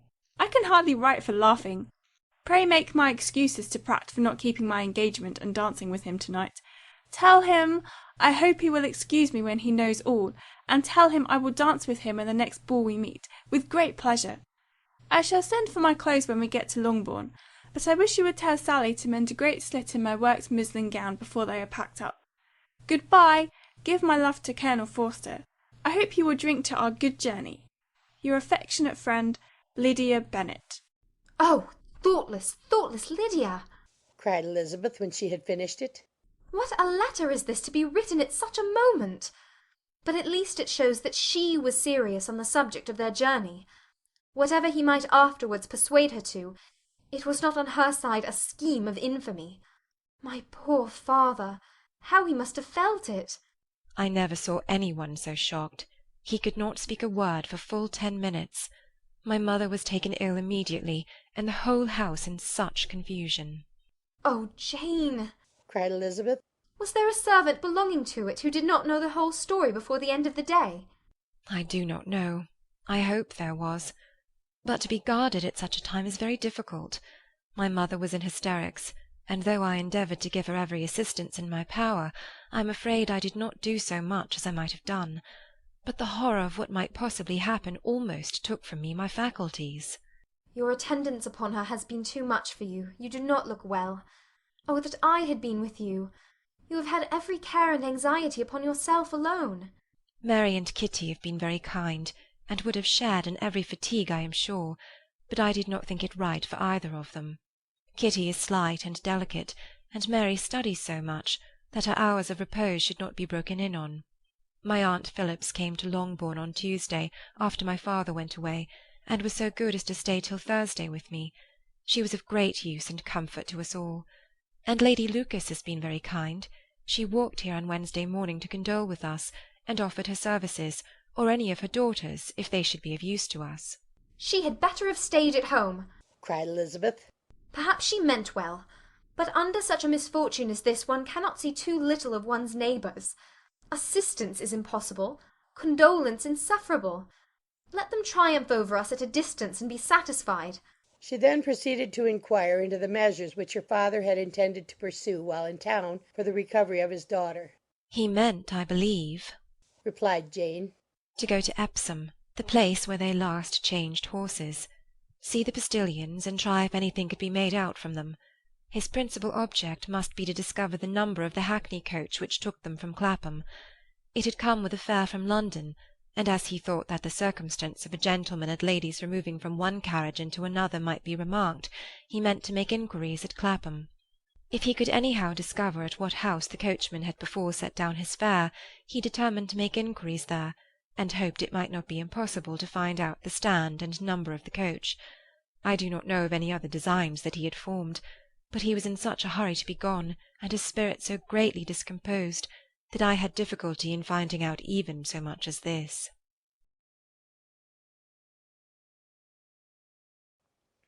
The whole party were in hopes of a letter from Mr. Bennet the next morning, but the post came in without bringing a single line from him. His family knew him to be, on all common occasions, a most negligent and dilatory correspondent, but at such a time they had hoped for exertion. They were forced to conclude that he had no pleasing intelligence to send, but even of that they would have been glad to be certain. Mr. Gardiner had waited only for the letters before he set off. When he was gone, they were certain at least of receiving constant information of what was going on, and their uncle promised, at parting, to prevail on Mr. Bennet to return to Longbourn as soon as he could, to the great consolation of his sister, who considered it as the only security for her husband's not being killed in a duel. Mrs. Gardiner and the children were to remain in Hertfordshire a few days longer, as the former thought her presence might be serviceable to her nieces. She shared in their attendance on Mrs. Bennet, and was a great comfort to them in their hours of freedom. Their other aunt also visited them frequently, and always, as she said, with the design of cheering and heartening them up, though, as she never came without reporting some fresh instance of Wickham's extravagance or irregularity, she seldom went away without leaving them more dispirited than she found them. All Meryton seemed striving to blacken the man who but 3 months before had been almost an angel of light. He was declared to be in debt to every tradesman in the place, and his intrigues, all honoured with the title of seduction, had been extended into every tradesman's family. Everybody declared that he was the wickedest young man in the world, and everybody began to find out that they had always distrusted the appearance of his goodness. Elizabeth, though she did not credit above half of what was said, believed enough to make her former assurance of her sister's ruin more certain; and even Jane, who believed still less of it, became almost hopeless, more especially as the time was now come when, if they had gone to Scotland, which she had never before entirely despaired of, they must in all probability have gained some news of them. Mr. Gardiner left Longbourn on Sunday. On Tuesday his wife received a letter from him. It told them that on his arrival he had immediately found out his brother, and persuaded him to come to Gracechurch Street; that Mr. Bennet had been to Epsom and Clapham before his arrival, but without gaining any satisfactory information, and that he was now determined to inquire at all the principal hotels in town, as Mr. Bennet thought it possible they might have gone to one of them on their first coming to London, before they procured lodgings. Mr. Gardiner himself did not expect any success from this measure, but as his brother was eager in it, he meant to assist him in pursuing it. He added that Mr. Bennet seemed wholly disinclined at present to leave London, and promised to write again very soon. There was also a postscript to this effect: I have written to Colonel Forster to desire him to find out, if possible, from some of the young man's intimates in the regiment, whether Wickham has any relations or connections who would be likely to know in what part of town he has now concealed himself. If there were any one that one could apply to with a probability of gaining such a clue as that, it might be of essential consequence. At present we have nothing to guide us. Colonel Forster will, I dare say, do everything in his power to satisfy us on this head; but, on second thoughts, perhaps Lizzie could tell us what relations he has now living, better than any other person. Elizabeth was at no loss to understand from whence this deference to her authority proceeded, but it was not in her power to give any information of so satisfactory a nature as the compliment deserved. She had never heard of his having had any relations except a father and mother, both of whom had been dead many years. It was possible, however, that some of his companions in the shire might be able to give more information, and though she was not very sanguine in expecting it, the application was a something to look forward to. Every day at Longbourn was now a day of anxiety, but the most anxious part of each was when the post was expected. The arrival of letters was the grand object of every morning's impatience. Through letters, whatever of good or bad was to be told would be communicated, and every succeeding day was expected to bring some news of importance. But before they heard again from Mr. Gardiner, a letter arrived for their father from a different quarter, from Mr. Collins, which, as Jane had received directions to open all that came for him in his absence, she accordingly read. And Elizabeth, who knew what curiosities his letters always were, looked over her and read it likewise. It was as follows: My dear Sir, I feel myself called upon, by our relationship, and my situation in life, to condole with you on the grievous affliction you are now suffering under, of which we were yesterday informed by a letter from Hertfordshire. Be assured, my dear Sir, that Mrs. Collins and myself sympathize with you and all your respectable family in your present distress, which must be of the bitterest kind, because proceeding from a cause which no time can remove. No arguments shall be wanting on my part that can alleviate so severe a misfortune, or that may comfort you under a circumstance that must be of all others the most afflicting to a parent's mind. The death of your daughter would have been a blessing in comparison to this, and it is the more to be lamented because there is reason to suppose, as my dear Charlotte informs me, that this licentiousness of behaviour in your daughter has proceeded from a faulty degree of indulgence, though at the same time, for the consolation of yourself and Mrs. Bennet, I am inclined to think that her own disposition must be naturally bad, or she could not be guilty of such an enormity at so early an age. Howsoever that may be, you are grievously to be pitied, in which opinion I am not only joined by Mrs. Collins, but likewise by Lady Catherine and her daughter, to whom I have related the affair. They agree with me in apprehending that this false step in one daughter will be injurious to the fortunes of all the others, for who, as Lady Catherine herself condescendingly says, will connect themselves with such a family? And this consideration leads me moreover to reflect with augmented satisfaction on a certain event of last November, for had it been otherwise, I might have been involved in all your sorrow and disgrace. Let me then advise you, dear sir, to console yourself as much as possible, to throw off your unworthy child from your affection forever, and leave her to reap the fruits of her own heinous offence. I am, dear sir, etc., etc. Mr. Gardiner did not write again till he had received an answer from Colonel Forster, and then he had nothing of a pleasant nature to send. It was not known that Wickham had a single relationship with whom he kept up any connection, and it was certain that he had no near one living. His former acquaintances had been numerous, but since he had been in the militia it did not appear that he was on terms of particular friendship with any of them. There was no one, therefore, who could be pointed out as likely to give any news of him, and in the wretched state of his own finances there was a very powerful motive for secrecy in addition to his fear of discovery by Lydia's relations, for it had just transpired that he had left gaming debts behind him to a very considerable amount. Colonel Forster believed that more than £1,000 would be necessary to clear his expenses at Brighton. He owed a good deal in town, but his debts of honour were still more formidable. Mr. Gardiner did not attempt to conceal these particulars from the Longbourn family. Jane heard them with horror. "A gamester!" she cried. "This is wholly unexpected. I had not an idea of it." Mr. Gardiner added in his letter that they might expect to see their father at home on the following day, which was Saturday.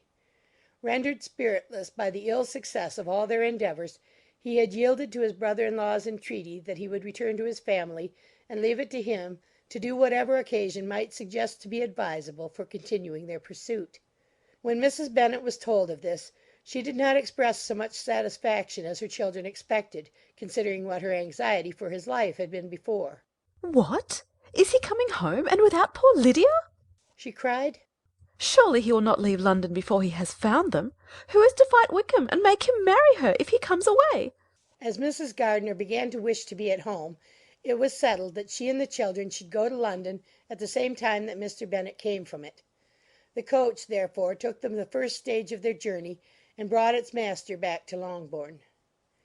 Mrs. Gardiner went away in all the perplexity about Elizabeth and her Derbyshire friend that had attended her from that part of the world. His name had never been voluntarily mentioned before them by her niece, and the kind of half expectation which Mrs. Gardiner had formed of their being followed by a letter from him had ended in nothing. Elizabeth had received none since her return that could come from Pemberley. The present unhappy state of the family rendered any other excuse for the lowness of her spirits unnecessary.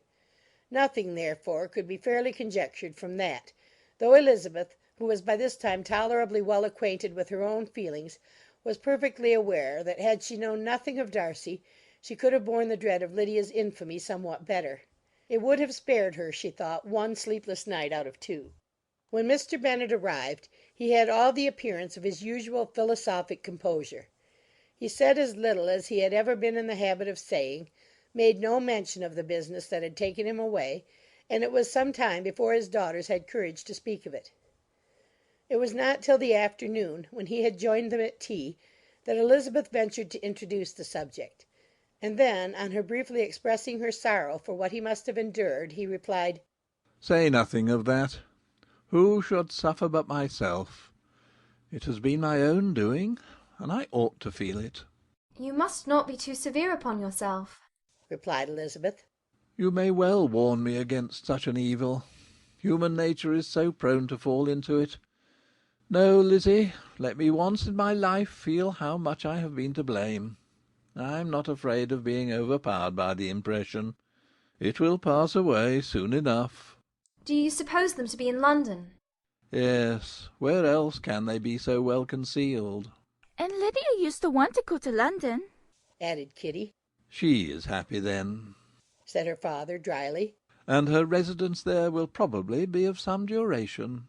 Then, after a short silence, he continued, Lizzie, I bear you no ill will for being justified in your advice to me last May, which, considering the event, shows some greatness of mind. They were interrupted by Miss Bennet, who came to fetch her mother's tea. This is a parade, he cried, which does one good. It gives such an elegance to misfortune. Another day I will do the same. I will sit in my library, in my nightcap and powdering gown, and give as much trouble as I can. Or perhaps I may defer it till Kitty runs away. I am not going to run away, papa, said Kitty fretfully. If I should ever go to Brighton, I would behave better than Lydia.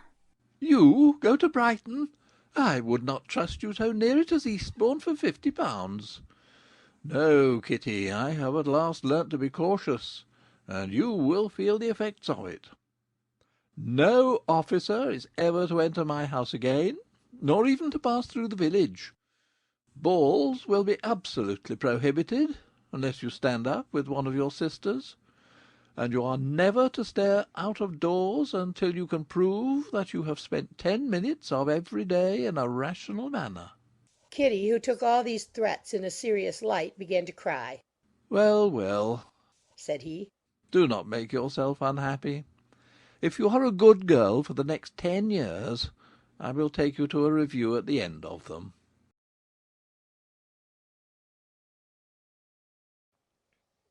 2 days after Mr. Bennet's return, as Jane and Elizabeth were walking together in the shrubbery behind the house, they saw the housekeeper coming towards them, and concluding that she came to call them to their mother, went forward to meet her. But instead of the expected summons, when they approached her, she said to Miss Bennet, "I beg your pardon, madam, for interrupting you, but I was in hopes you might have got some good news from town, so I took the liberty of coming to ask." What do you mean, Hill? We have heard nothing from town. "Dear madam!" cried Mrs. Hill in great astonishment. "Don't you know there is an express come for master from Mr. Gardiner? He has been here this half hour, and master has had a letter." Away ran the girls, too eager to get in to have time for speech. They ran through the vestibule into the breakfast-room, from thence to the library. Their father was in neither, and they were on the point of seeking him upstairs with their mother, when they were met by the butler, who said, "If you are looking for my master, ma'am, he is walking towards the little copse." Upon this information, they instantly passed through the hall once more, and ran across the lawn after their father, who was deliberately pursuing his way towards a small wood on one side of the paddock. Jane, who was not so light nor so much in the habit of running as Elizabeth, soon lagged behind, while her sister, panting for breath, came up with him, and eagerly cried out, "Oh, papa, what news? What news? Have you heard from my uncle?" Yes, I have had a letter from him by express. Well, and what news does it bring, good or bad? What is there of good to be expected? Said he, taking the letter from his pocket. But perhaps you would like to read it. Elizabeth impatiently caught it from his hand. Jane now came up. Read it aloud, said their father, for I hardly know myself what it is about. Gracechurch Street, Monday, August 2nd. My dear brother, at last I am able to send you some tidings of my niece, and as such, upon the whole, I hope it will give you satisfaction. Soon after you left me on Saturday, I was fortunate enough to find out in what part of London they were. The particulars I reserve till we meet. It is enough to know they are discovered. I have seen them both. Then it is as I always hoped, cried Jane. They are married. Elizabeth read on. I have seen them both. They are not married, nor can I find there was any intention of being so. But if you are willing to perform the engagements which I have ventured to make on your side, I hope it will not be long before they are.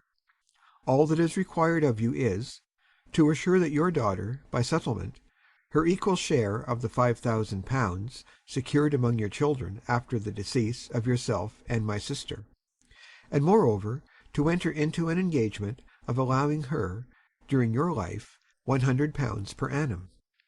These are conditions which, considering everything, I had no hesitation in complying with, as far as I thought myself privileged for you. I shall send this by express, that no time may be lost in bringing me your answer. You will easily comprehend from these particulars that Mr. Wickham's circumstances are not so hopeless as they are generally believed to be. The world has been deceived in that respect, and I am happy to say there will be some little money, even when all his debts are discharged, to settle on my niece, in addition to her own fortune. If, as I conclude will be the case, you send me full powers to act in your name throughout the whole of this business, I will immediately give directions to Haggerston for preparing a proper settlement. There will not be the smallest occasion for your coming to town again. Therefore stay quiet at Longbourn, and depend on my diligence and care. Send back your answer as fast as you can, and be careful to write explicitly. We have judged it best that my niece should be married from this house, of which I hope you will approve. She comes to us to-day. I shall write again as soon as anything more is determined on. Yours, etc., Edward Gardner. Is it possible? cried Elizabeth when she had finished. Can it be possible that he will marry her? Wickham is not so undeserving then as we thought him, said her sister. My dear father, I congratulate you. And have you answered the letter? cried Elizabeth. No, but it must be done soon. Most earnestly did she then entreat him to lose no more time before he wrote. Oh, my dear father, she cried, come back and write immediately. Consider how important every moment is in such a case. Let me write for you, said Jane, if you dislike the trouble yourself. I dislike it very much, he replied, but it must be done. And so saying, he turned back with them and walked towards the house. And may I ask, said Elizabeth, but the terms, I suppose, must be complied with. Complied with? I am only ashamed of his asking so little. And they must marry. Yet he is such a man. Yes, they must marry. There is nothing else to be done. But there are two things that I want very much to know. One is, how much money your uncle has laid down to bring it about. And the other, how am I ever to pay him? Money? My uncle? cried Jane. What do you mean, sir? I mean that no man in his senses would marry Lydia on so slight a temptation as 100 a year during my life, and 50 after I am gone. That is very true, said Elizabeth, though it had not occurred to me before. His debts to be discharged, and something still to remain. Oh, it must be my uncle's doings.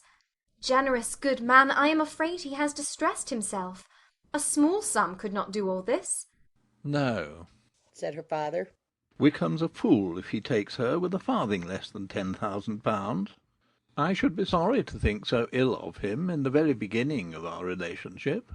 £10,000! Heaven forbid! How is half such a sum to be repaid?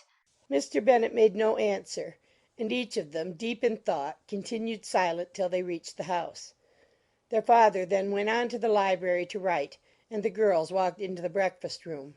And they are really to be married? Cried Elizabeth, as soon as they were by themselves. How strange this is! And for this we are to be thankful. That they should marry, small as is their chance of happiness, and wretched as is his character, we are forced to rejoice. Oh, Lydia! I comfort myself with thinking, replied Jane, that he certainly would not marry Lydia if he had not a real regard for her.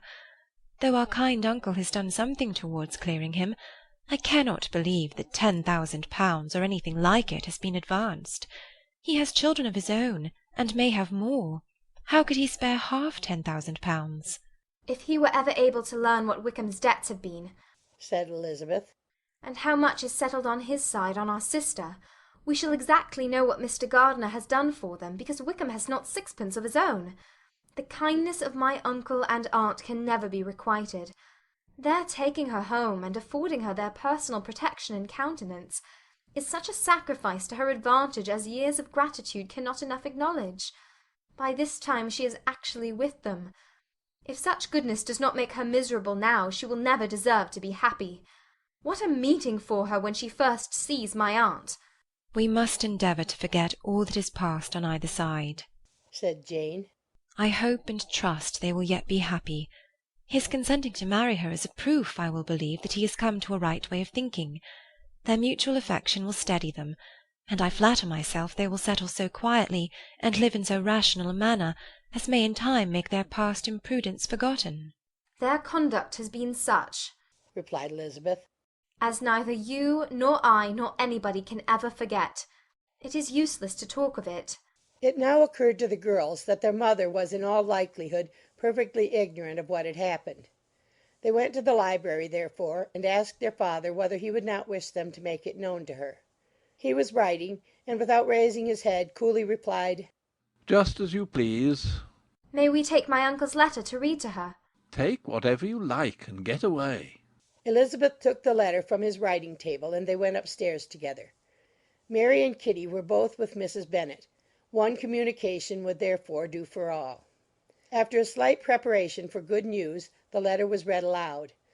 Mrs. Bennet could hardly contain herself. As soon as Jane had read Mr. Gardiner's hope of Lydia's being soon married, her joy burst forth, and every following sentence added to its exuberance. She was now in an irritation as violent from delight as she had ever been fidgety from alarm and vexation. To know that her daughter would be married was enough. She was disturbed by no fear for her felicity, nor humbled by any remembrance of her misconduct. My dear, dear Lydia, she cried, this is delightful indeed. She will be married. I shall see her again. She'll be married at 16. My good, kind brother, I knew how it would be. I knew he would manage everything. Oh, how I long to see her. And to see dear Wickham, too. But the clothes, the wedding clothes. I will write to my sister Gardiner about them directly. Lizzie, my dear, run down to your father and ask him how much he will give her. Stay, I will go myself. Ring the bell, Kitty, for Hill. I will put on my things in a moment. My dear, dear Lydia, how merry we shall be together when we meet.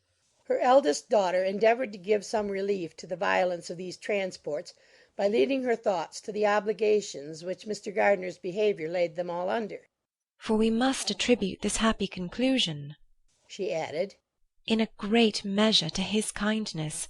We are persuaded that he has pledged himself to assist Mr. Wickham with money. Well, cried her mother, it is all very right. Who should do it but her own uncle? If he had not had a family of his own, I and my children must have had all his money, you know, and this is the first time we have ever had anything from him except a few presents. Well, I am so happy. In a short time I shall have a daughter married, Mrs. Wickham. How well it sounds! And she was only 16 last June. My dear Jane, I am in such a flutter that I am sure I can't write, so I will dictate and you will write for me. We will settle with your father about the money afterwards, but the things should be ordered immediately. She was then proceeding to all the particulars of calico, muslin, and cambric, and would shortly have dictated some very plentiful orders, had not Jane, though with some difficulty, persuaded her to wait till her father was at leisure to be consulted. One day's delay, she observed, would be of small importance, and her mother was too happy to be quite so obstinate as usual. Other schemes, too, came into her head. "I will go to Meryton," said she, "as soon as I am dressed, and tell the good news to my sister Phillips, and as I come back I can call on Lady Lucas and Mrs. Long. Kitty, run down and order the carriage. An airing would do me a great deal of good, I am sure. Girls, can I do anything for you in Meryton? Oh, here comes Hill. My dear Hill, have you heard the good news? Miss Lydia is going to be married, and you shall all have a bowl of punch to make merry at her wedding." Mrs. Hill began instantly to express her joy. Elizabeth received her congratulations amongst the rest, and then, sick of this folly, took refuge in her own room that she might think with freedom. Poor Lydia's situation must, at best, be bad enough, but that it was no worse she had need to be thankful. She felt it so, and though, in looking forward, neither rational happiness nor worldly prosperity could be justly expected for her sister, in looking back to what they had feared only 2 hours ago, she felt all the advantages of what they had gained. Mr. Bennet had very often wished before this period of his life that instead of spending his whole income he had laid by an annual sum for the better provision of his children and of his wife if she survived him. He now wished it more than ever.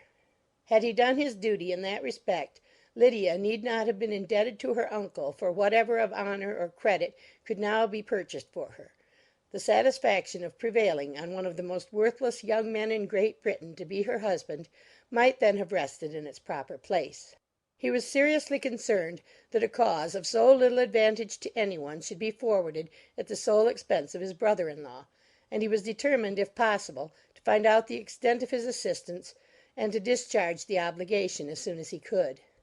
When first Mr. Bennet had married, economy was held to be perfectly useless, for of course they were to have a son.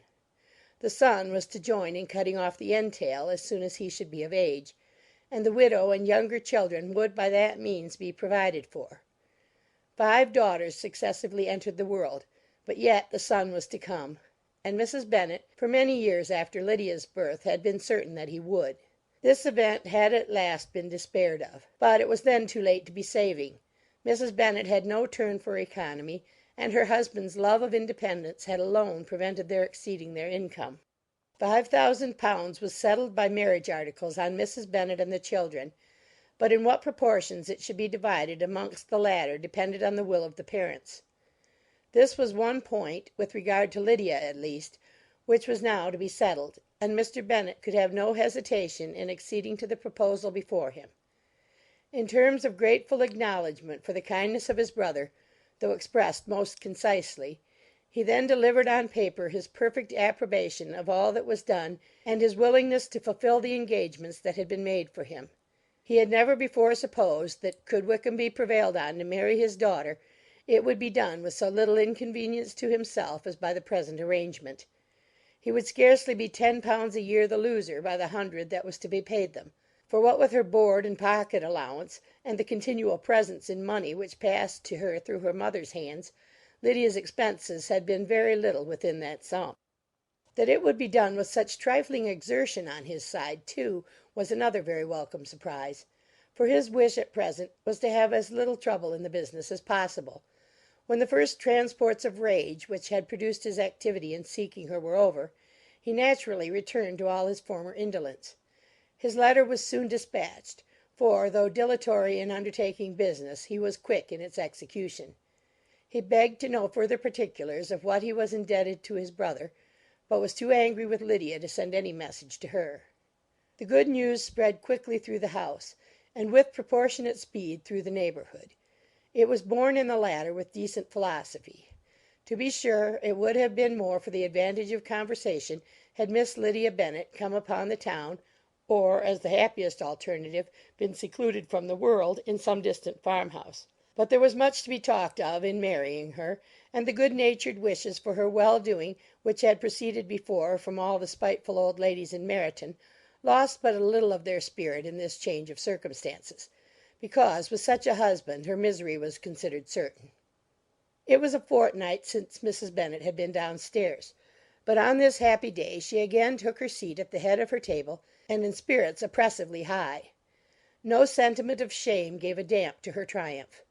The marriage of a daughter, which had been the first object of her wishes since Jane was 16, was now on the point of accomplishment, and her thoughts and her words ran wholly on those attendants of elegant nuptials, fine muslins, new carriages, and servants. She was busily searching through the neighbourhood for a proper situation for her daughter, and, without knowing or considering what their income might be, rejected many as deficient in size and importance. Hay Park might do, said she, if the Gouldings would quit it, or the great house at Stoke, if the drawing-room were larger, but Ashworth is too far off. I could not bear to have her 10 miles from me, and as for Purvis Lodge, the attics are dreadful. Her husband allowed her to talk on without interruption while the servants remained, but when they had withdrawn he said to her, Mrs. Bennet, before you take any or all of these houses for your son and daughter, let us come to a right understanding. Into one house in this neighbourhood they shall never have admittance. I will not encourage the impudence of either by receiving them at Longbourn. A long dispute followed this declaration, but Mr. Bennet was firm. It soon led to another, and Mrs. Bennet found, with amazement and horror, that her husband would not advance a guinea to buy clothes for his daughter. He protested that she should receive from him no mark of affection whatever on the occasion. Mrs. Bennet could hardly comprehend it. That his anger could be carried to such a point of inconceivable resentment as to refuse his daughter a privilege without which her marriage would scarcely seem valid, exceeded all she could believe possible. She was more alive to the disgrace which her want of new clothes must reflect on her daughter's nuptials than to any sense of shame at her eloping and living with Wickham a fortnight before they took place. Elizabeth was now most heartily sorry that she had, from the distress of the moment, been led to make Mr. Darcy acquainted with their fears for her sister; for since her marriage would so shortly give the proper termination to the elopement, they might hope to conceal its unfavourable beginning from all those who were not immediately on the spot. She had no fear of its spreading farther through his means. There were few people on whose secrecy she would have more confidently depended. But at the same time there was no one whose knowledge of a sister's frailty would have mortified her so much. Not, however, from any fear of disadvantage from it individually to herself, for, at any rate, there seemed a gulf impassable between them. Had Lydia's marriage been concluded on the most honourable terms, it was not to be supposed that Mr. Darcy would connect himself with a family where, to every other objection, would now be added an alliance and relationship of the nearest kind with a man whom he so justly scorned. From such a connection she could not wonder that he would shrink. The wish of procuring her regard, which she had assured herself of his feeling in Derbyshire, could not in rational expectation survive such a blow as this. She was humbled, she was grieved, she repented, though she hardly knew of what. She became jealous of his esteem when she could no longer hope to be benefited by it. She wanted to hear of him when there seemed the least chance of gaining intelligence. She was convinced that she could have been happy with him when it was no longer likely they should meet. What a triumph for him, as she often thought, could he know that the proposals which she had proudly spurned only 4 months ago would now have been most gladly and gratefully received. He was as generous, she doubted not, as the most generous of his sex, but while he was mortal there must be a triumph. She began now to comprehend that he was exactly the man who, in disposition and talents, would most suit her. His understanding and temper, though unlike her own, would have answered all her wishes. It was an union that must have been to the advantage of both. By her ease and liveliness his mind might have been softened, his manners improved, and from his judgment, information, and knowledge of the world she must have received benefit of greater importance. But no such happy marriage could now teach the admiring multitude what connubial felicity really was. An union of a different tendency, and precluding the possibility of the other, was soon to be formed in their family. How Wickham and Lydia were to be supported in tolerable independence she could not imagine, but how little of permanent happiness could belong to a couple who were only brought together because their passions were stronger than their virtue, she could easily conjecture. Mr. Gardiner soon wrote again to his brother. To Mr. Bennet's acknowledgments he briefly replied, with assurance of his eagerness to promote the welfare of any of his family, and concluded with entreaties that the subject might never be mentioned to him again. The principal purport of his letter was to inform them that Mr. Wickham had resolved on quitting the militia. It was greatly my wish that he should do so, he added. as soon as his marriage was fixed on, and I think you will agree with me in considering the removal from that corps as highly advisable, both on his account and my niece's. It is Mr. Wickham's intention to go into the regulars, and among his former friends there are still some who are able and willing to assist him in the army. He has the promise of an ensigncy in General 's regiment, now quartered in the north. It is an advantage to have it so far from this part of the kingdom. He promises fairly, and I hope among different people, where they may each have a character to preserve, they will both be more prudent.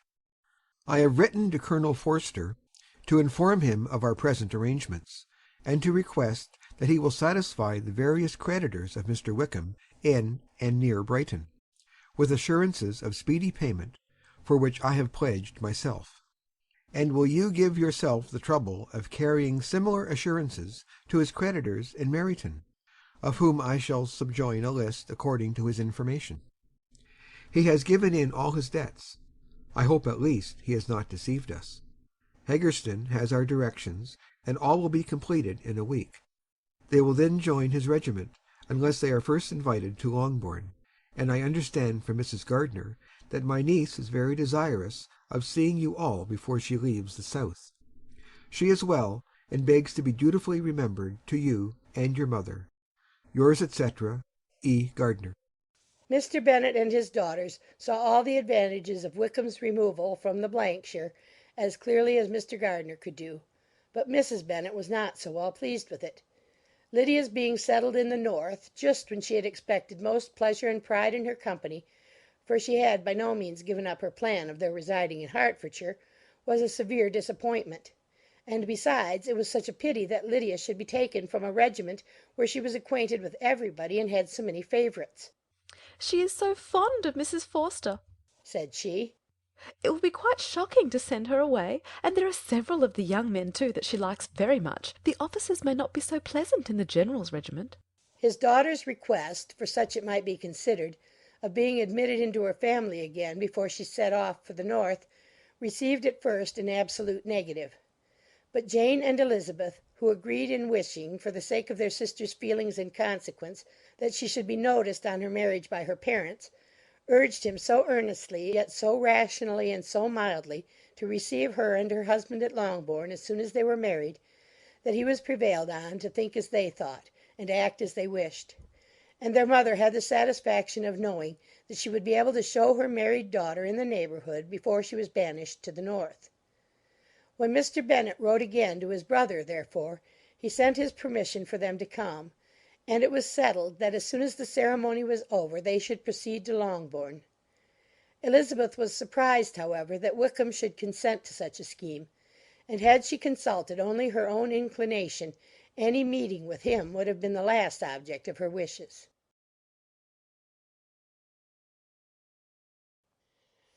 Mr. Bennet had very often wished before this period of his life that instead of spending his whole income he had laid by an annual sum for the better provision of his children and of his wife if she survived him. He now wished it more than ever. Had he done his duty in that respect, Lydia need not have been indebted to her uncle for whatever of honour or credit could now be purchased for her.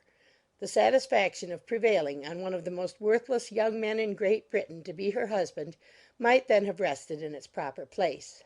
He was seriously concerned that a cause of so little advantage to any one should be forwarded at the sole expense of his brother-in-law, and he was determined, if possible, to find out the extent of his assistance, and to discharge the obligation as soon as he could. When first Mr. Bennet had married, economy was held to be perfectly useless, for of course they were to have a son.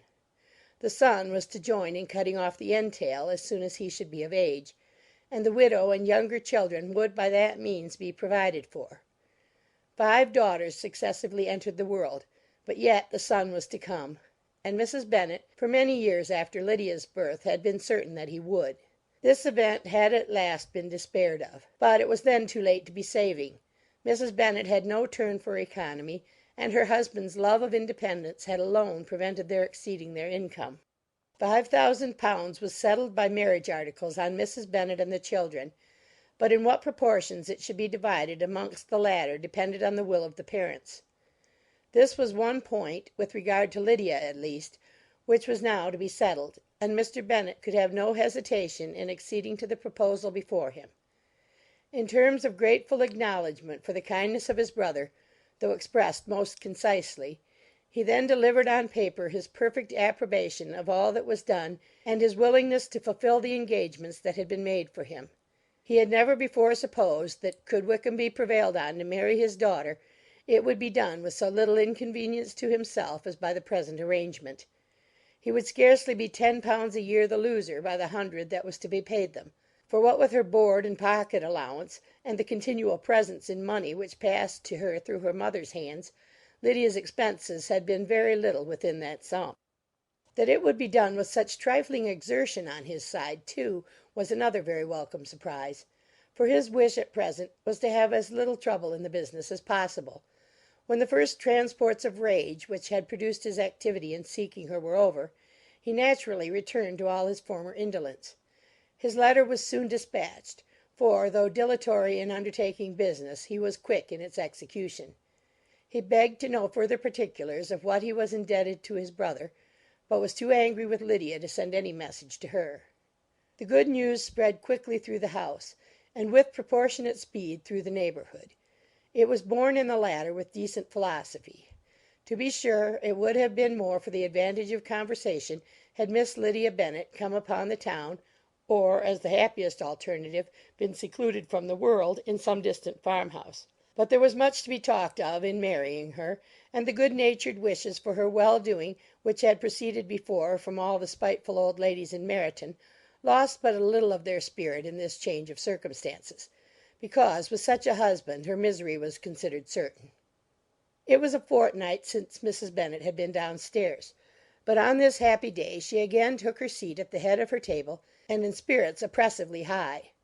No sentiment of shame gave a damp to her triumph. The marriage of a daughter, which had been the first object of her wishes since Jane was 16, was now on the point of accomplishment, and her thoughts and her words ran wholly on those attendants of elegant nuptials, fine muslins, new carriages, and servants. She was busily searching through the neighbourhood for a proper situation for her daughter, and, without knowing or considering what their income might be, rejected many as deficient in size and importance. Hay Park might do, said she, if the Gouldings would quit it, or the great house at Stoke, if the drawing-room were larger, but Ashworth is too far off. I could not bear to have her 10 miles from me, and as for Purvis Lodge, the attics are dreadful. Her husband allowed her to talk on without interruption while the servants remained, but when they had withdrawn he said to her, "Mrs. Bennet, before you take any or all of these houses for your son and daughter, let us come to a right understanding. Into one house in this neighbourhood they shall never have admittance. I will not encourage the impudence of either by receiving them at Longbourn." A long dispute followed this declaration, but Mr. Bennet was firm. It soon led to another, and Mrs. Bennet found, with amazement and horror, that her husband would not advance a guinea to buy clothes for his daughter. He protested that she should receive from him no mark of affection whatever on the occasion. Mrs. Bennet could hardly comprehend it. That his anger could be carried to such a point of inconceivable resentment as to refuse his daughter a privilege without which her marriage would scarcely seem valid, exceeded all she could believe possible. She was more alive to the disgrace which her want of new clothes must reflect on her daughter's nuptials than to any sense of shame at her eloping and living with Wickham a fortnight before they took place. Elizabeth was now most heartily sorry that she had, from the distress of the moment, been led to make Mr. Darcy acquainted with their fears for her sister; for since her marriage would so shortly give the proper termination to the elopement, they might hope to conceal its unfavourable beginning from all those who were not immediately on the spot. She had no fear of its spreading farther through his means. There were few people on whose secrecy she would have more confidently depended. But at the same time there was no one whose knowledge of a sister's frailty would have mortified her so much. Not, however, from any fear of disadvantage from it individually to herself, for, at any rate, there seemed a gulf impassable between them. Had Lydia's marriage been concluded on the most honourable terms, it was not to be supposed that Mr. Darcy would connect himself with a family where, To every other objection would now be added an alliance and relationship of the nearest kind with a man whom he so justly scorned. From such a connection she could not wonder that he would shrink. The wish of procuring her regard, which she had assured herself of his feeling in Derbyshire, could not in rational expectation survive such a blow as this. She was humbled, she was grieved, she repented, though she hardly knew of what. She became jealous of his esteem when she could no longer hope to be benefited by it. She wanted to hear of him when there seemed the least chance of gaining intelligence. She was convinced that she could have been happy with him when it was no longer likely they should meet. What a triumph for him, as she often thought, could he know that the proposals which she had proudly spurned only 4 months ago would now have been most gladly and gratefully received. He was as generous, she doubted not, as the most generous of his sex, but while he was mortal there must be a triumph. She began now to comprehend that he was exactly the man who, in disposition and talents, would most suit her. His understanding and temper, though unlike her own, would have answered all her wishes. It was an union that must have been to the advantage of both. By her ease and liveliness his mind might have been softened, his manners improved, and from his judgment, information, and knowledge of the world she must have received benefit of greater importance. But no such happy marriage could now teach the admiring multitude what connubial felicity really was. An union of a different tendency, and precluding the possibility of the other, was soon to be formed in their family. How Wickham and Lydia were to be supported in tolerable independence she could not imagine, but how little of permanent happiness could belong to a couple who were only brought together because their passions were stronger than their virtue, she could easily conjecture. Mr. Gardiner soon wrote again to his brother. To Mr. Bennet's acknowledgments he briefly replied, with assurance of his eagerness to promote the welfare of any of his family, and concluded with entreaties that the subject might never be mentioned to him again. The principal purport of his letter was to inform them that Mr. Wickham had resolved on quitting the militia. It was greatly my wish that he should do so, he added, as soon as his marriage was fixed on. And I think you will agree with me in considering the removal from that corps as highly advisable, both on his account and my niece's. It is Mr. Wickham's intention to go into the regulars, and among his former friends there are still some who are able and willing to assist him in the army. He has the promise of an ensigncy in General 's regiment, now quartered in the north. It is an advantage to have it so far from this part of the kingdom. He promises fairly, and I hope among different people, where they may each have a character to preserve, they will both be more prudent. I have written to Colonel Forster to inform him of our present arrangements, and to request that he will satisfy the various creditors of Mr. Wickham in and near Brighton, with assurances of speedy payment, for which I have pledged myself. And will you give yourself the trouble of carrying similar assurances to his creditors in Meryton, of whom I shall subjoin a list according to his information. He has given in all his debts. I hope at least he has not deceived us. Haggerston has our directions, and all will be completed in a week. They will then join his regiment, unless they are first invited to Longbourn, and I understand from Mrs. Gardiner that my niece is very desirous of seeing you all before she leaves the south. She is well, and begs to be dutifully remembered to you and your mother. Yours, etc., E. Gardiner. Mr. Bennet and his daughters saw all the advantages of Wickham's removal from the shire as clearly as Mr. Gardiner could do, but Mrs. Bennet was not so well pleased with it. Lydia's being settled in the north, just when she had expected most pleasure and pride in her company, for she had by no means given up her plan of their residing in Hertfordshire, was a severe disappointment. And besides, it was such a pity that Lydia should be taken from a regiment where she was acquainted with everybody and had so many favourites. "She is so fond of Mrs. Forster," said she.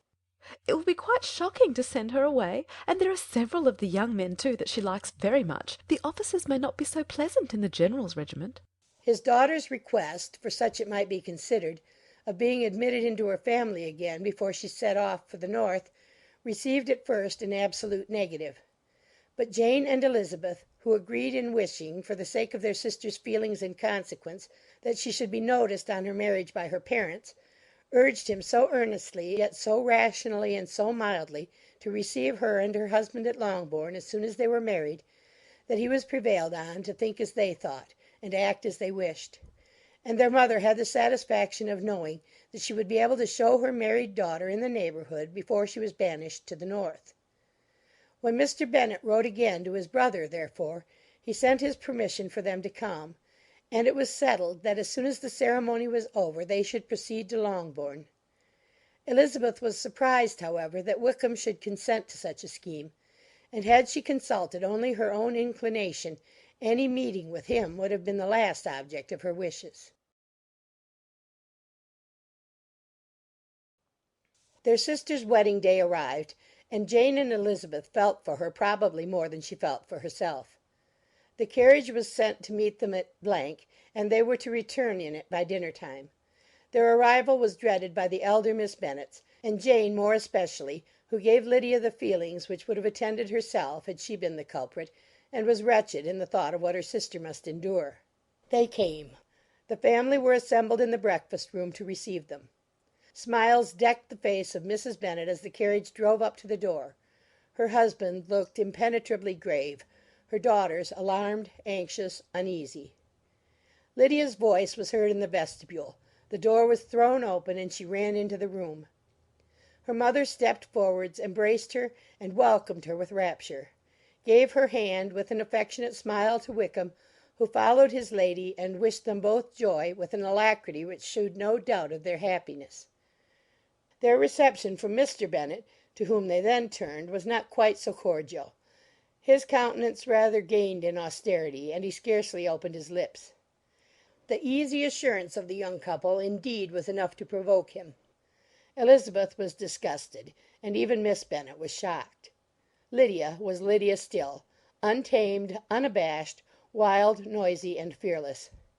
She turned from sister to sister, demanding their congratulations, and when at length they all sat down, looked eagerly round the room, took notice of some little alteration in it, and observed, with a laugh, that it was a great while since she had been there. Wickham was not at all more distressed than herself, but his manners were always so pleasing, that had his character and his marriage been exactly what they ought, his smiles and his easy address, while he claimed their relationship, would have delighted them all. Elizabeth had not before believed him quite equal to such assurance; but she sat down, resolving within herself to draw no limits in future to the impudence of an impudent man. She blushed, and Jane blushed, but the cheeks of the two who caused their confusion suffered no variation of colour. There was no want of discourse. The bride and her mother could neither of them talk fast enough, and Wickham, who happened to sit near Elizabeth, began inquiring after his acquaintance in that neighbourhood with a good-humoured ease which she felt very unable to equal in her replies.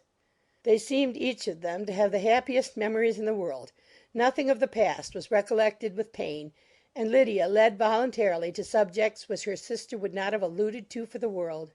"Only think of it being 3 months," she cried, "since I went away. It seems but a fortnight, I declare, and yet there have been things enough happened in the time.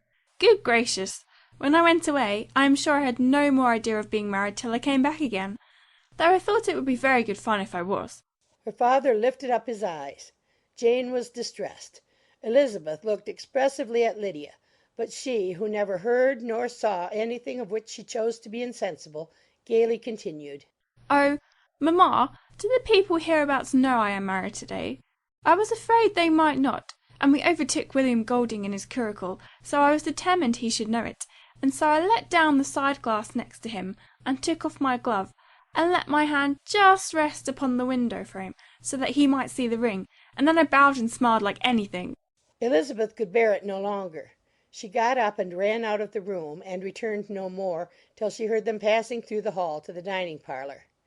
She then joined them soon enough to see Lydia, with anxious parade, walk up to her mother's right hand, and hear her say to her eldest sister: "Ah, Jane, I take your place now, and you must go lower, because I am a married woman." It was not to be supposed that time would give Lydia that embarrassment from which she had been so wholly free at first. Her ease and good spirits increased. She longed to see Mrs. Phillips, the Lucases, and all their other neighbours, and to hear herself called Mrs. Wickham by each of them. and in the meantime she went after dinner to show her ring and boast of being married to Mrs. Hill and the two housemaids. "Well, mamma," said she, when they were all returned to the breakfast-room, "and what do you think of my husband? Is he not a charming man? I am sure my sisters must all envy me. I only hope they may have half my good luck. They must all go to Brighton. That is the place to get husbands. What a pity it is, mamma, we did not all go." Very true, and if I had my will we should. But, my dear Lydia, I don't at all like your going such a way off. Must it be so? "Oh Lord, yes. There is nothing in that.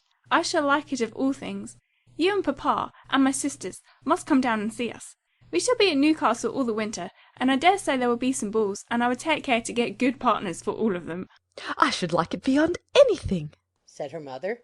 "And then, when you go away, you may leave one or two of my sisters behind you, and I dare say I shall get husbands for them before the winter is over." "I thank you for my share of the favour," said Elizabeth, "but I do not particularly like your way of getting husbands." Their visitors were not to remain above 10 days with them.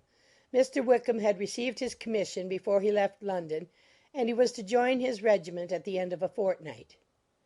No one but Mrs. Bennet regretted that their stay would be so short, and she made the most of the time by visiting about with her daughter and having very frequent parties at home. These parties were acceptable to all. To avoid a family circle was even more desirable to such as did think than such as did not. Wickham's affection for Lydia was just what Elizabeth had expected to find it, not equal to Lydia's for him. She had scarcely needed her present observation to be satisfied, from the reason of things, that their elopement had been brought on by the strength of her love rather than by his, and she would have wondered why, without violently caring for her, he chose to elope with her at all, had she not felt certain that his flight was rendered necessary by distress of circumstances. And if that were the case, he was not the young man to resist an opportunity of having a companion. Lydia was exceedingly fond of him. He was her dear Wickham on every occasion. No one was to be put in competition with him. He did everything best in the world, and she was sure he would kill more birds on the 1st of September than anybody else in the country. One morning, soon after their arrival, as she was sitting with her two elder sisters, she said to Elizabeth, "Lizzie, I never gave you an account of my wedding, I believe. You were not by when I told mamma and the others about it. Are you not curious to hear how it was managed?" "No, really," replied Elizabeth. "I think there cannot be too little said on the subject." "La, you are so strange. But I must tell you how it went off. We were married, you know, at St. Clement's, because Wickham's lodgings were in that parish, and it was settled that we should all be there by 11 o'clock. My uncle and aunt and I were to go together, and the others were to meet us at the church. Well, Monday morning came, and I was in such a fuss. I was so afraid, you know, that something would happen to put it off, and then I should have gone quite distracted. And there was my aunt, all the time I was dressing, preaching and talking away just as if she was reading a sermon. However, I did not hear above 1 word in 10, for I was thinking, you may suppose, of my dear Wickham. I longed to know whether he would be married in his blue coat. Well, and so we breakfasted at 10 as usual. I thought it would never be over, for by the by, you are to understand, that my uncle and aunt were horrid unpleasant all the time I was with them. If you'll believe me, I did not once put my foot out of doors, though I was there a fortnight, not one party or scheme or anything. To be sure, London was rather thin, but, however, the little theatre was open. Well, and so, just as the carriage came to the door, my uncle was called away upon business to that horrid man, Mr. Stone. And then, you know, once they get together there is no end of it. Well, I was so frightened I did not know what to do, for my uncle was to give me away, and if we were beyond the hour we could not be married all day. But luckily he came back again in 10 minutes' time, and then we all set out. However, I recollected afterwards that if he had been prevented going, the wedding need not be put off, for Mr. Darcy might have done as well." "Mr. Darcy?" repeated Elizabeth in utter amazement. "Oh, yes, he was to come there with Wickham, you know. But gracious me, I quite forgot. I ought not to have said a word about it. I promised them so faithfully. What will Wickham say? It was to be such a secret." "If it was to be secret," said Jane, "say not another word on the subject. You may depend upon my seeking no further." "Oh, certainly," said Elizabeth, though burning with curiosity. We will ask you no questions. Thank you, said Lydia.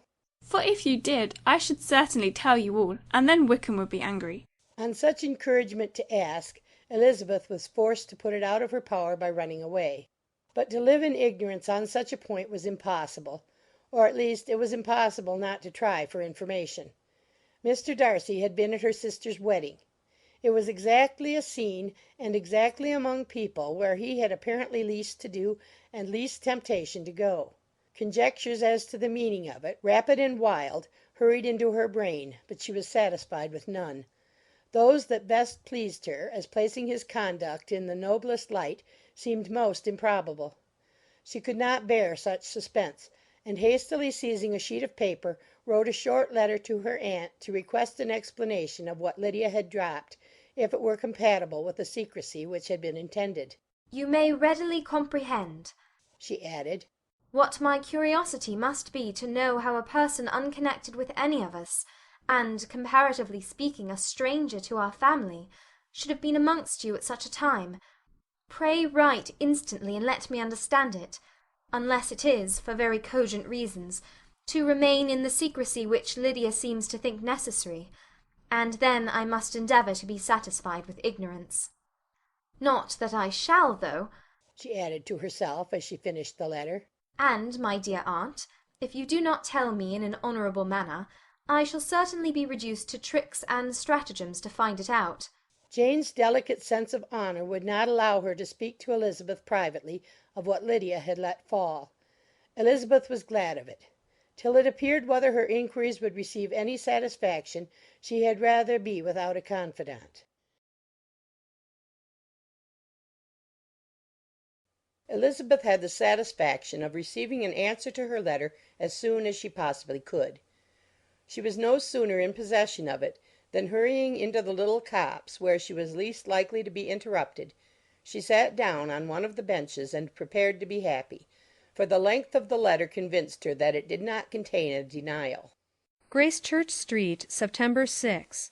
My dear niece, I have just received your letter, and shall devote this whole morning to answering it, as I foresee that a little writing will not comprise what I have to tell you.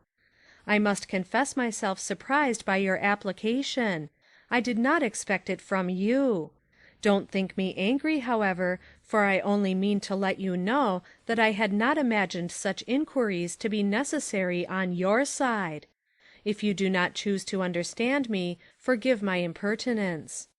Your uncle is as much surprised as I am, and nothing but the belief of your being a party concerned would have allowed him to act as he has done. But if you are really innocent and ignorant, I must be more explicit.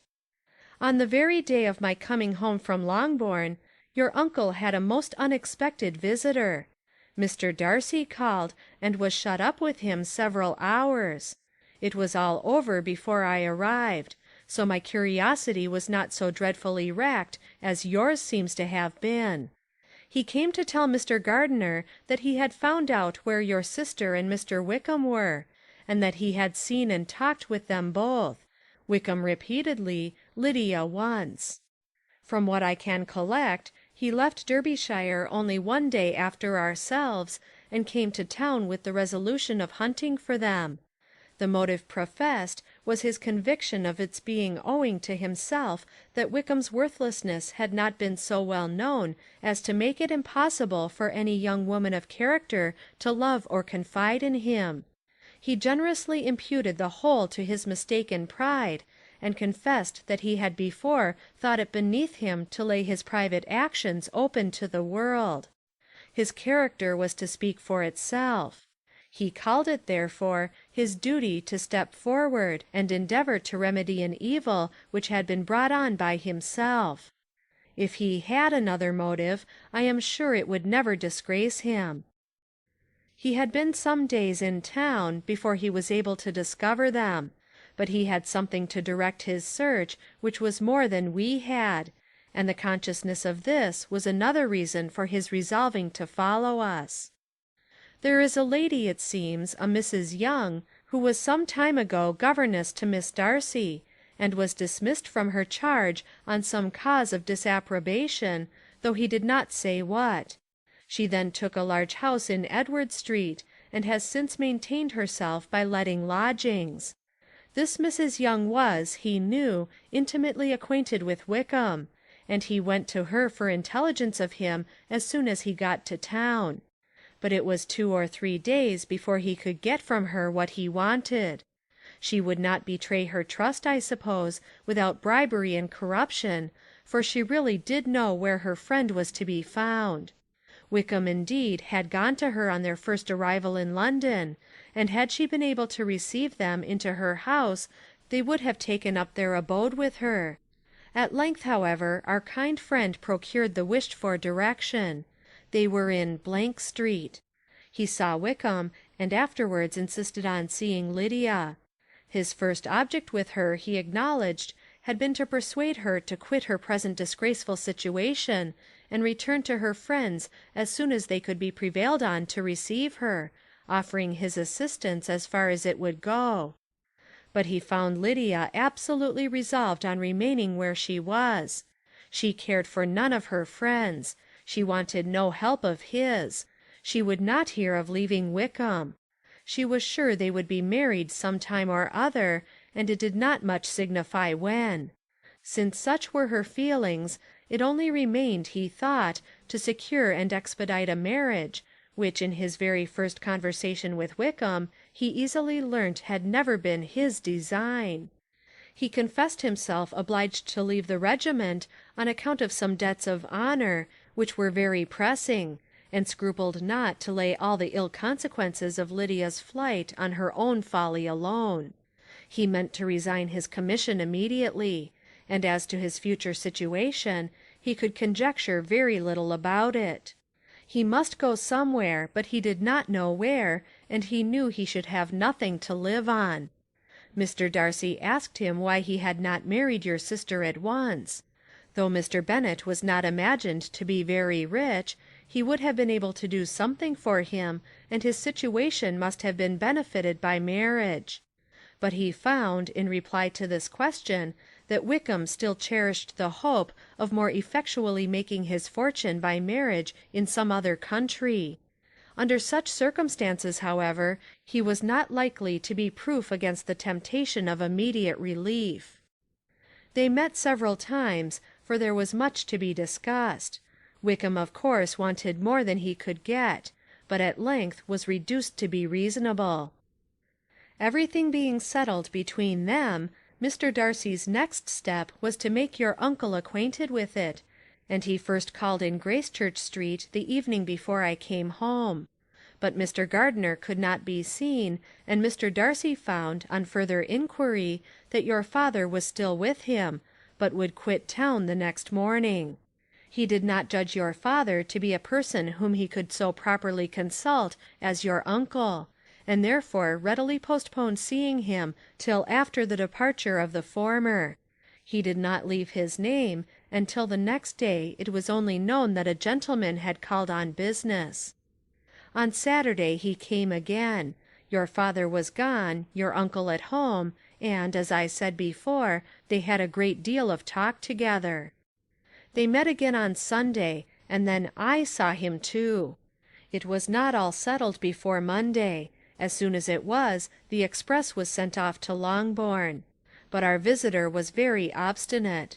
I fancy, Lizzie, that obstinacy is the real defect of his character after all. He has been accused of many faults at different times, but this is the true one. Nothing was to be done that he did not do himself, though I am sure, and I do not speak it to be thanked, therefore say nothing about it, your uncle would most readily have settled the whole. They battled it together for a long time, which was more than either the gentleman or lady concerned in it deserved. But at last your uncle was forced to yield, and instead of being allowed to be of use to his niece, was forced to put up with having only the probable credit of it, which went sorely against the grain. And I really believe your letter this morning gave him great pleasure, because it required an explanation that would rob him of his borrowed feathers, and give the praise where it was due. But, Lizzie, this must go no farther than yourself, or Jane at most. You know pretty well, I suppose, What has been done for the young people? His debts are to be paid, amounting, I believe, to considerably more than £1,000, another 1,000 in addition to her own settled upon her, and his commission purchased. The reason why all this was to be done by him alone was such as I have given above. It was owing to him, to his reserve and want of proper consideration, that Wickham's character had been so misunderstood, and consequently that he had been received and noticed as he was. Perhaps there was some truth in this, though I doubt whether his reserve or anybody's reserve can be answerable for the event.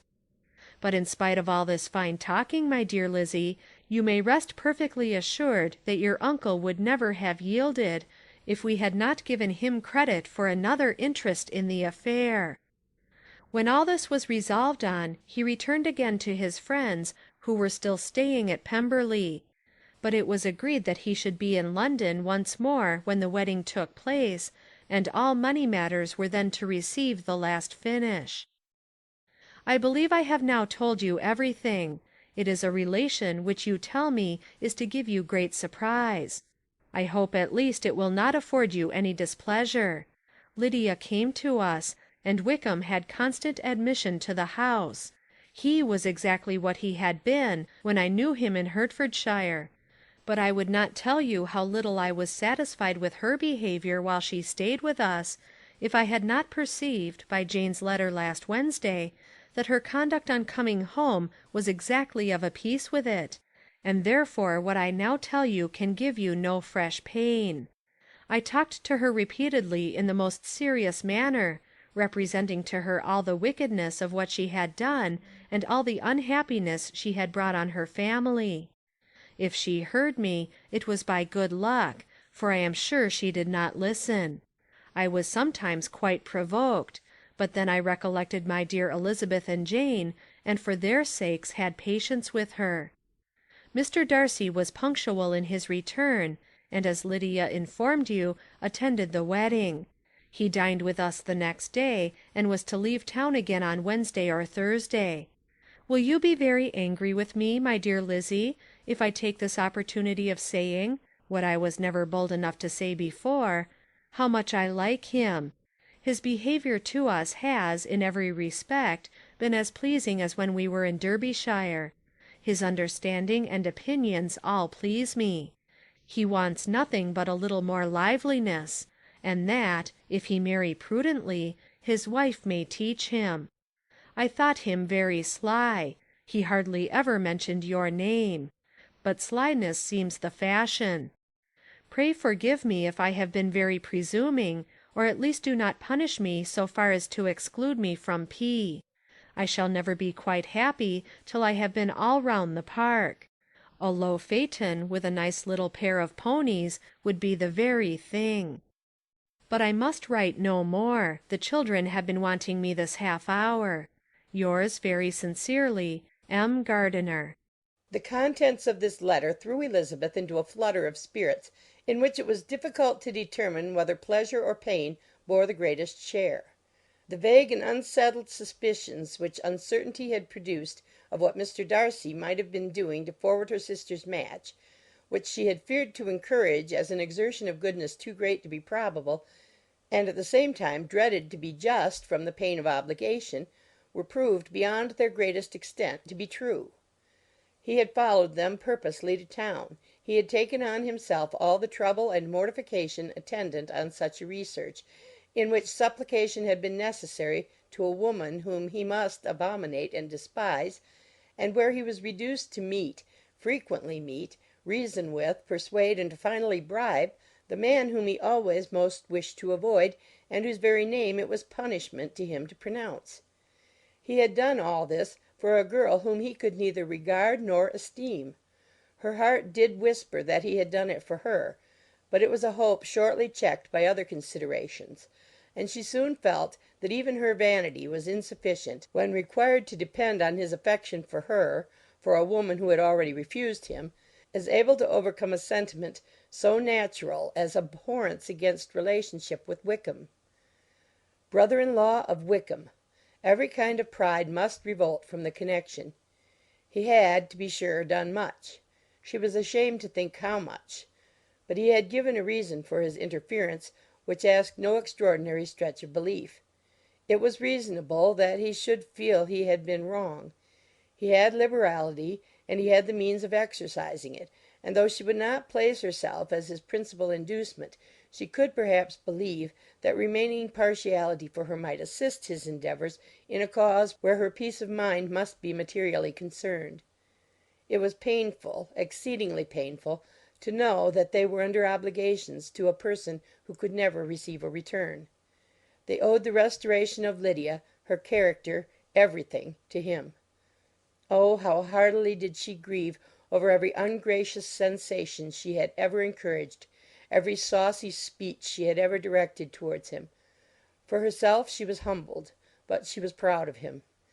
Proud that in a cause of compassion and honour he had been able to get the better of himself. She read over her aunt's commendation of him again and again. It was hardly enough, but it pleased her. She was even sensible of some pleasure, though mixed with regret, on finding how steadfastly both she and her uncle had been persuaded that affection and confidence subsisted between Mr. Darcy and herself. She was roused from her seat and her reflections by some one's approach, and before she could strike into another path she was overtaken by Wickham. "I am afraid I interrupt your solitary ramble, my dear sister," said he as he joined her. You certainly do, she replied with a smile. But it does not follow that the interruption must be unwelcome. "I should be sorry indeed if it were. We were always good friends, and now we are better." True. Are the others coming out? "I do not know. Mrs. Bennet and Lydia are going in the carriage to Meryton. And so, my dear sister, I find from our uncle and aunt that you have actually seen Pemberley." She replied in the affirmative. "I almost envy you the pleasure, and yet I believe it would be too much for me, or else I could take it in my way to Newcastle. And you saw the old housekeeper, I suppose? Poor Reynolds, she was always very fond of me. But of course she did not mention my name to you." Yes, she did. "And what did she say?" That you were gone into the army, and she was afraid had not turned out well. At such a distance as that, you know, things are strangely misrepresented. "Certainly," he replied, biting his lips. Elizabeth hoped she had silenced him, but he soon afterwards said, "I was surprised to see Darcy in town last month. We passed each other several times. I wonder what he can be doing there." Perhaps preparing for his marriage with Mr. Berg, said Elizabeth. It must be something particular to take him there at this time of year. "Undoubtedly. Did you see him while you were at Lambton? I thought I understood from the gardeners that you had." Yes, he introduced us to his sister. "And do you like her?" Very much. "I have heard, indeed, that she is uncommonly improved within this year or two. When I last saw her, she was not very promising. I am very glad you liked her. I hope she will turn out well." I dare say she will. She has got over the most trying age. "Did you go by the village of Kympton?" I do not recollect that we did. "I mention it because it is the living which I ought to have had. A most delightful place. Excellent parsonage house. It would have suited me in every respect." How should you have liked making sermons? "Exceedingly well. I should have considered it as part of my duty, and the exertion would soon have been nothing. One ought not to repine. But to be sure it would have been such a thing for me. The quiet, the retirement of such a life would have answered all my ideas of happiness. But it was not to be. Did you ever hear Darcy mention the circumstance when you were in Kent?" I have heard from authority, which I thought as good, that it was left you conditionally only, and at the will of the present patron. "You have. Yes, there was something in that. I told you so from the first, you may remember." I did hear, too, that there was a time when sermon-making was not so palatable to you as it seems to be at present, that you actually declared your resolution of never taking orders, and that the business had been compromised accordingly. "You did, and it was not wholly without foundation. You may remember what I told you on that point, when first we talked of it." They were now almost at the door of the house. for she had walked fast to get rid of him, and unwilling, for her sister's sake, to provoke him, she only said in reply, with a good-humoured smile, "Come, Mr. Wickham, we are brother and sister, you know. Do not let us quarrel about the past. In future, I hope we shall be always of one mind." She held out her hand. He kissed it with affectionate gallantry, though he hardly knew how to look, and they entered the house.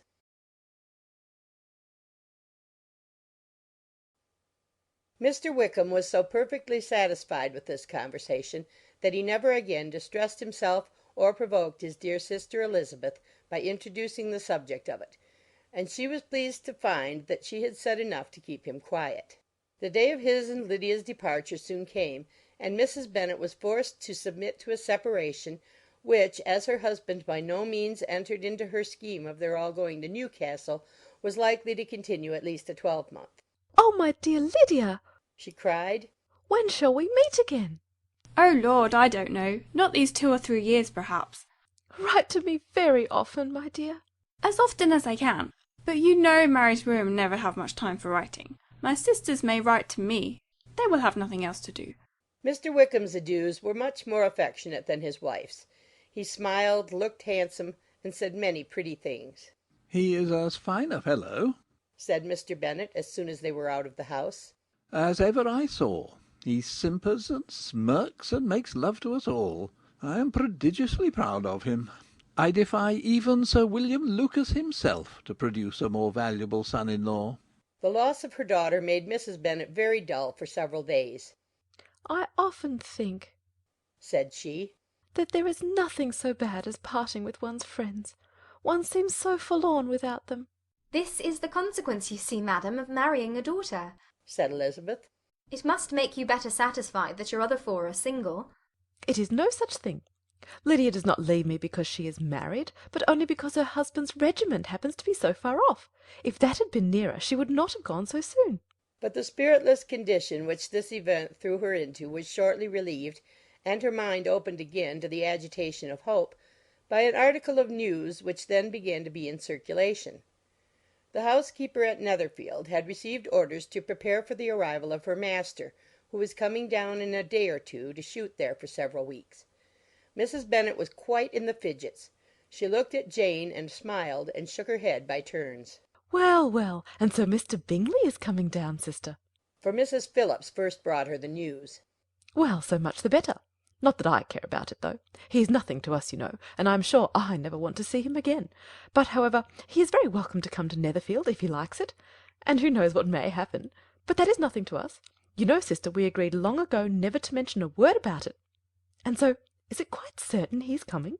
"You may depend on it," replied the other, "for Mrs. Nichols was in Meryton last night. I saw her passing by, and went out myself on purpose to know the truth of it, and she told me that it was certain true. He comes down on Thursday at the latest, very likely on Wednesday. She was going to the butcher's, she told me, on purpose to order in some meat on Wednesday, and she has got 3 couple of ducks just fit to be killed." Miss Bennet had not been able to hear of his coming without changing colour. It was many months since she had mentioned his name to Elizabeth, but now, as soon as they were alone together, she said, "I saw you look at me to-day, Lizzie, when my aunt told us of the present report, and I know I appeared distressed. But don't imagine it was from any silly cause. I was only confused for the moment, because I felt that I should be looked at. I do assure you that the news does not affect me either with pleasure or pain. I am glad of one thing, that he comes alone, because we shall see the less of him. Not that I am afraid of myself, but I dread other people's remarks." Elizabeth did not know what to make of it. Had she not seen him in Derbyshire, she might have supposed him capable of coming there with no other view than what was acknowledged. But she still thought him partial to Jane, and she wavered as to the greater probability of his coming there with his friend's permission, or being bold enough to come without it. "Yet it is hard," she sometimes thought, "that this poor man cannot come to a house which he has legally hired, without raising all this speculation. I will leave him to himself." In spite of what her sister declared and really believed to be her feelings in the expectation of his arrival, Elizabeth could easily perceive that her spirits were affected by it. They were more disturbed, more unequal than she had often seen them. The subject, which had been so warmly canvassed between their parents about a twelvemonth ago, was now brought forward again. "As soon as ever Mr. Bingley comes, my dear," said Mrs. Bennet. "You will wait on him, of course." No, no. You forced me into visiting him last year, and promised if I went to see him he should marry one of my daughters. But it ended in nothing, and I will not be sent on a fool's errand again. His wife represented to him how absolutely necessary such an attention would be from all the neighbouring gentlemen on his returning to Netherfield. "'Tis an etiquette I despise," said he. "If he wants our society, let him seek it. He knows where we live. I will not spend my hours in running after my neighbours every time they go away and come back again." "Well, all I know is that it will be abominably rude if you do not wait on him. But, however, that shan't prevent my asking him to dine here, I am determined. We must have Mrs. Long and the Gouldings soon. That will make 13 with ourselves, so there will be just room at table for him." Consoled by this resolution, she was the better able to bear her husband's incivility, though it was very mortifying to know that her neighbours might all see Mr. Bingley in consequence of it before they did. As the day of his arrival drew near, "I begin to be sorry that he comes at all," said Jane to her sister. "It would be nothing. I could see him with perfect indifference, but I can hardly bear to hear it thus perpetually talked of. My mother means well, but she does not know. No one can know how much I suffer from what she says. Happy shall I be when his stay at Netherfield is over." I wish I could say anything to comfort you, replied Elizabeth. but it is wholly out of my power.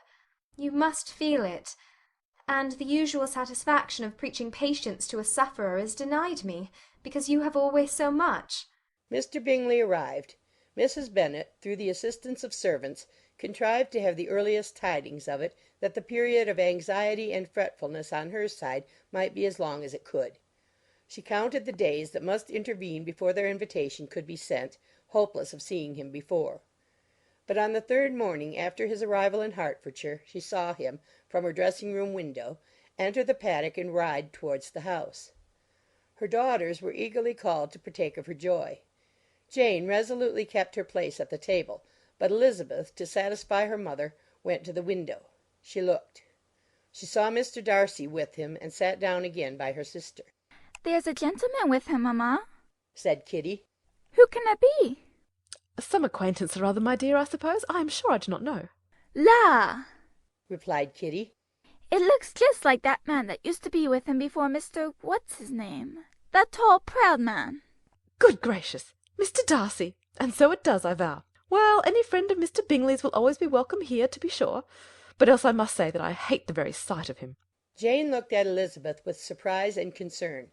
She knew but little of their meeting in Derbyshire, and therefore felt for the awkwardness which must attend her sister in seeing him almost for the first time after receiving his explanatory letter. Both sisters were uncomfortable enough. Each felt for the other, and of course for themselves. And their mother talked on, of her dislike of Mr. Darcy, and her resolution to be civil to him only as Mr. Bingley's friend, without being heard by either of them. But Elizabeth had sources of uneasiness which could not be suspected by Jane, to whom she had never yet had the courage to show Mrs. Gardiner's letter, or to relate her own change of sentiment towards him. To Jane he could be only a man whose proposals she had refused, and whose merit she had undervalued. But to her own more extensive information he was the person to whom the whole family were indebted for the first of benefits, and whom she regarded herself with an interest, if not quite so tender, at least as reasonable and just as what Jane felt for Bingley. Her astonishment at his coming to Netherfield, to Longbourn, and voluntarily seeking her again, was almost equal to what she had known on first witnessing his altered behaviour in Derbyshire. The colour which had been driven from her face returned for half a minute with an additional glow, and a smile of delight added lustre to her eyes, as she thought for that space of time that his affection and wishes must still be unshaken. But she would not be secure. "Let me first see how he behaves," said she. "It will then be early enough for expectation."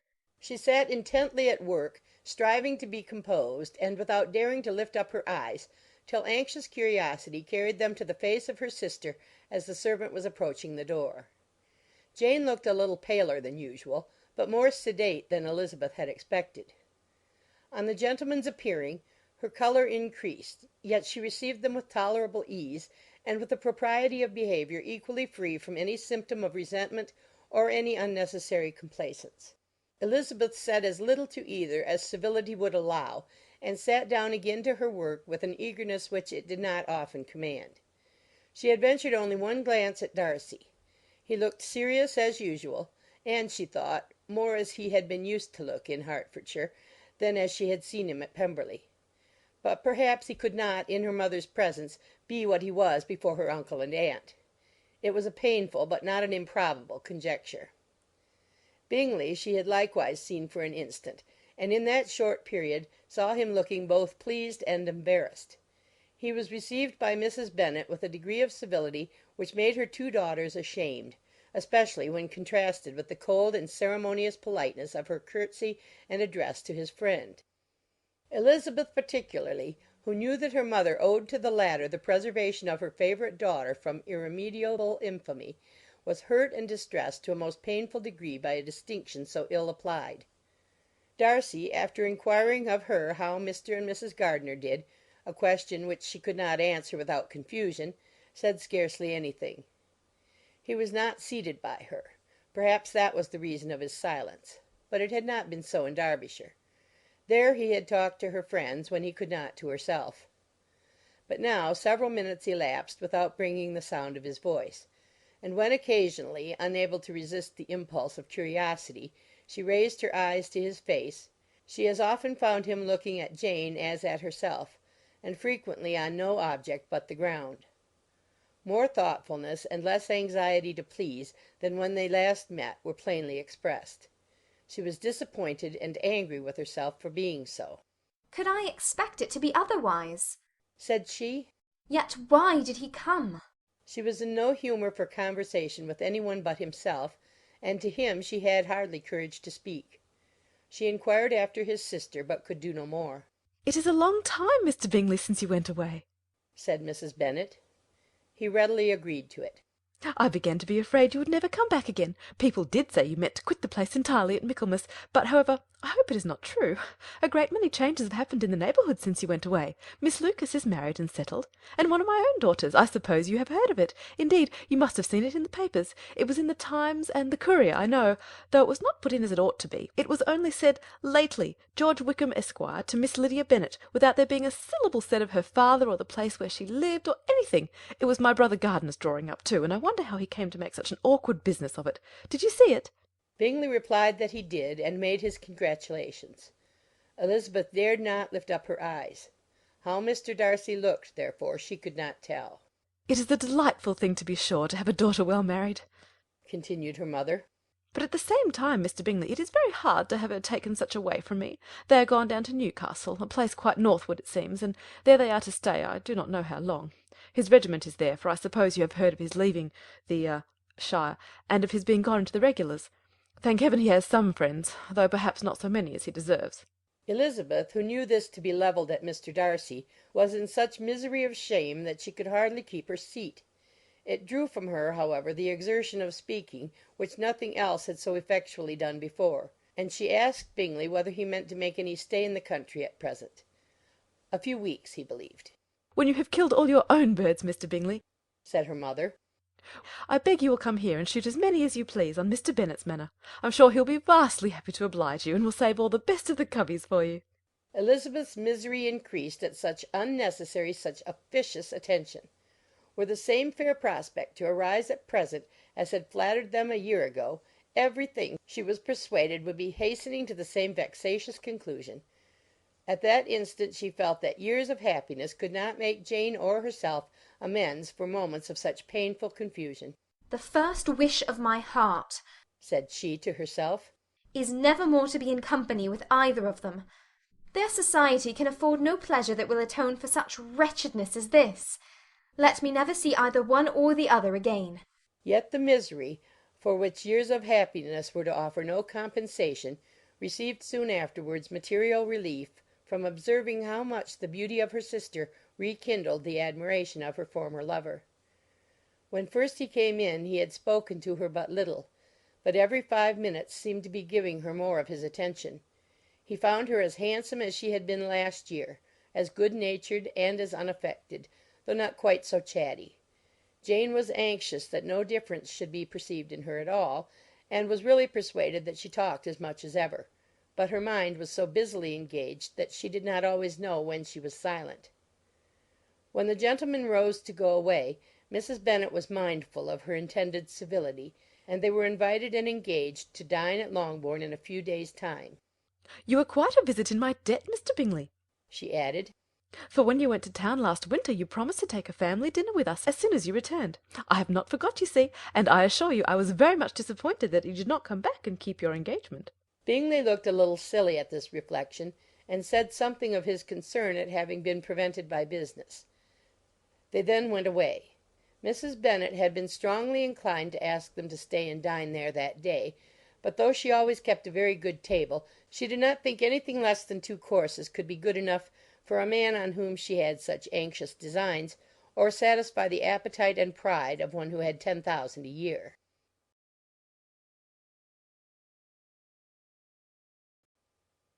As soon as they were gone, Elizabeth walked out to recover her spirits, or, in other words, to dwell without interruption on those subjects that must deaden them more.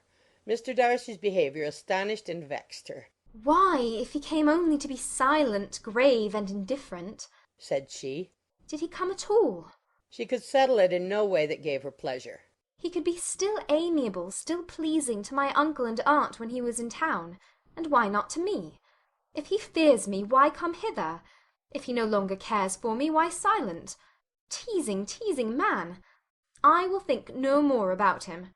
Her resolution was for a short time involuntarily kept by the approach of her sister, who joined her with a cheerful look which showed her better satisfied with their visitors than Elizabeth. "Now," said she, "that this first meeting is over, I feel perfectly easy. I know my own strength, and I shall never be embarrassed again by his coming. I am glad he dines here on Tuesday. It will then be publicly seen that on both sides we meet only as common and indifferent acquaintance." Yes, very indifferent indeed, said Elizabeth laughingly. Oh, Jane, take care. My dear Lizzie, you cannot think me so weak as to be in danger now. I think you are in very great danger of making him as much in love with you as ever. They did not see the gentleman again till Tuesday, and Mrs. Bennet in the meanwhile was giving way to all the happy schemes which the good humour and common politeness of Bingley in half an hour's visit had revived.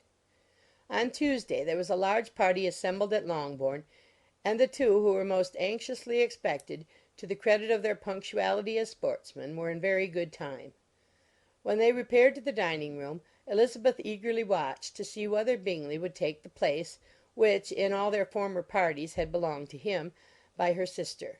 Her prudent mother, occupied by the same ideas, forbore to invite him to sit by herself. On entering the room he seemed to hesitate, but Jane happened to look round, and happened to smile.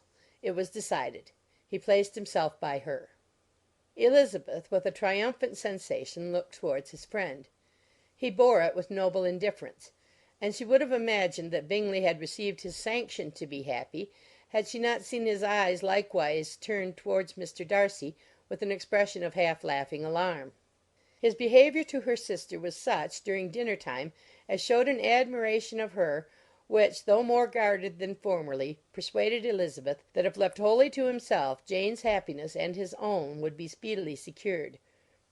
Though she dared not depend upon the consequence, she yet received pleasure from observing his behaviour. It gave her all the animation that her spirits could boast, for she was in no cheerful humour. Mr. Darcy was almost as far from her as the table could divide them. He was on one side of her mother. She knew how little such a situation would give pleasure to either, or make either appear to advantage. She was not near enough to hear any of their discourse, but she could see how seldom they spoke to each other, and how formal and cold was their manner whenever they did. Her mother's ungraciousness made the sense of what they owed him more painful to Elizabeth's mind, and she would at times have given anything to be privileged to tell him that his kindness was neither unknown nor unfelt by the whole of the family. She was in hopes that the evening would afford some opportunity of bringing them together, that the whole of the visit would not pass away without enabling them to enter into something more of conversation than the mere ceremonious salutation attending his entrance. Anxious and uneasy, the period which passed in the drawing-room before the gentlemen came was wearisome and dull to a degree that almost made her uncivil. She looked forward to their entrance as the point on which all her chance of pleasure for the evening must depend. "If he does not come to me then," said she, "I shall give him up for ever." The gentleman came, and she thought he looked as if he would have answered her hopes. But alas! The ladies had crowded round the table where Miss Bennet was making tea, and Elizabeth pouring out the coffee, in so close a confederacy that there was not a single vacancy near her which would admit of a chair; and on the gentleman's approaching, one of the girls moved closer to her than ever, and said, in a whisper, "The men shan't come and part us. I am determined. We want none of them, do we?" Darcy had walked away to another part of the room. She followed him with her eyes, envied every one to whom he spoke, had scarcely patience enough to help anybody to coffee, and then was enraged against herself for being so silly. A man who has once been refused! How could I ever be foolish enough to expect a renewal of his love? Is there one among the sex who would not protest against such a weakness as a second proposal to the same woman? There is no indignity so abhorrent to their feelings. She was a little revived, however, by his bringing back his coffee-cup himself, and she seized the opportunity of saying, "Is your sister at Pemberley still? Yes, she will remain there till Christmas. And quite alone? Have all her friends left her?" Mrs. Annesley is with her. The others have been gone on to Scarborough these 3 weeks. She could think of nothing more to say, but if he wished to converse with her he might have better success. He stood by her, however, for some minutes in silence, and at last, on the young lady's whispering to Elizabeth again, he walked away. When the tea things were removed and the card tables placed, the ladies all rose, and Elizabeth was then hoping to be soon joined by him, when all her views were overthrown by seeing him fall a victim to her mother's rapacity for whist-players, and in a few moments after seated with the rest of the party. She now lost every expectation of pleasure. They were confined for the evening at different tables, and she had nothing to hope but that his eyes were so often turned towards her side of the room as to make him play as unsuccessfully as herself. Mrs. Bennet had designed to keep the two Netherfield gentlemen to supper, but their carriage was unluckily ordered before any of the others, and she had no opportunity of detaining them. "Well, girls," said she, as soon as they were left to themselves, "what say you to the day? I think everything has passed off uncommonly well, I assure you. The dinner was as well dressed as any I ever saw. The venison was roasted to a turn, and everybody said they never saw so fat a haunch. The soup was 50 times better than what we had at the Lucases last week, and even Mr. Darcy acknowledged that the partridges were remarkably well done, and I suppose he has 2 or 3 French cooks at least. And, my dear Jane, I never saw you look in greater beauty. Mrs. Long said so too, for I asked her whether you did not. And what do you think she said besides? Ah, Mrs. Bennet, we shall have her at Netherfield at last. She did indeed. I do think Mrs. Long's as good a creature as ever lived, and her nieces are very pretty behaved girls, and not at all handsome. I like them prodigiously." Mrs. Bennet, in short, was in very great spirits. She had seen enough of Bingley's behaviour to Jane to be convinced that she would get him at last, and her expectations of advantage to her family, when in a happy humour, were so far beyond reason that she was quite disappointed at not seeing him there again the next day to make his proposals. "It has been a very agreeable day," said Miss Bennet to Elizabeth. "The party seemed so well selected, so suitable one with the other. I hope we may often meet again." Elizabeth smiled. "Lizzie, you must not do so. You must not suspect me. It mortifies me. I assure you that I have now learnt to enjoy his conversation as an agreeable and sensible young man, without having a wish beyond it. I am perfectly satisfied, from what his manners now are, that he never had any design of engaging my affection. It is only that he is blessed with greater sweetness of address, and a stronger desire of generally pleasing than any other man." "You are very cruel," said her sister. "You will not let me smile, and are provoking me to it every moment." "How hard it is in some cases to be believed." "And how impossible in others." "But why should you wish to persuade me that I feel more than I acknowledge?" "That is a question which I hardly know how to answer. We all love to instruct, though we can teach only what is not worth knowing. Forgive me. And if you persist in indifference, do not make me your confidant."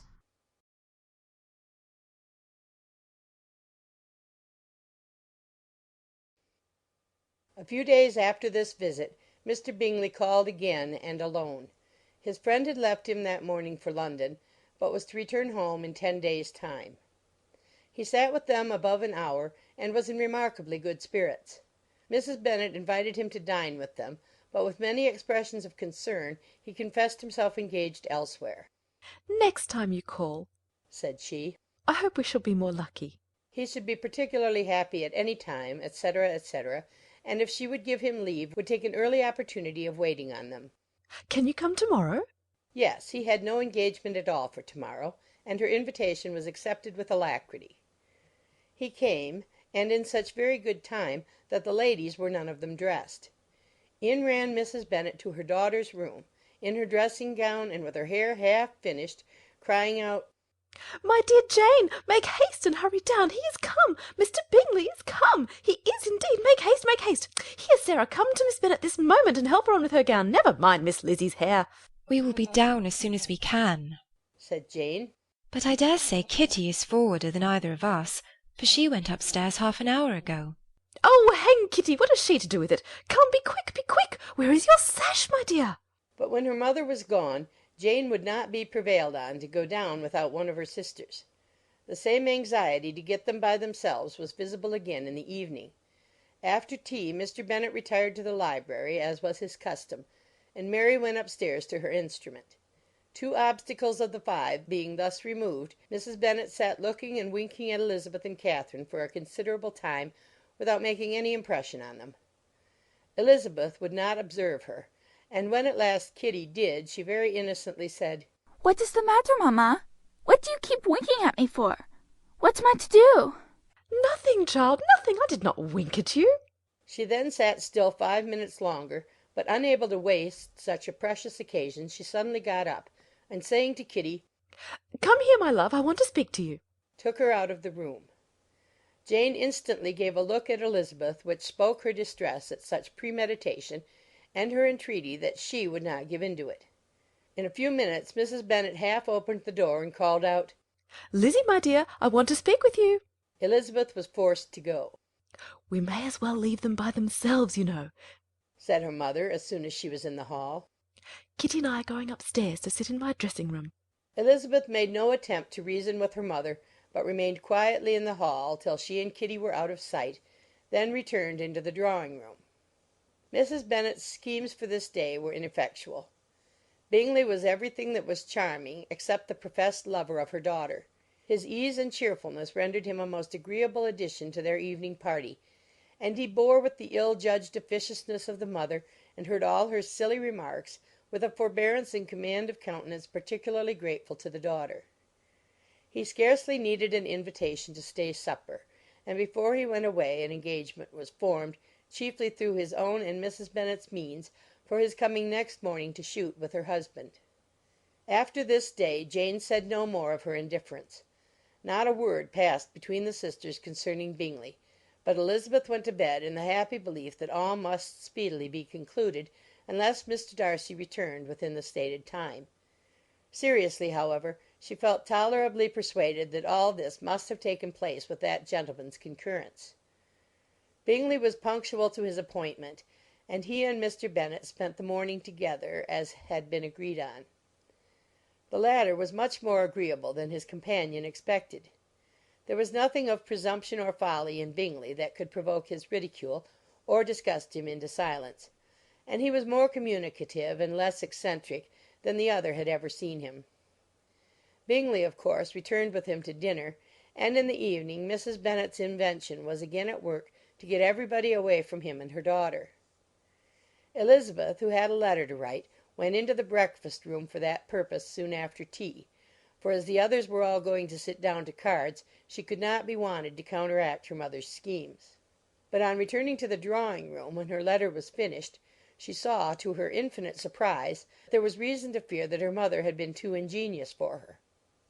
On opening the door, she perceived her sister and Bingley standing together over the hearth, as if engaged in earnest conversation, and had this led to no suspicion, the faces of both, as they hastily turned round and moved away from each other, would have told it all. Their situation was awkward enough, but hers, she thought, was still worse. Not a syllable was uttered by either, and Elizabeth was on the point of going away again, when Bingley, who, as well as the other, had sat down, suddenly rose, and whispering a few words to her sister, ran out of the room. Jane could have no reserves from Elizabeth, where confidence would give pleasure, and instantly embracing her, acknowledged with the liveliest emotion that she was the happiest creature in the world. "'Tis too much," she added. "by far too much. I do not deserve it. Oh, why is not everybody as happy?"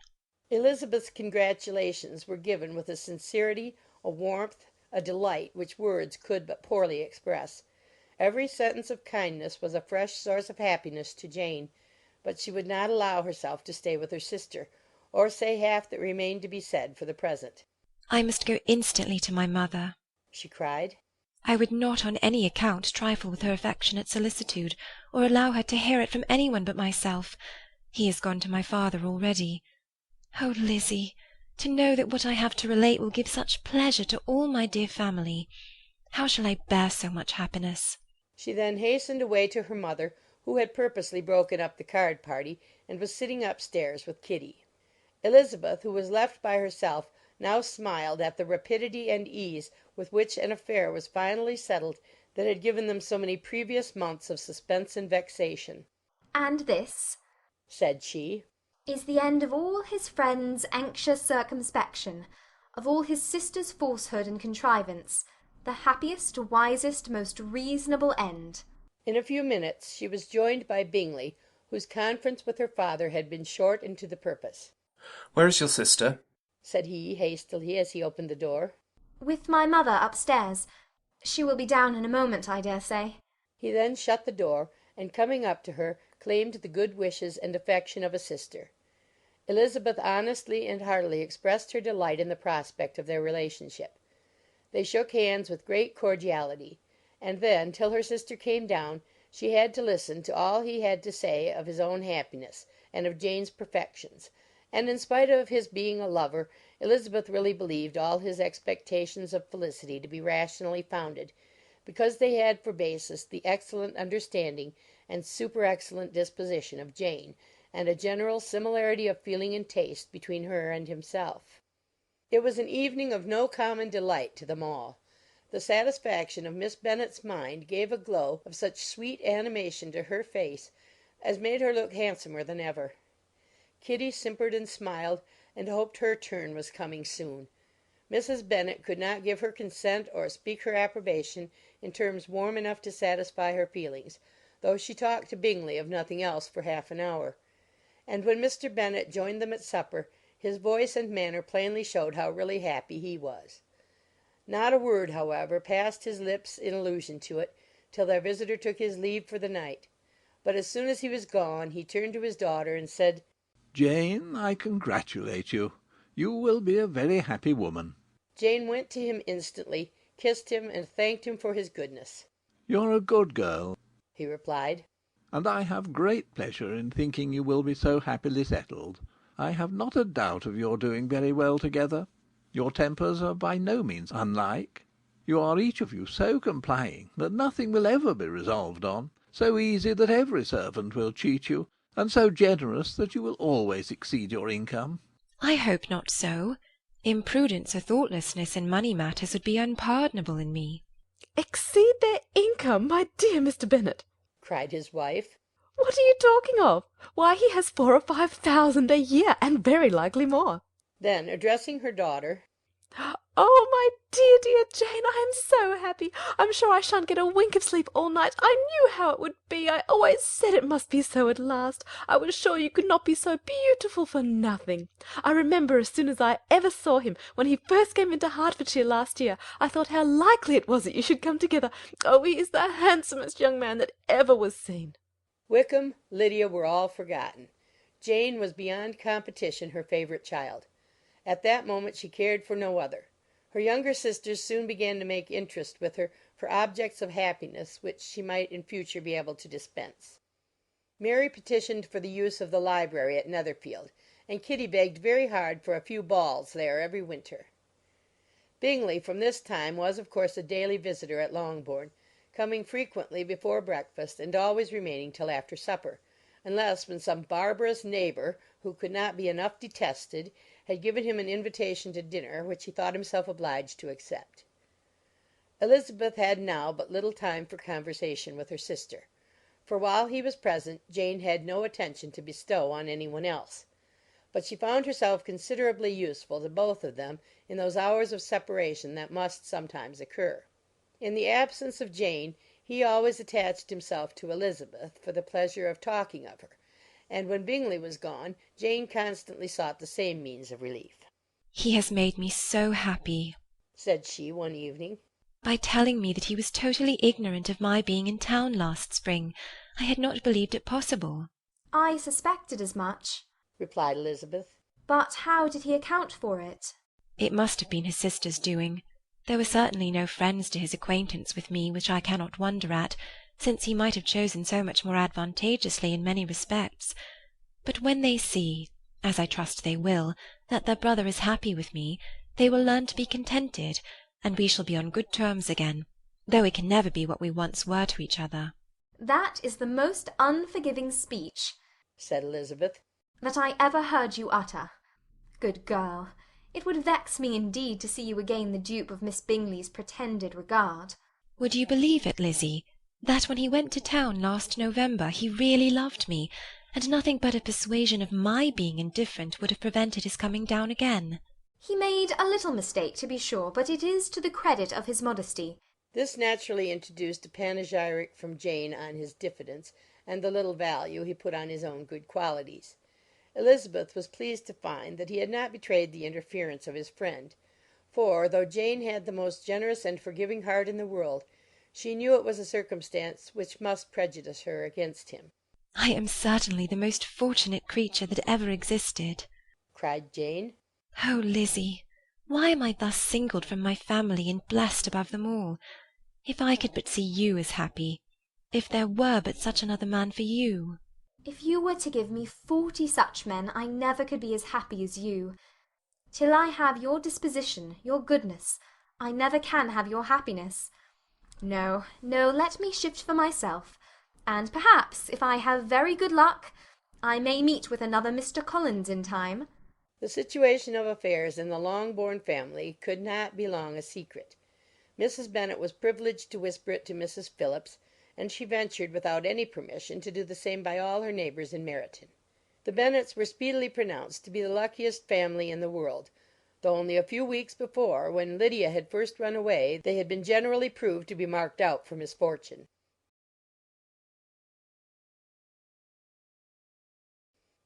One morning, about a week after Bingley's engagement with Jane had been formed, as he and the females of the family were sitting together in the dining-room, their attention was suddenly drawn to the window by the sound of a carriage, and they perceived a chaise and four driving up the lawn. It was too early in the morning for visitors, and besides, the equipage did not answer to that of any of their neighbours. The horses were post, and neither the carriage nor the livery of the servant who preceded it were familiar to them. As it was certain, however, that somebody was coming, Bingley instantly prevailed on Miss Bennet to avoid the confinement of such an intrusion, and walk away with him into the shrubbery. They both set off, and the conjectures of the remaining three continued, though with little satisfaction, till the door was thrown open and their visitor entered. It was Lady Catherine de Bourgh. They were, of course, all intending to be surprised, but their astonishment was beyond their expectation, and on the part of Mrs. Bennet and Kitty, though she was perfectly unknown to them, even inferior to what Elizabeth felt. She entered the room with an air more than usually ungracious, made no other reply to Elizabeth's salutation than a slight inclination of the head, and sat down without saying a word. Elizabeth had mentioned her name to her mother on her ladyship's entrance, though no request of introduction had been made. Mrs. Bennet, all amazement, though flattered by having a guest of such high importance, received her with the utmost politeness. After sitting for a moment in silence, she said very stiffly to Elizabeth, "I hope you are well, Miss Bennet. That lady, I suppose, is your mother?" Elizabeth replied very concisely that she was. "And that, I suppose, is one of your sisters?" "Yes, madam," said Mrs. Bennet, delighted to speak to Lady Catherine. She is my youngest girl but one. My youngest of all is lately married, and my eldest is somewhere about the grounds walking with a young man who, I believe, will soon become a part of the family. You have a very small park here, returned Lady Catherine, after a short silence. It is nothing in comparison of Rosings, my lady, I dare say, but I assure you it is much larger than Sir William Lucas's. This must be a most inconvenient sitting-room for the evening in summer. The windows are full west. Mrs. Bennet assured her that they never sat there after dinner, and then added, May I take the liberty of asking your ladyship whether you left Mr. and Mrs. Collins well? Yes, very well. I saw them the night before last. Elizabeth now expected that she would produce a letter for her from Charlotte, as it seemed the only probable motive for her calling. But no letter appeared, and she was completely puzzled. Mrs. Bennet, with great civility, begged her ladyship to take some refreshment, but Lady Catherine, very resolutely, and not very politely, declined eating anything, and then, rising up, said to Elizabeth, Miss Bennet, there seemed to be a prettyish kind of a little wilderness on one side of your lawn. I should be glad to take a turn in it, if you will favour me with your company. Go, my dear, cried her mother, and show her ladyship about the different walks. I think she'll be pleased with the hermitage. Elizabeth obeyed, and running into her own room for her parasol, attended her noble guests downstairs. As they passed through the hall, Lady Catherine opened the doors into the dining parlour and drawing-room, and pronouncing them, after a short survey, to be decent-looking rooms, walked on. Her carriage remained at the door, and Elizabeth saw that her waiting-woman was in it. They proceeded in silence along the gravel walk that led to the copse. Elizabeth was determined to make no effort for conversation with a woman who was now more than usually insolent and disagreeable. How could I ever think her like her nephew? said she, as she looked in her face. As soon as they entered the copse, Lady Catherine began in the following manner. You can be at no loss, Miss Bennet, to understand the reason of my journey hither. Your own heart, your own conscience must tell you why I come. Elizabeth looked with unaffected astonishment. Indeed, you are mistaken, madam. I have not been at all able to account for the honour of seeing you here. Miss Bennet, replied her ladyship in an angry tone, you ought to know that I am not to be trifled with. But however insincere you may choose to be, you shall not find me so.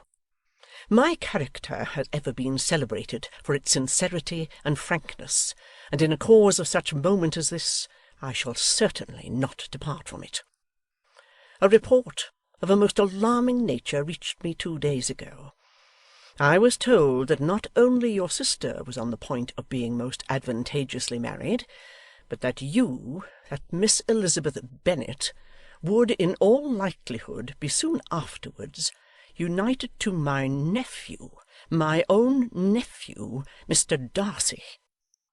Though I know it must be a scandalous falsehood, though I would not injure him so much as to suppose the truth of it possible, I instantly resolved on setting off for this place, that I might make my sentiments known to you.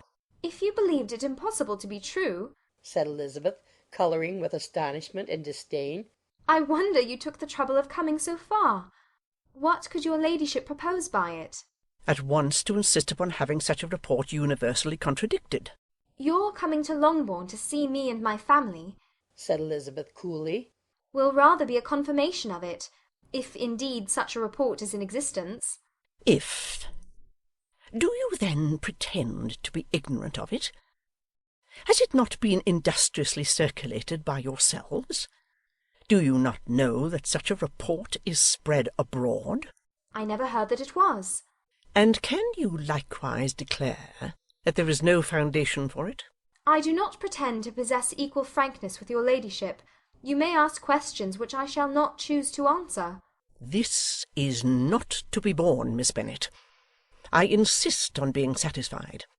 Has my nephew made you an offer of marriage? Your ladyship has declared it to be impossible. It ought to be so. It must be so, while he retains the use of his reason. But your arts and allurements may, in a moment of infatuation, have made him forget what he owes to himself and to all his family. You may have drawn him in. If I have, I shall be the last person to confess it. Miss Bennet, do you know who I am? I have not been accustomed to such language as this. I am almost the nearest relation he has in the world, and am entitled to know all his dearest concerns. But you are not entitled to know mine, nor will such behaviour as this ever induce me to be explicit. Let me be rightly understood. This match, to which you have the presumption to aspire, can never take place. No, never. Mr. Darcy is engaged to my daughter. Now, what have you to say? Only this, that if he is so, you can have no reason to suppose he will make an offer to me. Lady Catherine hesitated for a moment, and then replied, The engagement between them is of a peculiar kind. From their infancy they have been intended for each other. It was the favourite wish of his mother, as well as of hers. While in their cradles we planned the union, and now, at the moment when the wishes of both sisters would be accomplished in their marriage, to be prevented by a young woman of inferior birth, of no importance in the world, and wholly unallied to the family. Do you pay no regard to the wishes of his friends, to his tacit engagement with Mr. Borg? Are you lost to every feeling of propriety and delicacy? Have you not heard me say that, from his earliest hours, he was destined for his cousin? Yes, and I had heard it before. But what is that to me? If there is no other objection to my marrying your nephew, I shall certainly not be kept from it by knowing that his mother and aunt wished him to marry Mr. Berg. You both did as much as you could in planning the marriage. Its completion depended on others. If Mr. Darcy is neither by honour nor inclination confined to his cousin, why is he not to make another choice? And if I am that choice, why may not I accept him? Because honour, decorum, prudence, nay, interest, forbid it. Yes, Miss Bennet, interest. For do not expect to be noticed by his family or friends, if you wilfully act against the inclinations of all. You will be censured, slighted, and despised by every one connected with him. Your alliance will be a disgrace. Your name will never even be mentioned by any of us. These are heavy misfortunes, replied Elizabeth. But the wife of Mr. Darcy must have such extraordinary sources of happiness necessarily attached to her situation, that she could, upon the whole, have no cause to repine. Obstinate, headstrong girl! I am ashamed of you. Is this your gratitude for my attentions to you last spring? Is nothing due to me on that score? Let us sit down. You are to understand, Miss Bennet, that I came here with a determined resolution of carrying my purpose, nor will I be dissuaded from it. I have not been used to submit to any person's whims. I have not been in the habit of brooking disappointment. That will make your ladyship's situation at present more pitiable, but it will have no effect on me. I will not be interrupted. Hear me in silence. My daughter and my nephew are formed for each other.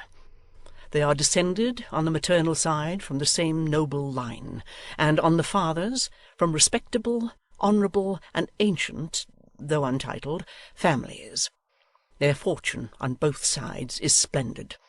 They are destined for each other by the voice of every member of their respective houses, and what is to divide them? The upstart pretensions of a young woman without family, connections, or fortune. Is this to be endured? But it must not, shall not be. If you are sensible of your own good, you would not wish to quit the sphere in which you have been brought up. In marrying your nephew, I should not consider myself as quitting that sphere. He is a gentleman.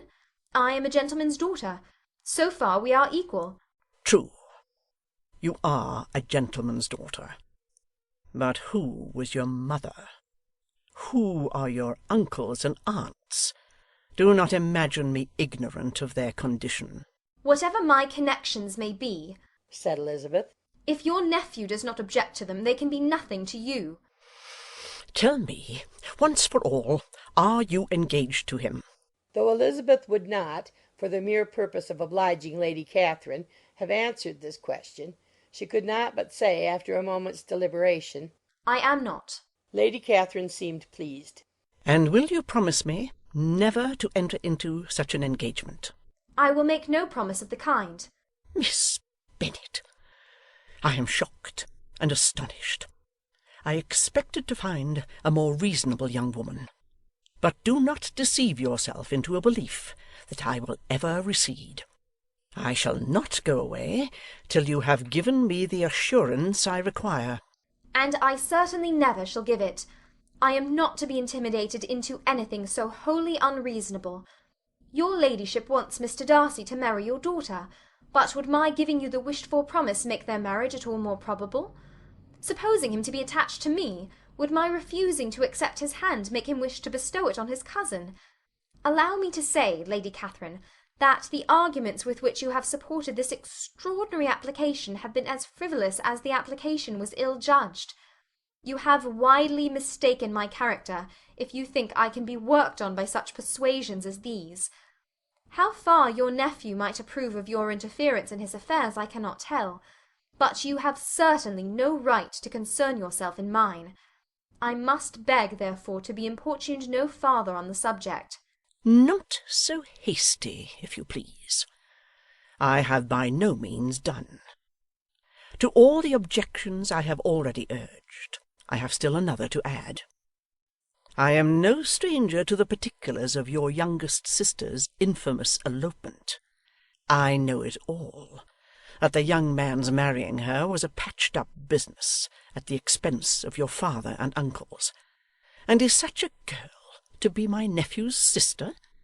Is her husband, is the son of his late father's steward, to be his brother? Heaven and earth, of what are you thinking? Are the shades of Pemberley to be thus polluted? You can now have nothing further to say, she resentfully answered. You have insulted me in every possible method. I must beg to return to the house. And she rose as she spoke. Lady Catherine rose also, and they turned back. Her ladyship was highly incensed. You have no regard, then, for the honour and credit of my nephew. Unfeeling, selfish girl! Do you not consider that a connection with you must disgrace him in the eyes of everybody? Lady Catherine, I have nothing further to say. You know my sentiments. You are then resolved to have him? I have said no such thing. I am only resolved to act in that manner which will, in my own opinion, constitute my happiness, without reference to you, or to any person so wholly unconnected with me. It is well. You refuse, then, to oblige me. You refuse to obey the claims of duty, honour, and gratitude. You are determined to ruin him in the opinion of all his friends, and make him the contempt of the world.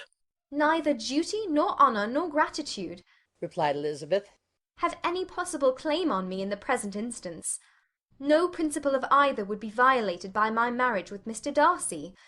And with regard to the resentment of his family, or the indignation of the world, if the former were excited by his marrying me, it would not give me one moment's concern, and the world in general would have too much sense to join in the scorn.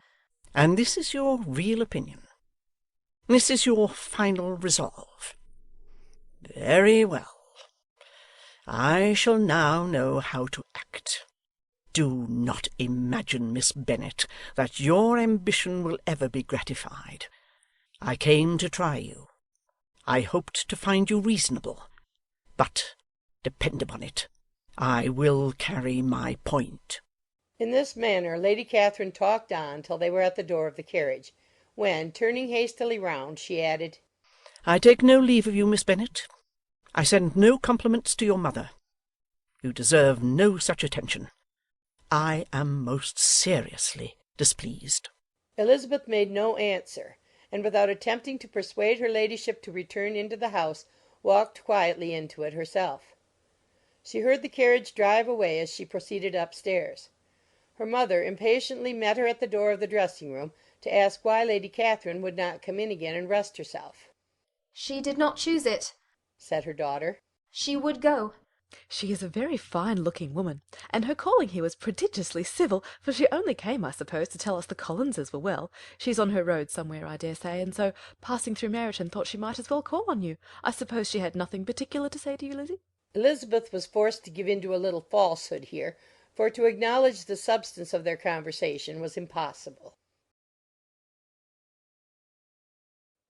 The discomposure of spirits which this extraordinary visit threw Elizabeth into could not be easily overcome, nor could she for many hours learn to think of it less than incessantly. Lady Catherine, it appeared, had actually taken the trouble of this journey from Rosings for the sole purpose of breaking off her supposed engagement with Mr. Darcy. It was a rational scheme, to be sure, but from what the report of their engagement could originate, Elizabeth was at a loss to imagine, till she recollected that his being the intimate friend of Bingley, and her being the sister of Jane, was enough, at a time when the expectation of one wedding made everybody eager for another, to supply the idea. She had not herself forgotten to feel that the marriage of her sister must bring them more frequently together, and her neighbours at Lucas Lodge, therefore, for through their communication with the Collinses the report, she concluded, had reached Lady Catherine, had only set that down as almost certain and immediate which she had looked forward to as possible at some future time. In revolving Lady Catherine's expressions, however, she could not help feeling some uneasiness as to the possible consequence of her persisting in this interference. From what she had said of her resolution to prevent their marriage, it occurred to Elizabeth that she must meditate an application to her nephew, and how he might take a similar representation of the evils attached to a connection with her she dared not pronounce. She knew not the exact degree of his affection for his aunt, or his dependence on her judgment, but it was natural to suppose that he thought much higher of her ladyship than she could do, and it was certain that, in enumerating the miseries of a marriage with one whose immediate connections were so unequal to his own, his aunt would address him on his weakest side. With his notions of dignity, he would probably feel that the arguments, which to Elizabeth had appeared weak and ridiculous, contained much good sense and solid reasoning. If he had been wavering before as to what he should do, which had often seemed likely, the advice and entreaty of so near a relation might settle every doubt, and determine him at once to be as happy as dignity unblemished could make him. In that case he would return no more. Lady Catherine might see him in her way through town, and his engagement to Bingley of coming again to Netherfield must give way. If, therefore, an excuse for not keeping his promise should come to his friend within a few days, she added, I shall know how to understand it. I shall then give over every expectation, every wish of his constancy. If he is satisfied with only regretting me, when he might have obtained my affections in hand, I shall soon cease to regret him at all.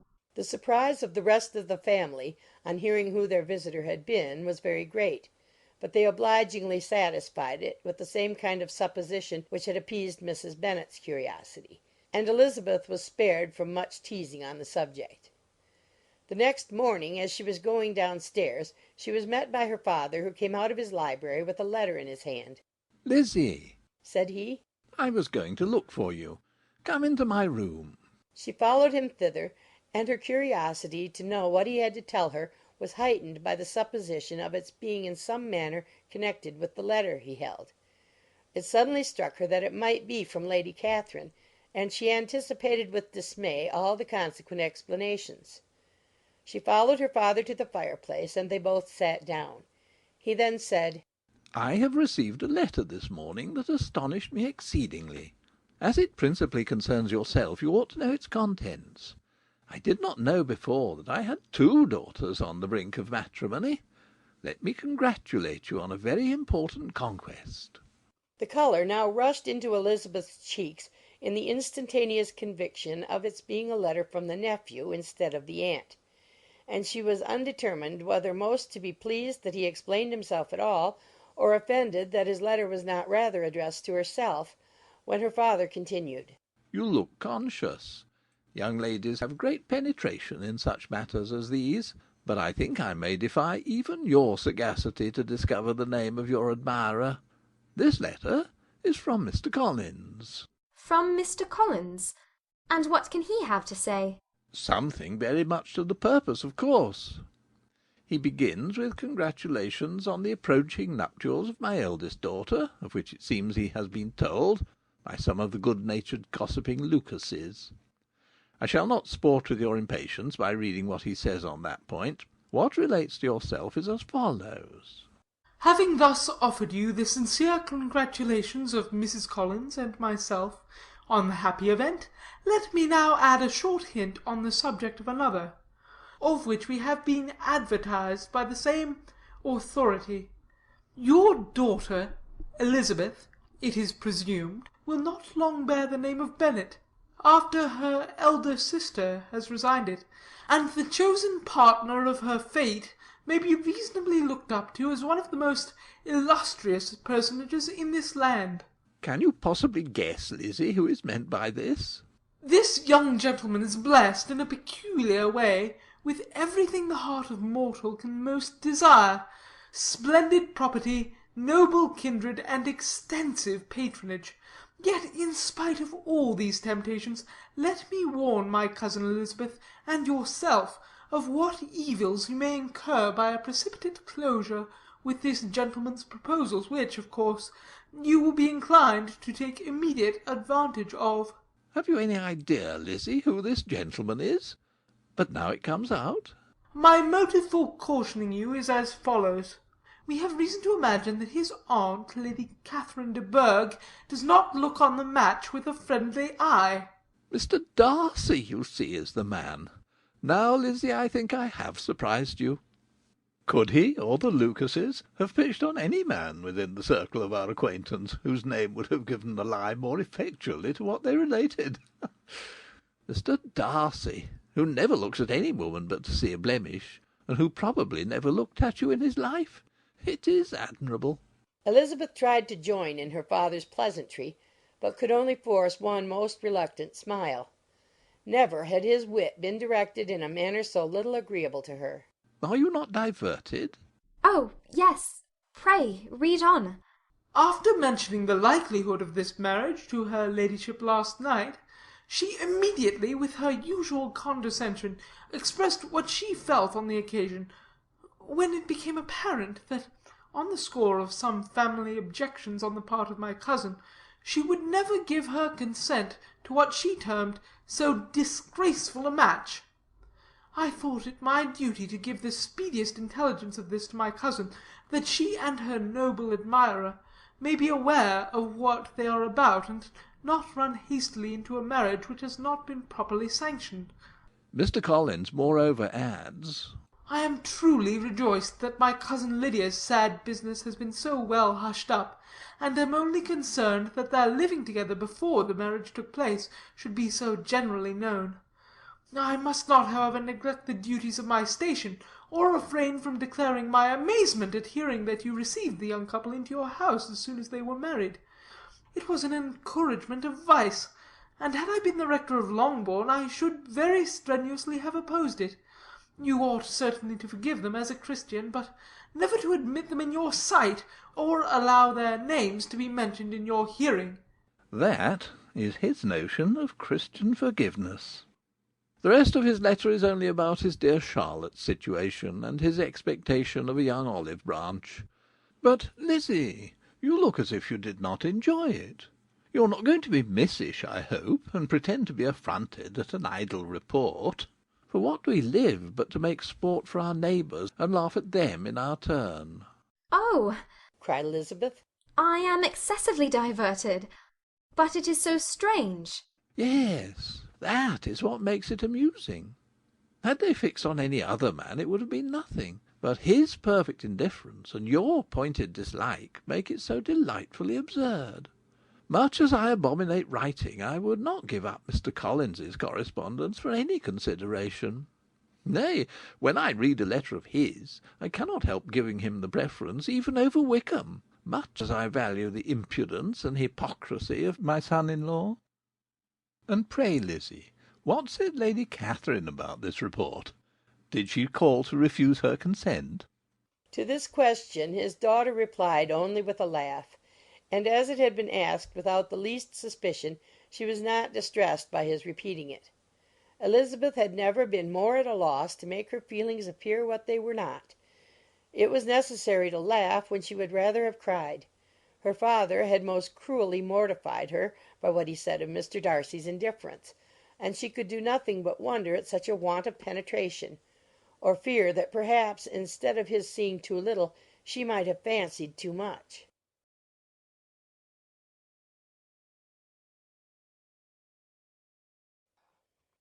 Instead of receiving any such letter of excuse from his friend as Elizabeth half expected Mr. Bingley to do, he was able to bring Darcy with him to Longbourn before many days had passed after Lady Catherine's visit.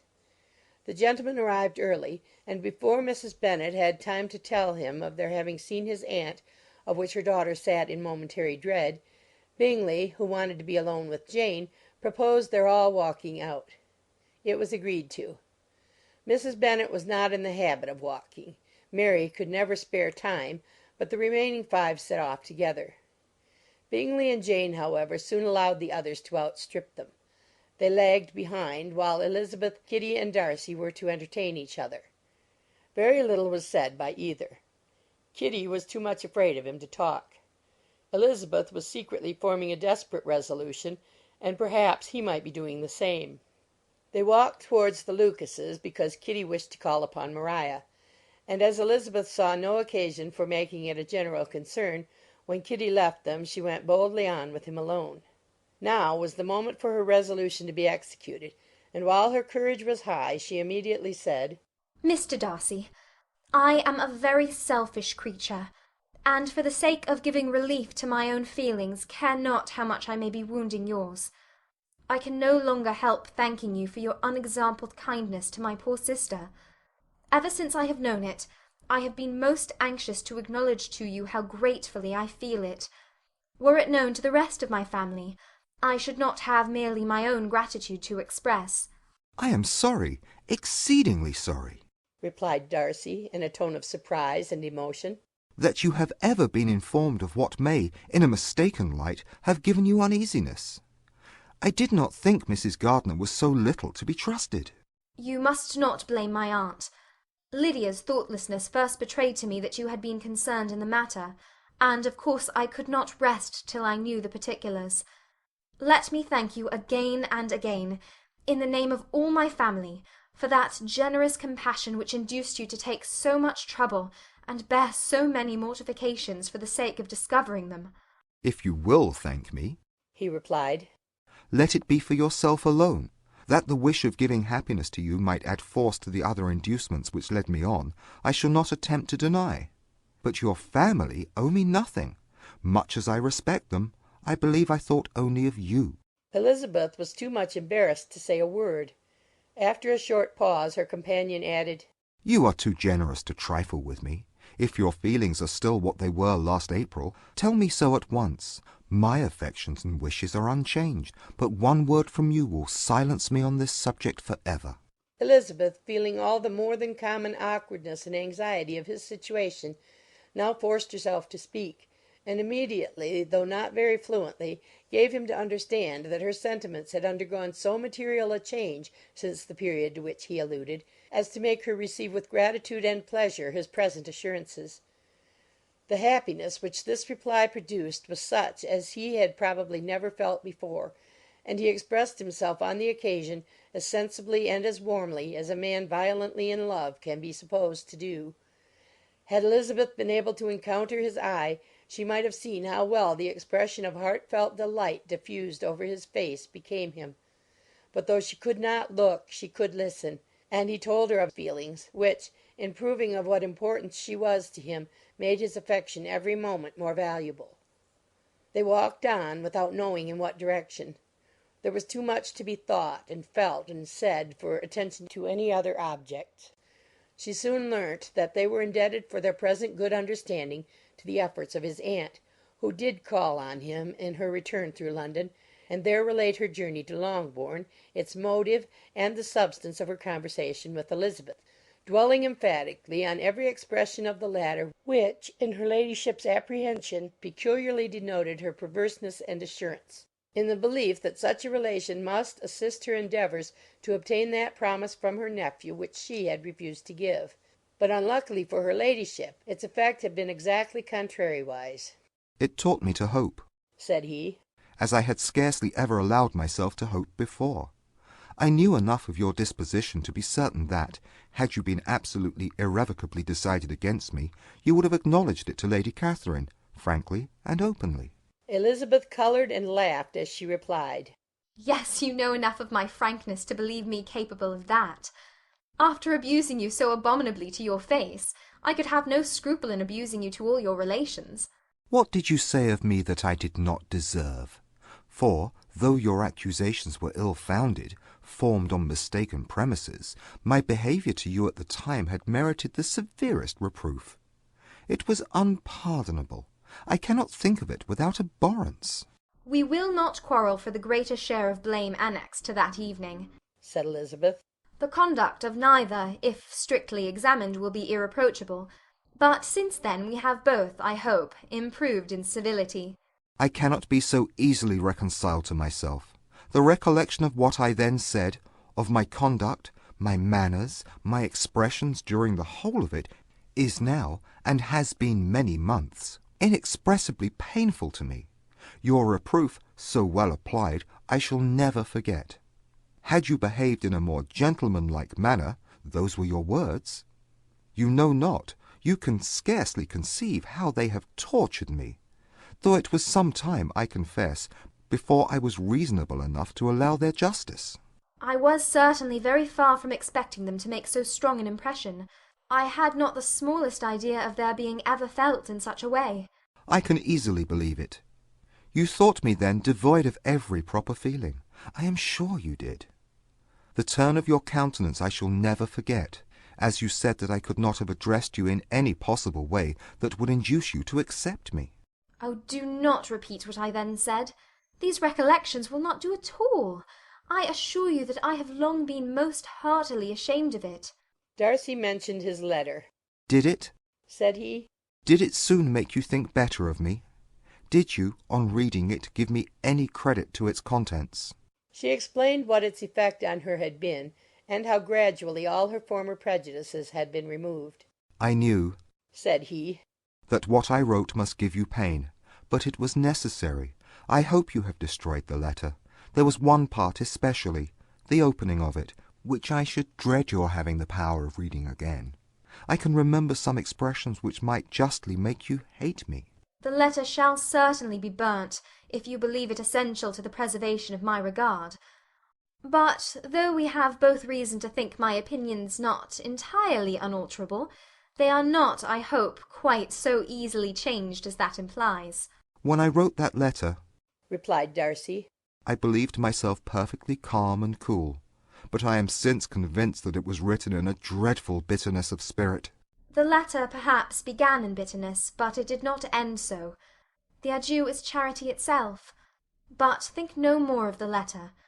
The feelings of the person who wrote, and the person who received it, are now so widely different from what they were then, that every unpleasant circumstance attending it ought to be forgotten. You must learn some of my philosophy. Think only of the past as its remembrance gives you pleasure. I cannot give you credit for any philosophy of the kind. Your retrospections must be so totally void of reproach that the contentment arising from them is not of philosophy, but, what is much better, of innocence. But with me it is not so. Painful recollections will intrude which cannot, which ought not, to be repelled. I have been a selfish being all my life, in practice, though not in principle. As a child I was taught what was right, but I was not taught to correct my temper. I was given good principles, but left to follow them in pride and conceit. Unfortunately, an only son, for many years an only child, I was spoilt by my parents, who, though good themselves, my father particularly, all that was benevolent and admirable, allowed, encouraged, almost taught me to be selfish and overbearing, to care for none beyond my own family circle, to think meanly of all the rest of the world, to wish at least to think meanly of their sense and worth compared with my own. Such I was, from 8 to 28, and such I might still have been but for you, dearest, loveliest Elizabeth. What do I not owe you? You taught me a lesson, hard indeed at first, but most advantageous. By you I was properly humbled. I came to you without a doubt of my reception. You showed me how insufficient were all my pretensions to please a woman worthy of being pleased. Had you then persuaded yourself that I should? Indeed I had. What will you think of my vanity? I believed you to be wishing, expecting my addresses. My manners must have been in fault, but not intentionally, I assure you. I never meant to deceive you, but my spirits might often lead me wrong. How you must have hated me after that evening! Hate you? I was angry, perhaps, at first, but my anger soon began to take a proper direction. I am almost afraid of asking what you thought of me when we met at Pemberley. You blamed me for coming. No, indeed. I felt nothing but surprise. Your surprise could not be greater than mine in being noticed by you. My conscience told me that I deserved no extraordinary politeness, and I confess that I did not expect to receive more than my due. My object, then, replied Darcy, was to show you, by every civility in my power, that I was not so mean as to resent the past, and I hope to obtain your forgiveness, to lessen your ill opinion, by letting you see that your reproofs had been attended to. How soon any other wishes introduced themselves I can hardly tell, but I believe in about half an hour after I had seen you.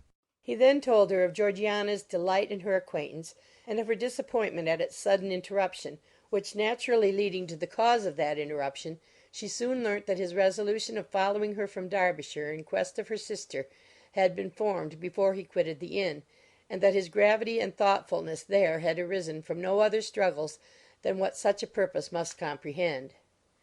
She expressed her gratitude again, but it was too painful a subject to each to be dwelt on farther. After walking several miles in a leisurely manner, and too busy to know anything about it, they found at last, on examining their watches, that it was time to be at home. What could become of Mr. Bingley and Jane? Was a wonder which introduced the discussion of their affairs. Darcy was delighted with their engagement. His friend had given him the earliest information of it. I must ask whether you were surprised, said Elizabeth. Not at all. When I went away, I felt that it would soon happen. That is to say, you had given your permission. I guessed as much. And though he exclaimed at the term, she found that it had been pretty much the case. On the evening before my going to London, said he, I made a confession to him, which I believe I ought to have made long ago. I told him of all that had occurred to make my former interference in his affairs absurd and impertinent. His surprise was great. He had never had the slightest suspicion. I told him, moreover, that I believed myself mistaken in supposing, as I had done, that your sister was indifferent to him. And as I could easily perceive that his attachment to her was unabated, I felt no doubt of their happiness together.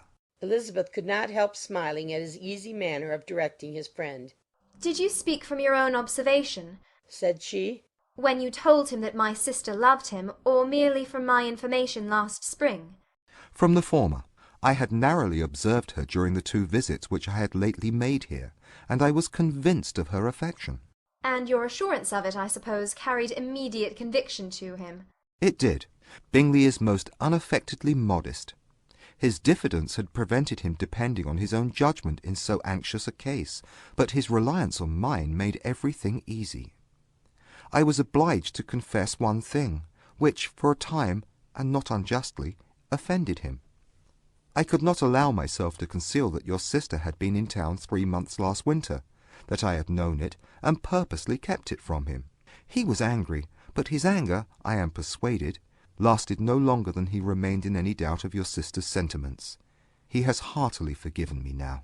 Elizabeth longed to observe that Mr. Bingley had been a most delightful friend, so easily guided that his worth was invaluable, but she checked herself. She remembered that he had yet to learn to be laughed at, and it was rather too early to begin. In anticipating the happiness of Bingley, which of course was to be inferior only to his own, he continued the conversation till they reached the house. In the hall they parted. My dear Lizzie, where can you have been walking to? Was a question which Elizabeth received from Jane as soon as she entered their room, and from all the others when they sat down to table. She had only to say in reply that they had wandered about till she was beyond her own knowledge. She colored as she spoke, but neither that nor anything else awakened a suspicion of the truth. The evening passed quietly, unmarked by anything extraordinary. The acknowledged lovers talked and laughed; the unacknowledged were silent.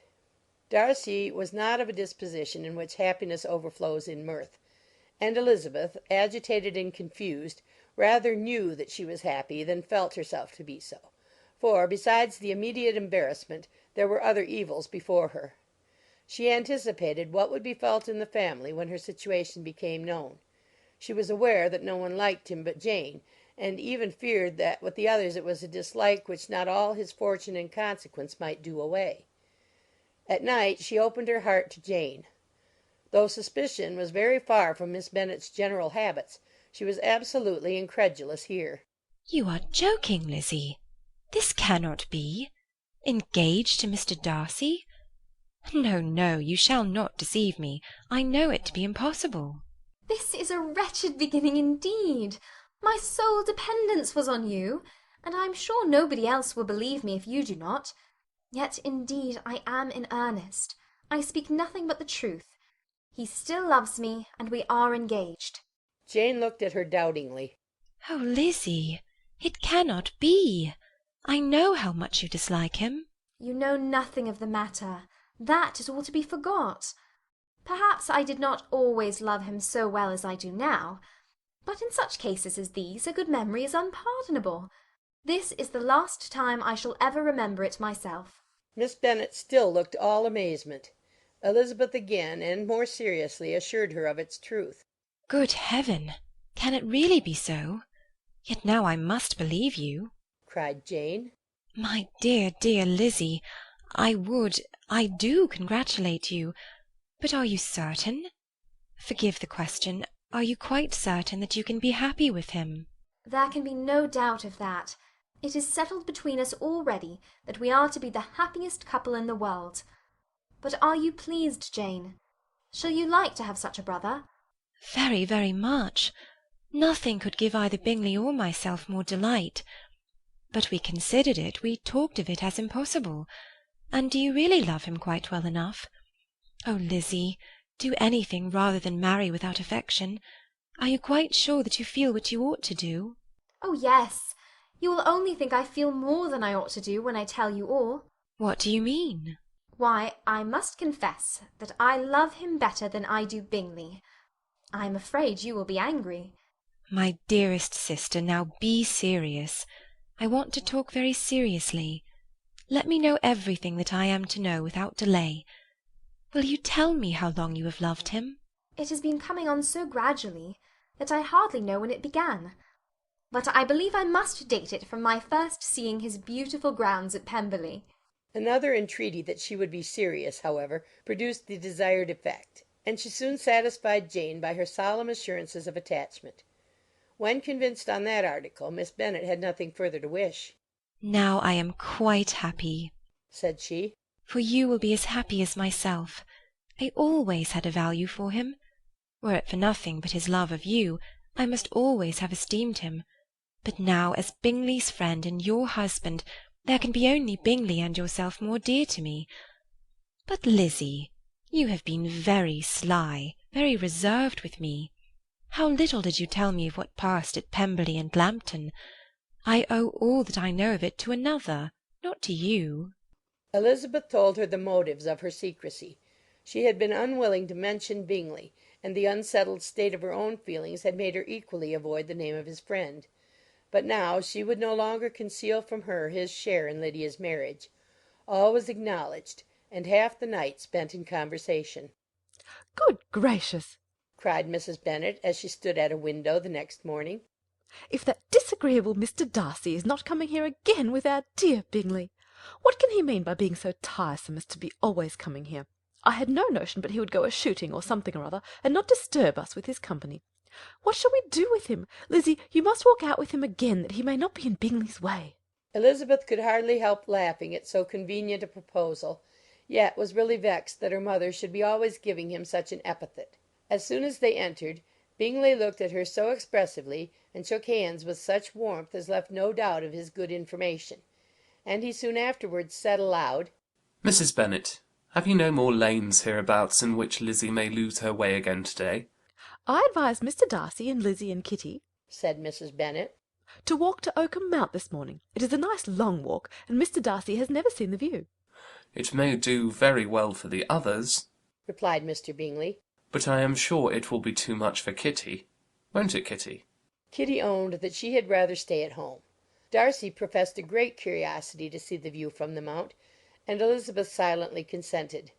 As she went upstairs to get ready, Mrs. Bennet followed her, saying, I am quite sorry, Lizzie, that you should be forced to have that disagreeable man all to yourself, but I hope you will not mind it. It is all for Jane's sake, you know, and there is no occasion for talking to him, except just now and then, so do not put yourself to inconvenience. During their walk it was resolved that Mr. Bennet's consent should be asked in the course of the evening. Elizabeth reserved to herself the application for her mother's. She could not determine how her mother would take it, sometimes doubting whether all his wealth and grandeur would be enough to overcome her abhorrence of the man. But whether she were violently set against the match or violently delighted with it, it was certain that her manner would be equally ill adapted to do credit to her sense, and she could no more bear that Mr. Darcy should hear the first raptures of her joy than the first vehemence of her disapprobation. In the evening, soon after Mr. Bennet withdrew to the library, she saw Mr. Darcy rise also and follow him, and her agitation on seeing it was extreme. She did not fear her father's opposition, but he was going to be made unhappy, and that it should be through her means, that she, his favourite child, should be distressing him by her choice, should be filling him with fears and regrets in disposing of her, was a wretched reflection, and she sat in misery till Mr. Darcy appeared again, when, looking at him, she was a little relieved by his smile. In a few minutes he approached the table where she was sitting with Kitty, and while pretending to admire her work, said in a whisper, Go to your father. He wants you in the library. She was gone directly. Her father was walking about the room, looking grave and anxious. Lizzie, said he, what are you doing? Are you out of your senses to be accepting this man? Have not you always hated him? How earnestly did she then wish that her former opinions had been more reasonable, her expressions more moderate. It would have spared her from explanations and professions which it was exceedingly awkward to give. But they were now necessary, and she assured him with some confusion of her attachment to Mr. Darcy. Oh, in other words, you are determined to have him. He is rich, to be sure, and you may have more fine clothes and fine carriages than Jane, but will they make you happy? Have you any other objection, said Elizabeth, than your belief of my indifference? None at all. We all know him to be a proud, unpleasant sort of man.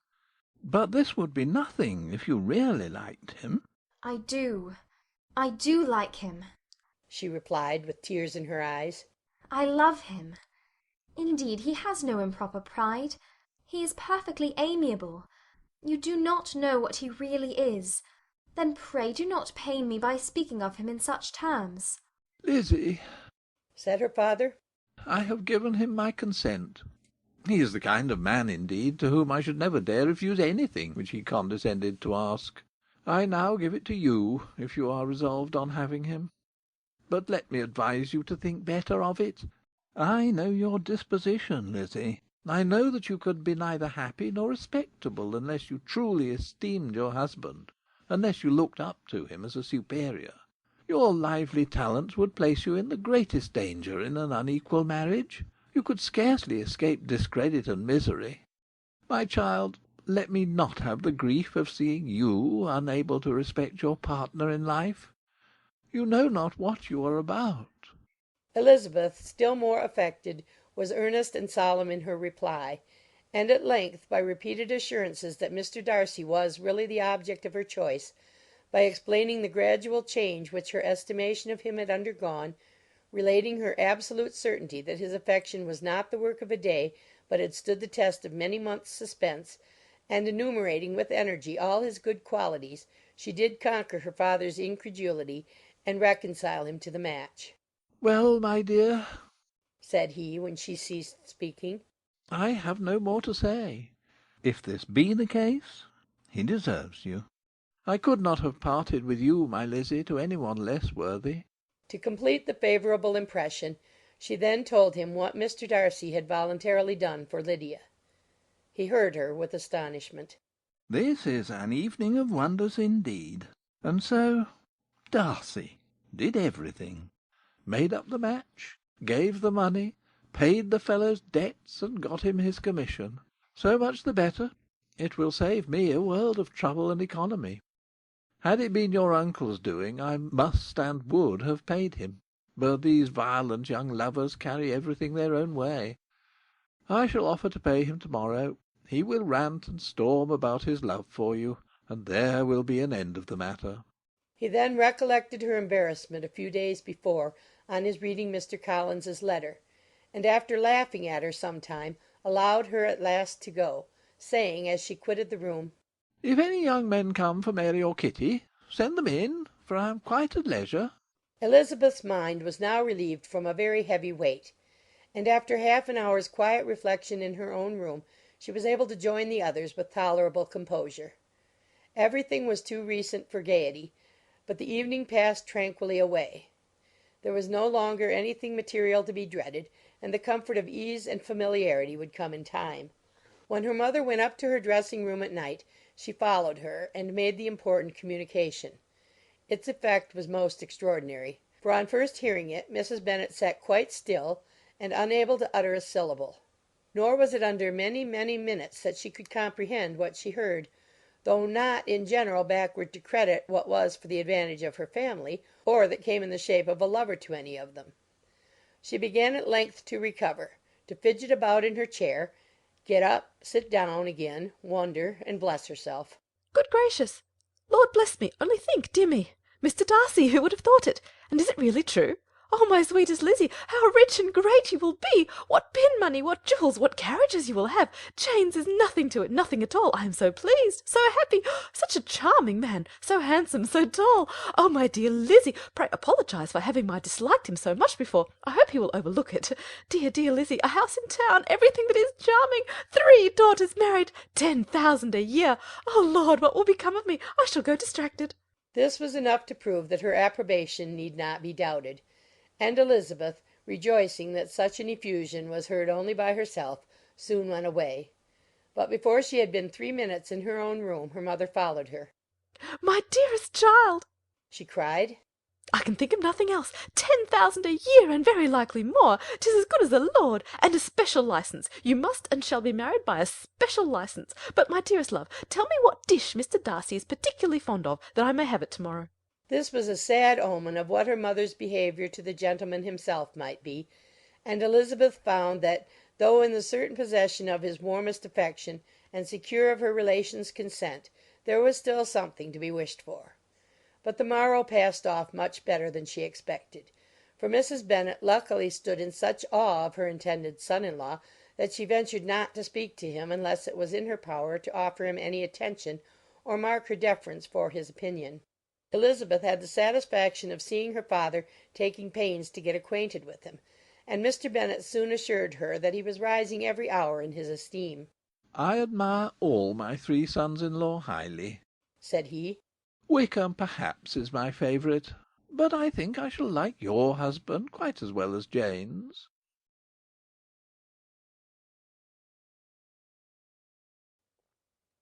Elizabeth's spirits soon rising to playfulness again, she wanted Mr. Darcy to account for his having ever fallen in love with her. How could you begin? said she. I can comprehend your going on charmingly when you had once made a beginning, but what could set you off in the first place? I cannot fix on the hour, or the spot, or the look, or the words which laid the foundation. It is too long ago. I was in the middle before I knew that I had begun. My beauty you had early withstood, and as for my manners, my behaviour to you was at least always bordering on the uncivil, and I never spoke to you without rather wishing to give you pain than not. Now be sincere. Did you admire me for my impertinence? For the liveliness of your mind, I did. You may as well call it impertinence at once. It was very little less.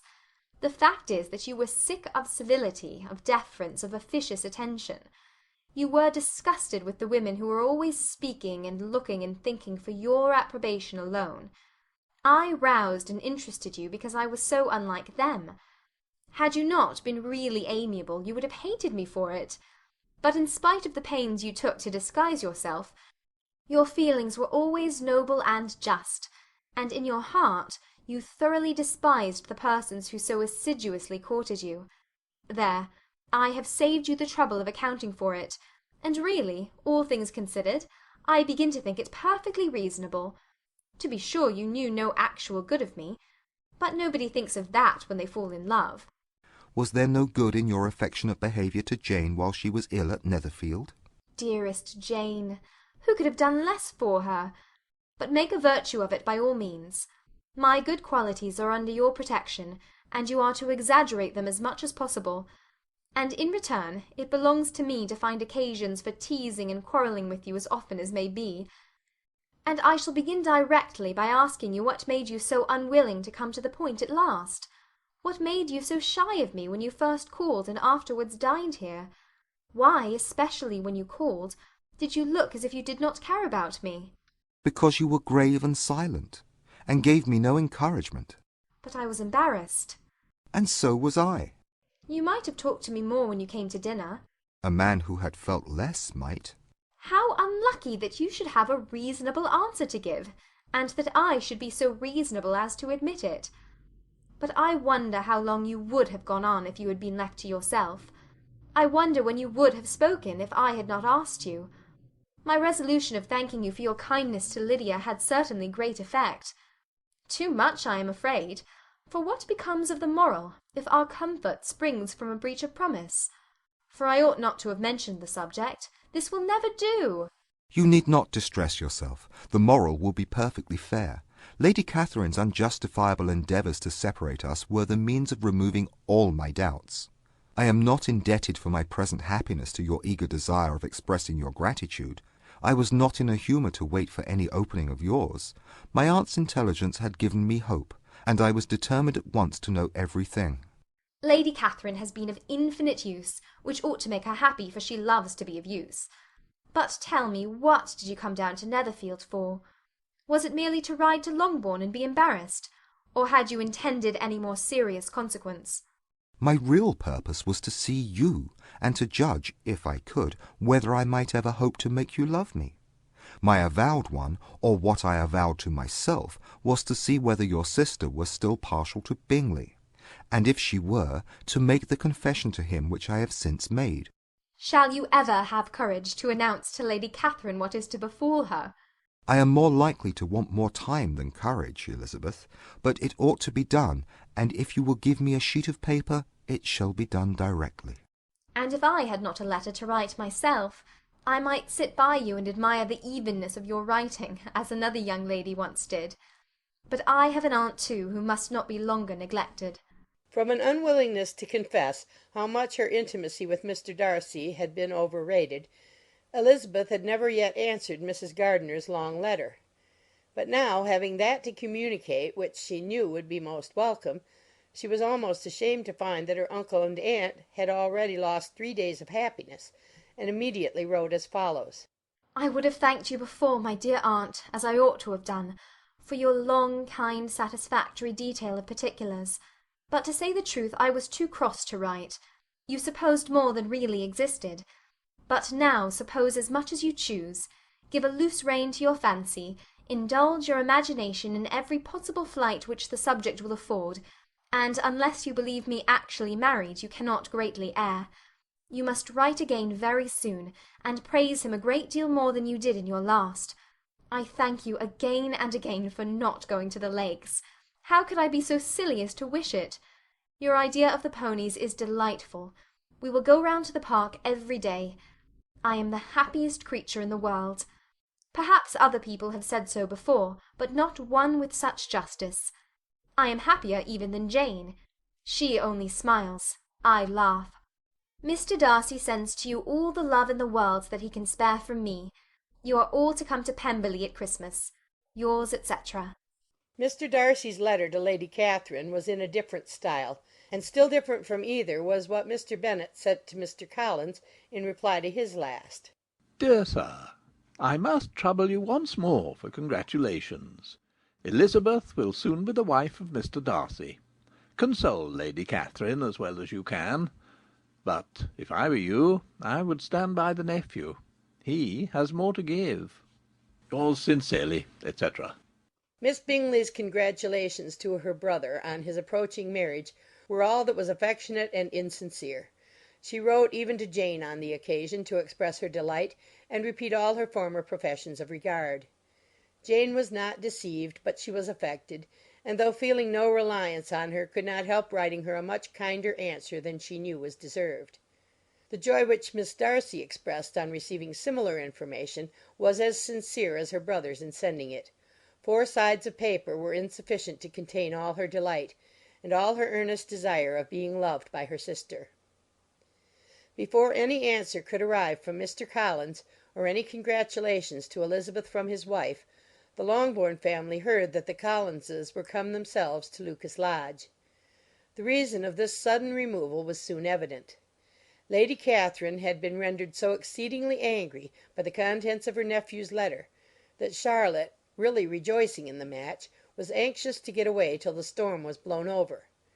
At such a moment the arrival of her friend was a sincere pleasure to Elizabeth, though in the course of their meetings she must sometimes think the pleasure dearly bought when she saw Mr. Darcy exposed to all the parading and obsequious civility of her husband.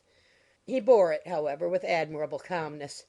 He could even listen to Sir William Lucas when he complimented him on carrying away the brightest jewel of the country, and expressed his hopes of their all meeting frequently at St. James's, with very decent composure. If he did shrug his shoulders, it was not till Sir William was out of sight.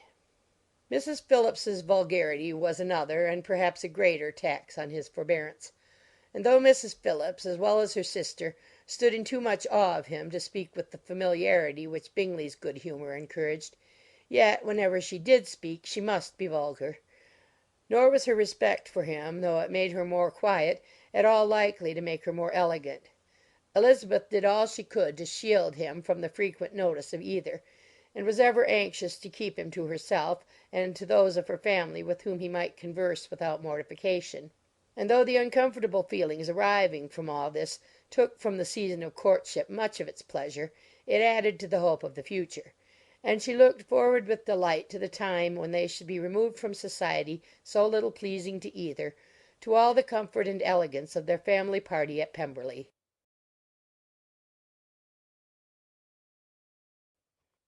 Happy for all her maternal feelings was the day on which Mrs. Bennet got rid of her 2 most deserving daughters. With what delighted pride she afterwards visited Mrs. Bingley and talked of Mrs. Darcy may be guessed. I wish I could say, for the sake of her family, that the accomplishment of her earnest desire and the establishment of so many of her children produced so happy an effect as to make her a sensible, amiable, well-informed woman for the rest of her life; though perhaps it was lucky for her husband, who might not have relished domestic felicity in so unusual a form, that she still was occasionally nervous and invariably silly. Mr. Bennet missed his second daughter exceedingly. His affection for her drew him oftener from home than anything else could do. He delighted in going to Pemberley, especially when he was least expected. Mr. Bingley and Jane remained at Netherfield only a twelvemonth.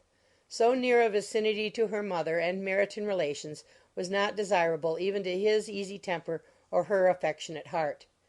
The darling wish of his sisters was then gratified.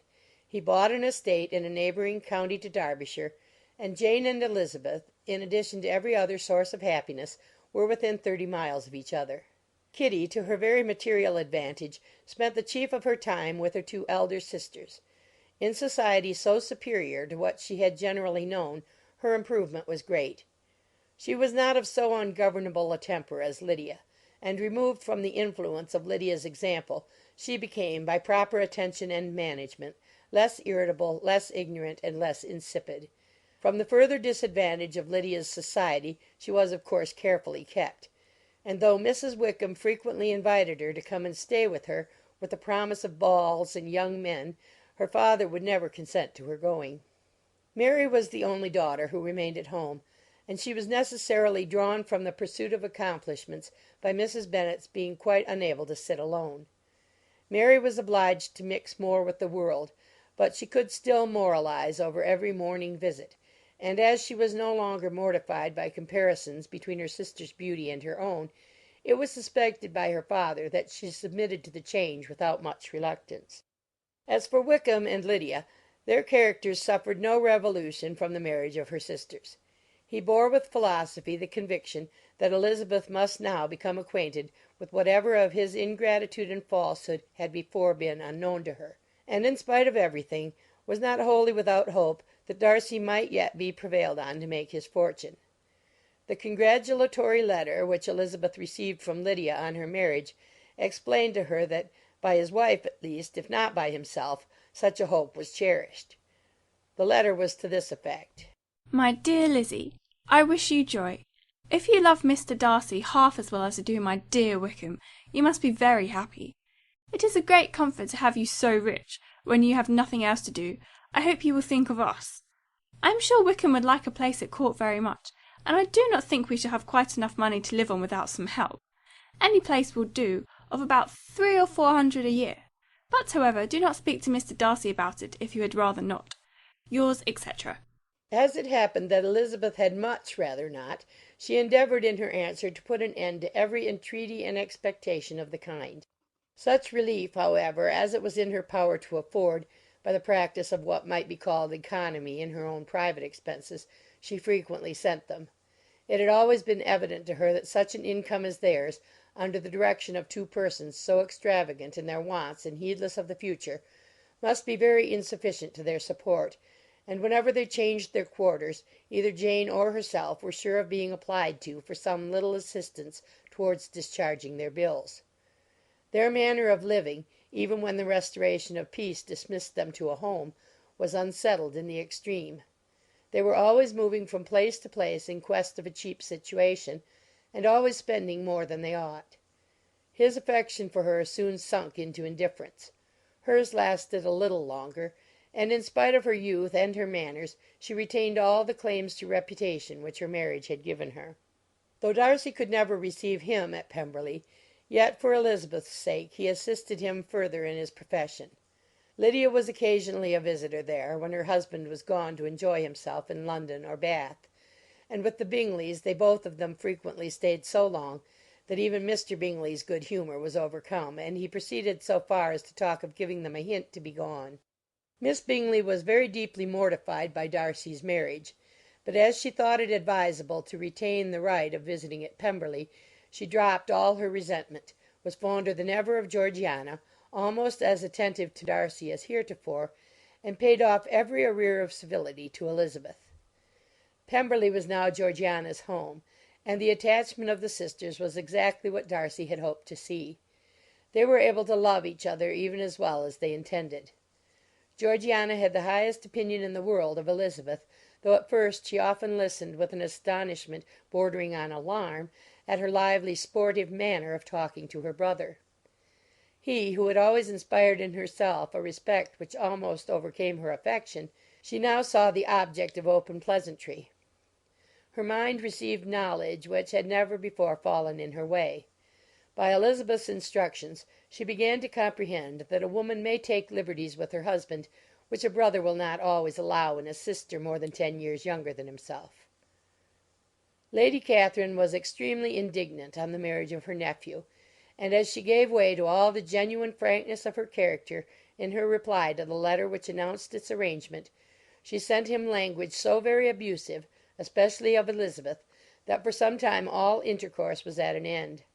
But at length, by Elizabeth's persuasion, he was prevailed on to overlook the offence and seek a reconciliation, and after a little further resistance on the part of his aunt, her resentment gave way, either to her affection for him or her curiosity to see how his wife conducted herself, and she condescended to wait on them at Pemberley, in spite of that pollution which its woods had received, not merely from the presence of such a mistress, but the visits of her uncle and aunt from the city. With the Gardiners they were always on the most intimate terms.